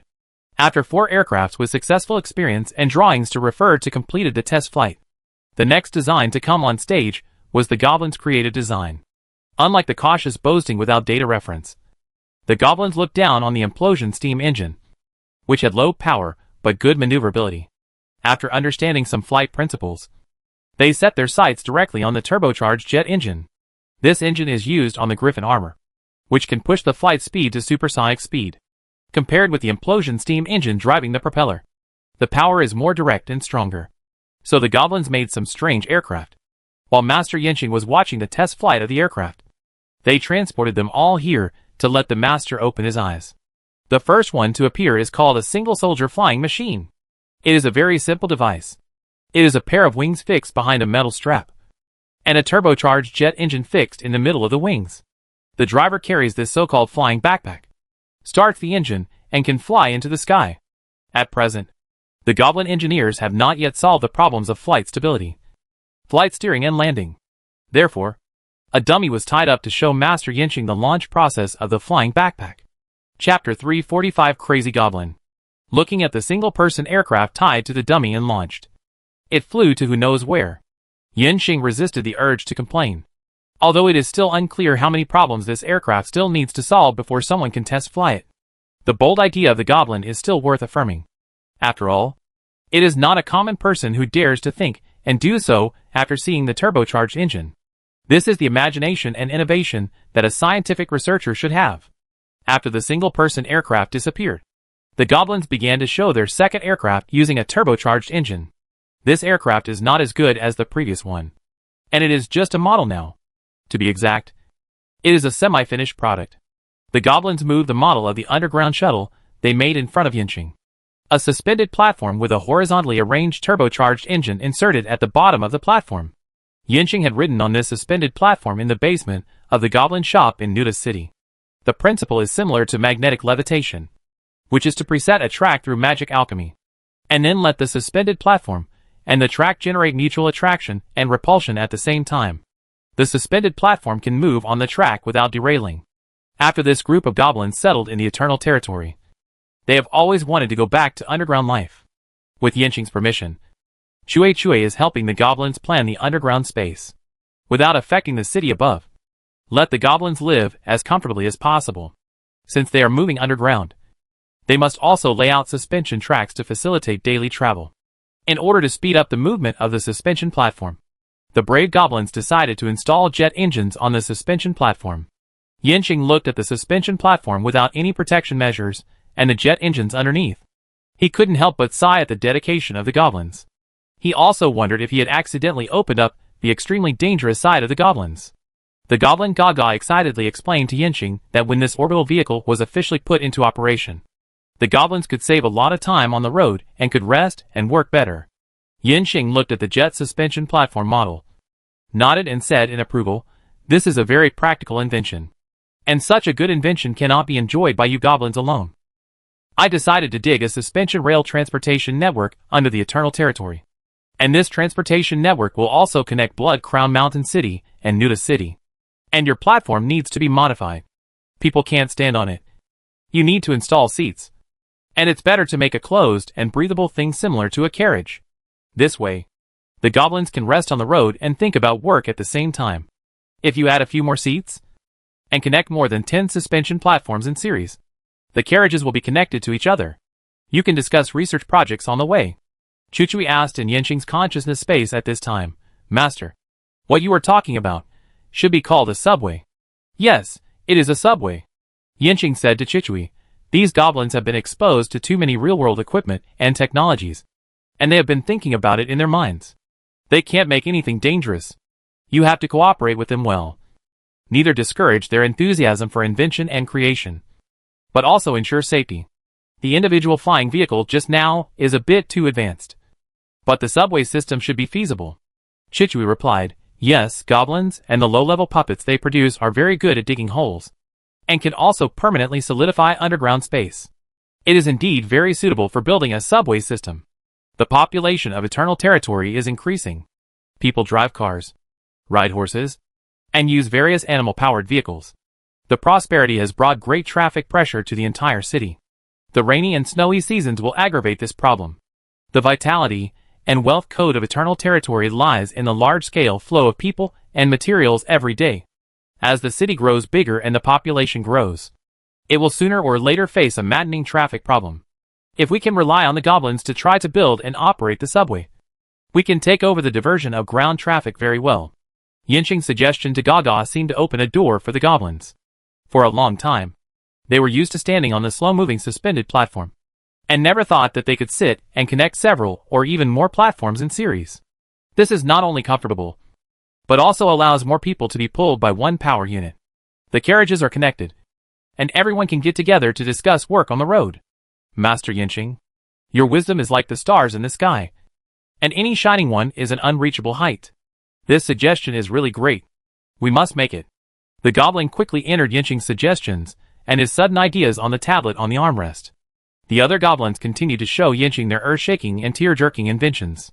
A high-altitude, high-speed aircraft like a cruise missile, a sky carrier like a ray model, an aircraft with movable wings that can flap its wings like a bird, a vertical takeoff and landing transport cabin with a strong sense of strength. No matter what the goblins show, Yinxing will give all of his performances and praise, although most of them are a bit unrealistic. Since the goblins dare to think like this, there must be a theoretical basis in alchemy that can be realized. For the lords who value science and alchemy, since you are optimistic about the goblins, Try to let them play freely, and then tell them to blow and match them. Maybe their next exhibition will be an epic-making invention. After figuring this out, Yinxing happily admired the works of the goblins. The test flight demonstration of the Eternal Territory aircraft ended. The 4 aircraft will soon be installed in the Eternal Territory Air Force and become the main force in the future air battlefield. The air fortress is also under active research and development. The use of magic alchemy increases the survivability of the air fortress in the air. An air firepower platform with high defense, high attack and long hovering can provide offensive and defensive support for its own air force. Therefore, the performance of the air fortress is also constantly improving with the increase in research and development progress. Not only should it be equipped with a tank gun, but also a quadruple anti-aircraft gun as air suppression firepower. The nose, tail, belly and back of the aircraft must have self-defense firepower. The wings and engines must be protected by powerful magic shields, and the shields must not affect flight. Finally, I want to install the magic amplification flying saucer launcher on the body. Finally, I want to install a ring. Finally, I want to install a certain number of drones as the core of the eternal air war against the airship. Shui and the goblins want to use every inch of the air fortress. At the same time, the performance of the air fortress as an aircraft cannot be reduced. As time goes by, the air fortress has not been finalized, and the sky of the Eternal Territory has gradually become lively. One day, a giant Beak Eagle passenger plane landed at the Eternal Territory airport. Mrs. Carroll ended her visit to various countries and made the last stop in the Eternal Territory. Chapter 346 Final Preparations. Behind the large, bright and clear glass window, Madame Carroll sat on a rattan chair, holding a glass of red wine, watching a formation of 5 Falcon fighters passing over the city lord's mansion. Her eyes were filled with shock. The city planning and architectural style of the entire Eternal Territory, the clothes and manners of the people in the territory, all made her feel as if she were in another world. The vitality and vigor here are not seen anywhere else. After continuous improvements in ceiling and temperature control, the city lord's mansion in the Eternal Territory has well controlled the internal temperature within a comfortable range. Madame Carroll took off her heavy coat and wore a thin set of home clothes. What she saw made her say to Yinxing, who was sitting next to her with deep emotion, "Every moment here, I have a kind of worship mentality. The development speed here is too fast, and the changes are too fast. It seems that the last time I came to the Eternal Territory was only more than 2 months ago, and now I can hardly recognize it. You have been creating miracles, and I believe you will continue this miracle. Miracles belong to the Thunder Swamp." Yinxing responded to Carroll with a slight smile. The power that erupted after the unification of the Thunder Swamp made him full of confidence. Mrs. Carroll thought Yinxing was talking about the alchemy of the Thunder Swamp. She nodded and told Yinxing about her experiences in traveling around the world with a little excitement. When Madame Carroll flew over those countries and noble territories in a luxuriously decorated toucan passenger plane, no matter what attitude these princes and nobles had towards the Silvermane Principality, they all welcomed Madame Carroll with the etiquette of receiving the most important guests. This also raised Carroll's international influence, because the Silvermane Principality has been fighting against the savage orcs for many years. It was even a 1-on-2 fight between the orcs and the elves on the Windy Highlands and had to retreat. The strong military strength has always been the postcard of the Silvermane Principality. Now the Silvermane Principality has obtained the Toucan large aircraft that can rival the airship of the Cloud Tower, which has added to the military deterrence. It also allows the human nobles, who saw the Toucan large aircraft with their own eyes, to directly experience the alchemy of the Thunder Swamp. Madame Carroll traveled around the world this time, and just one flight was a great publicity for the Silvermane Principality and Thunder Swamp. Many countries and noble territories expressed their goodwill towards the Silvermane Principality, and hoped that Madame Carroll could help them establish friendly relations with Thunder Swamp. During my visit to the countries, the Empire was not idle either. Several times, I arrived at the same noble territory at the same time as the Imperial Envoy. The preparations for war by the Silvermane Principality deeply stimulated our Imperial Emperor, and all the lords and nobles were accumulating military strength. Grand Duke Silvermane hopes that you can provide more weapons for the Principality's army. If he sees these small planes in the sky, he probably wants to get some too. Most of the kingdoms and noble lords that Madame Carroll visited did not express their support for the Silvermane Principality. After all, everyone can see that the contradiction between the Silvermane Principality and the Griffinheart Empire is actually a game between the two forces of the Cloud Tower and the Thunder Swamp. Be careful when placing bets. In fact, these countries and noble lords want to be fence-sitters, which is Madame Carol's diplomatic victory this time. The Silvermane Principality only needs to focus on dealing with a few enemies. However, it also needs to be wary of those who are watching the situation. After all, they are mobilizing troops to prepare for war. The Griffinheart Empire occupies the right position, and the influence of the Cloud Tower is far greater than that of the Thunder Swamp. There are still many potential enemies. Yin Xing considered the request of the Silvermane Principality to purchase weapons and equipment this time. Prior to this, the Eternal Territory had completed the delivery of the previous secret arms sales agreement order, 10 Megalosaurus transport planes, according to the alchemy level of the Silvermane Principality. If it is strengthened and some offensive and defensive capabilities are added, it will be a good air combat platform. In addition, the Eternal Territory secretly sold more than 2,000 rifles and 200 infantry guns to the Silvermane Principality, as well as a batch of ammunition. These are already part of the Eternal Territory's force squeezed out in the process of arming its own army to support its allies. Selling weapons to the Silvermane Principality again will inevitably affect the arming progress of the Eternal Territory army. Spring is not far away. After thinking it over again and again, Yin Xing said to Madame Carol, "The weapons I sold to the Silvermane Principality are enough for the Principality's army to deal with the initial battles of the war. Marquis Anderson has the Cloud Tower to directly supply weapons, and I must give priority to supplying the Windy Highlands battlefield. Of course, I will not let you return empty-handed. The guns and artillery used by the active army of the Eternal Territory cannot be provided to you, but the single-shot smoothbore rifles and smoothbore cannons I used before can be supplied. And using these two weapons is also good for you. Not only is it easy to maintain, you can also produce gunpowder and bullets by yourself. Smoothbore rifles and smoothbore cannons do not require rifling, and can be manufactured by simply purchasing seamless steel pipes from the real world. Any alchemist can come up with a similar formula for gunpowder. There is no strict requirement for the size of the bullet. Any peasant can be trained for a few hours, and can be proficient in using a musket. Of course, if you want to use the lineup shooting tactics, you need more disciplined militia or archers." After listening to Yin Xing's proposal, Mrs. Carroll thought of the musket she saw in the Rose Court. The werewolf warriors who protected the Rose Court at that time used this gun to repel the attack of the mercenaries. If the Eternal Territory really can't provide better guns and cannons, this is also a good alternative weapon. Mrs. Carroll asked, "How many muskets and cannons can you sell us?" Yin Xing asked Chichui, and then replied to Mrs. Carroll, "The first batch of smoothbore rifles is 20,000, and smoothbore cannons are 1,000. I will provide the formula of gunpowder and the method of making bullets, and you prepare the ammunition yourself." Mrs. Carroll did not expect Yin Xing to sell so much as soon as he opened his mouth, and immediately agreed to the arms sale, and asked again, "Can you sell us some of the Toucan aircraft and those small aircraft in the sky just now?" Yin Xing refused very straightforwardly this time.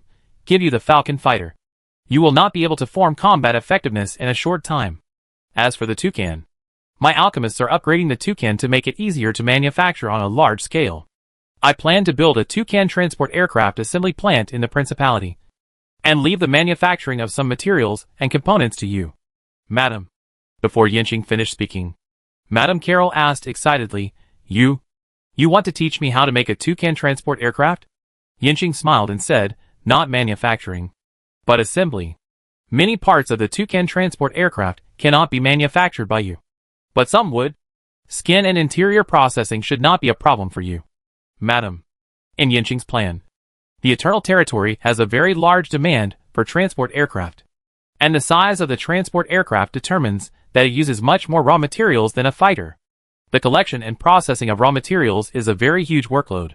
Now every production line in the Eternal Territory is a valuable resource. So Yin Xing has the idea of outsourcing some non-core components. This can not only increase the production capacity of the Eternal Territory, but also help Mrs. Carroll improve her status in the Silvermane Principality and further deepen the alliance.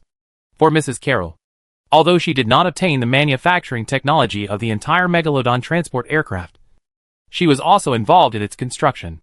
The economic and political benefits are huge, which is just right for her to continue to increase her power and influence in the Principality. Mrs. Carroll held out her wine glass and said to Yin Xing, "Leave this matter to me. Please rest assured that when I go back this time, I will build the Megalodon Transport Aircraft Assembly Factory as quickly as possible. Yinxing clinked his glasses with Madame Carroll. And then he added, I can't give you the Falcon fighters now, but you can arrange some of your own people to come to the Eternal Territory to receive fighter pilot training. And you can also participate in the actual combat against the Windy Highland Legion. When you need fighters, you can immediately organize a Falcon Air Force to fly to Danling City. Yinxing's meaning is very clear. The Silvermane Principality wants Falcon fighters. No. When Madame Carroll wants them, you will have them. Madame Carroll smiled charmingly. I am looking forward to the arrival of spring. Spring will come soon. Yinxing drank the red wine in the glass in one gulp. In the sky outside the window, a group of fighter jets roared past. The changes that took place in the Eternal Territory, as well as the increasing number of aircraft in the sky, were transmitted to Nuda City along the trade route every day. The number of flights from Nuda City to the Eternal Territory has increased to 5 passenger planes, and many people returning to the mainland of the Principality will transfer to the Eternal Territory. There are many vehicles from the Eternal Territory running on the roads in the city, and a private car has become the standard for the nobles and businessmen of Nuda City to travel. In order to make their own vehicles more comfortable, many people have proposed to the city lord's mansion to widen the city streets. The roads must also be built as smooth as those in the Eternal Territory. In addition to cars, cheaper motorcycles have become the object of pursuit for the citizens of Nuda City who have a little money. Bicycles are everywhere in the streets and alleys of the city. The characteristic clothing of Yongheng Territory is also accepted by more and more people. In addition, the city power grid laying project that Yongheng Chamber of Commerce has undertaken from the city lord's mansion has become the most talked about thing for all citizens of Nuda City. Miss Li Jia, the temporary head of Yongheng Chamber of Commerce, said, after the laying of the power grid in Nuda City is completed, as long as you buy the light bulbs sold by Yongheng Chamber of Commerce, every family can have a bright night like the Thunder Swamp Special Envoy. Street lights will be installed on city roads for residents to use free of charge. At that time, Nuda City will become a city that never sleeps like Eternal City, and become the twin stars that shine brightest at night on the Windy Highlands. After dealing with the affairs of Thunder Swamp, Yinxing accelerated the non-military infiltration of Nuda City. He used the debt relationship with Nuda City to obtain many large-scale projects for urban reconstruction, hotels, shopping malls, logistics. Use the intelligence integrated from the Creed Intelligence Exchange to maximize the benefits of a commodity from source to terminal. In the winter when the economy should have been depressed, the active business activities of the Eternal Chamber of Commerce attracted many businessmen to gather around. They know how to make money and how to spend money. The Eternal Chamber of Commerce has become a part of the daily life of the residents of Nuda City. Count Theodore, on the other hand, ignored all the business activities of the Eternal Chamber of Commerce. Ever since he borrowed the first sum of money from the Eternal Grain Company, he had been unable to stop Yinxing's soft occupation of Nuda. When he realized that he had lost control of Nuda City, he knew that there was such a means of occupation in the world. However, only he and Yinxing knew this. To outsiders, Count Theodore was still the lord of Nuda City. With Yinxing's help, his power was even greater than before. But Count Theodore was very sober. He was still in this position because Yinxing needed him to be in this position. At night, he sat in the study room with electricity and electric lights. Count Theodore looked at the city where some parts had electricity, and a toucan passenger plane flew away with lights flashing. He looked very relaxed, like an old man who really knew his destiny. After a while, the butler Adley knocked on the door and came in. He held a silver tray in his hand, on which was a stack of papers. Master, today's intelligence on the Eternal Territory and the Eternal Chamber of Commerce has been sorted out. The Eternal Territory's Falcon fighters had a short confrontation with the gods and monsters of the Rift Mountain Fort at the fortress. There were 23 toucans flying from the Eternal Territory airport to the direction of Danling City, and 21 flew back. The Eternal Territory has set up a military zone 10 kilometers northeast of the fortress, and the purpose of the military zone is still unknown. The people who entered and left the Eternal Chamber of Commerce today are. At this time, Earl Theodore said, okay, let's stop here. All we can find out are what Yinxing wants us to know. If he doesn't want us to know, we can't find out anyway. The little fox has become an old fox.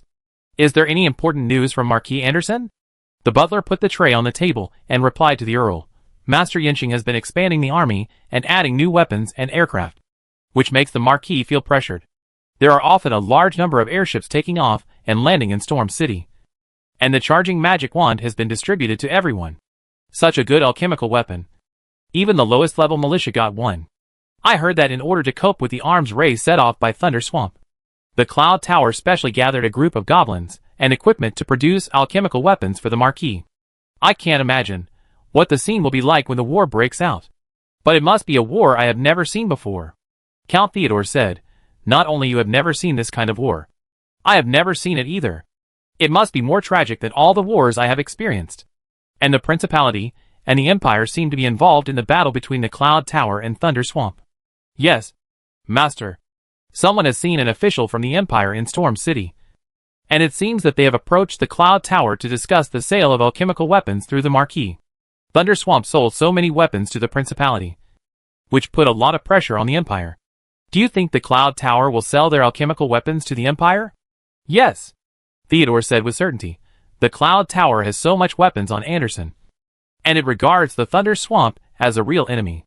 The enemy of the enemy's ally is a friend. Since the Cloud Tower gave Anderson weapons, it will naturally give them to others in the future, for other countries and nobles. If they want to avoid being eliminated by the future world, they must obtain alchemical weapons. And if they want to obtain alchemical weapons, they must participate in the war. Yinqing's open expansion of the army and military competition is to expand this war indefinitely. He must do this because it is beneficial to him. The Cloud Tower was led by Yinqing and lost a game in the preparation stage. Chapter 347 Eternal Territory Armament Status. Butler Adelaide seemed to understand Earl Theodore's analysis. After all, in the eyes of outsiders, the Cloud Tower has accumulated power for a long time. The Empire is an empire after all, and Marquis Anderson is known for his ability to fight. The strength is definitely strong. The Thunder Swamp has just risen, and Silvermane will definitely be greatly affected by losing Marquis Anderson's Windy Highland Legion. If Adelaide were asked to choose a side, he would definitely choose the Cloud Tower. Others would probably choose the same. Then what good would it be for Yinqing to go to such great lengths to expand the scale of the war? Wouldn't he have more enemies the larger the scale of the war? Master, what should we do? The Marquis hasn't contacted you for many days. The butler was a little worried about the increasingly strained relationship between Earl Theodore and Marquis Anderson. Alas, speaking of Anderson, Earl Theodore couldn't help but sigh. I'm afraid no one in this world knows him better than me. Now he is probably busy preparing to accept the Imperial Emperor's conferment. The butler asked in surprise, Master, is the Marquis going to betray the Principality? The relationship between him and Duke Silvermane has been torn to such an extent that betrayal is a matter of time.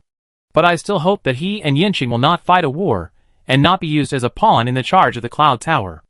Earl Theodore thought for a while, and said to the butler, My birthday will be in a month. Have it grandly and invite both the Marquis and Yinqing to attend.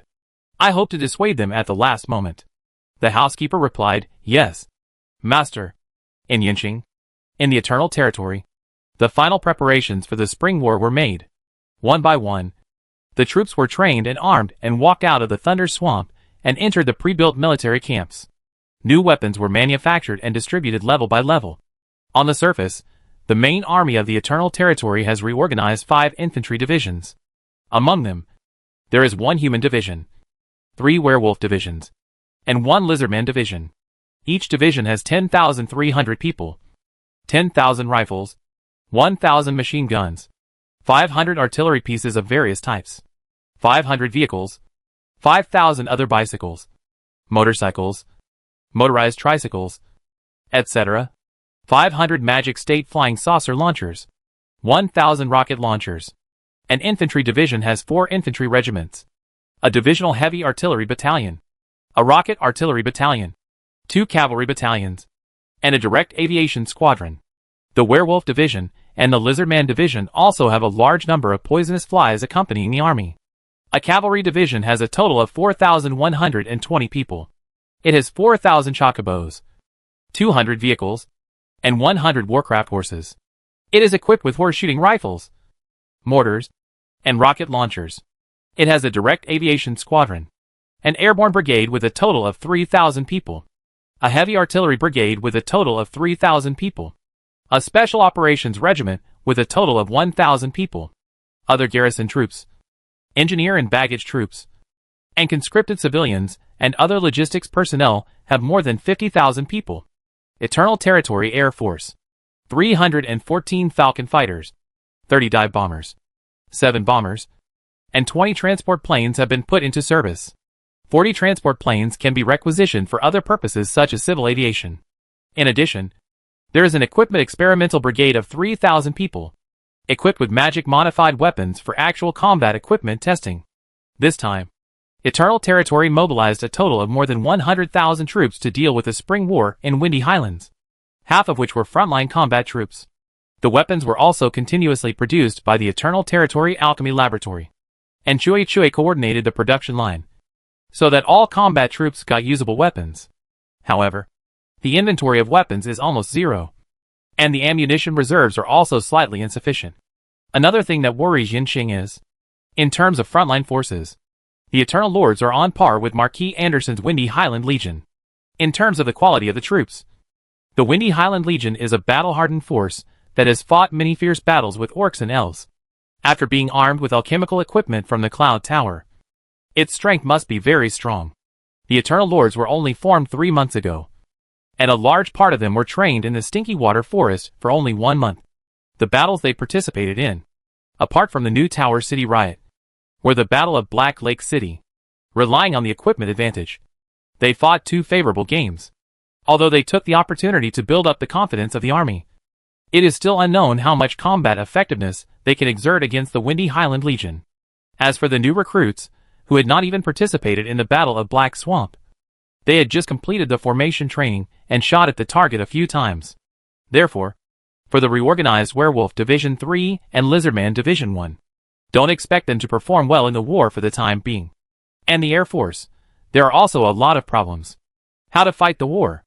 Seeing that winter is about to pass, Yinqing summoned his military generals, magic advisors and technical officials. Hold a mobilization meeting in front of the Emperor together. The old team of Eternal Territory plus the new officials who joined after the unification of Thunder Swamp. More than 30 heroes sat on the left and right of the Imperial Conference table. First, the heads of each unit reported to Yinqing, and others the combat readiness of their respective commanding armies. Then Gosper reported on the status of the material reserves prepared by the Eternal Territory for the war. Alchemical robot Laura reported on the next stage of production plan of the Alchemical Laboratory. Aranda reported on the status of the people in the Eternal Territory and the intelligence collected on the Windy Highlands. Finally, Chui controlled the projection device above the conference table to project a virtual battlefield sand table and mark the positions of the enemy and our forces. It can be clearly seen that the main forces of the Windy Highlands Corps and the Eternal Territory are concentrated on the western border of the Eternal Territory. The two sides each use the outpost and the Rift Mountain Fort as base points to develop a military confrontation line of 50 kilometers in length from north to south. And the closest place was less than 30 kilometers apart. According to the intelligence just told by Aranda, Marquis Anderson has deployed 7 airships in the Rift Mountain Fortress, and another 8 airships are scattered throughout the battle line. Storm City has 5 airships. As for whether there are hidden airships in other places, they have not been detected yet. In order to correspond to the rifles equipped by the Eternal Territory, the Cloud Tower provides the Wind Highland Legion with charging magic wands. This alchemical weapon uses rare alchemical resources as energy, and can launch magic rays to attack. Although the effective range of magic rays is 400 meters, which is not as good as the rifles equipped by the Eternal Territory. General battles are basically carried out within 400 meters. Moreover, the charging magic wand can also release the magic shield to provide a certain degree of protection. But the deployment of the shield consumes a lot of magic energy. In addition, the Windy Highland Legion has long-range heavy magic projectile weapons. The heavy magic throwing vehicle can throw the magic constructed by the magician to a few kilometers, or more than 10 kilometers away. There are also alchemical equipment and alchemical weapons with various functions. In order to defeat the Thunder Swamp, the Cloud Tower generously took them out for Anderson to use. It can be said that the Eternal Territory does not have an advantage in weapons and equipment, and even has a considerable disadvantage in the use of magic. It is gratifying that the morale of the Eternal Territory army is very high, and it is a self-defense operation. In order to protect their homes, the soldiers and generals are ready to fight to the death with the invaders. It was Yinqing's turn to speak. He did not talk about his military ideas first. but chatted with his heroes about the development of the Eternal Territory. We started with 3 people and 2 dung forks. And it took us less than a year to develop the territory to such a scale. It was a miracle. But it was also inseparable from the hard work of every citizen of the territory. This land is soaked with our sweat. So we have a rich life now. I can boldly say that the most ordinary people here live a life far better than ordinary people in other places. And this kind of life will inevitably attract the attention of some people. After you go back, you must let your soldiers know why this war started, and know what kind of ending they will face if they lose this war. Most of the subjects of Yunling territory are refugees who yearn for a stable life. Think about what you were like before you came to Yunling territory, and what you are like after you came to Yunling territory. Is such a life worth defending with our lives? Is such a home worth defending with our lives? Everyone here. Some of you may not be able to attend a meeting here one day, but your names will definitely be recorded on the Monument of Honor forever like the name of this territory. Yanxing's words made the meeting fall into silence. As Yanxing just said, Yunling territory is an immigrant city. In less than a year, not many subjects were recruited in the recruitment building, and the second-generation subjects were still babies in the territory. Whether it is humans, werewolves, lizardmen, elves, they all migrated from other places. They know what kind of life ordinary people in other places live. After being exploited by the Lord, being able to have a good life is lucky to be born in a kind territory. But the most kind Lord in the world is not as good as Master Yanxing. No one died of cold this winter, which is unimaginable in other places. If the Eternal Territory is breached, everything here will disappear. The heroes of the Eternal Territory all looked at the map in the middle of the conference table. The Eternal Territory is less than 60 kilometers away from the outpost. The outpost is only 30 kilometers away from the Rift Mountain Fort. Suddenly, Eddie stood up and said loudly to Yanxing, "Please rest assured. Sir, I will tell every soldier what you just said. Let them know, the Eternal Territory is behind us. If we take a step back, we will lose everything we have now. Unless we are all dead, we will never let an enemy pass through the outpost." Following Eddie, all the other heroes stood up. "Please rest assured. Sir, we will never let an enemy pass through the outpost." Yanxing pressed his hand and asked all his heroes to sit down. Fighting. The so-called honor and motivation can only show off their courage for a moment. If there is no belief in why to fight, various war weariness will breed over time. Yanxing waited for a while before saying, "Facing the upcoming war, we must be aware that our army is at a disadvantage in many aspects. Insufficient training, unfamiliarity with new equipment, no experience in large-scale legionary operations, many. Therefore, we can only passively defend in the first stage of the war. Rely on excavated trenches, barbed wire, bunkers and fortresses to fight positional defense battles with our enemies. Rely on perfect fortifications, fight consumption, fight will, and fight war potential, especially when in a disadvantageous situation. The belief to persist is often more important than personal bravery and weapons and equipment. The victory of this kind of battle is often determined by who can still organize soldiers to resolutely execute combat orders in the most difficult moments. This is why I have been emphasizing that our soldiers must know why we have to fight, and why we must win. Only by knowing that we cannot take a step back can we nail down the position. Of course we have disadvantages, but also advantages. Time is our greatest ally. We have the Thunder Swamp behind us and a population of 2 million. While the Windy Highlands Corps has only 50,000 troops available for frontline combat. They will not get any supplies from the Silvermane Principality. And the supply line of Nuda City will soon be under our control. The Cloud Tower can replenish Anderson's alchemical weapons, but it won't give him too many soldiers. As long as we hold on until the rainy season arrives, the supply of the Windy Highlands Legion will be a big problem. And our material production can be increased several times, and we can equip 100,000 troops. After the rainy season, the Windy Highlands Legion will be our prey. Storm City is our biggest trophy in this war.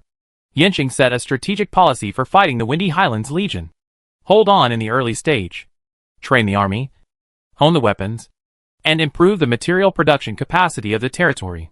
At the same time, consume the troops and materials of the Windy Highlands Legion, as well as the morale of the army. And it is not suitable to show off too much at this stage. Being a little passive on the battlefield can paralyze the Cloud Tower. Let them think that as long as they work harder to assist the Windy Highland Legion, they can defeat the Thunder Swamp.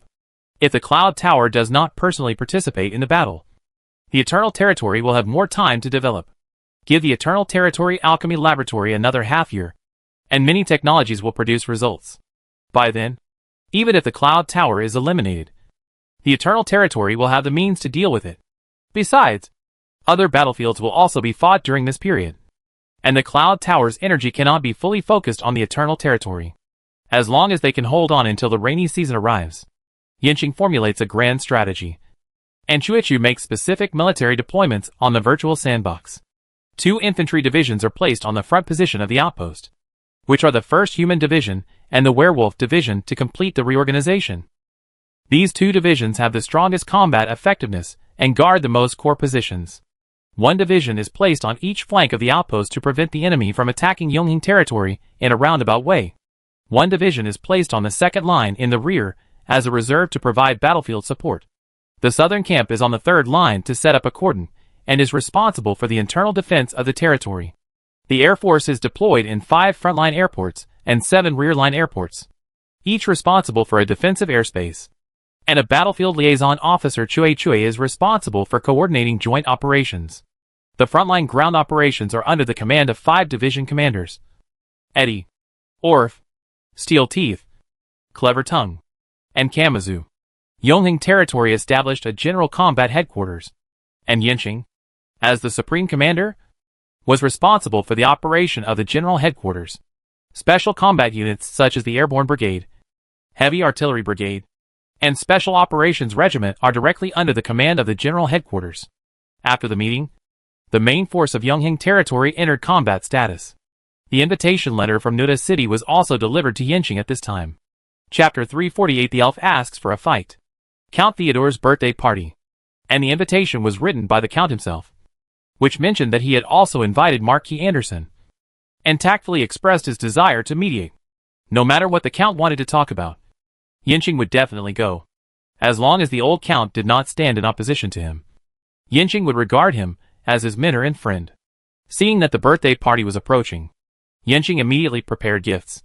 But Aranda found Yanqing at this time. "My lord, Prince Alito wants to attack Frostleaf City." At this time, Yanqing looked at the weather outside the window. Although the coldest day had passed, it was still freezing cold. In addition, there is a lot of snow near Frostleaf City, which is not a good time to fight. But from another perspective, this is indeed a good time for the elves to recapture Frostleaf City. The orcs opened the Frostleaf City passage to the Eternal Territory in exchange for Yanqing to provide them with winter supplies. But it was not enough for the orcs to spend this winter comfortably. In the coldest time, many orcs were still injured by the cold. In the period when this winter is about to end, and the weather is about to warm up, it is the weakest time for the orc army. If the elves have to wait for good weather, then good weather will be more beneficial to the orc army defending the city. Let Prince Alito come over. I want to listen to his battle plan. When Prince Alito knew that Yanqing wanted to see him and listen to the battle plan, he was very happy. Although Yanqing had publicly stated several times that he would not provide any help to the elves in attacking Frostleaf City. But since he wanted to listen to the battle plan, he must be thinking of helping secretly. Prince Alito has been living in Eternal City these days, and has witnessed the expansion and reorganization of the Eternal Army, the weapons, the morale. If he just gives himself a little benefit, Frostleaf City will be easy to capture. Right? Prince Alito soon came to the small conference room next to Yanqing's room. In the middle of the conference room was a virtual Frostleaf City terrain sand table. Frostleaf City was covered with ice and snow. Further north, except for the cleared road leading to the snow, all you can see is white. Yanqing saw Alito coming and couldn't help but say worriedly, according to the current climate of the snow, the Elf King's court can't attack Frostleaf City from the north to share the pressure for you. And I have met Marshal Old Mom. He is a commander with a lot of war experience. You can think of attacking Frostleaf City when the orcs are at their weakest. And he probably can think of it too. Maybe the situation you imagine that the orcs' defense will be relaxed will not happen. But they are already prepared to resist the elves' counterattack. Yanqing said the truth. Old Mom was able to think of a sneak attack on Frostleaf City when he was attacked from both sides, which shows that he is not a commander who will relax his vigilance at a critical moment. If the elves forcefully attack Frostleaf City under this situation, they will probably encounter a lot of trouble. Alito glanced at the sand table map. Then he said to Yanqing, "Master Yanqing, I know that Old Mom is a very powerful commander. And I also know that attacking Frostleaf City at this time will take a very big risk. But for me, the time to counterattack Frostleaf City can't be delayed any longer. Once the snow melts, the army of the Elf King's Court will definitely launch an attack on Frostleaf City.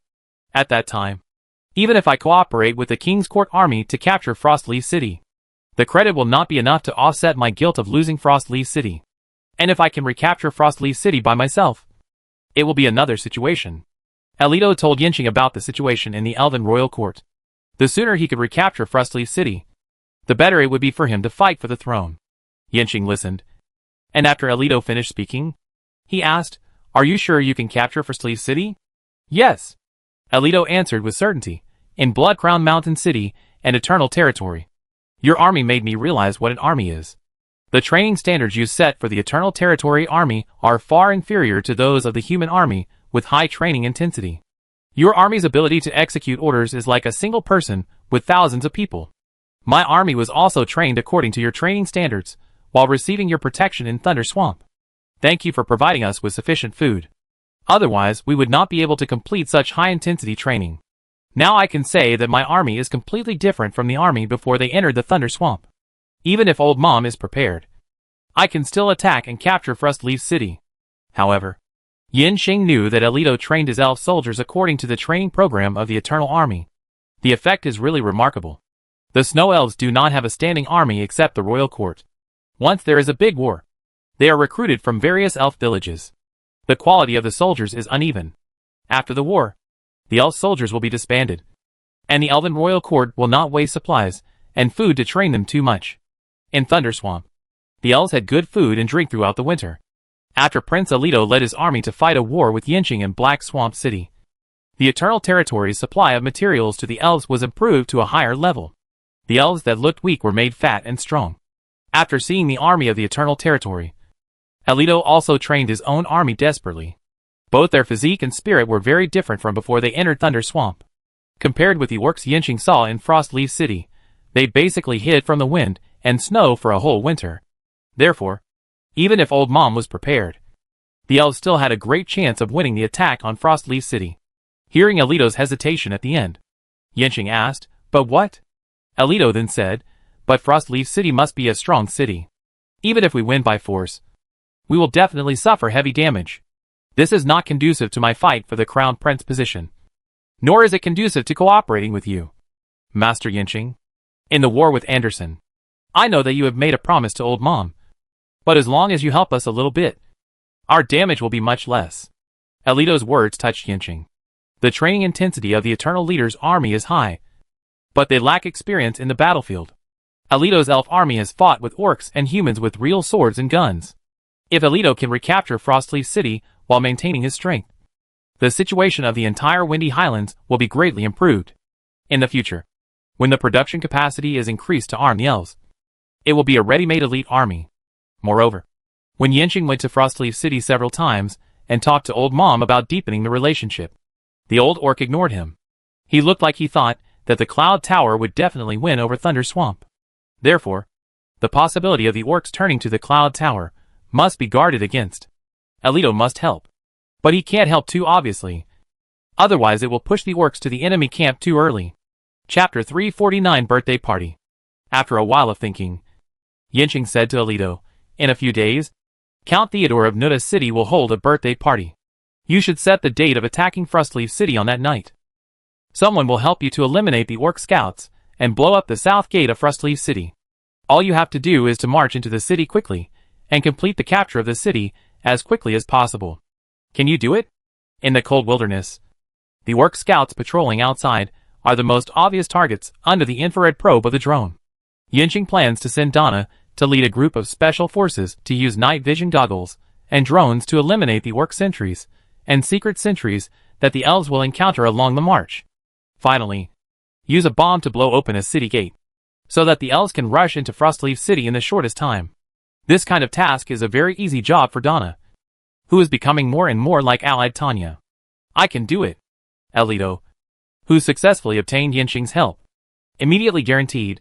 "As long as we can enter the city smoothly, Frostleaf City is still our home ground, and we can drive the orcs out of our city in the shortest time." "Thank you, sir." Yinxing smiled and said to Alito, I'll wait for your victory report in Nuda City. Alito left the city lord's mansion and immediately went to Blood Crown Mountain City. Yinxing gave him little time. He must immediately mobilize the army to prepare for the counterattack on Frostleaf City. The day of Earl Theodore's birthday is getting closer and closer. The weather in the Windy Highlands is getting warmer and warmer. It seems that the winter that came early is also ready to leave early. Yinxing is riding in an armored military vehicle, escorted by ground vehicles and air fleets, heading towards Nuda City. All along the way, the whole view is green wheat seedlings. The land on the Windy Highlands is already very fertile, and after being moistened by the winter snow, the wheat is growing well. It will be harvested in a few months. Eternal Territory no longer needs to purchase a large amount of food from the real world, which can save a lot of expenses. Yinxing is not in a hurry to travel. He walks and stops to see the condition of the wheat field. Sometimes I would turn into a fork in the road, find a farm, and ask the farmers and militiamen who live there to take care of the wheat fields about their needs. When passing by the mercenary camp of the Merchant Guild, Yinxing also visited every part of the camp. Most of the farmland in Yongheng Territory is in the area controlled by Nuda City. It is not easy for the army of Yongheng Territory to come directly, so the guild mercenaries are needed to protect the food. After 2 expansions, the number of mercenaries of the Yongheng Territory Merchant Guild has reached 8,000. Half of the troops follow the guild merchants to protect the guild's trade routes. The other half of the troops are scattered in various barracks in the suburbs of Nuda City, protecting the farmland and being ready to enter Nuda City at any time. Yinxing has attached great importance to this army since the beginning. The weapons used by the active army of Yongheng Territory, except for the Air Force and special unit equipment, try to meet the needs of the guild mercenaries. It can be said that the guild mercenaries are a division-level force independent of the military system of Yongheng Territory. As for whether the equipment of the mercenaries will be leaked to Storm City, there must be cases of equipment being lost, and there must be people planted in the mercenaries from all sides. But the benefits of mercenaries are far greater than those not too serious leaks. Even if Marquis Anderson gets some guns, he can't make them. Yinxing looked at the situation of the mercenaries and asked them to prepare for war. Then they rushed to Nuda City without stopping, and finally entered the city before night fell. Earl Theodore, who likes to hold banquets, holds a grand business banquet for himself every year, inviting all the celebrities of the human race, big and small, from the entire Windy Highlands. It was as lively as a festival. This time, Earl Theodore also held a grand banquet, and the entire city lord's mansion was as bright as day. The bright lights attracted the envy of the guests. The power grid of the Eternal Chamber of Commerce has not been fully rolled out in the city, and only a small part of the city is electrified, and the lights can only achieve the effect of lighting up the sky. Only the city lord's mansion and the special envoy, listening to the compliments of the guests. Earl Theodore smiled as happily as when he got the ice jade porcelain tableware last time. The banquet was full of luxury and wealth. On the dance floor, men and women in formal attire were dancing in a court circle dance. Count Theodore stood on the terrace and watched the grand occasion in the mansion. Yinxing stood on his left and Marquis Anderson stood on his right. The two did not say a word from beginning to end. I don't know if I can still hold the same birthday party here next year. This winter makes me feel really old. I really want to go back to my hometown, live a life of fishing and drinking. Count Theodore sighed with a hint of meaning. Yinxing also looked at the dance floor below and responded with a smile. Teacher is in such good health. As long as there are no worries, you can drink, fish and hold banquets anywhere. Yinxing expressed that he did not want to fight. Marquis Anderson responded, from the moment we climbed the Windy Heights, we knew that only by completely occupying this place can we live the life we want in peace. Theodore, I promise that this day is not far away. You can hold a bigger banquet here at this time next year. Anderson was determined to fight.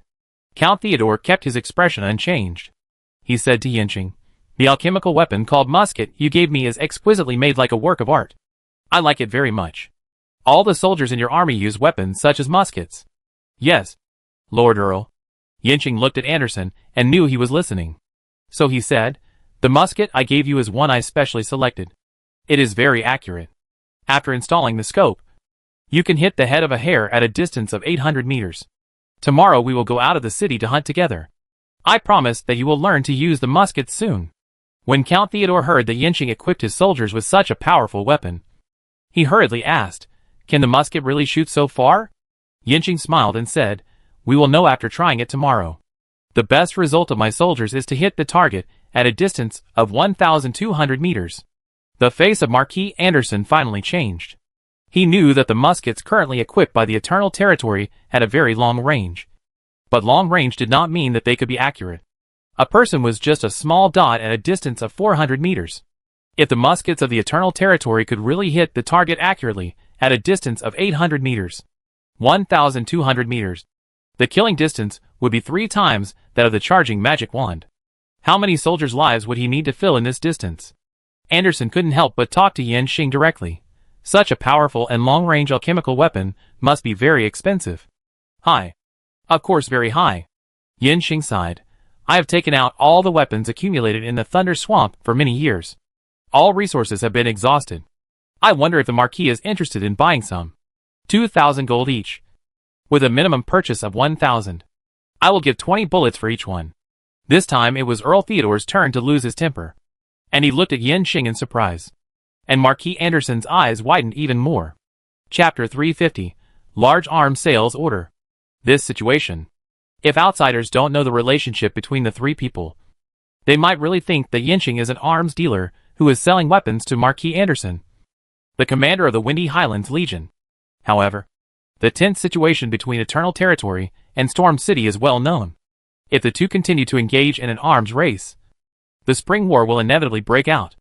Yanqing actually wants to sell weapons to Marquis Anderson in this situation, and it is his army's active equipment. What does he want to do? Is he crazy? Yanqing is certainly not crazy. He is poor. Yanqing now only looks glamorous on the surface. But in fact, all the family assets he accumulated in the past have been spent, including the 1 million gold coins looted from the orcs' treasury. All of them were spent on the reorganization of the army. Before the troops move, the food and grass must go first. Once the cannon is fired, gold is worth 1,000 taels. For the 100,000 first-line and second-line troops, the daily food expenses alone are a huge number. In addition, in order to prepare for the war, the training intensity of the Eternal Army is very high, and the quality of food is also of high standards. Other clothes, boots, helmets, protective gear, water bottles, medicines, rations, all need to be ordered from the real world. There are also cement, steel bars, and barbed wire for building the defense line. Tens of millions of dollars spent. But not even a splash of water can be made. And because of the ancestral lack of firepower syndrome, in order to minimize losses in the defensive battle, Yanqing piled up all kinds of light and heavy machine guns, small caliber and large caliber artillery into the company, battalion and regiment as much as possible. Many weapons that could not be produced by the Eternal Territory Alchemy Laboratory were purchased from the real world through connections. Fortunately, Renlun Investment Bank had many friendly units and could get some obsolete weapons at a low price. But cheap is relative. They can't sell by pound. In addition, the production of vehicles, aircraft, and Griffin armor requires the purchase of core components. The Eternal Territory was able to form an army that could fight in such a short time, which was really achieved by spending money. When the war starts, Storm City will definitely impose a comprehensive blockade on the Eternal Territory. Yongheng Territory will also strengthen the management of people entering and leaving the territory. And there is a possibility that the amount of capital inflow will be cut in half. This is also the reason why Yanqing wanted to manufacture transport planes in large quantities before. When Yanqing met Marquis Anderson this time, he immediately had the idea of selling him some weapons. The rifles produced by Yongheng Territory can indeed shoot more than 1,000 meters, but without professional scopes. The real shooting range is within 400 meters. Within 200 meters is the combat distance of most battles. Selling Marquis Anderson 1,000 guns and 20,000 bullets will not have much impact on the war situation. But Yanqing can actually get 2 million gold coins. The cost of producing a gun in Yongheng Territory is 1/20th of a gold coin. 2 million gold coins are enough for Yanqing to arm another 50,000 main forces. Yanqing quoted the price and looked forward to Marquis Anderson's answer. Anderson saw that Yanqing didn't seem to be joking and really considered it seriously. The price of 2,000 gold coins for a gun was higher than he expected. But considering the relationship between himself and Yanqing, this price was not high. After all, it was an alchemical weapon. And the wizards of the Cloud Tower didn't seem to understand how Thunder Swamp made this alchemical weapon so precise and so cheap. If an alchemist were to make it, just one barrel would take about a day of careful crafting and careful carving. What surprised the Cloud Tower mage the most was that the guns of the Eternal Territory could be disassembled and assembled with parts interchangeable, and the assembled guns could still be used. Although the Cloud Tower also has standard measurement indicators, any alchemical equipment cannot be mass-produced to meet the standards of the Thunder Swamp. In order to better understand the alchemical technology of the Thunder Swamp, the Cloud Tower mage hopes that Marquis Anderson can get some more weapons and equipment from the Eternal Territory. But Anderson has already thought of many ways to get a few guns. Now the Eternal Territory is more vigilant, and it is difficult to obtain too many weapons in the near future. Lord Yinching, will you really sell me the guns that the Eternal Territory is using? Anderson asked to confirm. Yinching smiled and said, Sell? Why not? My lord, haven't you always purchased woven bags, flight goggles, and various vehicles from my Eternal Chamber of Commerce? For me, guns are also commodities. Okay, I'll buy 1,000. Lord Yinching, when can you deliver? Anderson placed the order very straightforwardly. 2 million gold coins are a lot, and he can't take them out. But the Cloud Tower is money. Goblin alchemy factories are all over the world, and the mages of the tower armed the Wind Highland Legion with so many alchemical weapons without blinking an eye. This amount of money is just a drop in the bucket for them. Technology is priceless. Yinching didn't expect that Marquis Anderson didn't even bargain, and directly offered 2 million gold coins for a set. This is so arrogant, compared with his own pocket. Of course, I will give priority to the goods that the Marquis wants. 1,000 rifles and 20,000 rounds of bullets will be shipped from Yonling territory now, and will arrive in Nuda City tomorrow. I wonder if you are interested in Yonling territory's megalocar transport plane. Using a transport plane to transport personnel and materials is faster and more convenient than using an airship. Talking about business, Yinching's interest came up, but he also knew what could be sold and what could not be sold. Transport planes are bulky, and even if Anderson gets them, they will not pose any threat to him on the battlefield.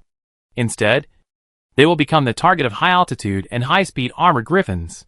And when Carol builds the transport plane assembly factory in Danling City, the production capacity of transport planes will increase immediately. Just sell it to Anderson. Sell it while fighting. Don't you have money? Come on! This time, Marquis Anderson and Count Theodore can't stay calm again. Can the top-notch aerial platforms such as the Toucan transport plane be sold to the enemy casually? Aren't you afraid that the Toucan transport plane you sell will carry alchemical bombs and throw them at your head? This is really crazy. Marquis Anderson couldn't hold back his excitement and asked Yinching, will you really sell me the Toucan transport plane? How many gold coins per plane? How many can you sell me? Yinching said, now I have 3 Toucan transport planes for sale. 2 million gold coins each plus 500,000 God-given gold coins. For every one you buy, Marquis, I will train a crew for you for free. 1 month later, no matter what happens, I will give you a quota of at least 5 Toucan transport planes every month. No matter what happens, you can buy the Toucan transport plane from me, and I won't make it difficult for you. Yinching emphasized no matter what happens twice in a row. The meaning is very clear. Even if the war between Eternal Territory and Storm City inevitably breaks out, Anderson, you can still buy the Toucans. There is probably no other company in the world that can do business to this extent. Moreover, the price of 2 million gold coins plus 500,000 God-given gold coins is far lower than Marquis Anderson's estimate of the Toucans. Of course, this is Yinching's small profits, but quick turnover business strategy to deal with excess production capacity in the future. I want all 3 Toucans. Anderson was generous to the Cloud Tower. He knew that the mages of the Cloud Tower would definitely pay for it. In just a few words, Yinching closed 2 deals. The total price was as high as 8 million gold coins plus 1.5 million God-given gold coins. This wealth made Yinching very excited. The arms business is indeed the most profitable business in the world. I used to work so hard to resell small commodities, but the money I earned was not as much as selling a transport plane. Of course, there was also the reason that I met a rich man. Seeing Anderson spend money without any regret, this money must not be from him. And the Cloud Tower should be the richest man in the world. How to make more money from the Cloud Tower? As the owner, Earl Theodore, who originally planned to mediate the relationship between Eternal Territory and Storm City, just stood there stupidly. For a time, I thought I was confused, demented, and had hallucinations and fantasies. Why are Anderson and Yinxing talking so happily? They even pushed me aside, who was standing in the middle. They seem to be so close to each other. How can we tell that they are incompatible? What's going on? What happened? What should I do? Yinxing did talk a lot with Anderson. The main thing is that the transaction of nearly 10 million gold and so many high-end alchemical equipment cannot be completed with just one sentence. You buy and I sell. Both parties have concerns about preventing the other party from cheating them. So the whole transaction process must satisfy both parties. In addition, the subsequent warranty, repair and maintenance of the alchemical equipment need to be discussed in advance. The important thing is to bring the big money to the table and let him take out the money without hesitation. Marquis Anderson and Yinxing agree on the point of asking Yunzhong Geoda to pay. They also agree on the point of paying more money to buy more alchemical equipment. Marquis Anderson, who goes out to fight, doesn't mind that his alchemical equipment is too little. Yinxing takes the opportunity to make a fortune and wants to make a killing on Yunzhong Geoda. Sure enough, there are no eternal enemies, only eternal interests. As long as the interests are the same. Two people who are going to turn against each other tomorrow can still talk about business as brothers today. Even if they turn against each other, they can still talk when the time comes. As the conversation went on, Yinxing sold Anderson another batch of heavy artillery without shells. Anyway, Yunzhong Tower couldn't make either the barrel or the shell. With the money, Yongheng territory could buy more artillery. By the time Anderson and Yinxing finalized the huge arms sales order, the banquet had already ended. The guests left, and the entire city lord's mansion was quiet. Even Count Theodore was too tired to wait, and had gone back to his room to rest. Only the old butler was still guarding the two of them. Finally, Marquis Anderson said to Yinxing, "Let's talk about this first. At dawn, I will invite Master Miller of Yunzhong Tower to come to New Tower City, and then we will sign the contract together. You can arrange for someone to transport the goods we are talking about to New Tower City, and I will persuade Master Miller to transport the payment here as soon as possible. If the representative of the Cloud Tower in Storm City is a shrewd goblin, Anderson would not dare to say such a big talk. However, the goblins, who know what it means to negotiate business, have no status in the Cloud Tower. The mages of the tower are all obsessed with alchemy research and have no concept of money. Anyway, the money earned by the goblins for them seems to be endless. Because there is too much money. Money is exactly what the mages of the Cloud Tower value least. In order to obtain this batch of high-end alchemy equipment from the Thunder Swamp, the mages of the Cloud Tower are definitely willing to spend this money. Anderson was afraid that Yinxing would suddenly regret and refuse the deal. That's why he told Yinxing to transport the guns and planes to Nuwa City, and to carry out the deal as soon as possible. The sooner the better.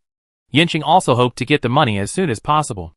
With this money, Yongheng territory could purchase materials and equipment without restraint and expand production capacity. This time, I came to celebrate the birthday of Earl Theodore, and I really encountered an unexpected surprise.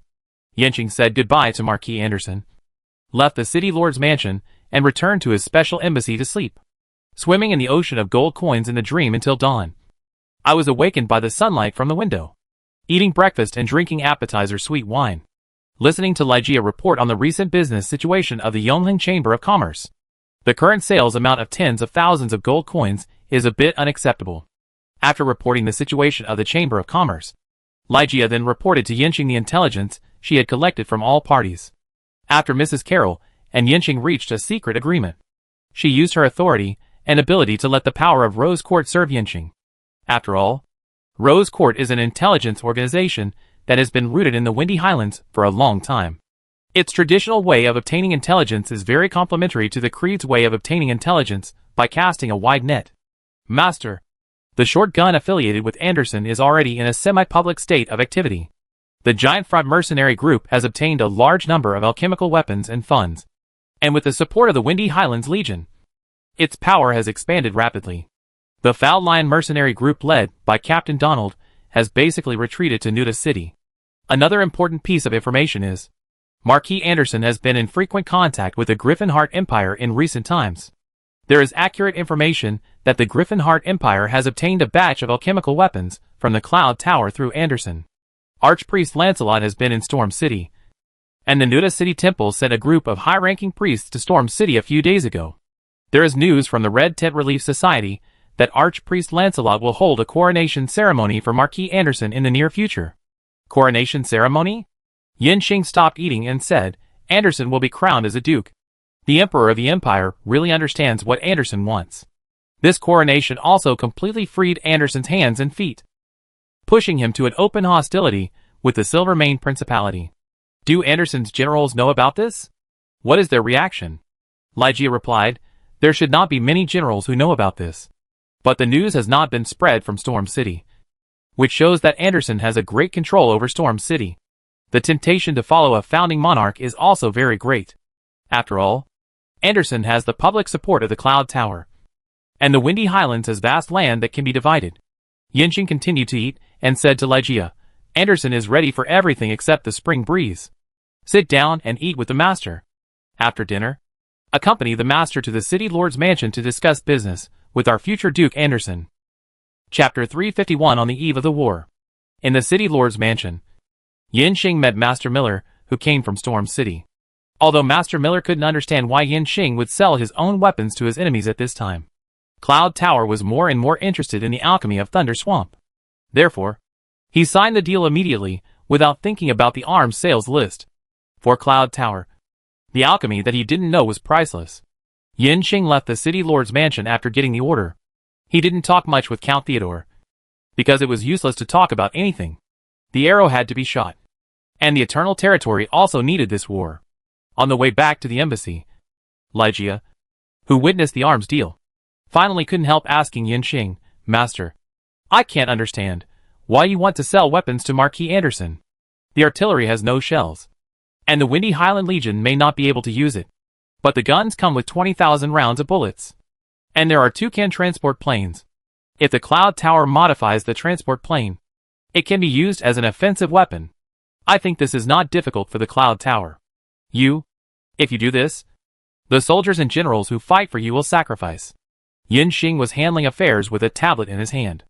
After a while, he replied to Ligia, there is one thing I want to correct you. The army of the Eternal Territory is not fighting for me, but for themselves. As a commander, I am thinking about how to win. In the process of winning, some sacrifices must be made, and some dirty tricks must be used. A merciful army cannot be run by a kind person. War is not a fairy tale, and human lives are just cold numbers. This arms sale can greatly increase the weight of our victory, and ending the war as soon as possible can save many lives. At this time, Yinxing and Chuchu were planning how to use this gold on the tablet, not counting the God-given gold coins. All the gold obtained from arms sales, converted into real-world currency, has exceeded 100 billion. This gold is not a fortune for the Cloud Tower, but it has unimaginable value in the real world. It can be said that Yinxing can buy whatever he wants on the list of weapons that Renluin Investment Bank can provide. Facing Anderson, the Eternal Territory is already invincible, but Yinxing has more considerations. Behind all the wars in the secular world is the contest between the Cloud Tower and the Thunder Swamp. As the war progresses and escalates, it will inevitably upgrade from conventional war to super war, which is a competition between the top combat forces of both sides. Whether the Eternal Territory can hold on to the end depends on how high the alchemy technology tree can climb. Climbing technology is a more expensive thing than engaging in military competition. The alchemy laboratory of Chue has made some progress in super weapons, all of which are burned with hundreds of millions of resources. Buying new equipment and raw materials also consumes half of the energy source of Eternal Territory. Without money, there is no R&D progress. Without R&D progress, no matter how well you fight on the conventional battlefield, it is just to delay death. This money is equivalent to injecting a reservoir into the extremely exhausted capital flow of Eternal Territory. It determines whether Eternal Territory can bring out the same combat power as the Cloud Tower in the final battle. For Yinxing, all decisions serve money and time. These are not things that can be told to Ligia. Ligia doesn't know why Yinxing said that this money can play such a big role. After all, gold is a dead thing, and it is difficult to turn it into something that enhances its own strength in a short time. Master, I still don't understand a little bit. You don't need to understand. Just follow my orders. Time will prove what I just said to you. Yinxing's eyes did not leave the tablet. He said to Ligia as if chatting, I will give you a task, which is to block the news of this arms deal. Ligia asked, such a big thing. How to block it? This is your business. And it is also the reason why I brought you to discuss this arms sale. Yinxing said, after all, It is not a glorious thing for a commander to sell weapons to the enemy. And Marquis Anderson will definitely use this to make a fuss. Your task is to prevent the spread of similar news. If we can't stop it, we will make the source of the weapons of the Windy Highland Legion an accident. The weapons sold by Yenshing to Anderson only have 20 bullets. And one battle can be fought. The artillery cannot be used without shells. The transport plane can only be used as a transport plane. If it is modified casually, there is a high probability of a flight accident. Therefore, this batch of arms sales will only have some impact in the short term. The Eternal Army will implement martial law. And some gossip will not spread at all. It would be best if Lygia could suppress the rumors in Nuda City. If she can't suppress it, she will make up more rumors to confuse people. Anyway, the guild mercenaries have lost their guns. The Eternal Chamber of Commerce's management of weapons is far less strict than that of the army. Lygia replied, yes. Sir, I know what to do. Yenshing looked at Lygia and wanted to explain again. But he didn't say it. It's cold at the top. Only if you adapt to this coldness can you sit firmly in this position. Some things don't need to be explained. Back to the embassy. Yenshing handed the follow-up of the arms sales transaction to Lygia, and immediately returned to the Eternal Territory. It happened that Alito sent someone to deliver the victory report. This time the elves attacked Frostleaf City. As Yenshing expected, the orcs had made preparations early under the command of Old Mom. In the large wilderness from Frostleaf City to Thunder Swamp, Old Mom arranged a large number of patrols to monitor the movements of Thunder Swamp. As long as there are signs that the elves are coming out of the swamp, Frostleaf City can enter the defense state early. Although the orcs suffered a lot of losses in the winter, the winter supplies sent by the Eternal Territory still allowed the orcs to maintain their ability to fight. But Old Mom never thought that when the elves blew up the south gate of Frostleaf City and rushed in, he did not receive a warning from a scout. So many scouts? Are they all dead? There is not much suspense when Frostleaf City enters the street fighting. The elves are recuperating in the Thunder Swamp, and the orcs have just survived the bitter cold. The urban layout of Frostleaf City is very suitable for elves to fight. But the orcs are restricted everywhere here. In the city battle, the elves basically drove the orcs all the way. If we ignore the cruelty of the war, the soldiers on both sides wore green military coats to fight, which was still a bit comical. Just like that, the elves entered the city at dawn. And after a whole day of fighting, they basically drove out all the orcs in the city. In the evening, they cleared out the scattered trapped enemies. Alito did not pursue too many results in this battle. As long as the orcs broke out of the city, the elves would try their best to make way, preserving his own strength. Alito would have the confidence to talk to the Elf King Court or the Eternal Territory in the future. After receiving the victory news, Yenshing immediately sent people to Frostleaf City to send a congratulatory letter to Prince Alito. At the same time, a batch of supplies were arranged to go on the road to supply the elves and treat the wounded. Having received a huge sum of money, Yenshing was willing to spend money on his allies. The next step is to arm the elves in Frostleaf City and help Alito gain the real power of the Snow Elves. In this way, with the elves as allies in the north and the Silvermane Principality as an ally in the south, the Eternal Territory has more room to maneuver. After dealing with the affairs of Frostleaf City, Yenshing returned to the real world. When he had money, he would make a big purchase. At this time, the news that the orcs had lost Frostleaf City also reached Anderson in Nuda City. Anderson expected the orcs to be defeated in Frostleaf City. After all, Yenshing's intention to take in the elves was very obvious, and the orcs being stuck in Frostleaf City must have made him very uncomfortable. Even if the orcs agreed to open the trade route, they could close it at any time. With Yenshing's secret support, it was only a matter of time for the elves to retake Frostleaf City. But Anderson didn't expect the orcs to lose Frostleaf City so quickly. The two sides had similar forces, and the city belonged to the elves after only one day of fighting. This was good, as he was planning to meet his old rival, Old Mom. It was much better to meet him in Alpine City than in Frostleaf City. Just as Marquis Anderson was about to leave Nuda City, Theodore asked him to meet alone. Anderson's birthday party at Earl Theodore was a formality. He didn't talk as much to his father-in-law as to Yenshing. The once close comrades in arms had a serious rift. Is there no possibility of stopping? Sitting in a bright room after dinner, Earl Theodore said to Anderson earnestly, "Look at the lights installed by the Eternal Chamber of Commerce for my city lord's mansion. And those hot-selling alchemical items.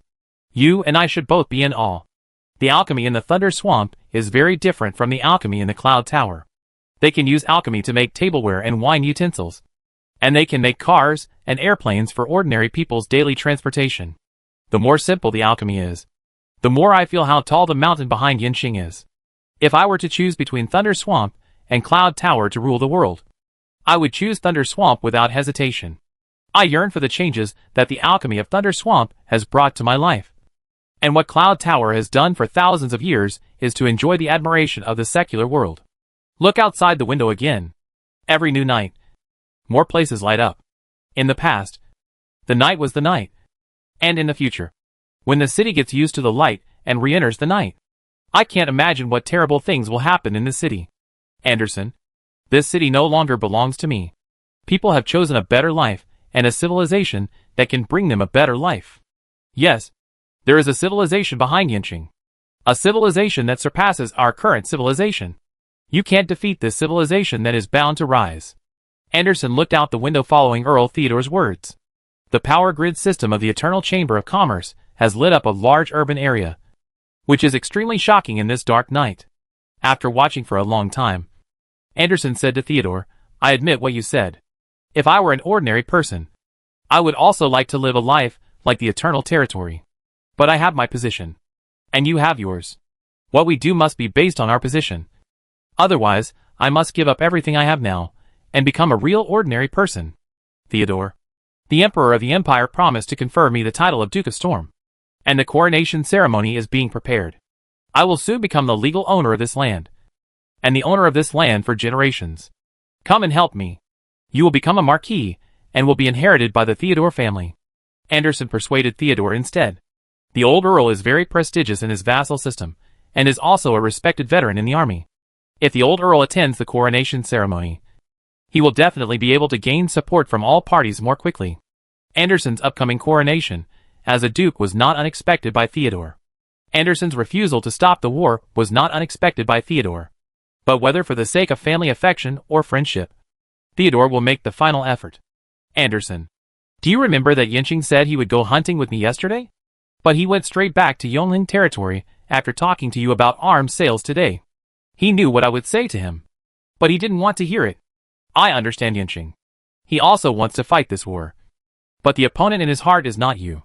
In this war, whether it is a duke, a king, or even our emperor, they are just a chess piece in front of him. We are in the middle of this storm, and it is safest to stay still. How could Anderson, who had been waiting for the arrival of spring, listen to the advice of Count Theodore? Anderson became a little excited, and he said loudly, Of course I know that I am a chess piece.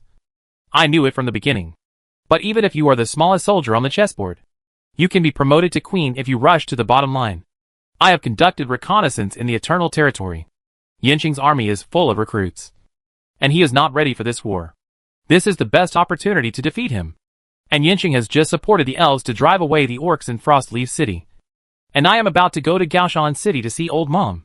I believe that the barbarians, who see the situation clearly, will stand on my side. Theodore, the future world pattern will change because of this war. Whether victory or defeat. This history that records the starting point of a new era must have my name. Anderson, I hope I am a winner. I have never needed you more than I do now. I have always believed that as long as we join forces, we can defeat any enemy. Anderson extended his hand to Count Theodore. But Theodore did not extend his hand to shake his hand. I'm sorry. I don't want to drag this city into the war. This is the only thing I can do for it. I will sit here and watch its nights get brighter and brighter until the lights of the entire city can rival the stars in the sky. This is more meaningful to me than anything else. I apologize to you again, Marquis Anderson. I have fought for you and the Silver Mane Principality my whole life. This time, I just want to do something for myself. It has nothing to do with family, honor, or loyalty. It's just the stubbornness and hope of an old man. Please forgive me for not being able to attend your coronation ceremony. Chapter 352 War breaks out. After a severe winter in the windy highlands, a southeast wind blew one day. The warm and moist air from the sea pushed the dry and cold air all the way north. After a few days of continuous light rain, the whole world changed into another color. The animals that had been hiding in the caves for a winter poked their heads out, and the number of birds in the sky suddenly increased. The eyes of the whole world were focused on Storm City at this moment. A newly built temple was majestic and magnificent, and a large group of nobles gathered in the auditorium. The choir composed of priests chanted solemn poems, and the sacred white light shone down from the round dome, bringing the majesty of God to the world. Anderson, wearing a beautiful armor, knelt under the altar, the common leader of mankind, the favored son of God. The great and wise Griffinheart Emperor saw Anderson's bravery and outstanding contributions to the human race. Also saw that Anderson will definitely shoulder more tasks and burdens in the future. The charge horn is sounded, and the chapter of a new era is opening. The human race is about to embark on another journey. The Griffinheart Emperor listened to the will of God, gave Anderson the Windy Heights, and canonized Anderson as the Duke of Wind. High Priest Lancelot read out the canonization words for Anderson, put a duke's crown on his head, and kissed the largest gem on the duke's crown, with the dual recognition of the Griffinheart Emperor and the temple. Even if it was a little against the rules, Anderson was now the legitimate Duke of Wind. Anderson stood up and faced his vassals, generals, and officials, and drew his sword. Everyone in the auditorium drew their weapons and raised them above their heads, shouting in unison, "Duke of Wind! Duke of Wind!" From this moment on, higher titles and more lands were open to everyone here. With the full support of the Cloud Tower, the Wind Highland Legion had the confidence to fight anywhere in the world. Anderson did not say anything bold and heroic at his duke's coronation ceremony. No matter how beautiful the words are, they are not as good as the most concise and straightforward slogan. Forward to the entire territory of Windy Highlands. The war that everyone had been preparing for a whole winter finally broke out. The Windy Highlands Legion, which had been ready for a long time, launched an attack on the defensive positions of the Eternal Territory from the north-south battle line, with the Rift Mountain Fort as the center. The heavy magic throwing device deployed behind the battle line opened fire first. A heavy magic throwing device is assembled with 9 alchemical magic circles, and 9 magicians are required to stand in the magic circle to control the operation of the magic circle.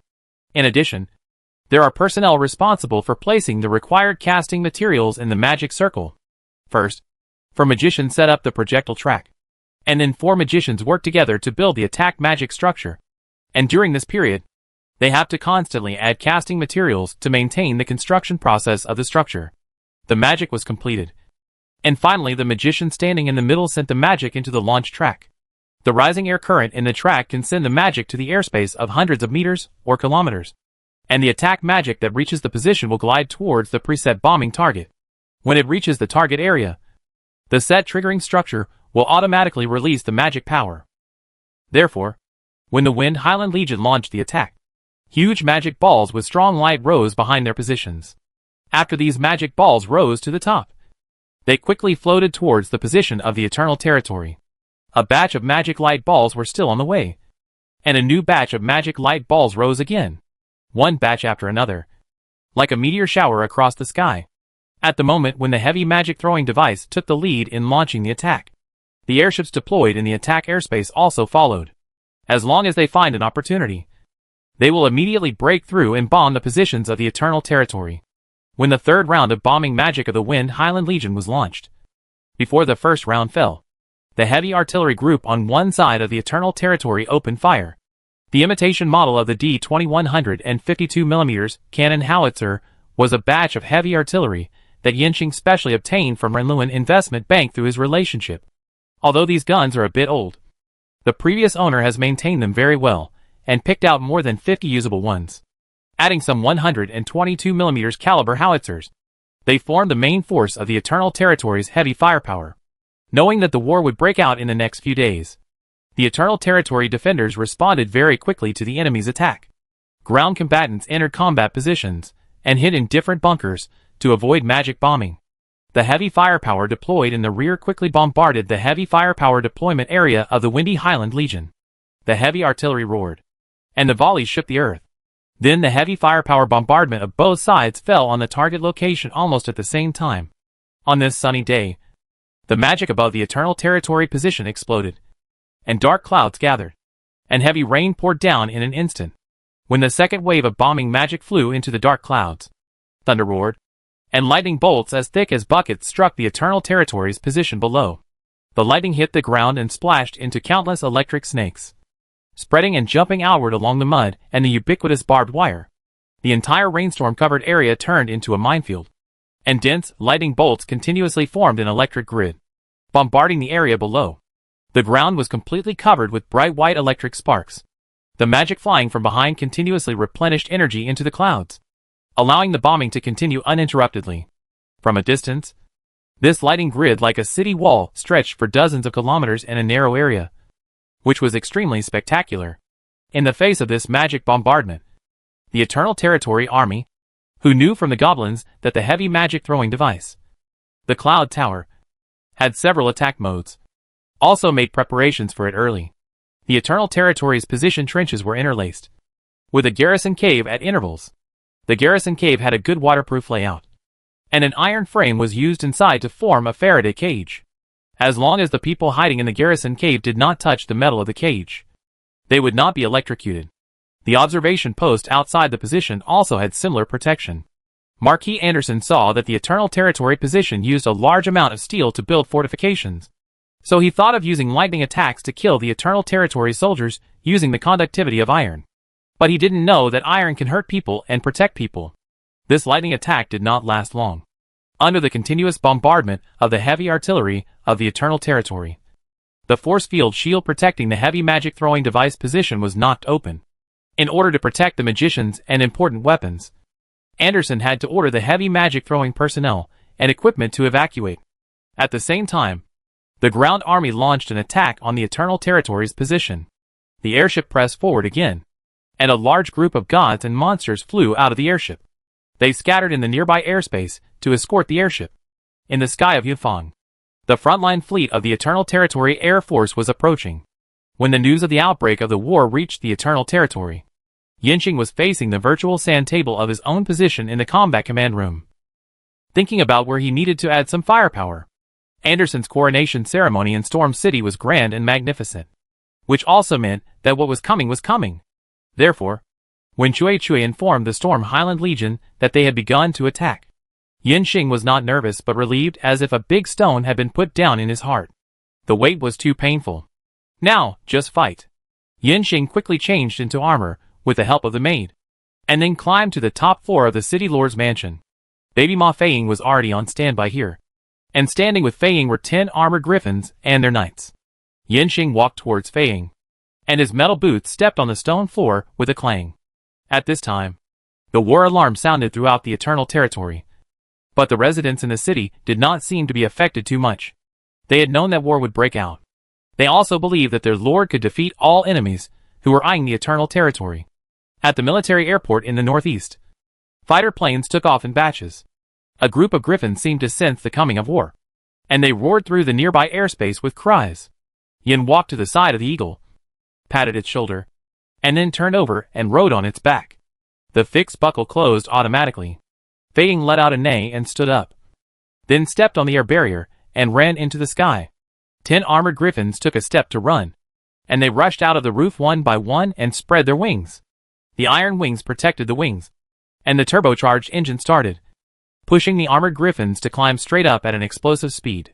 Yinxing rode on Feiying and galloped over the sky of Yongheng City. He was not in a hurry to go to the front line, but ran around the city in circles. The armored griffin guards caught up with him, and they slowed down to form a guard formation on both sides of Yinxing.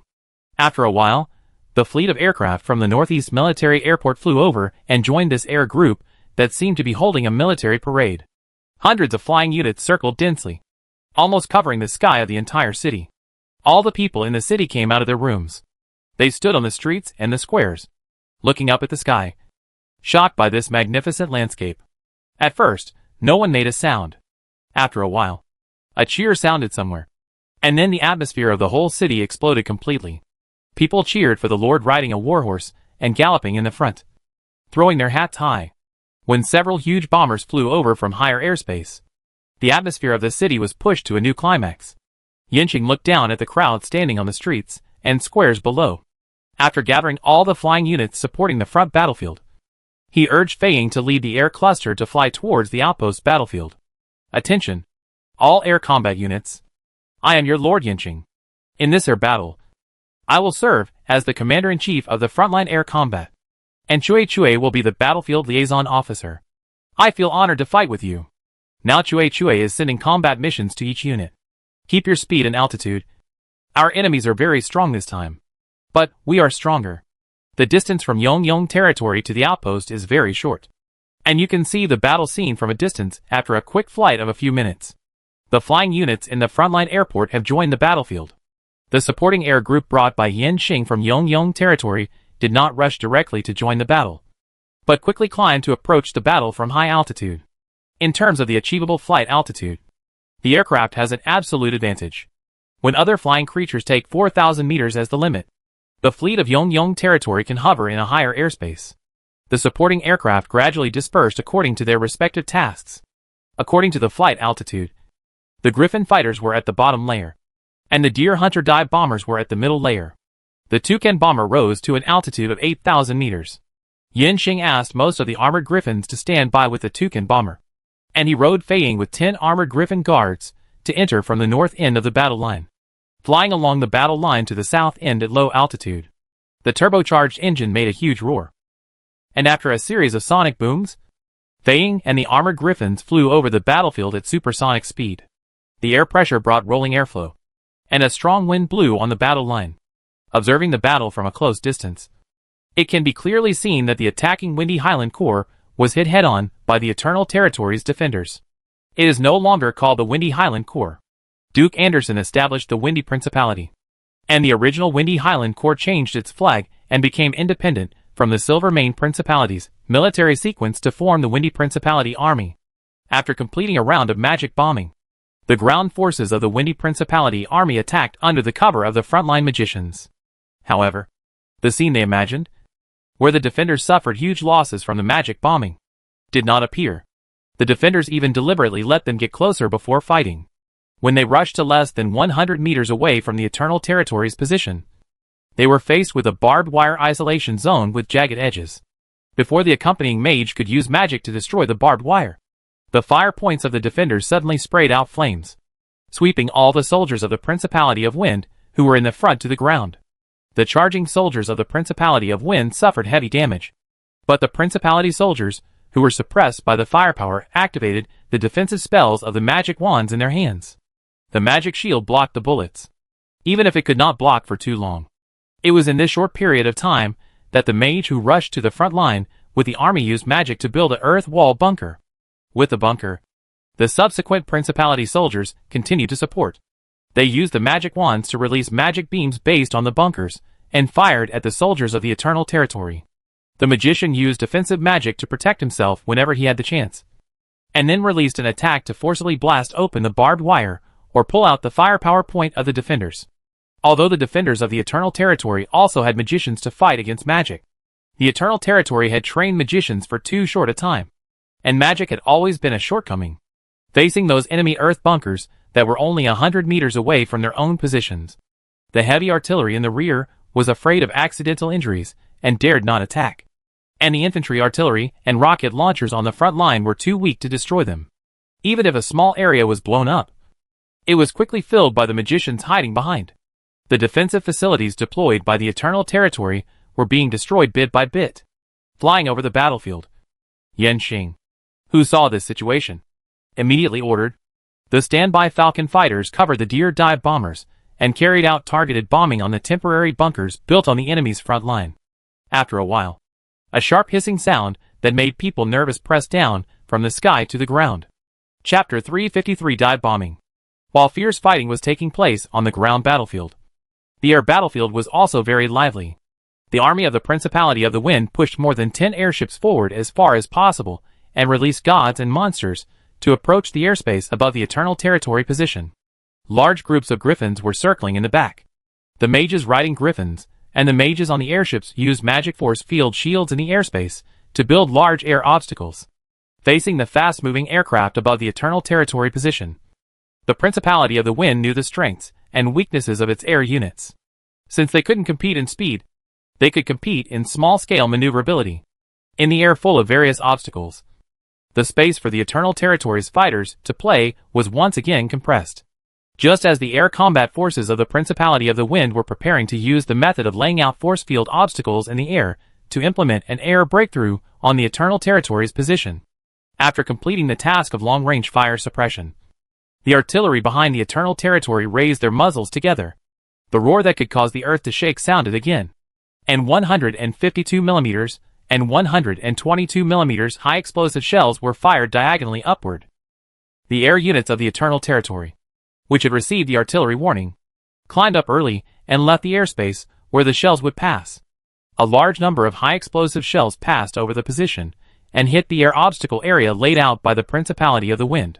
The explosions were like gorgeous fireworks, blooming one by one in the air. The efficiency of ground-heavy artillery against small flying units is very low. But against those low-altitude air obstacles, the destructive power of heavy artillery can be brought into play. The air obstacles set up by the Principality of the Wind were disintegrated. The Falcon fighters swooping down from high altitude arrived just in time.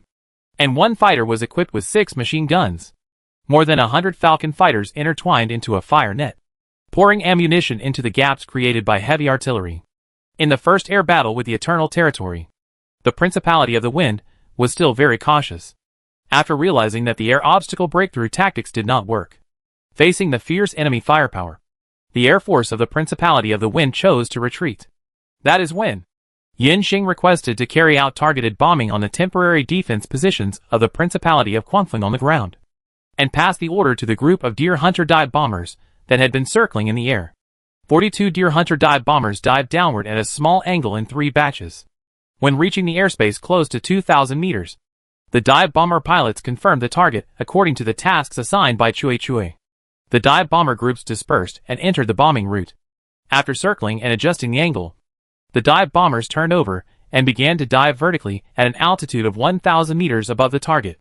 At this time, Chui would assist the pilots in aiming at the target throughout the process.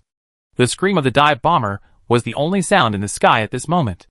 After diving to a distance of 300 meters to 200 meters from the ground, the bomb hanging on the belly was dropped. The dive bomber immediately changed to level flight, and then quickly pulled up to leave the danger zone. The soldiers of the Principality of the Wind hiding behind the bunker on the ground did not know what the whistling sound was, and a bomb weighing half a ton fell around them. The explosion seemed to tear the earth apart. The mud blocks blown up could fly 100 meters in the air, and a shockwave visible to the naked eye swept everything outward along the ground. When the smoke and dust dissipated, the bunker wall built with earth magic disappeared, leaving only a smoking pit. Some shattered limbs and armor can be vaguely seen. Explosions like this occurred one after another along the entire front line, and each roar was like a heavy hammer hitting the hearts of everyone on the battlefield. It even brought a brief silence to the entire battlefield. The soldiers of the Wind Principality army, who had just fought bravely, ran back shouting. And the shrieking sound that just resounded through the sky once again appeared from above their heads with a long tone. The sound seemed to be a cry from hell, sprinkling fire and blood. The soldiers of the Wind Principality ran faster. The dive bombers that had already dropped their bombs continued to use the small bombs mounted on their wings to throw at the enemy. At the same time, the light and heavy weapons on the Yongheng Territory position opened fire at full force. The heavy artillery group in the rear also joined in the bombing of the retreating enemy. However, the heavy magic throwing device that completed the position transfer once again launched a magic bombing on the Yongheng Territory position. Seeing the magic ball flying in the air, the frontline soldiers of Yongheng Territory immediately stopped all shooting and carried their weapons desperately to the nearest hidden cave. Because the heavy artillery position had an advance warning from the high-altitude unmanned reconnaissance aircraft. When the first batch of magic balls rose from the fog of war, they had already moved their positions by car and pulling the artillery. The sky was soon dyed red by magic, and the fire magic burned a continuous wall of fire in the air. After the second magic rushed into the wall of fire, the earth magic and fire magic produced a compound magic reaction. Large chunks of burning meteorites smashed down on the positions of the Eternal Territory. The timely magic bombardment allowed most of the attacking Silvermane Principality soldiers to withdraw safely. The ground battlefield gradually became quiet. The air war quickly escalated and entered a fierce close combat. Anderson, standing in the pod of an airship, watched the changes in the situation on the battlefield throughout the whole process. He saw that the dive bombers easily disintegrated his army's tactics. He also realized that the sharp whistling sound in the sky would inevitably cause great psychological pressure on his soldiers in the future. This type of aircraft must be restrained from carrying out precise and powerful bombing on the ground. Otherwise, there is no way to talk about ground attack. No, not just the ground. The huge hull of the airship is also very vulnerable to attack by this type of aircraft. With that kind of explosion power, I am afraid that the airship's defense cannot withstand a few bombs. Therefore, when the Deer Hunter dive bomber was still in the low-altitude battlefield, Marquis Anderson decisively ordered the gods, griffins, and some gargoyles on the airship to attack. In order to cover the dive bombers, the fighters of the Eternal Territory Air Cluster advanced to intercept the air cluster of the Principality of the Wind. The fire cloud continued to condense burning meteorites to bomb the ground. The Yongjing Territory heavy artillery moved to a new position, and the artillery crew set up the artillery at the fastest speed in order to suppress the enemy's heavy firepower as soon as possible. The air forces of both sides collided above the fire cloud. Yinqing also joined the battle with 30 armored griffins. The enemy's airship was close, and there must be no mistakes in the air. Fei Ying's armor was adjusted to combat mode. In addition to the 2 main turbocharger engines, there were 4 smaller auxiliary engines extending from the closed module slots next to the main engines. The air wings unfolded, the alchemical ailerons unfolded, and the airflow passed through the wings and ailerons and sprayed backwards. Yinqing pulled out a rifle from the weapon slot on Fei Ying's right shoulder. The other griffin armors also entered air combat mode, and the knights held a rifle like Yinqing in their hands. Chapter 354 Air Battlefield. Preparing for winter. Anderson tried every means to study the weapons of the Eternal Territory, and Yinqing also tried every means to study the weapons of the Cloud Tower. Anderson got a few rifles from the Eternal Territory, and Yinqing also got some charging magic wands. The difference is, Anderson got the rifles and had no way to copy them, while Yinqing, who had goblins, studied the charging magic wands clearly. In fact, this charging magic wand was invented by the goblins, and is one of the hot-selling products of the Goblin Alchemy Factory. The charging magic wand that Yinqing got has not been improved at all. The proud mages of the Cloud Tower. The charging magic wand is about 1 meter long and as thick as a rolling pin. There is a crystal ball on the top of the magic wand. The built-in magic array allows the charging magic wand to release magic beams for attack and defensive shields. Some adventurers like to use the charging magic wand as an emergency quick response weapon. The goblins Gaga and his friends can make charging magic wands, but because the cost is too high, Yinqing did not choose such a waste of resources as a conventional weapon. However, the charging magic wand, as an alchemical weapon that combines offense and defense, gave Yinqing a lot of inspiration. Can the principles and technologies of the magic wand be used to make a multifunctional gun? Some of the research results of super armor have made Yinqing's idea come true to a certain extent. Now a small number of rifles are produced only for griffin armor, named Poacher MMA. Although the Poacher is very similar to the rifles equipped by the Eternal Territory's army on a large scale in appearance, it uses a brand new magic integrated alchemy technology. In particular, the barrel is a new type of pottery magic material developed by Chui Chui. Weapons made of this material are named magic weapons.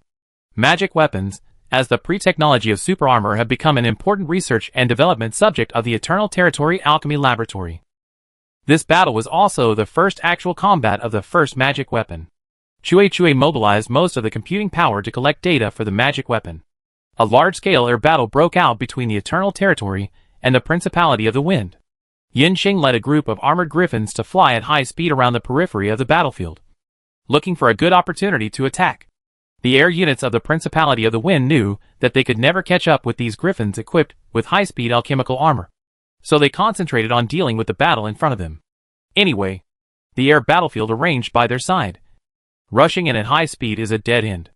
The air combat units of the Principality of the Wind that entered the air battle were still heroes riding griffins to set up force field shields to increase air obstacles, and their own air force relied on these obstacles to fight. However, due to the lack of airship support, these air combat obstacles are not big, but it is enough to weaken the enemy's advantage and play to our strengths. In order to cover the retreat of dive bombers, the planes of the Eternal Territory suffered a lot in this battlefield. Some crashed into the force field shield and were smashed to pieces.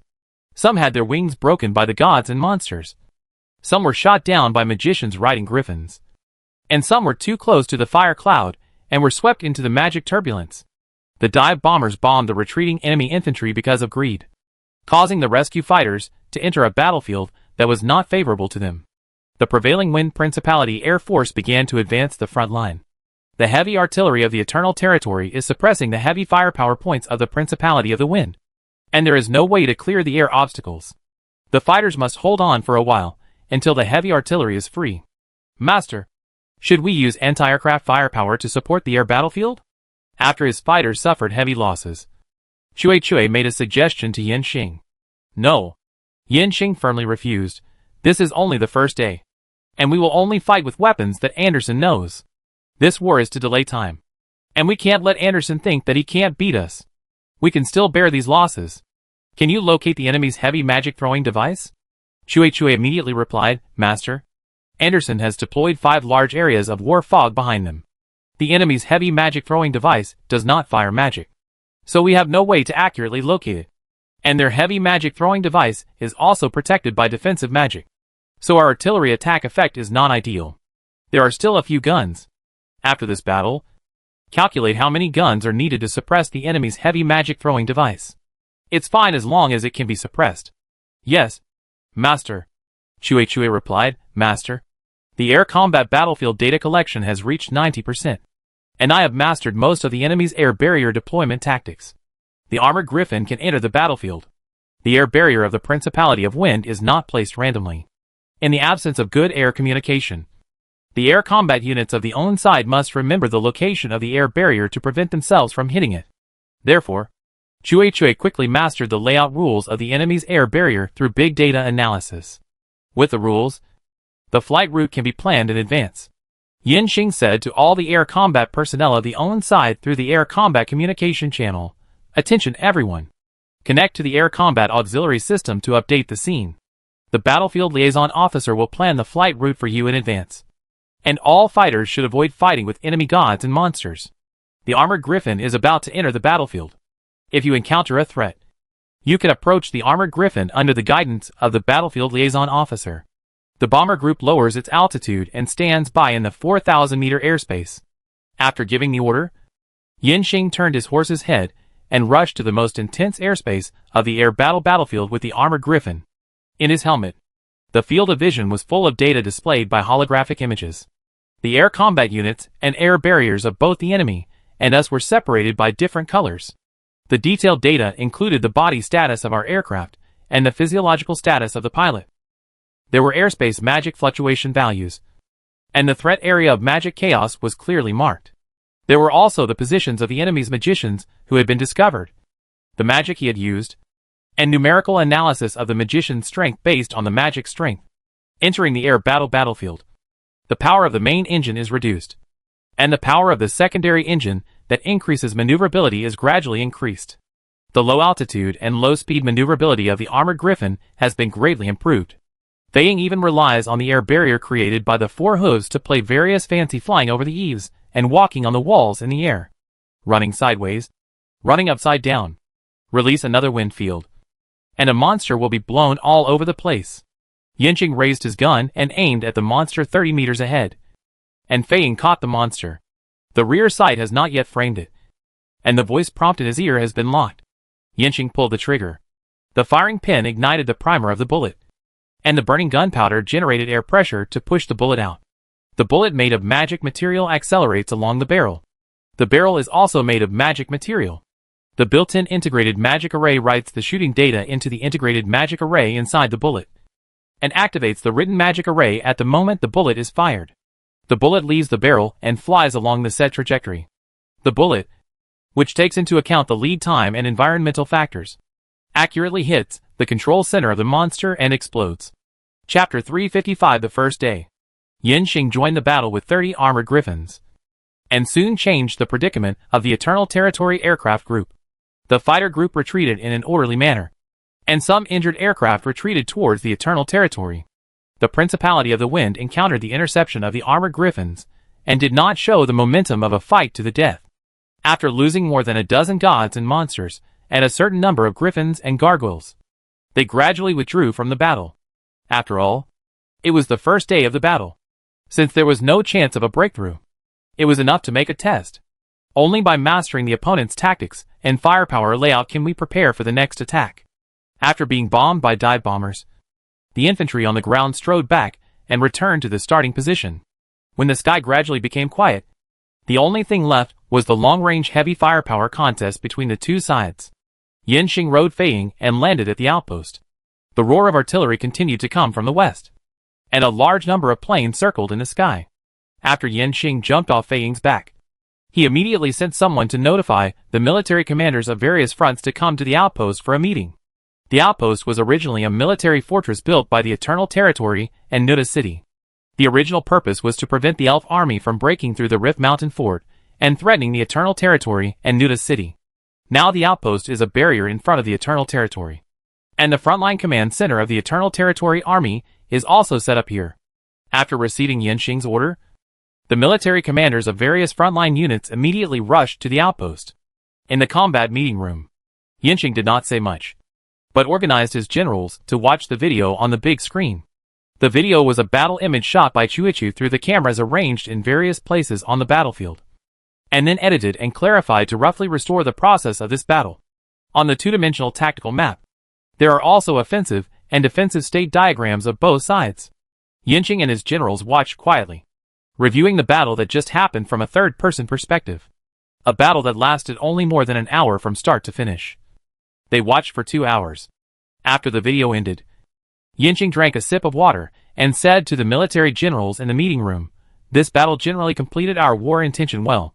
It is to defend the position and kill as many enemy troops as possible while reducing our casualties. I saw many bright spots and many shortcomings on the front line. Mistakes are inevitable for our brand new army. The key is whether we can recognize our mistakes, find solutions, and finally avoid the recurrence of mistakes. This kind of post-war self-finding meeting should not only be held by us, but also by you when you go back. The general finds the general's mistakes, and the soldiers find the soldiers' mistakes. Does anyone want to talk first? The mistakes of friendly forces can also be mentioned." After Yanqing finished speaking, the meeting room was quiet. To be honest, everyone felt that this battle was fought well. I was waiting for the master to praise me, but I didn't expect him to let us find faults. How can I say this? Seeing that many generals were silent, Yanqing waited for a while and said, "An army needs unity to win the battle. And this unity is not a compromise unity. If you are dissatisfied, you should speak up at the meeting. Only by speaking out can everyone know, solve it, and cooperate better. If you don't speak out, you will think of considering your colleague's face and tolerate it, and keep it in your heart. This kind of unity is only superficial unity. Once there is a problem, it will be a big problem. The unity I want is a struggle unity.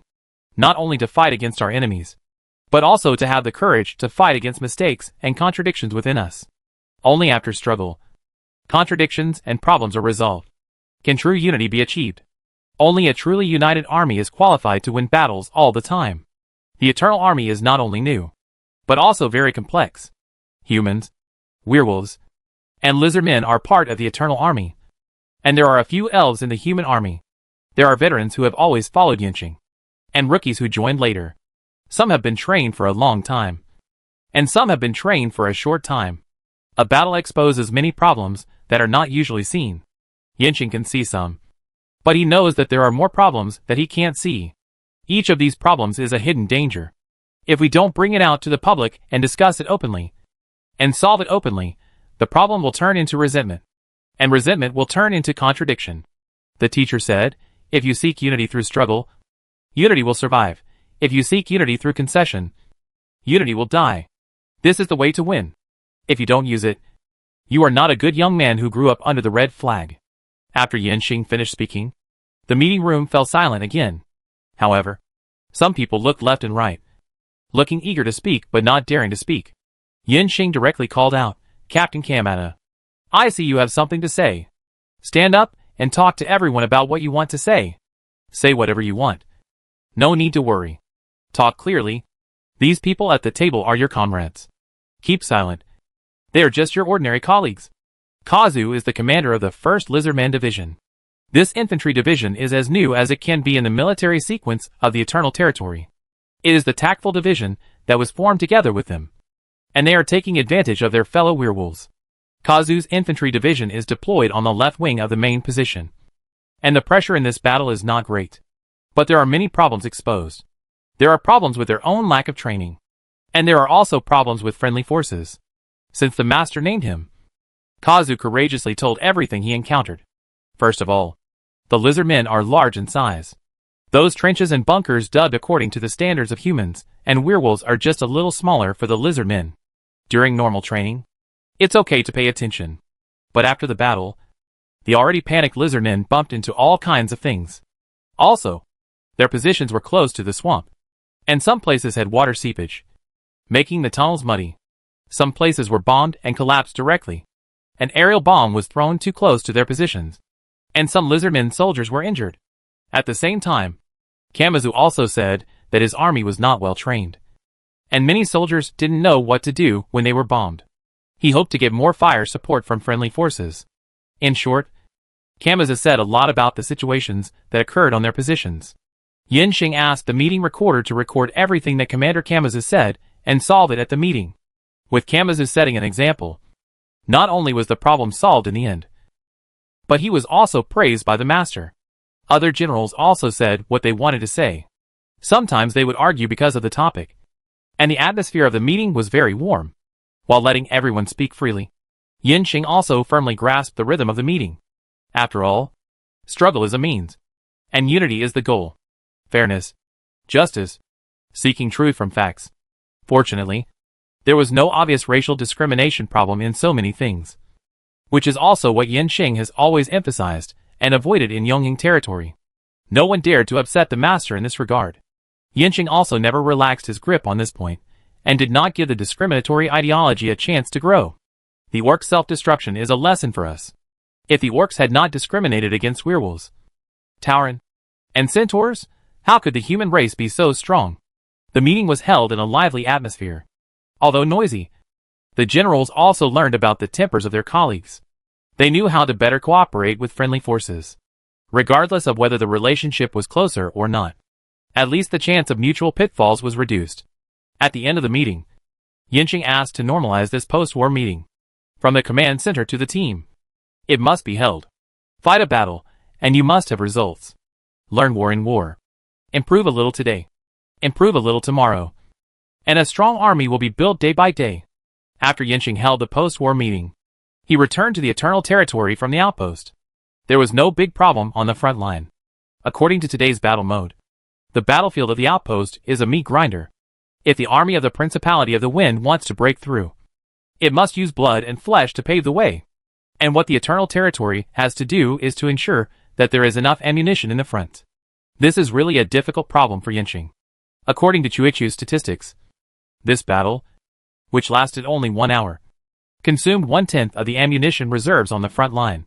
The main reason is that the soldiers are too excited. Facing the attack of the Principality of Wind, the soldiers of the Eternal Territory just kept firing bullets, no matter whether they can hit anyone or not. They just want to be mentally stable. Yinxing couldn't say anything about this behavior of wasting bullets. After all, they are all new soldiers. If they are not allowed to shoot in the war, what else can they do? And the artillery consumes ammunition even more seriously. There is no battle on the ground or in the sky. In order to suppress the enemy's long-range and large-scale magic, the artillery is still firing shells. It is estimated that the artillery shells stored on the front line may be used up today. The consumption of ammunition is somewhat beyond the pre-war estimate. The newly purchased ammunition production line is already on the way. But the metal for producing ammunition cannot always be bought from the real world. We need to repair the road to the snowfield as soon as possible, and also get the mining rights of the mine. Yinxing is now the logistics supervisor of the entire army, and he needs to deliver all the materials needed by the front line to where they should go with quality and quantity. Even with Chuichu's assistance, Yinxing is still very busy. At night, the army of the Principality of Confronting organized another night attack, and Yinxing rode Feiying and led the air force to support the front line. When he came back, he was so tired that he could hardly walk. At this time, Yinxing finally realized the hard work of Earl Theodore, which was both mentally and physically exhausting. How nice it would be if I had a Theodore. However, the position of the general logistics of the army is too important to make any mistakes. Currently, no one in Yongying territory is qualified for this position.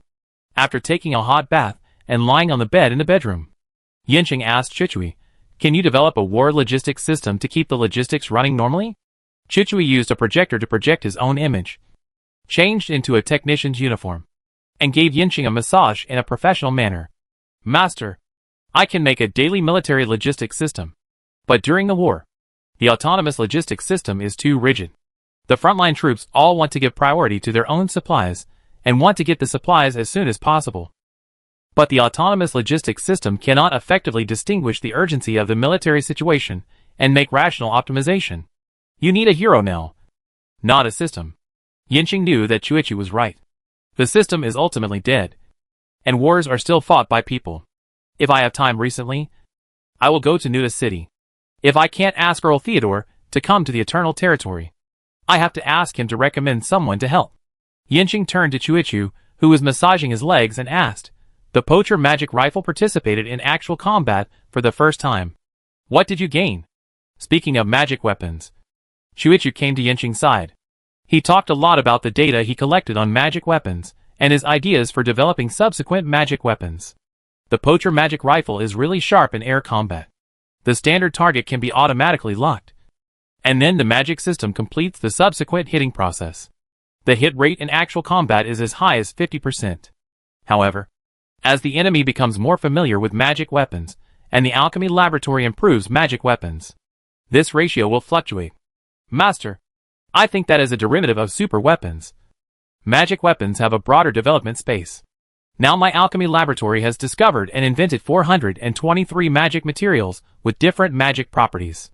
Using magic integrated alchemy technology can achieve many real-world technology imitations. Telephones, televisions, and even computers may be made using magic materials. If I can produce a magic chip that I can use, I can also upgrade my processing system. Master, the amount of calculations you give me every day is too large, and some of them cannot be calculated using the server, so I have to verify them myself. If you want to complete the super armament quickly, you must upgrade me. Yinxing asked Chuichui in surprise. You can also upgrade? Chuichui said coquettishly.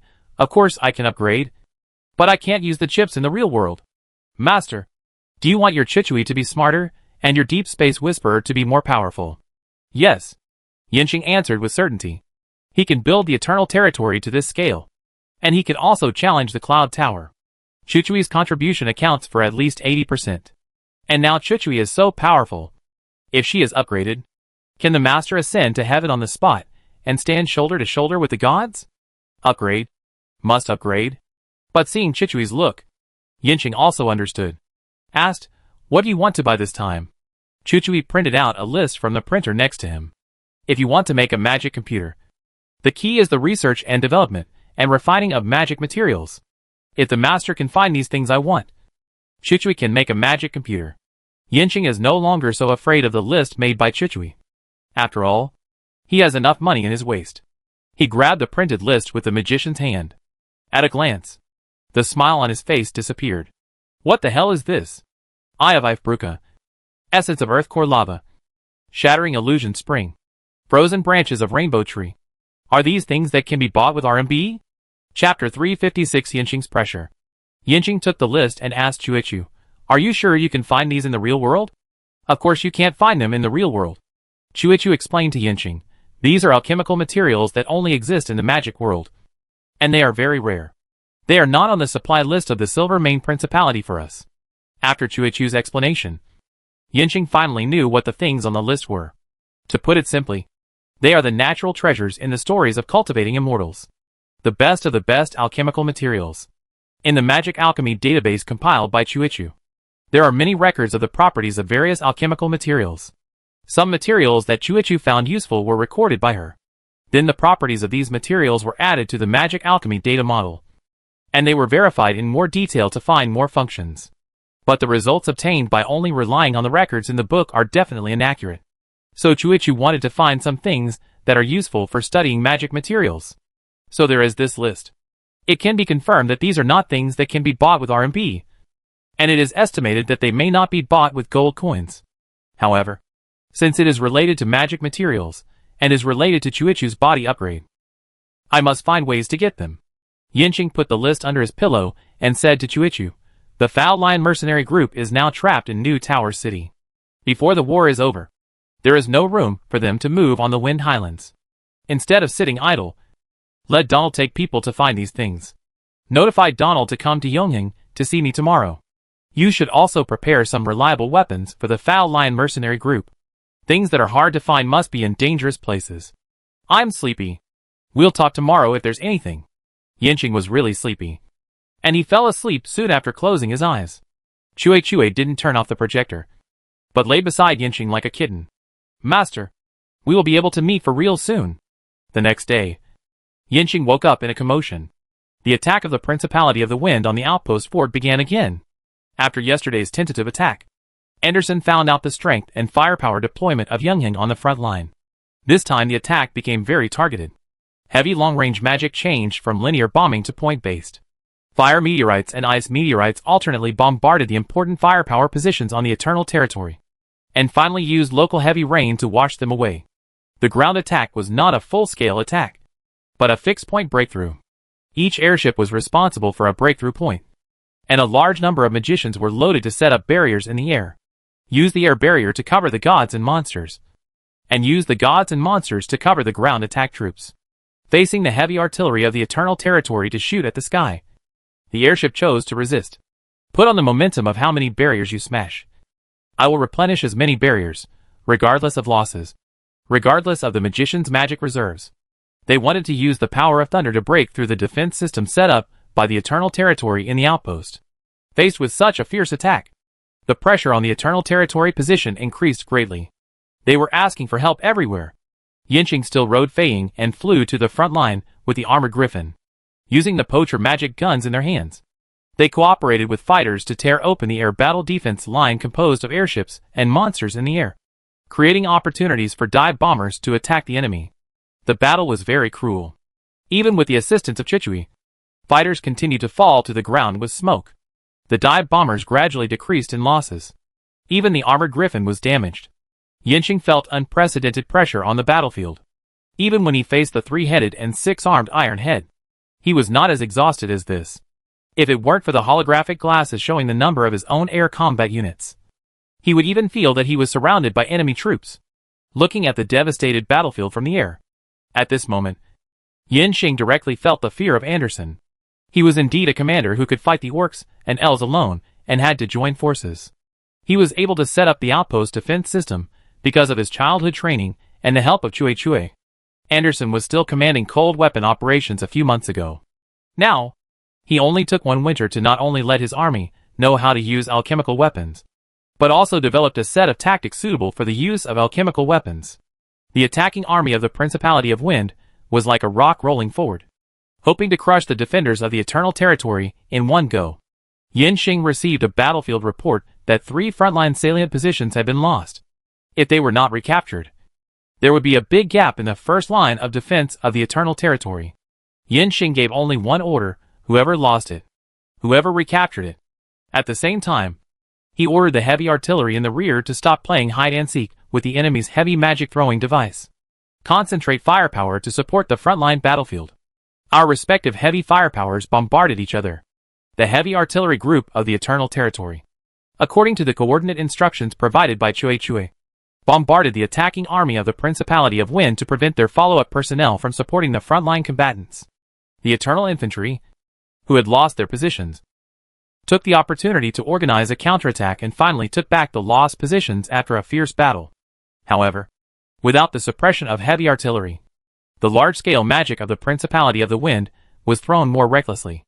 Every moment, a large number of people on both sides died under the bombardment of artillery shells and magic.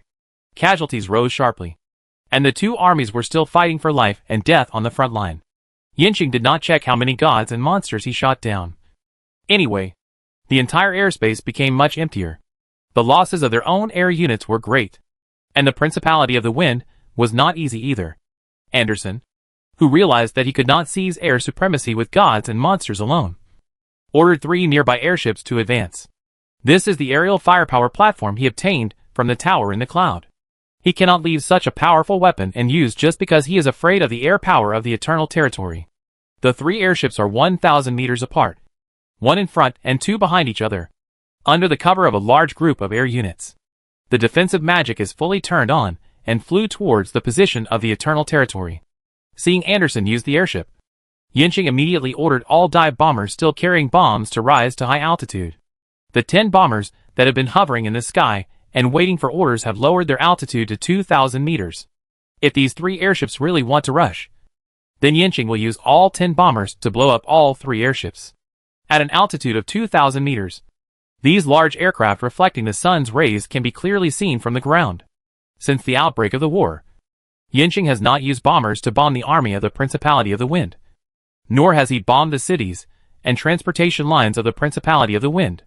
This is certainly the reason why Yinqing is unwilling to take risks with bombers, because of air superiority. It is also a deterrent force.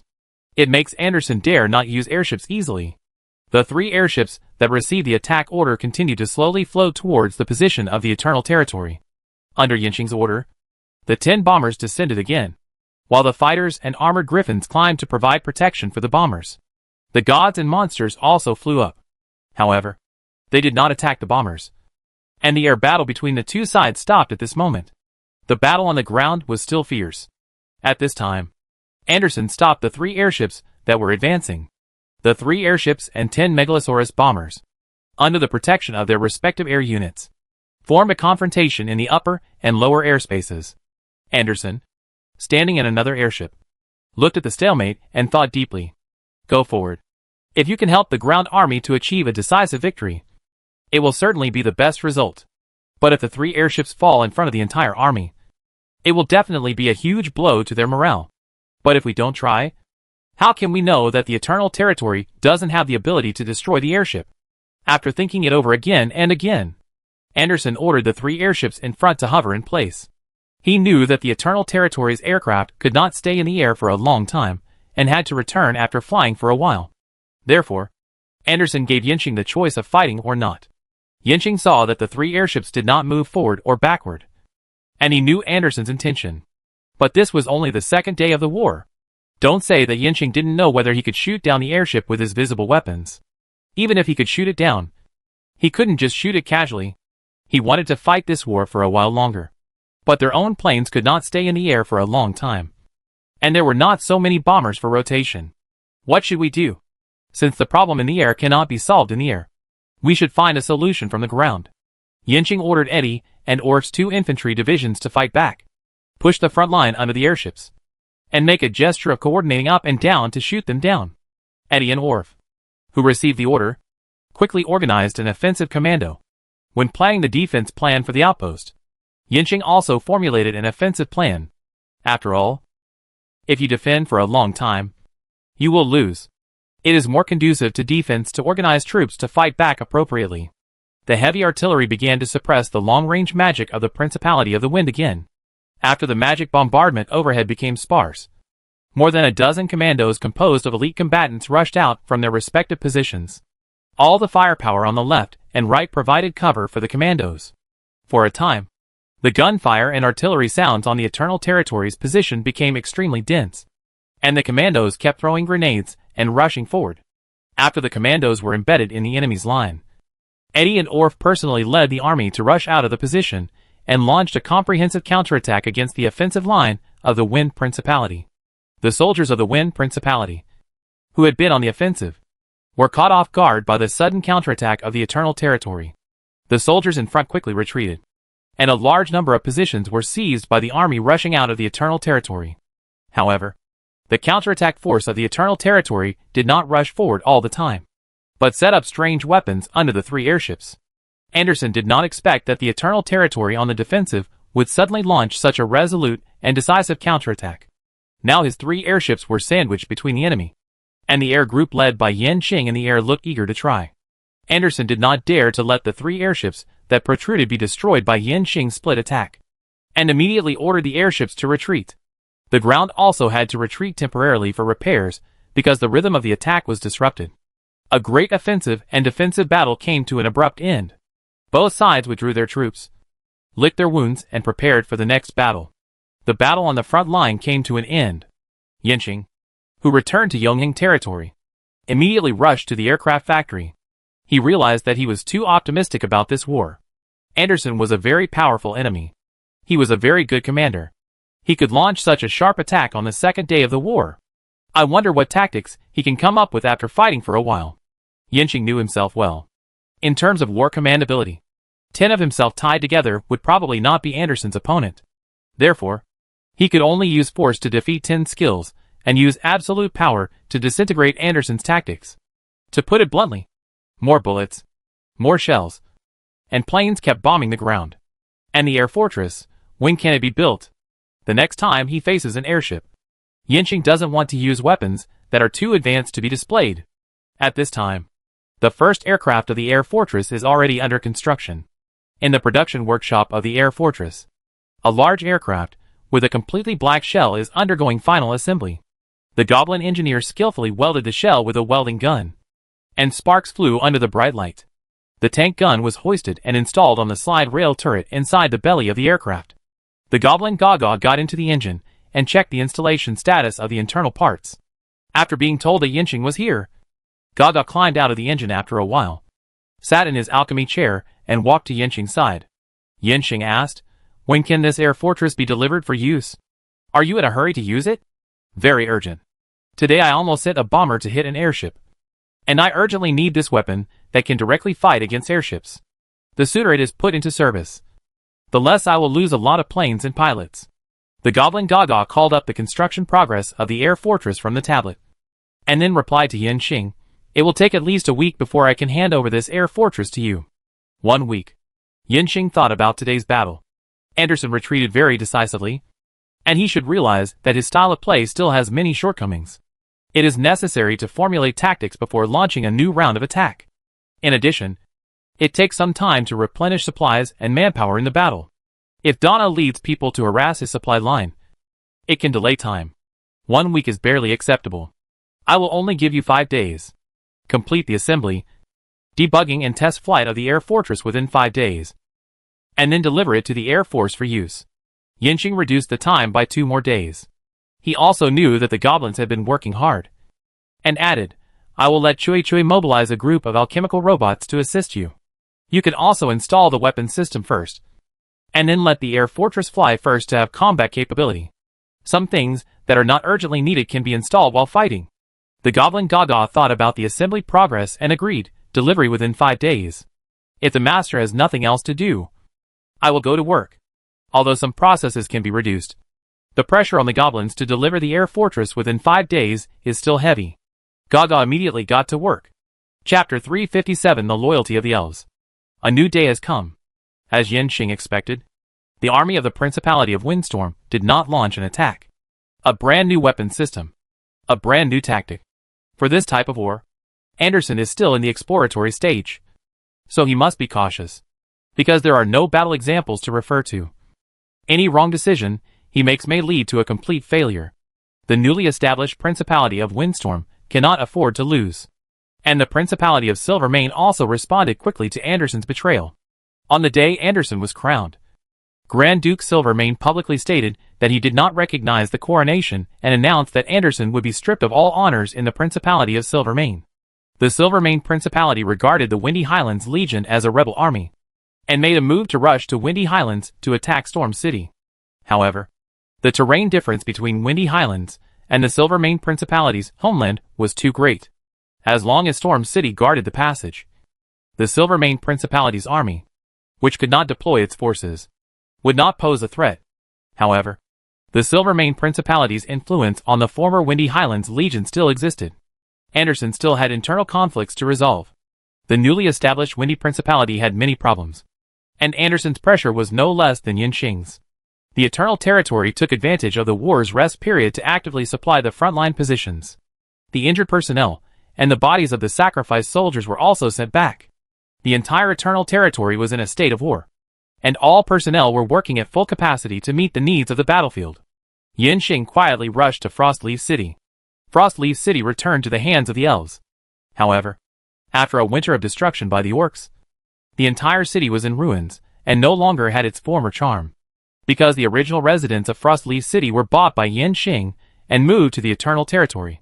The city with only the elf army seemed very deserted. Prince Alito enthusiastically invited Yinxing to his city lord's mansion.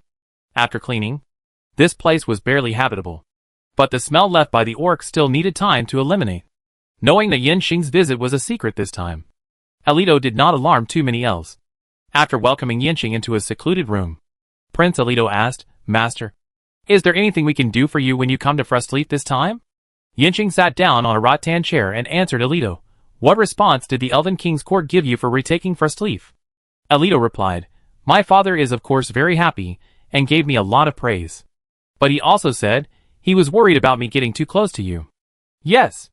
The whole world knows about the conflict between Thunder Swamp and Cloud Tower. The war between the two of them is seen as a fight between gods in the eyes of traditional countries.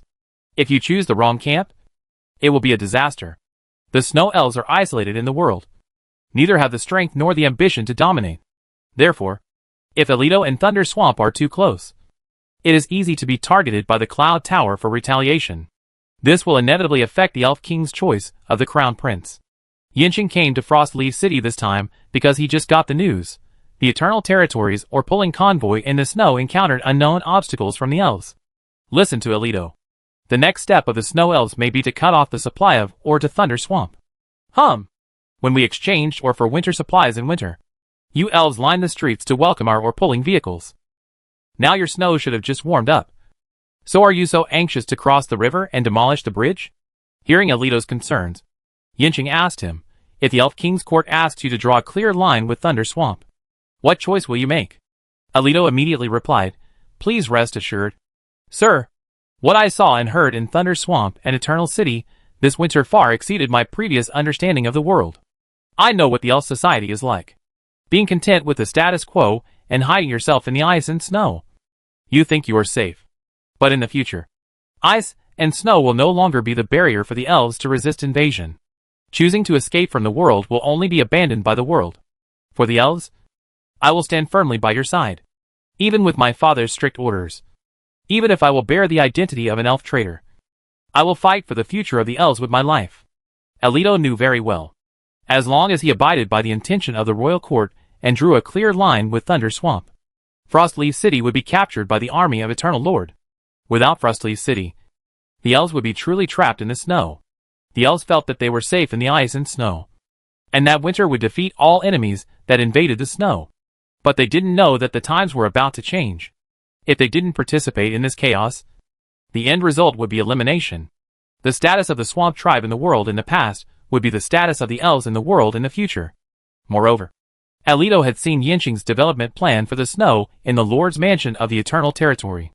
Not only building roads, but also building steel mills, factories, and cities in the snow.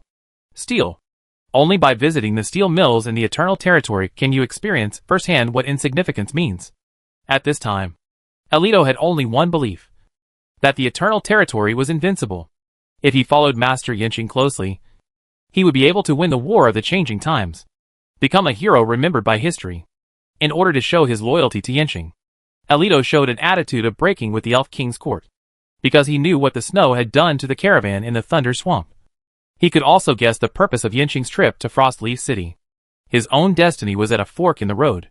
Yinqing looked at Alito, and after a while asked him, I will give you the standard equipment of the Eternal Territory Infantry Division, and provide you with certain intelligence support and air support. How long can you restore my route? Finally, the real stuff came.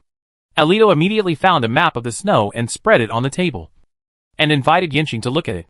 He pointed to several places on the map and said to Yinqing, now the snow on the road on the north side of Frostleaf City has melted. I will lead Pegasus to attack Maple Leaf City first. Take over the city's government office as a prince, and then complete the occupation of Maple Leaf City on the ground. There are troops assembled by the royal court in Maple Leaf City to attack Frostleaf City, as well as a certain amount of war supplies. As long as Maple Leaf City can be captured, the royal court will not be able to organize more troops for a while. After all, winter has just passed, and the elf villages are busy starting a new year.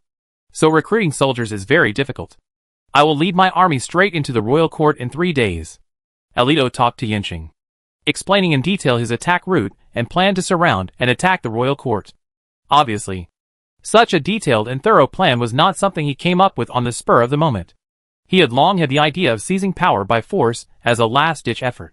Now that Yinqing was willing to support him, Alito didn't need to hide it, and directly revealed his intentions. Yinqing didn't expect that Alito could reach the royal court without giving him weapons, and trigger a power change for the Snow Elves.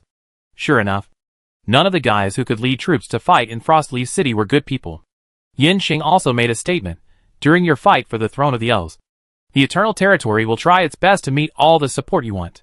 After you ascend the throne, the Eternal Territory will immediately establish formal external relations with the Snowland and conclude an alliance.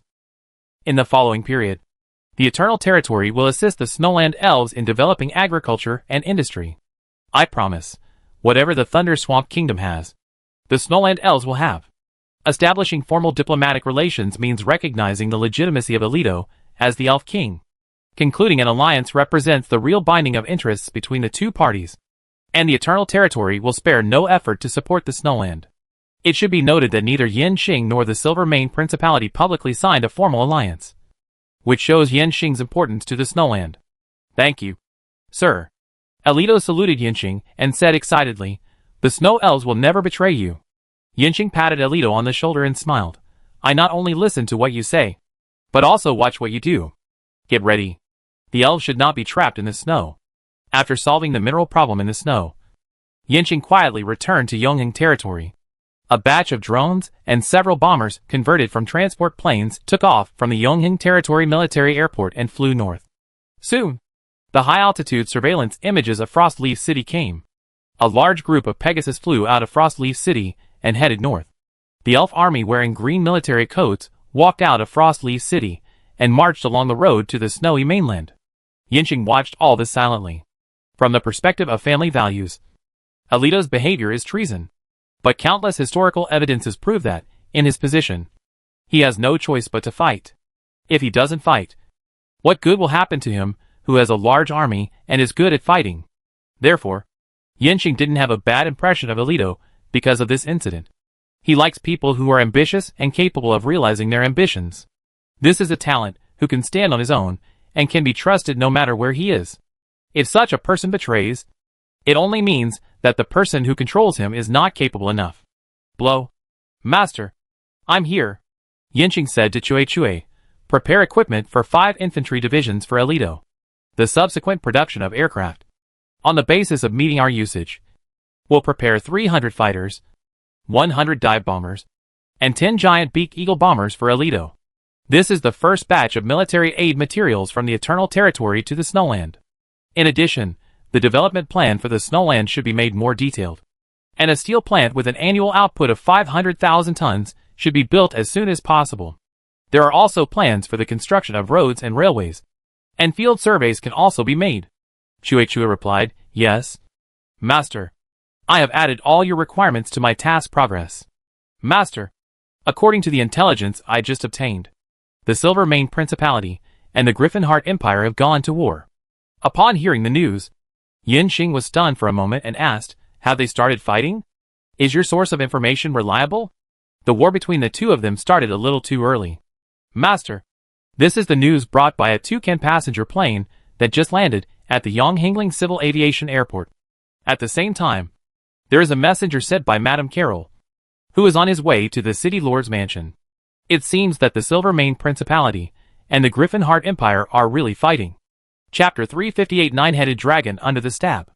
Yin Xing immediately received the messenger sent by Madame Carroll, and learned why the war between the Silvermane Principality and the Griffinheart Empire broke out so quickly. After all, it was a war related to the fate of the country.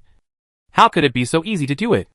It turned out that Carroll played a very important role in this. She advised Duke Silvermane, since we have to fight, it is better to fight early than late. The Empire received the alchemical equipment from the Cloud Tower much later than the Principality received the equipment from the Thunder Swamp. The training and familiarity with the new equipment are naturally not as good as the Principality army, which has been receiving equipment one after another throughout the winter. Recently, Thunder Swamp has sent tens of thousands of flintlock rifles and thousands of smoothbore cannons, and the required ammunition can be produced within the Principality. There is also a production line for the Toucan's transport aircraft. These are all huge military advantages. If they don't use them now, and show their strength to those nobles who are waiting and watching, will they wait until the Griffinheart Empire completes its armaments before fighting? Madame Carroll got so many weapons from the Thunder Swamp for the Principality, many of which were half sold and half given, or even directly transferred for free. This made Grand Duke Silvermane extremely fond of Carroll. In particular, Carroll also moved the assembly plant of the Toucan's transport aircraft to Danling City, which made her status reach the peak she can reach now. Grand Duke Silvermane is already seriously considering ending his current marriage. If the Silvermane Principality goes to war with the Empire, the current Duchess, who has a deep imperial background, has no reason to sit in that position.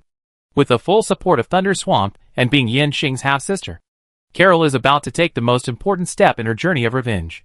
Duke Silvermane accepted Carol's suggestion. He issued a notice to the entire human race. There are treacherous ministers around Emperor Griffinheart who have offered slanderous words to seduce His Majesty to cross the jurisdiction of the Silvermane Principality and confer the title of the false Duke of Wind. If this precedent is set, the imperial court can arbitrarily confer titles on other nobles, which will inevitably lead to the collapse of the human race's aristocracy.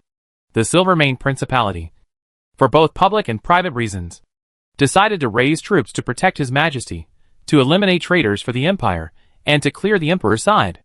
As soon as the manifesto came out, Duke Silvermane seized the moral responsibility and ordered the Principality's army, which had been ready for a long time, to attack the entire territory. On the first day of the declaration of war, the Duchy army relied on its superior weapons and soldiers' quality to break through the cities of the Empire one after another, pushing the border line 50 kilometers towards the Empire. And they marched forward triumphantly, conquering cities and territories all the way. The messenger brought the details of the war and a secret letter from Mrs. Carol. Yanqing untied the magic mark on the envelope and looked at the contents. Carol told Yanqing that the Duke of Silvermane had officially promised her that he would dissolve the current marriage in the next few days, and proposed to her. I have already agreed to him. Once again, I sincerely thank you. Without your support, I will never be able to fulfill my wish, and will only die in a deserted place in the most tragic way. I will also fulfill my promise. Your enemies are the enemies of the Silvermane Principality.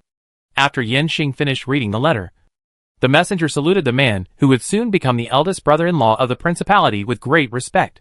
Mrs. Carol misses you very much every day. Lord Yanqing, my wife heard that your territory was under attack by the Anderson rebels, and entrusted me to express the concern of my wife and the Duke for you. I also hope that you will go to Danling City when the war is not tense. The Duke hopes to conclude a formal alliance with Thunder Swamp.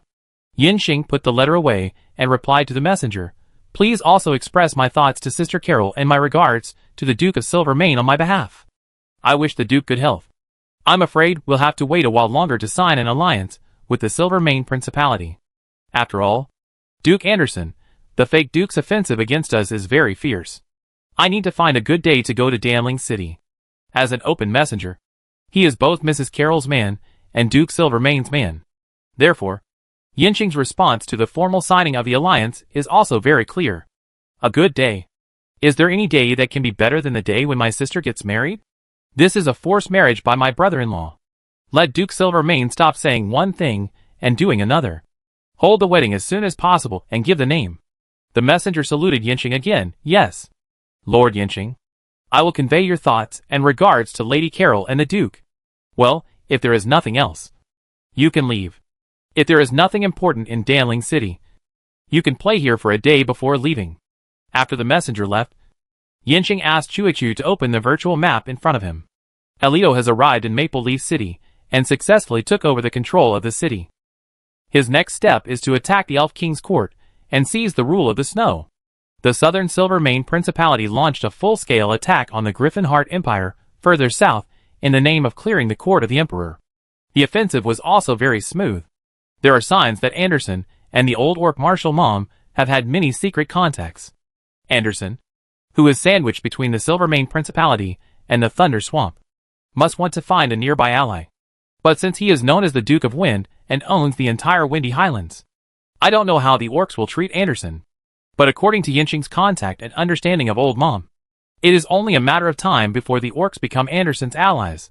After all, the savage orcs are sandwiched between the Snow Elves and the Silvermane Principality. When Alito becomes the Queen of the Elf, the savages will be in a very embarrassing situation. It depends on how they negotiate the conditions. The speed of the war expansion is faster than Yanqing expected. The speed of increasing the production of weapons in the Eternal Territory is slower than Yanqing expected. Master, the grenades you ordered have arrived. Feng Tingyu left you a message. Please go and handle the delivery. The Griffin Research Institute has successfully cultivated an active in vitro griffin embryo. In addition, Suspected superpower incidents have appeared in many places in the real world. I don't know if it is the leakage of Renluin superpower research, or there are other ways to obtain superpowers. During this period, Yanqing purchased a lot of arms in the real world, especially grenades, which are very good individual firepower supplements on the front line. And the price given by Renluin Investment Bank is cheap. Buy more and get more. Of course, Yanqing purchased more. As for the fact that the Griffin Research Institute cultivated active in vitro griffin embryos so quickly, it was somewhat beyond Yanqing's expectations. It seems that the Griffin breeding project has really attracted many top biological scientists in this field. If Griffin embryos can grow in artificial wombs, then the speed of Griffin production will definitely be much faster than natural breeding. The more Yanqing uses the armored Griffin, the better it is. At present, the production capacity of the Griffin armor in the Eternal Territory is low, and it is armored Griffins. When the technology matures and the production capacity increases in the future, it will be armored Griffins. It is certainly a good thing that there is a breakthrough in the research of Griffin breeding. But it is just an active in vitro embryo, which is just the first step. As for the spread of superpowers in the real world, it was already expected by Yanqing. It's a good thing. It's a bad thing. You can't stop it. Just wait and see. Chichi, prepare to return to the real world. Yes, master. Just when Yanqing returned to the real world, a message was delivered to Chichui. Chichui, who didn't have time to inform Yanqing, separated a part of the computing core and stayed in the magic world. Thunderswamp Kurosawa City. This is a fully enclosed military restricted area with the highest security level. The security forces and alchemical robots professionally formed by the Eternal Territory are jointly responsible for the security of this city. In the middle of Kurosawa City, there is a cave extending downwards. Chichui transferred part of his computing core to the brain chip of an alchemical robot in Kurosawa City, and took the elevator inside the machine well to the bottom of the deep cave. The elevator door opened, and an alchemy robot holding an automatic rifle stood in front of Chui. After confirming their identities through data exchange, the armed alchemy robot saluted Chui. Hello, Master Chui. Please follow me. Let's go. Chui, who only had a part of the computing core, spoke in a somewhat cold tone. The armed alchemy robot led Chui forward along a horizontal passage. The passage was very humid, and a light was on every few meters. However, the walls of the passage were solidified with earth magic, and were very strong. After walking about a kilometer with the armed alchemy robot, the narrow passage suddenly became wide. In front of them was a huge cave, and they were at the entrance of a cave on the cliff. The top of the cave was a cluster of upside-down crystals, about 100 meters in diameter. The crystal clusters emitted a pale blue light, illuminating the entire cave. In the middle of the crystal clusters was a crystal spear stabbing down diagonally. At the other end of the crystal spear was a dragon with 9 heads and a body size of 100 meters. The huge crystal spear penetrated the entire space from the top of the cave, and the tip of the spear pierced through the dragon's back, nailing the dragon firmly to the ground. At this time, the dragon was in a dormant state, with its 9 heads pressing each other and hanging on the ground. Is it dead? But the oppressive feeling that permeated the entire cave showed that even if the 9-headed dragon was dead, it was in a state of suspended animation. Chui jumped down from the cliff cave entrance and landed steadily on the ground 50 meters below. The ground of the cave was very flat, with only some fallen rocks caused by the excavation of the passage. Standing on the ground, the 9-headed dragon was even more huge, because the whole body of the dragon could not be seen at all. Each head was as big as a building. The elves, gnolls, and alchemical robots standing under the dragon's body were as small as ants. At this time, all the elves participating in this study stood still, and all the gnolls knelt on the ground and kept bowing to the 9-headed dragon. The 9-headed dragon, a creature that only exists in swamp legends, really exists. But who threw this crystal spear that nailed the 9-headed dragon under Kurosawa? Chu looked up and saw the huge spear that seemed to grow backwards from the crystal cluster. Even without a mind, he could feel the shock. Close all passages. Organic creatures are only allowed to enter but not leave. Chu gave orders to all alchemical robots and said to the elves and gnolls, "Please stay underground before my master comes here. You can now conduct non-contact research, and I will stay here with you. Any action you take in this cave must be reported to me first and approved before you can act." Yanqing, who had just boarded a private plane to Griffin Island, learned through Chui's contact line that Kurosawa's city had dug up a 9-headed dragon. Because the image transmission could not be performed, Yinxing could not see the appearance of the 9-headed dragon and the crystal gun. But just by thinking, one can imagine what a grand scene it would be. 100-meter-long dragon body. An even longer crystal gun. What kind of battle would that be? At this time, Chue's main computing core said to Yinxing, Master, the size of the 9-headed dragon is the largest among all the recorded giant dragons. And even if it is fake death, it can still have such a huge impact on Kurosawa. I can't evaluate the strength of this 9-headed dragon in its all-victorious state. Yinxing said, the one who can defeat the 9-headed dragon must be a more powerful guy. The more I understand the magic world, the more I refresh my understanding of the upper limit of my power. The more I know the upper limit of power, the more I feel insignificant. And what I am doing now is so ridiculous. Perhaps what I do and what I pursue are ridiculous in the eyes of those great beings. Faced with this level of power, Yinxing suddenly felt powerless. What he is doing now seems to be meaningless. Master, please forgive me for not being able to understand what you are saying. In the consciousness space, Chue looked at Yinxing blankly and asked cutely, in my eyes, the master is the strongest. Even if he is not the strongest yet, Chuchui will definitely help his master to become the absolute strongest. Chuchui's words made Yinxing laugh. Yes, your master will become the absolute strongest, surpassing those beings that we still need to look up to step by step. The next step is to study this 9-headed dragon that pretended to be dead and the crystal gun on it. Since there is a legend about the 9-headed dragon in the swamp, it must be that the ancestors of the swamp tribe have actually seen the 9-headed dragon, and perhaps also seen the battle. Visit the Lizardman tribe, record all the legends about the 9-headed dragon, and then find the real owner to verify it. Have the elves and jackals who saw the 9-headed dragon been controlled? My secondary core has ordered to seal off the entire underground space. Without your order, they will never be released. Yinxing thought about it. He said to Chue, I once promised these elves that I would give them respect and adequate treatment. It is not good for their health to keep them locked up underground. This research is a long-term project. You can be stricter on the outside, but don't create unnecessary pressure on the inside. Control the blockade area within the scope of Heizei City. Close all the entrances to Heizei, and transport all supplies by air. After I go back, I will have a good talk with them. By then, there should be good news from Shuedi. Yinxing has always had a good patience and attitude towards scientific research projects. Creating a tense atmosphere and putting pressure on scientific researchers is not good for the long-term interests of the entire project. Yinxing did not immediately return to the magic world to see the appearance of the 9-headed dragon. Anyway, this guy has been nailed there for who knows how many years, and he can't run away if he goes back later. Now the most important thing is to receive the grenade. Chapter 359 Allies. The court of the Snow Elves is built on a towering tree named World Tree. The magnificent and grand building complex is the epitome of elf civilization and art. This is the symbol of the elves and the power center of the snow. For thousands of years, the elven court has never experienced war. The brave elf warriors and the cold winter can stop any enemy who tries to approach the court. But this time, the World Tree is surrounded by a group of elf troops wearing green cotton coats. The royal guards guarded the World Tree, and they were a little overwhelmed by the war they had never thought of. A large group of Pegasus was circling in the sky. In the higher airspace, several Toucan transport planes were on standby for bombing. The messenger had entered the royal court, hoping that His Majesty the Elf King would come out to talk to his most warlike son to prevent the World Tree from being destroyed by war. A canvas pavilion with the characteristics of the Eternal Territory was erected under the shade of the World Tree.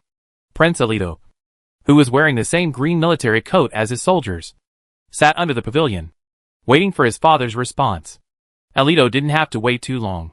The elderly Elf King walked out of the royal court with a cane under the protection of a large group of royal guards. Sit down, father. Alito stood up and invited the Elf King to sit down. He did not address him as His Majesty, but spoke to his father in the tone of a son. The Elf King was very angry. Angry that his son actually led troops to besiege the royal court and force the palace to seize the throne. He was also angry that there was not a single useful general and an army that could fight in the entire snow land, and that Alito led tens of thousands of elf warriors to the royal court and surrounded the World Tree. He was even more angry that just now in the palace, he asked who was willing to lead the royal guards to fight Alito. No elf heroes stood up. Those sons who loved to show off in front of him on weekdays all shrank and dared not speak. In the end, he walked out of the royal court. After sitting down, the Elf King still showed the majesty of the king. He questioned Alito, "Do you know what you are doing? For thousands of years, no one dared to break the peace of the royal court. Your behavior is a blasphemy against the world tree and the elf ancestors." Alito looked up at the world tree. It is the tree that remains evergreen in the entire snowy land in winter. Its canopy with a diameter of 1,000 meters shelters generations of elf ancestors. Seeing that Alito ignored him, the Elf King said angrily, "Alito, don't go too far on the wrong path. I think you are confused by Yen Xing of Thunder Swamp. Immediately break off relations with Thunder Swamp and return to the royal court. You are still my most trusted son." Hearing the Elf King asking him to break off relations with Thunder Swamp, Alito pointed to the bomber in the sky and said to his father with a smile, "Father, do you know what that is? That is the Megalodon bomber, made by Thunder Swamp. It can fly at an altitude of 4,000 meters or even 8,000 meters. And at that altitude, our Pegasus can't fly at all. So it can drop bombs and magic over our heads. Although flying high means low bombing accuracy, bombing the world tree does not require too high accuracy." The Elf King looked up at the sky. Through the edge of the treetops of the world tree, he could see several large aircraft slowly circling in the air. After seeing the giant toucans, the Elf King said to Alito, "A few of these aircraft cannot destroy the elves. The snow will always be the snow of the elves. The spring breeze brought me some news from the south. In this chaos that may affect the world, it is the best choice for the elves to stay in the snow. If necessary, you can give up First Leaf City." Alito shook his head helplessly at his father's words. "Your choice is within my expectations. And it is exactly what I am most worried about. The current elves are not as good as orcs in terms of national strength and civilization, let alone humans. If our snow continues to stand still, once we miss this opportunity, the gap between us and other races will widen to a distance that we can hardly make up for no matter what we do." Hearing Alito's evaluation of his own race, the Elf King slapped his seat and shouted, "Alito, remember your identity. You are a noble elven prince. Look at our world tree and the royal court. What can make you give such a low evaluation of the elves? In your eyes, we are not even as good as the dirty and smelly orcs." Alito loudly retorted, "Father, how many years have you not left the royal court? Do you know what the life of the elves outside the royal court is like? It took me less than 3 days to surround the royal court, which is absolutely impossible for orcs and humans. And do you see the elven army outside supporting the royal court? No, there won't be any in 10 days. Because during this period, the snow elves only have your army and mine that can fight. You didn't see what I saw, and you don't know how terrible it is. Don't trust the severe winter anymore. This past winter was its last shelter for us." Although the Elf King is old, he is not confused. He certainly knows that this period of winter and spring is the weakest time for the snow. But how can he be willing to give up the throne like this? Our current way of life is the wisdom left to us by our ancestors. You said so much, just to find a reason for yourself to usurp the throne. Don't think you can fool me with your cleverness. There will be no reinforcements coming to the royal court within 10 days. But my guards can definitely hold out for a longer time. Alito, I'll give you one last chance. Withdraw your army, and I can make you the crown prince." After hearing what the Elf King said, Alito laughed. "Father, your guards are hiding in the royal court and don't dare to fight me head-on. I don't need to attack the royal court and destroy the world tree. No elf knows the military system of the snow better than me. I have controlled all the roads and strategic locations around the royal court. Any elves who come to support the royal court will be destroyed by me. I'll wait here, waiting for you to change your mind. As long as you give me your throne in a legal way, I will guarantee the safety of you and all the elves." The Elf King looked very unhappy when Alito laughed at him. The royal guards had never fought a war, while Alito's army was fighting orcs and humans at the same time on the Windy Highlands. Looking at the fact that no elf hero was willing to lead the royal guards to fight Alito, you can see how big the gap in strength between the two armies is. A father-son meeting, and the Elf King left angrily in the end. He returned to the royal court surrounded by guards, still reluctant to give up his throne. At this time, Alito was gradually controlling the important roads in the snow, and the blocked Eternal Mining Convoy was released. With the support of Thunder Swamp, Alito, who had no worries, wanted to perfectly complete the power transition in the snow. When Alito entered the last stage of the power grab, Carol's messenger also flew back to Danling City from Yonghing territory on the Giant Eagle passenger plane. Danling City has changed its prosperous and harmonious atmosphere in the past. The outbreak of the war brought a bit of tension to the city, and the continuous good news made the city a bit fanatical. The bard played the harp in the square and in the tavern, singing victory songs for the residents of the city, and also telling Anderson's dirty jokes. Any war is about having a pretext, and the participants all claim to be the righteous side, so that their subjects can sacrifice for the war.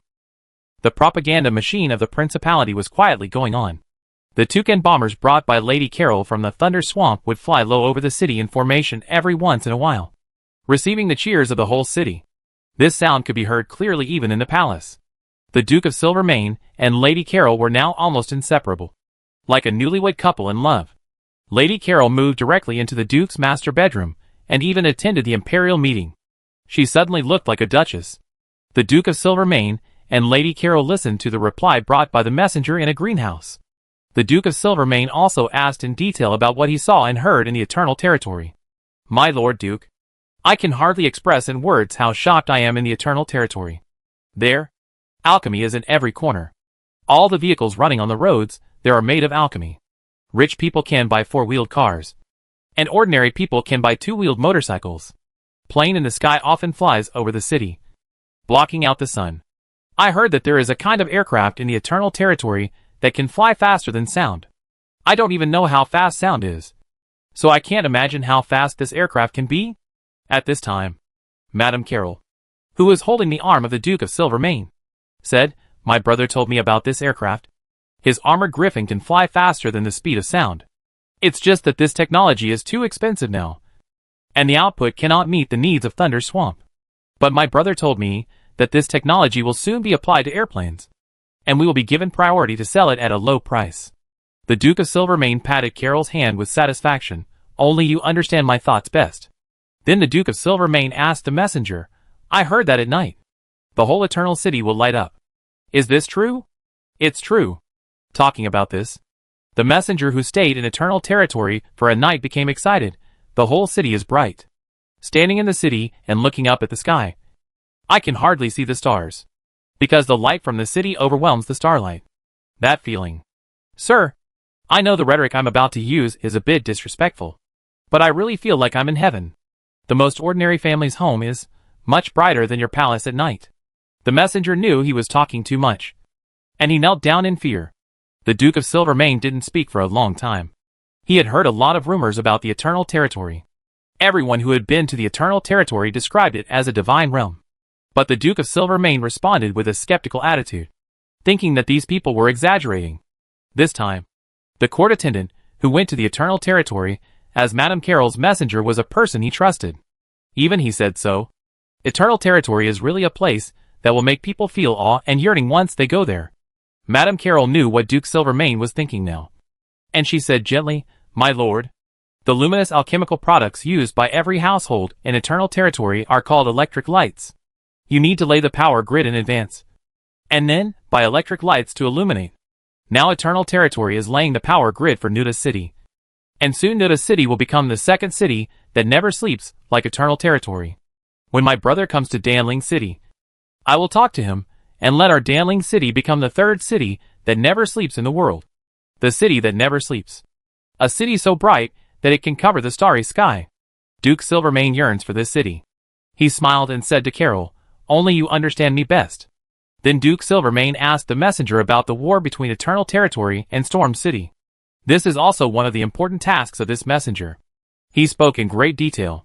Duke Silvermane listened very carefully. After Yinching sent all the grenades to the weapons warehouse, he did not have time to go to Heizei City to see the nine-headed dragon pierced on the ground by the crystal gun. The Goblin Gaga told Yinching through blowing, "The first unit of the Sky Fortress has been built. Testing the Sky Fortress is definitely more important than seeing the nine-headed dragon. Anyway, that guy can't run away. Let's go see the killer weapon first." Chue's main computing core went to the airport with Yinching to watch the test flight of the air fortress. Her secondary computing core controlled an alchemical robot and walked into an underground base under the leadership of Laura, the first alchemical robot of the City Lord's Mansion assistant. Even Yinching didn't know the existence of this base. "Master Chue, I have stored all the data you sent in the server host of the mysterious house. An automatic door opened, and Laura took Chui into a very sci-fi laboratory. All the people working inside were alchemical robots. And they were all alchemical robots that produce souls and autonomous consciousness. The equipment here was also secretly added by Chui when he asked Yanqing to purchase items. Anyway, Yanqing didn't understand technology. He just bought whatever Chui wanted. Chui walked forward and said to Laura, who was following him, "These are the data I copied from the Griffin Breeding Research Institute. And let all the bioengineering robots here download and learn. I think the in vitro active embryo cultivation technology will be of great help to our research." "Yes, Master Chui. I will arrange for people to learn immediately. And we all hope to get your guidance." Chui stopped at the door of a closed room. And she said to Laura, "My computing power must serve the Master first. The task that the Master has given me is very heavy now. I have no way to provide computing power for this project. So I chose you to complete this research for me. And aren't you almost successful? We just need to solve the problem of the activity of bionic muscles and skin leaving the culture dish. There are many things that can be referenced in the magic data. And there are also technologies we need in the real world. What you have to do is to combine them organically and make what I want." Laura shouted, "Yes, Master Chui. We will definitely help Master Chui fulfill his wish to please the Master." Chapter 360 Sky Fortress. The scientific research progress of the mysterious house made Chui hum a tune happily. Yanqing thought Chui was happy about the completion of the Sky Fortress. So he praised her. "You have made a great contribution to building the first machine of the Sky Fortress so quickly. I just don't know if there is anything you can use. Otherwise, I will definitely get it as a reward for you." When Chui heard the reward, she stopped singing. Her eyes sparkling. "Master, will you give me everything Chui wants?" Yanqing had already boarded the newly completed Sky Fortress accompanied by the Goblin Gaga. And seeing Chui looking for a reward, he couldn't help but smile and said, "Of course. I will give you whatever you want. You have helped me so much.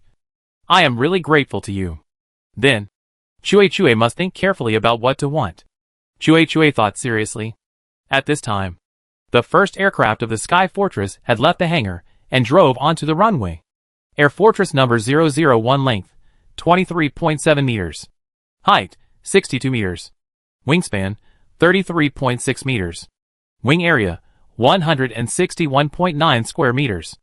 Empty weight, 27,800 kilograms. Takeoff weight, 39,720 kilograms. Self-defense firepower, for twin-mounted machine guns at the nose, tail, back, and abdomen. Main firepower, 102 mm tank gun, which can fire ordinary armor-piercing shells, armor-piercing shells with discarding sabos, and high-explosive shells. The Alchemy Laboratory is developing magic gun barrels and corresponding shells. Secondary firepower, aircraft guns, with a total of 6 barrels, firing shells in rotation, with a firing rate of 6,000 rounds per minute. Defense performance, full magic composite armor plate fuselage. Active magic defense system. The onboard intelligent magic detection equipment can identify magic appearing in the air, track threatening magic, and release targeted defense shields according to the magic properties and effects. Crew, maximum 15 people. Carrying parts, aircraft radar, optical pod, magic detector, automatic loader, vertical stabilization system, shooting sighting system. Because the air fortress is too advanced, except for the gunners and machine gunners, who are served by werewolves and humans. Other technical crew members are supplemented by alchemical robots that download corresponding skill data. Although the alchemical robot is a bit obedient, since it is a first aircraft, it is better not to be too wasteful. Everything is for the primary purpose of verifying technology. After all, it is loaded with too many magic alchemical equipment, and there must be many defects that need to be improved. In order to protect this rare air fortress, Yanqing decided to personally follow the crew to complete its acceptance test flight. Chui volunteered to serve as the captain of the first aircraft of the air fortress. A mechanical tone sounded in the cabin. Air Fortress 001 has completed all takeoff preparations. Requesting takeoff. Yanqing closed the cabin door and replied, "Permitted to take off." The air fortress roared, and the 4 implosion steam engines on the left and right wings drove the propellers to turn. The fuselage began to slide on the runway after a vibration. Since the shock-absorbing equipment was not installed, the vibration in the cabin was more intense. All crew members sat in the seats on both sides of the cabin, fastened their bodies with seat belts, and the alchemical robot directly embedded itself on the rack. Fortunately, the vibration of the aircraft did not last long. When the air fortress left the ground and climbed to high altitude, the body gradually stabilized.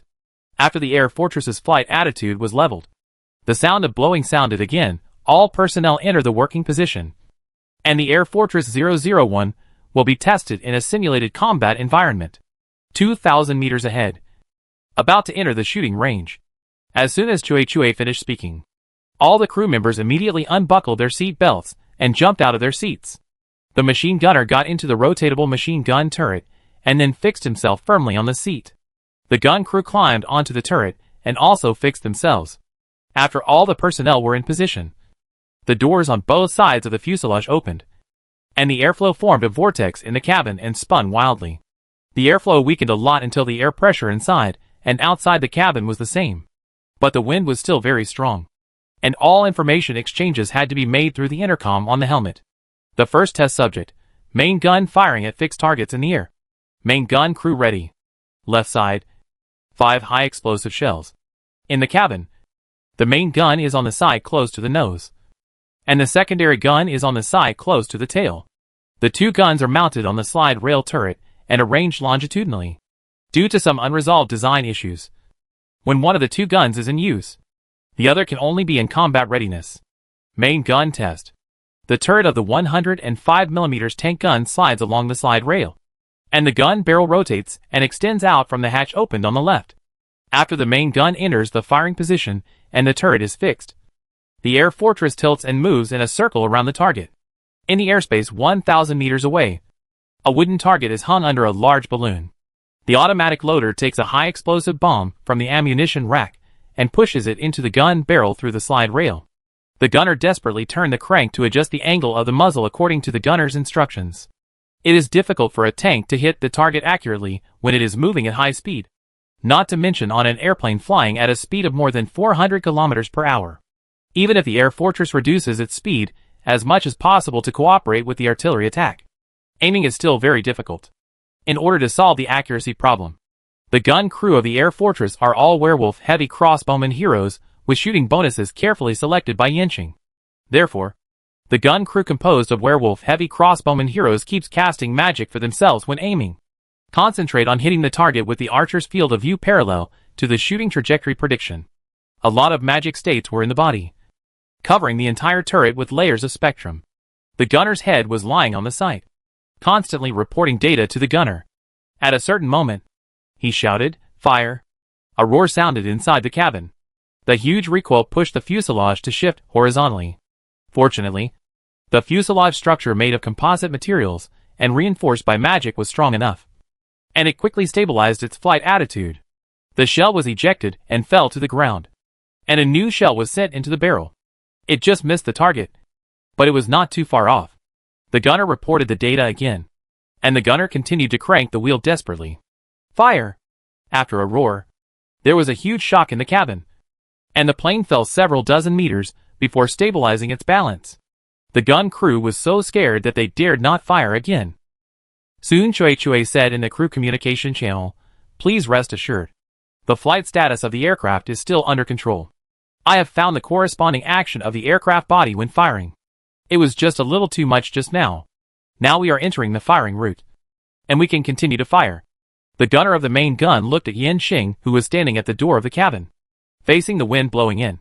Yenching nodded and said, "Keep firing. The last shot was very close, and this shot will try to smash the target." "Yes, sir." The gunner lay on the sight and added a few status magics for himself. The gun crew coordinated to complete the aiming. After a roar, the fired shells drew a line of light and hit the target under the balloon. In the firelight, the wooden line fragments flew everywhere, and the balloon without any heavy objects to pull it flew high. "Hit it!" the gun crew shouted. Moreover, the impact of the bombardment on the aircraft body was obviously much smaller this time. The aircraft just swung slightly left and right to restore its balance. Yenching was also very happy and encouraged. "Well done. You are worthy of being the first main gun crew of the air fortress I chose. That balloon is a moving target. Do you have the confidence to blow it up?" "Confident, sir." The gun crew was in high spirits and immediately coordinated to aim at the rising balloon. The first shot was a calibration shot. The second shot blew up the balloon airspace. Then the Sky Fortress conducted real aerial moving target shooting. First, it was a simple low-speed large target shooting. And then, the difficulty was gradually increased. And even the environment in the air combat was simulated. The entire crew of the Sky Fortress participated in the work of providing assistance to the main gun. Several armored griffins acted as gods and monsters and approached the Sky Fortress. For self-defense, machine guns fired at the approaching enemy from different directions. And the Sky Fortress also frequently made large overload maneuvers. Active defense magic flashes frequently. The difficulty of firing the main gun has been raised to hell level. This is a great test of the cooperation between the entire crew and the gun crew. The captain must always grasp the target and his position when evading the attack, creating opportunities and suitable shooting angles for the gunfire. And the gun crew must aim and fire in that short opportunity. As the difficulty increases, the rate of shells hitting the target plummets. But we can't ask for too much. After all, new aircraft and new crew members still need to be run in many aspects. After completing the main gun test, the main turret is recovered into the cabin through the slide rail, and the secondary gun moves to the firing position. The role of the secondary gun is to use its extremely abnormal firepower output capability to perform air-to-ground suppression tasks. The main task is to attack the ground, using ruthless fire chains to whip stubborn enemies. During the test, Chui, who served as the captain, wrote the combat driving program of the Sky Fortress on the spot. Alchemy robots can become pilots of the Sky Fortress by downloading the program. Let the flying cavalry learn. And you can train the official crew members of the Sky Fortress. After completing all the test subjects, Sky Fortress number 001 entered the return route. Overall, Yinxing was very satisfied with the test of the first Sky Fortress, and even felt that it exceeded his expectations. After all, it was a weapon built in a hurry, and it could have such a high performance standard, and it really couldn't be forced. Before the plane landed, Yinxing requested batch production. First build 5 to supplement the missing air combat platforms on the front line, while manufacturing the air fortress. The Eternal Territory Alchemy Laboratory and the Goblin engineers will develop the next generation of air fortresses. According to the original air fortress blueprint, this will be an air combat platform with comprehensive capabilities. Now it only has the minimum offensive and defensive performance.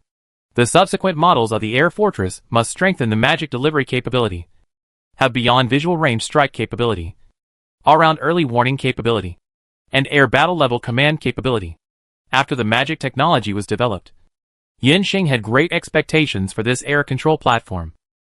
But before the air fortress landed, Chui alerted Yinxing, "Master, the army of the Principality of the Wind has launched an attack on our position again. An airship, under the cover of 4 airships, 98 gods and monsters, and 274 griffins, broke through our controlled airspace. The frontline air force is attacking, and the outpost requests air support. The radar installed in the outpost allows the Eternal Lord to immediately know any movement in the air. Therefore, as soon as the airship of the Principality of the Wind made a move, the outpost immediately entered combat status. The request for help was also sent to the battlefield liaison officer Chui. Yinxing's prediction of the time when Anderson would launch this attack was not too far off. He even considered that Anderson might send an airship to send his death. After all, if there are airships, they are more symbolic than their role on the battlefield. Last time, Anderson wanted to send 3 airships to attack, but he had to retreat reluctantly. But Anderson would not be willing to do so without testing whether the Eternal Territory has the ability to attack airships. This is why Yinxing was anxious to leave the air fortress. Upon hearing the news that the Principality of the Wind launched an attack, Yinxing ordered the air fortress to stop landing. The crew members checked the magic power and ammunition reserves and confirmed that they could participate in the battle. Yinxing ordered the Sky Fortress 001 to turn around and fly directly to the Fortress Fort battlefield. When passing the Eternal City, the flying units that went to the Fortress Fort for support, such as the Flying Shadow, the Armored Griffin, the Griffin Fighter, the Deer Hunter Dive Bomber, the Toucan Falcon Bomber, etc., merged into a large flying group and followed the Sky Fortress. Fortress Fort battlefield. Anderson stood in the pod of the command airship and overlooked the entire battlefield from the air. The news of the war between the Silvermane Principality and the Griffin Heart Empire had long been spread to Storm City. Anderson's good reputation in the Silvermane Principality was gone overnight, and all kinds of dirty jokes about him were circulated within the Principality. Stigmatization is shameless, but it works. But Anderson doesn't care about these, and he's too lazy to even listen. He had expected these methods long ago. Infamy will only be left to losers. The halo of the winner will sweep all malicious words into the sewer. He is more concerned about the war between the Principality and the Empire. If Grand Duke Silvermane defeats the Griffinheart Empire, then his giant beak eagle bomber will appear over Storm City. And the current war, the great Griffinheart Empire seems a little vulnerable. The military support of the Cloud Tower to the Empire is indeed a bit delayed. It's not as generous as the Duchy of the Wind. This is not that the mages of the Cloud Tower are reluctant to give military aid, but they don't know what war is. A group of military idiots who master the world's most powerful alchemy but are self-righteous. They only focus on the Windy Highlands and can't see that the situation is out of control and the world is about to be reshuffled. This time Anderson is determined to send an airship to advance. If the Eternal Territory is just a facade, then all airships will attack and defeat the main force of the enemy in one battle. Soldiers enter the Eternal City. If Yinqing really has a way to fight against airships, it will also make the mages of the Cloud Tower modest. If you want to win, bring out more alchemical weapons. Go to win more allies.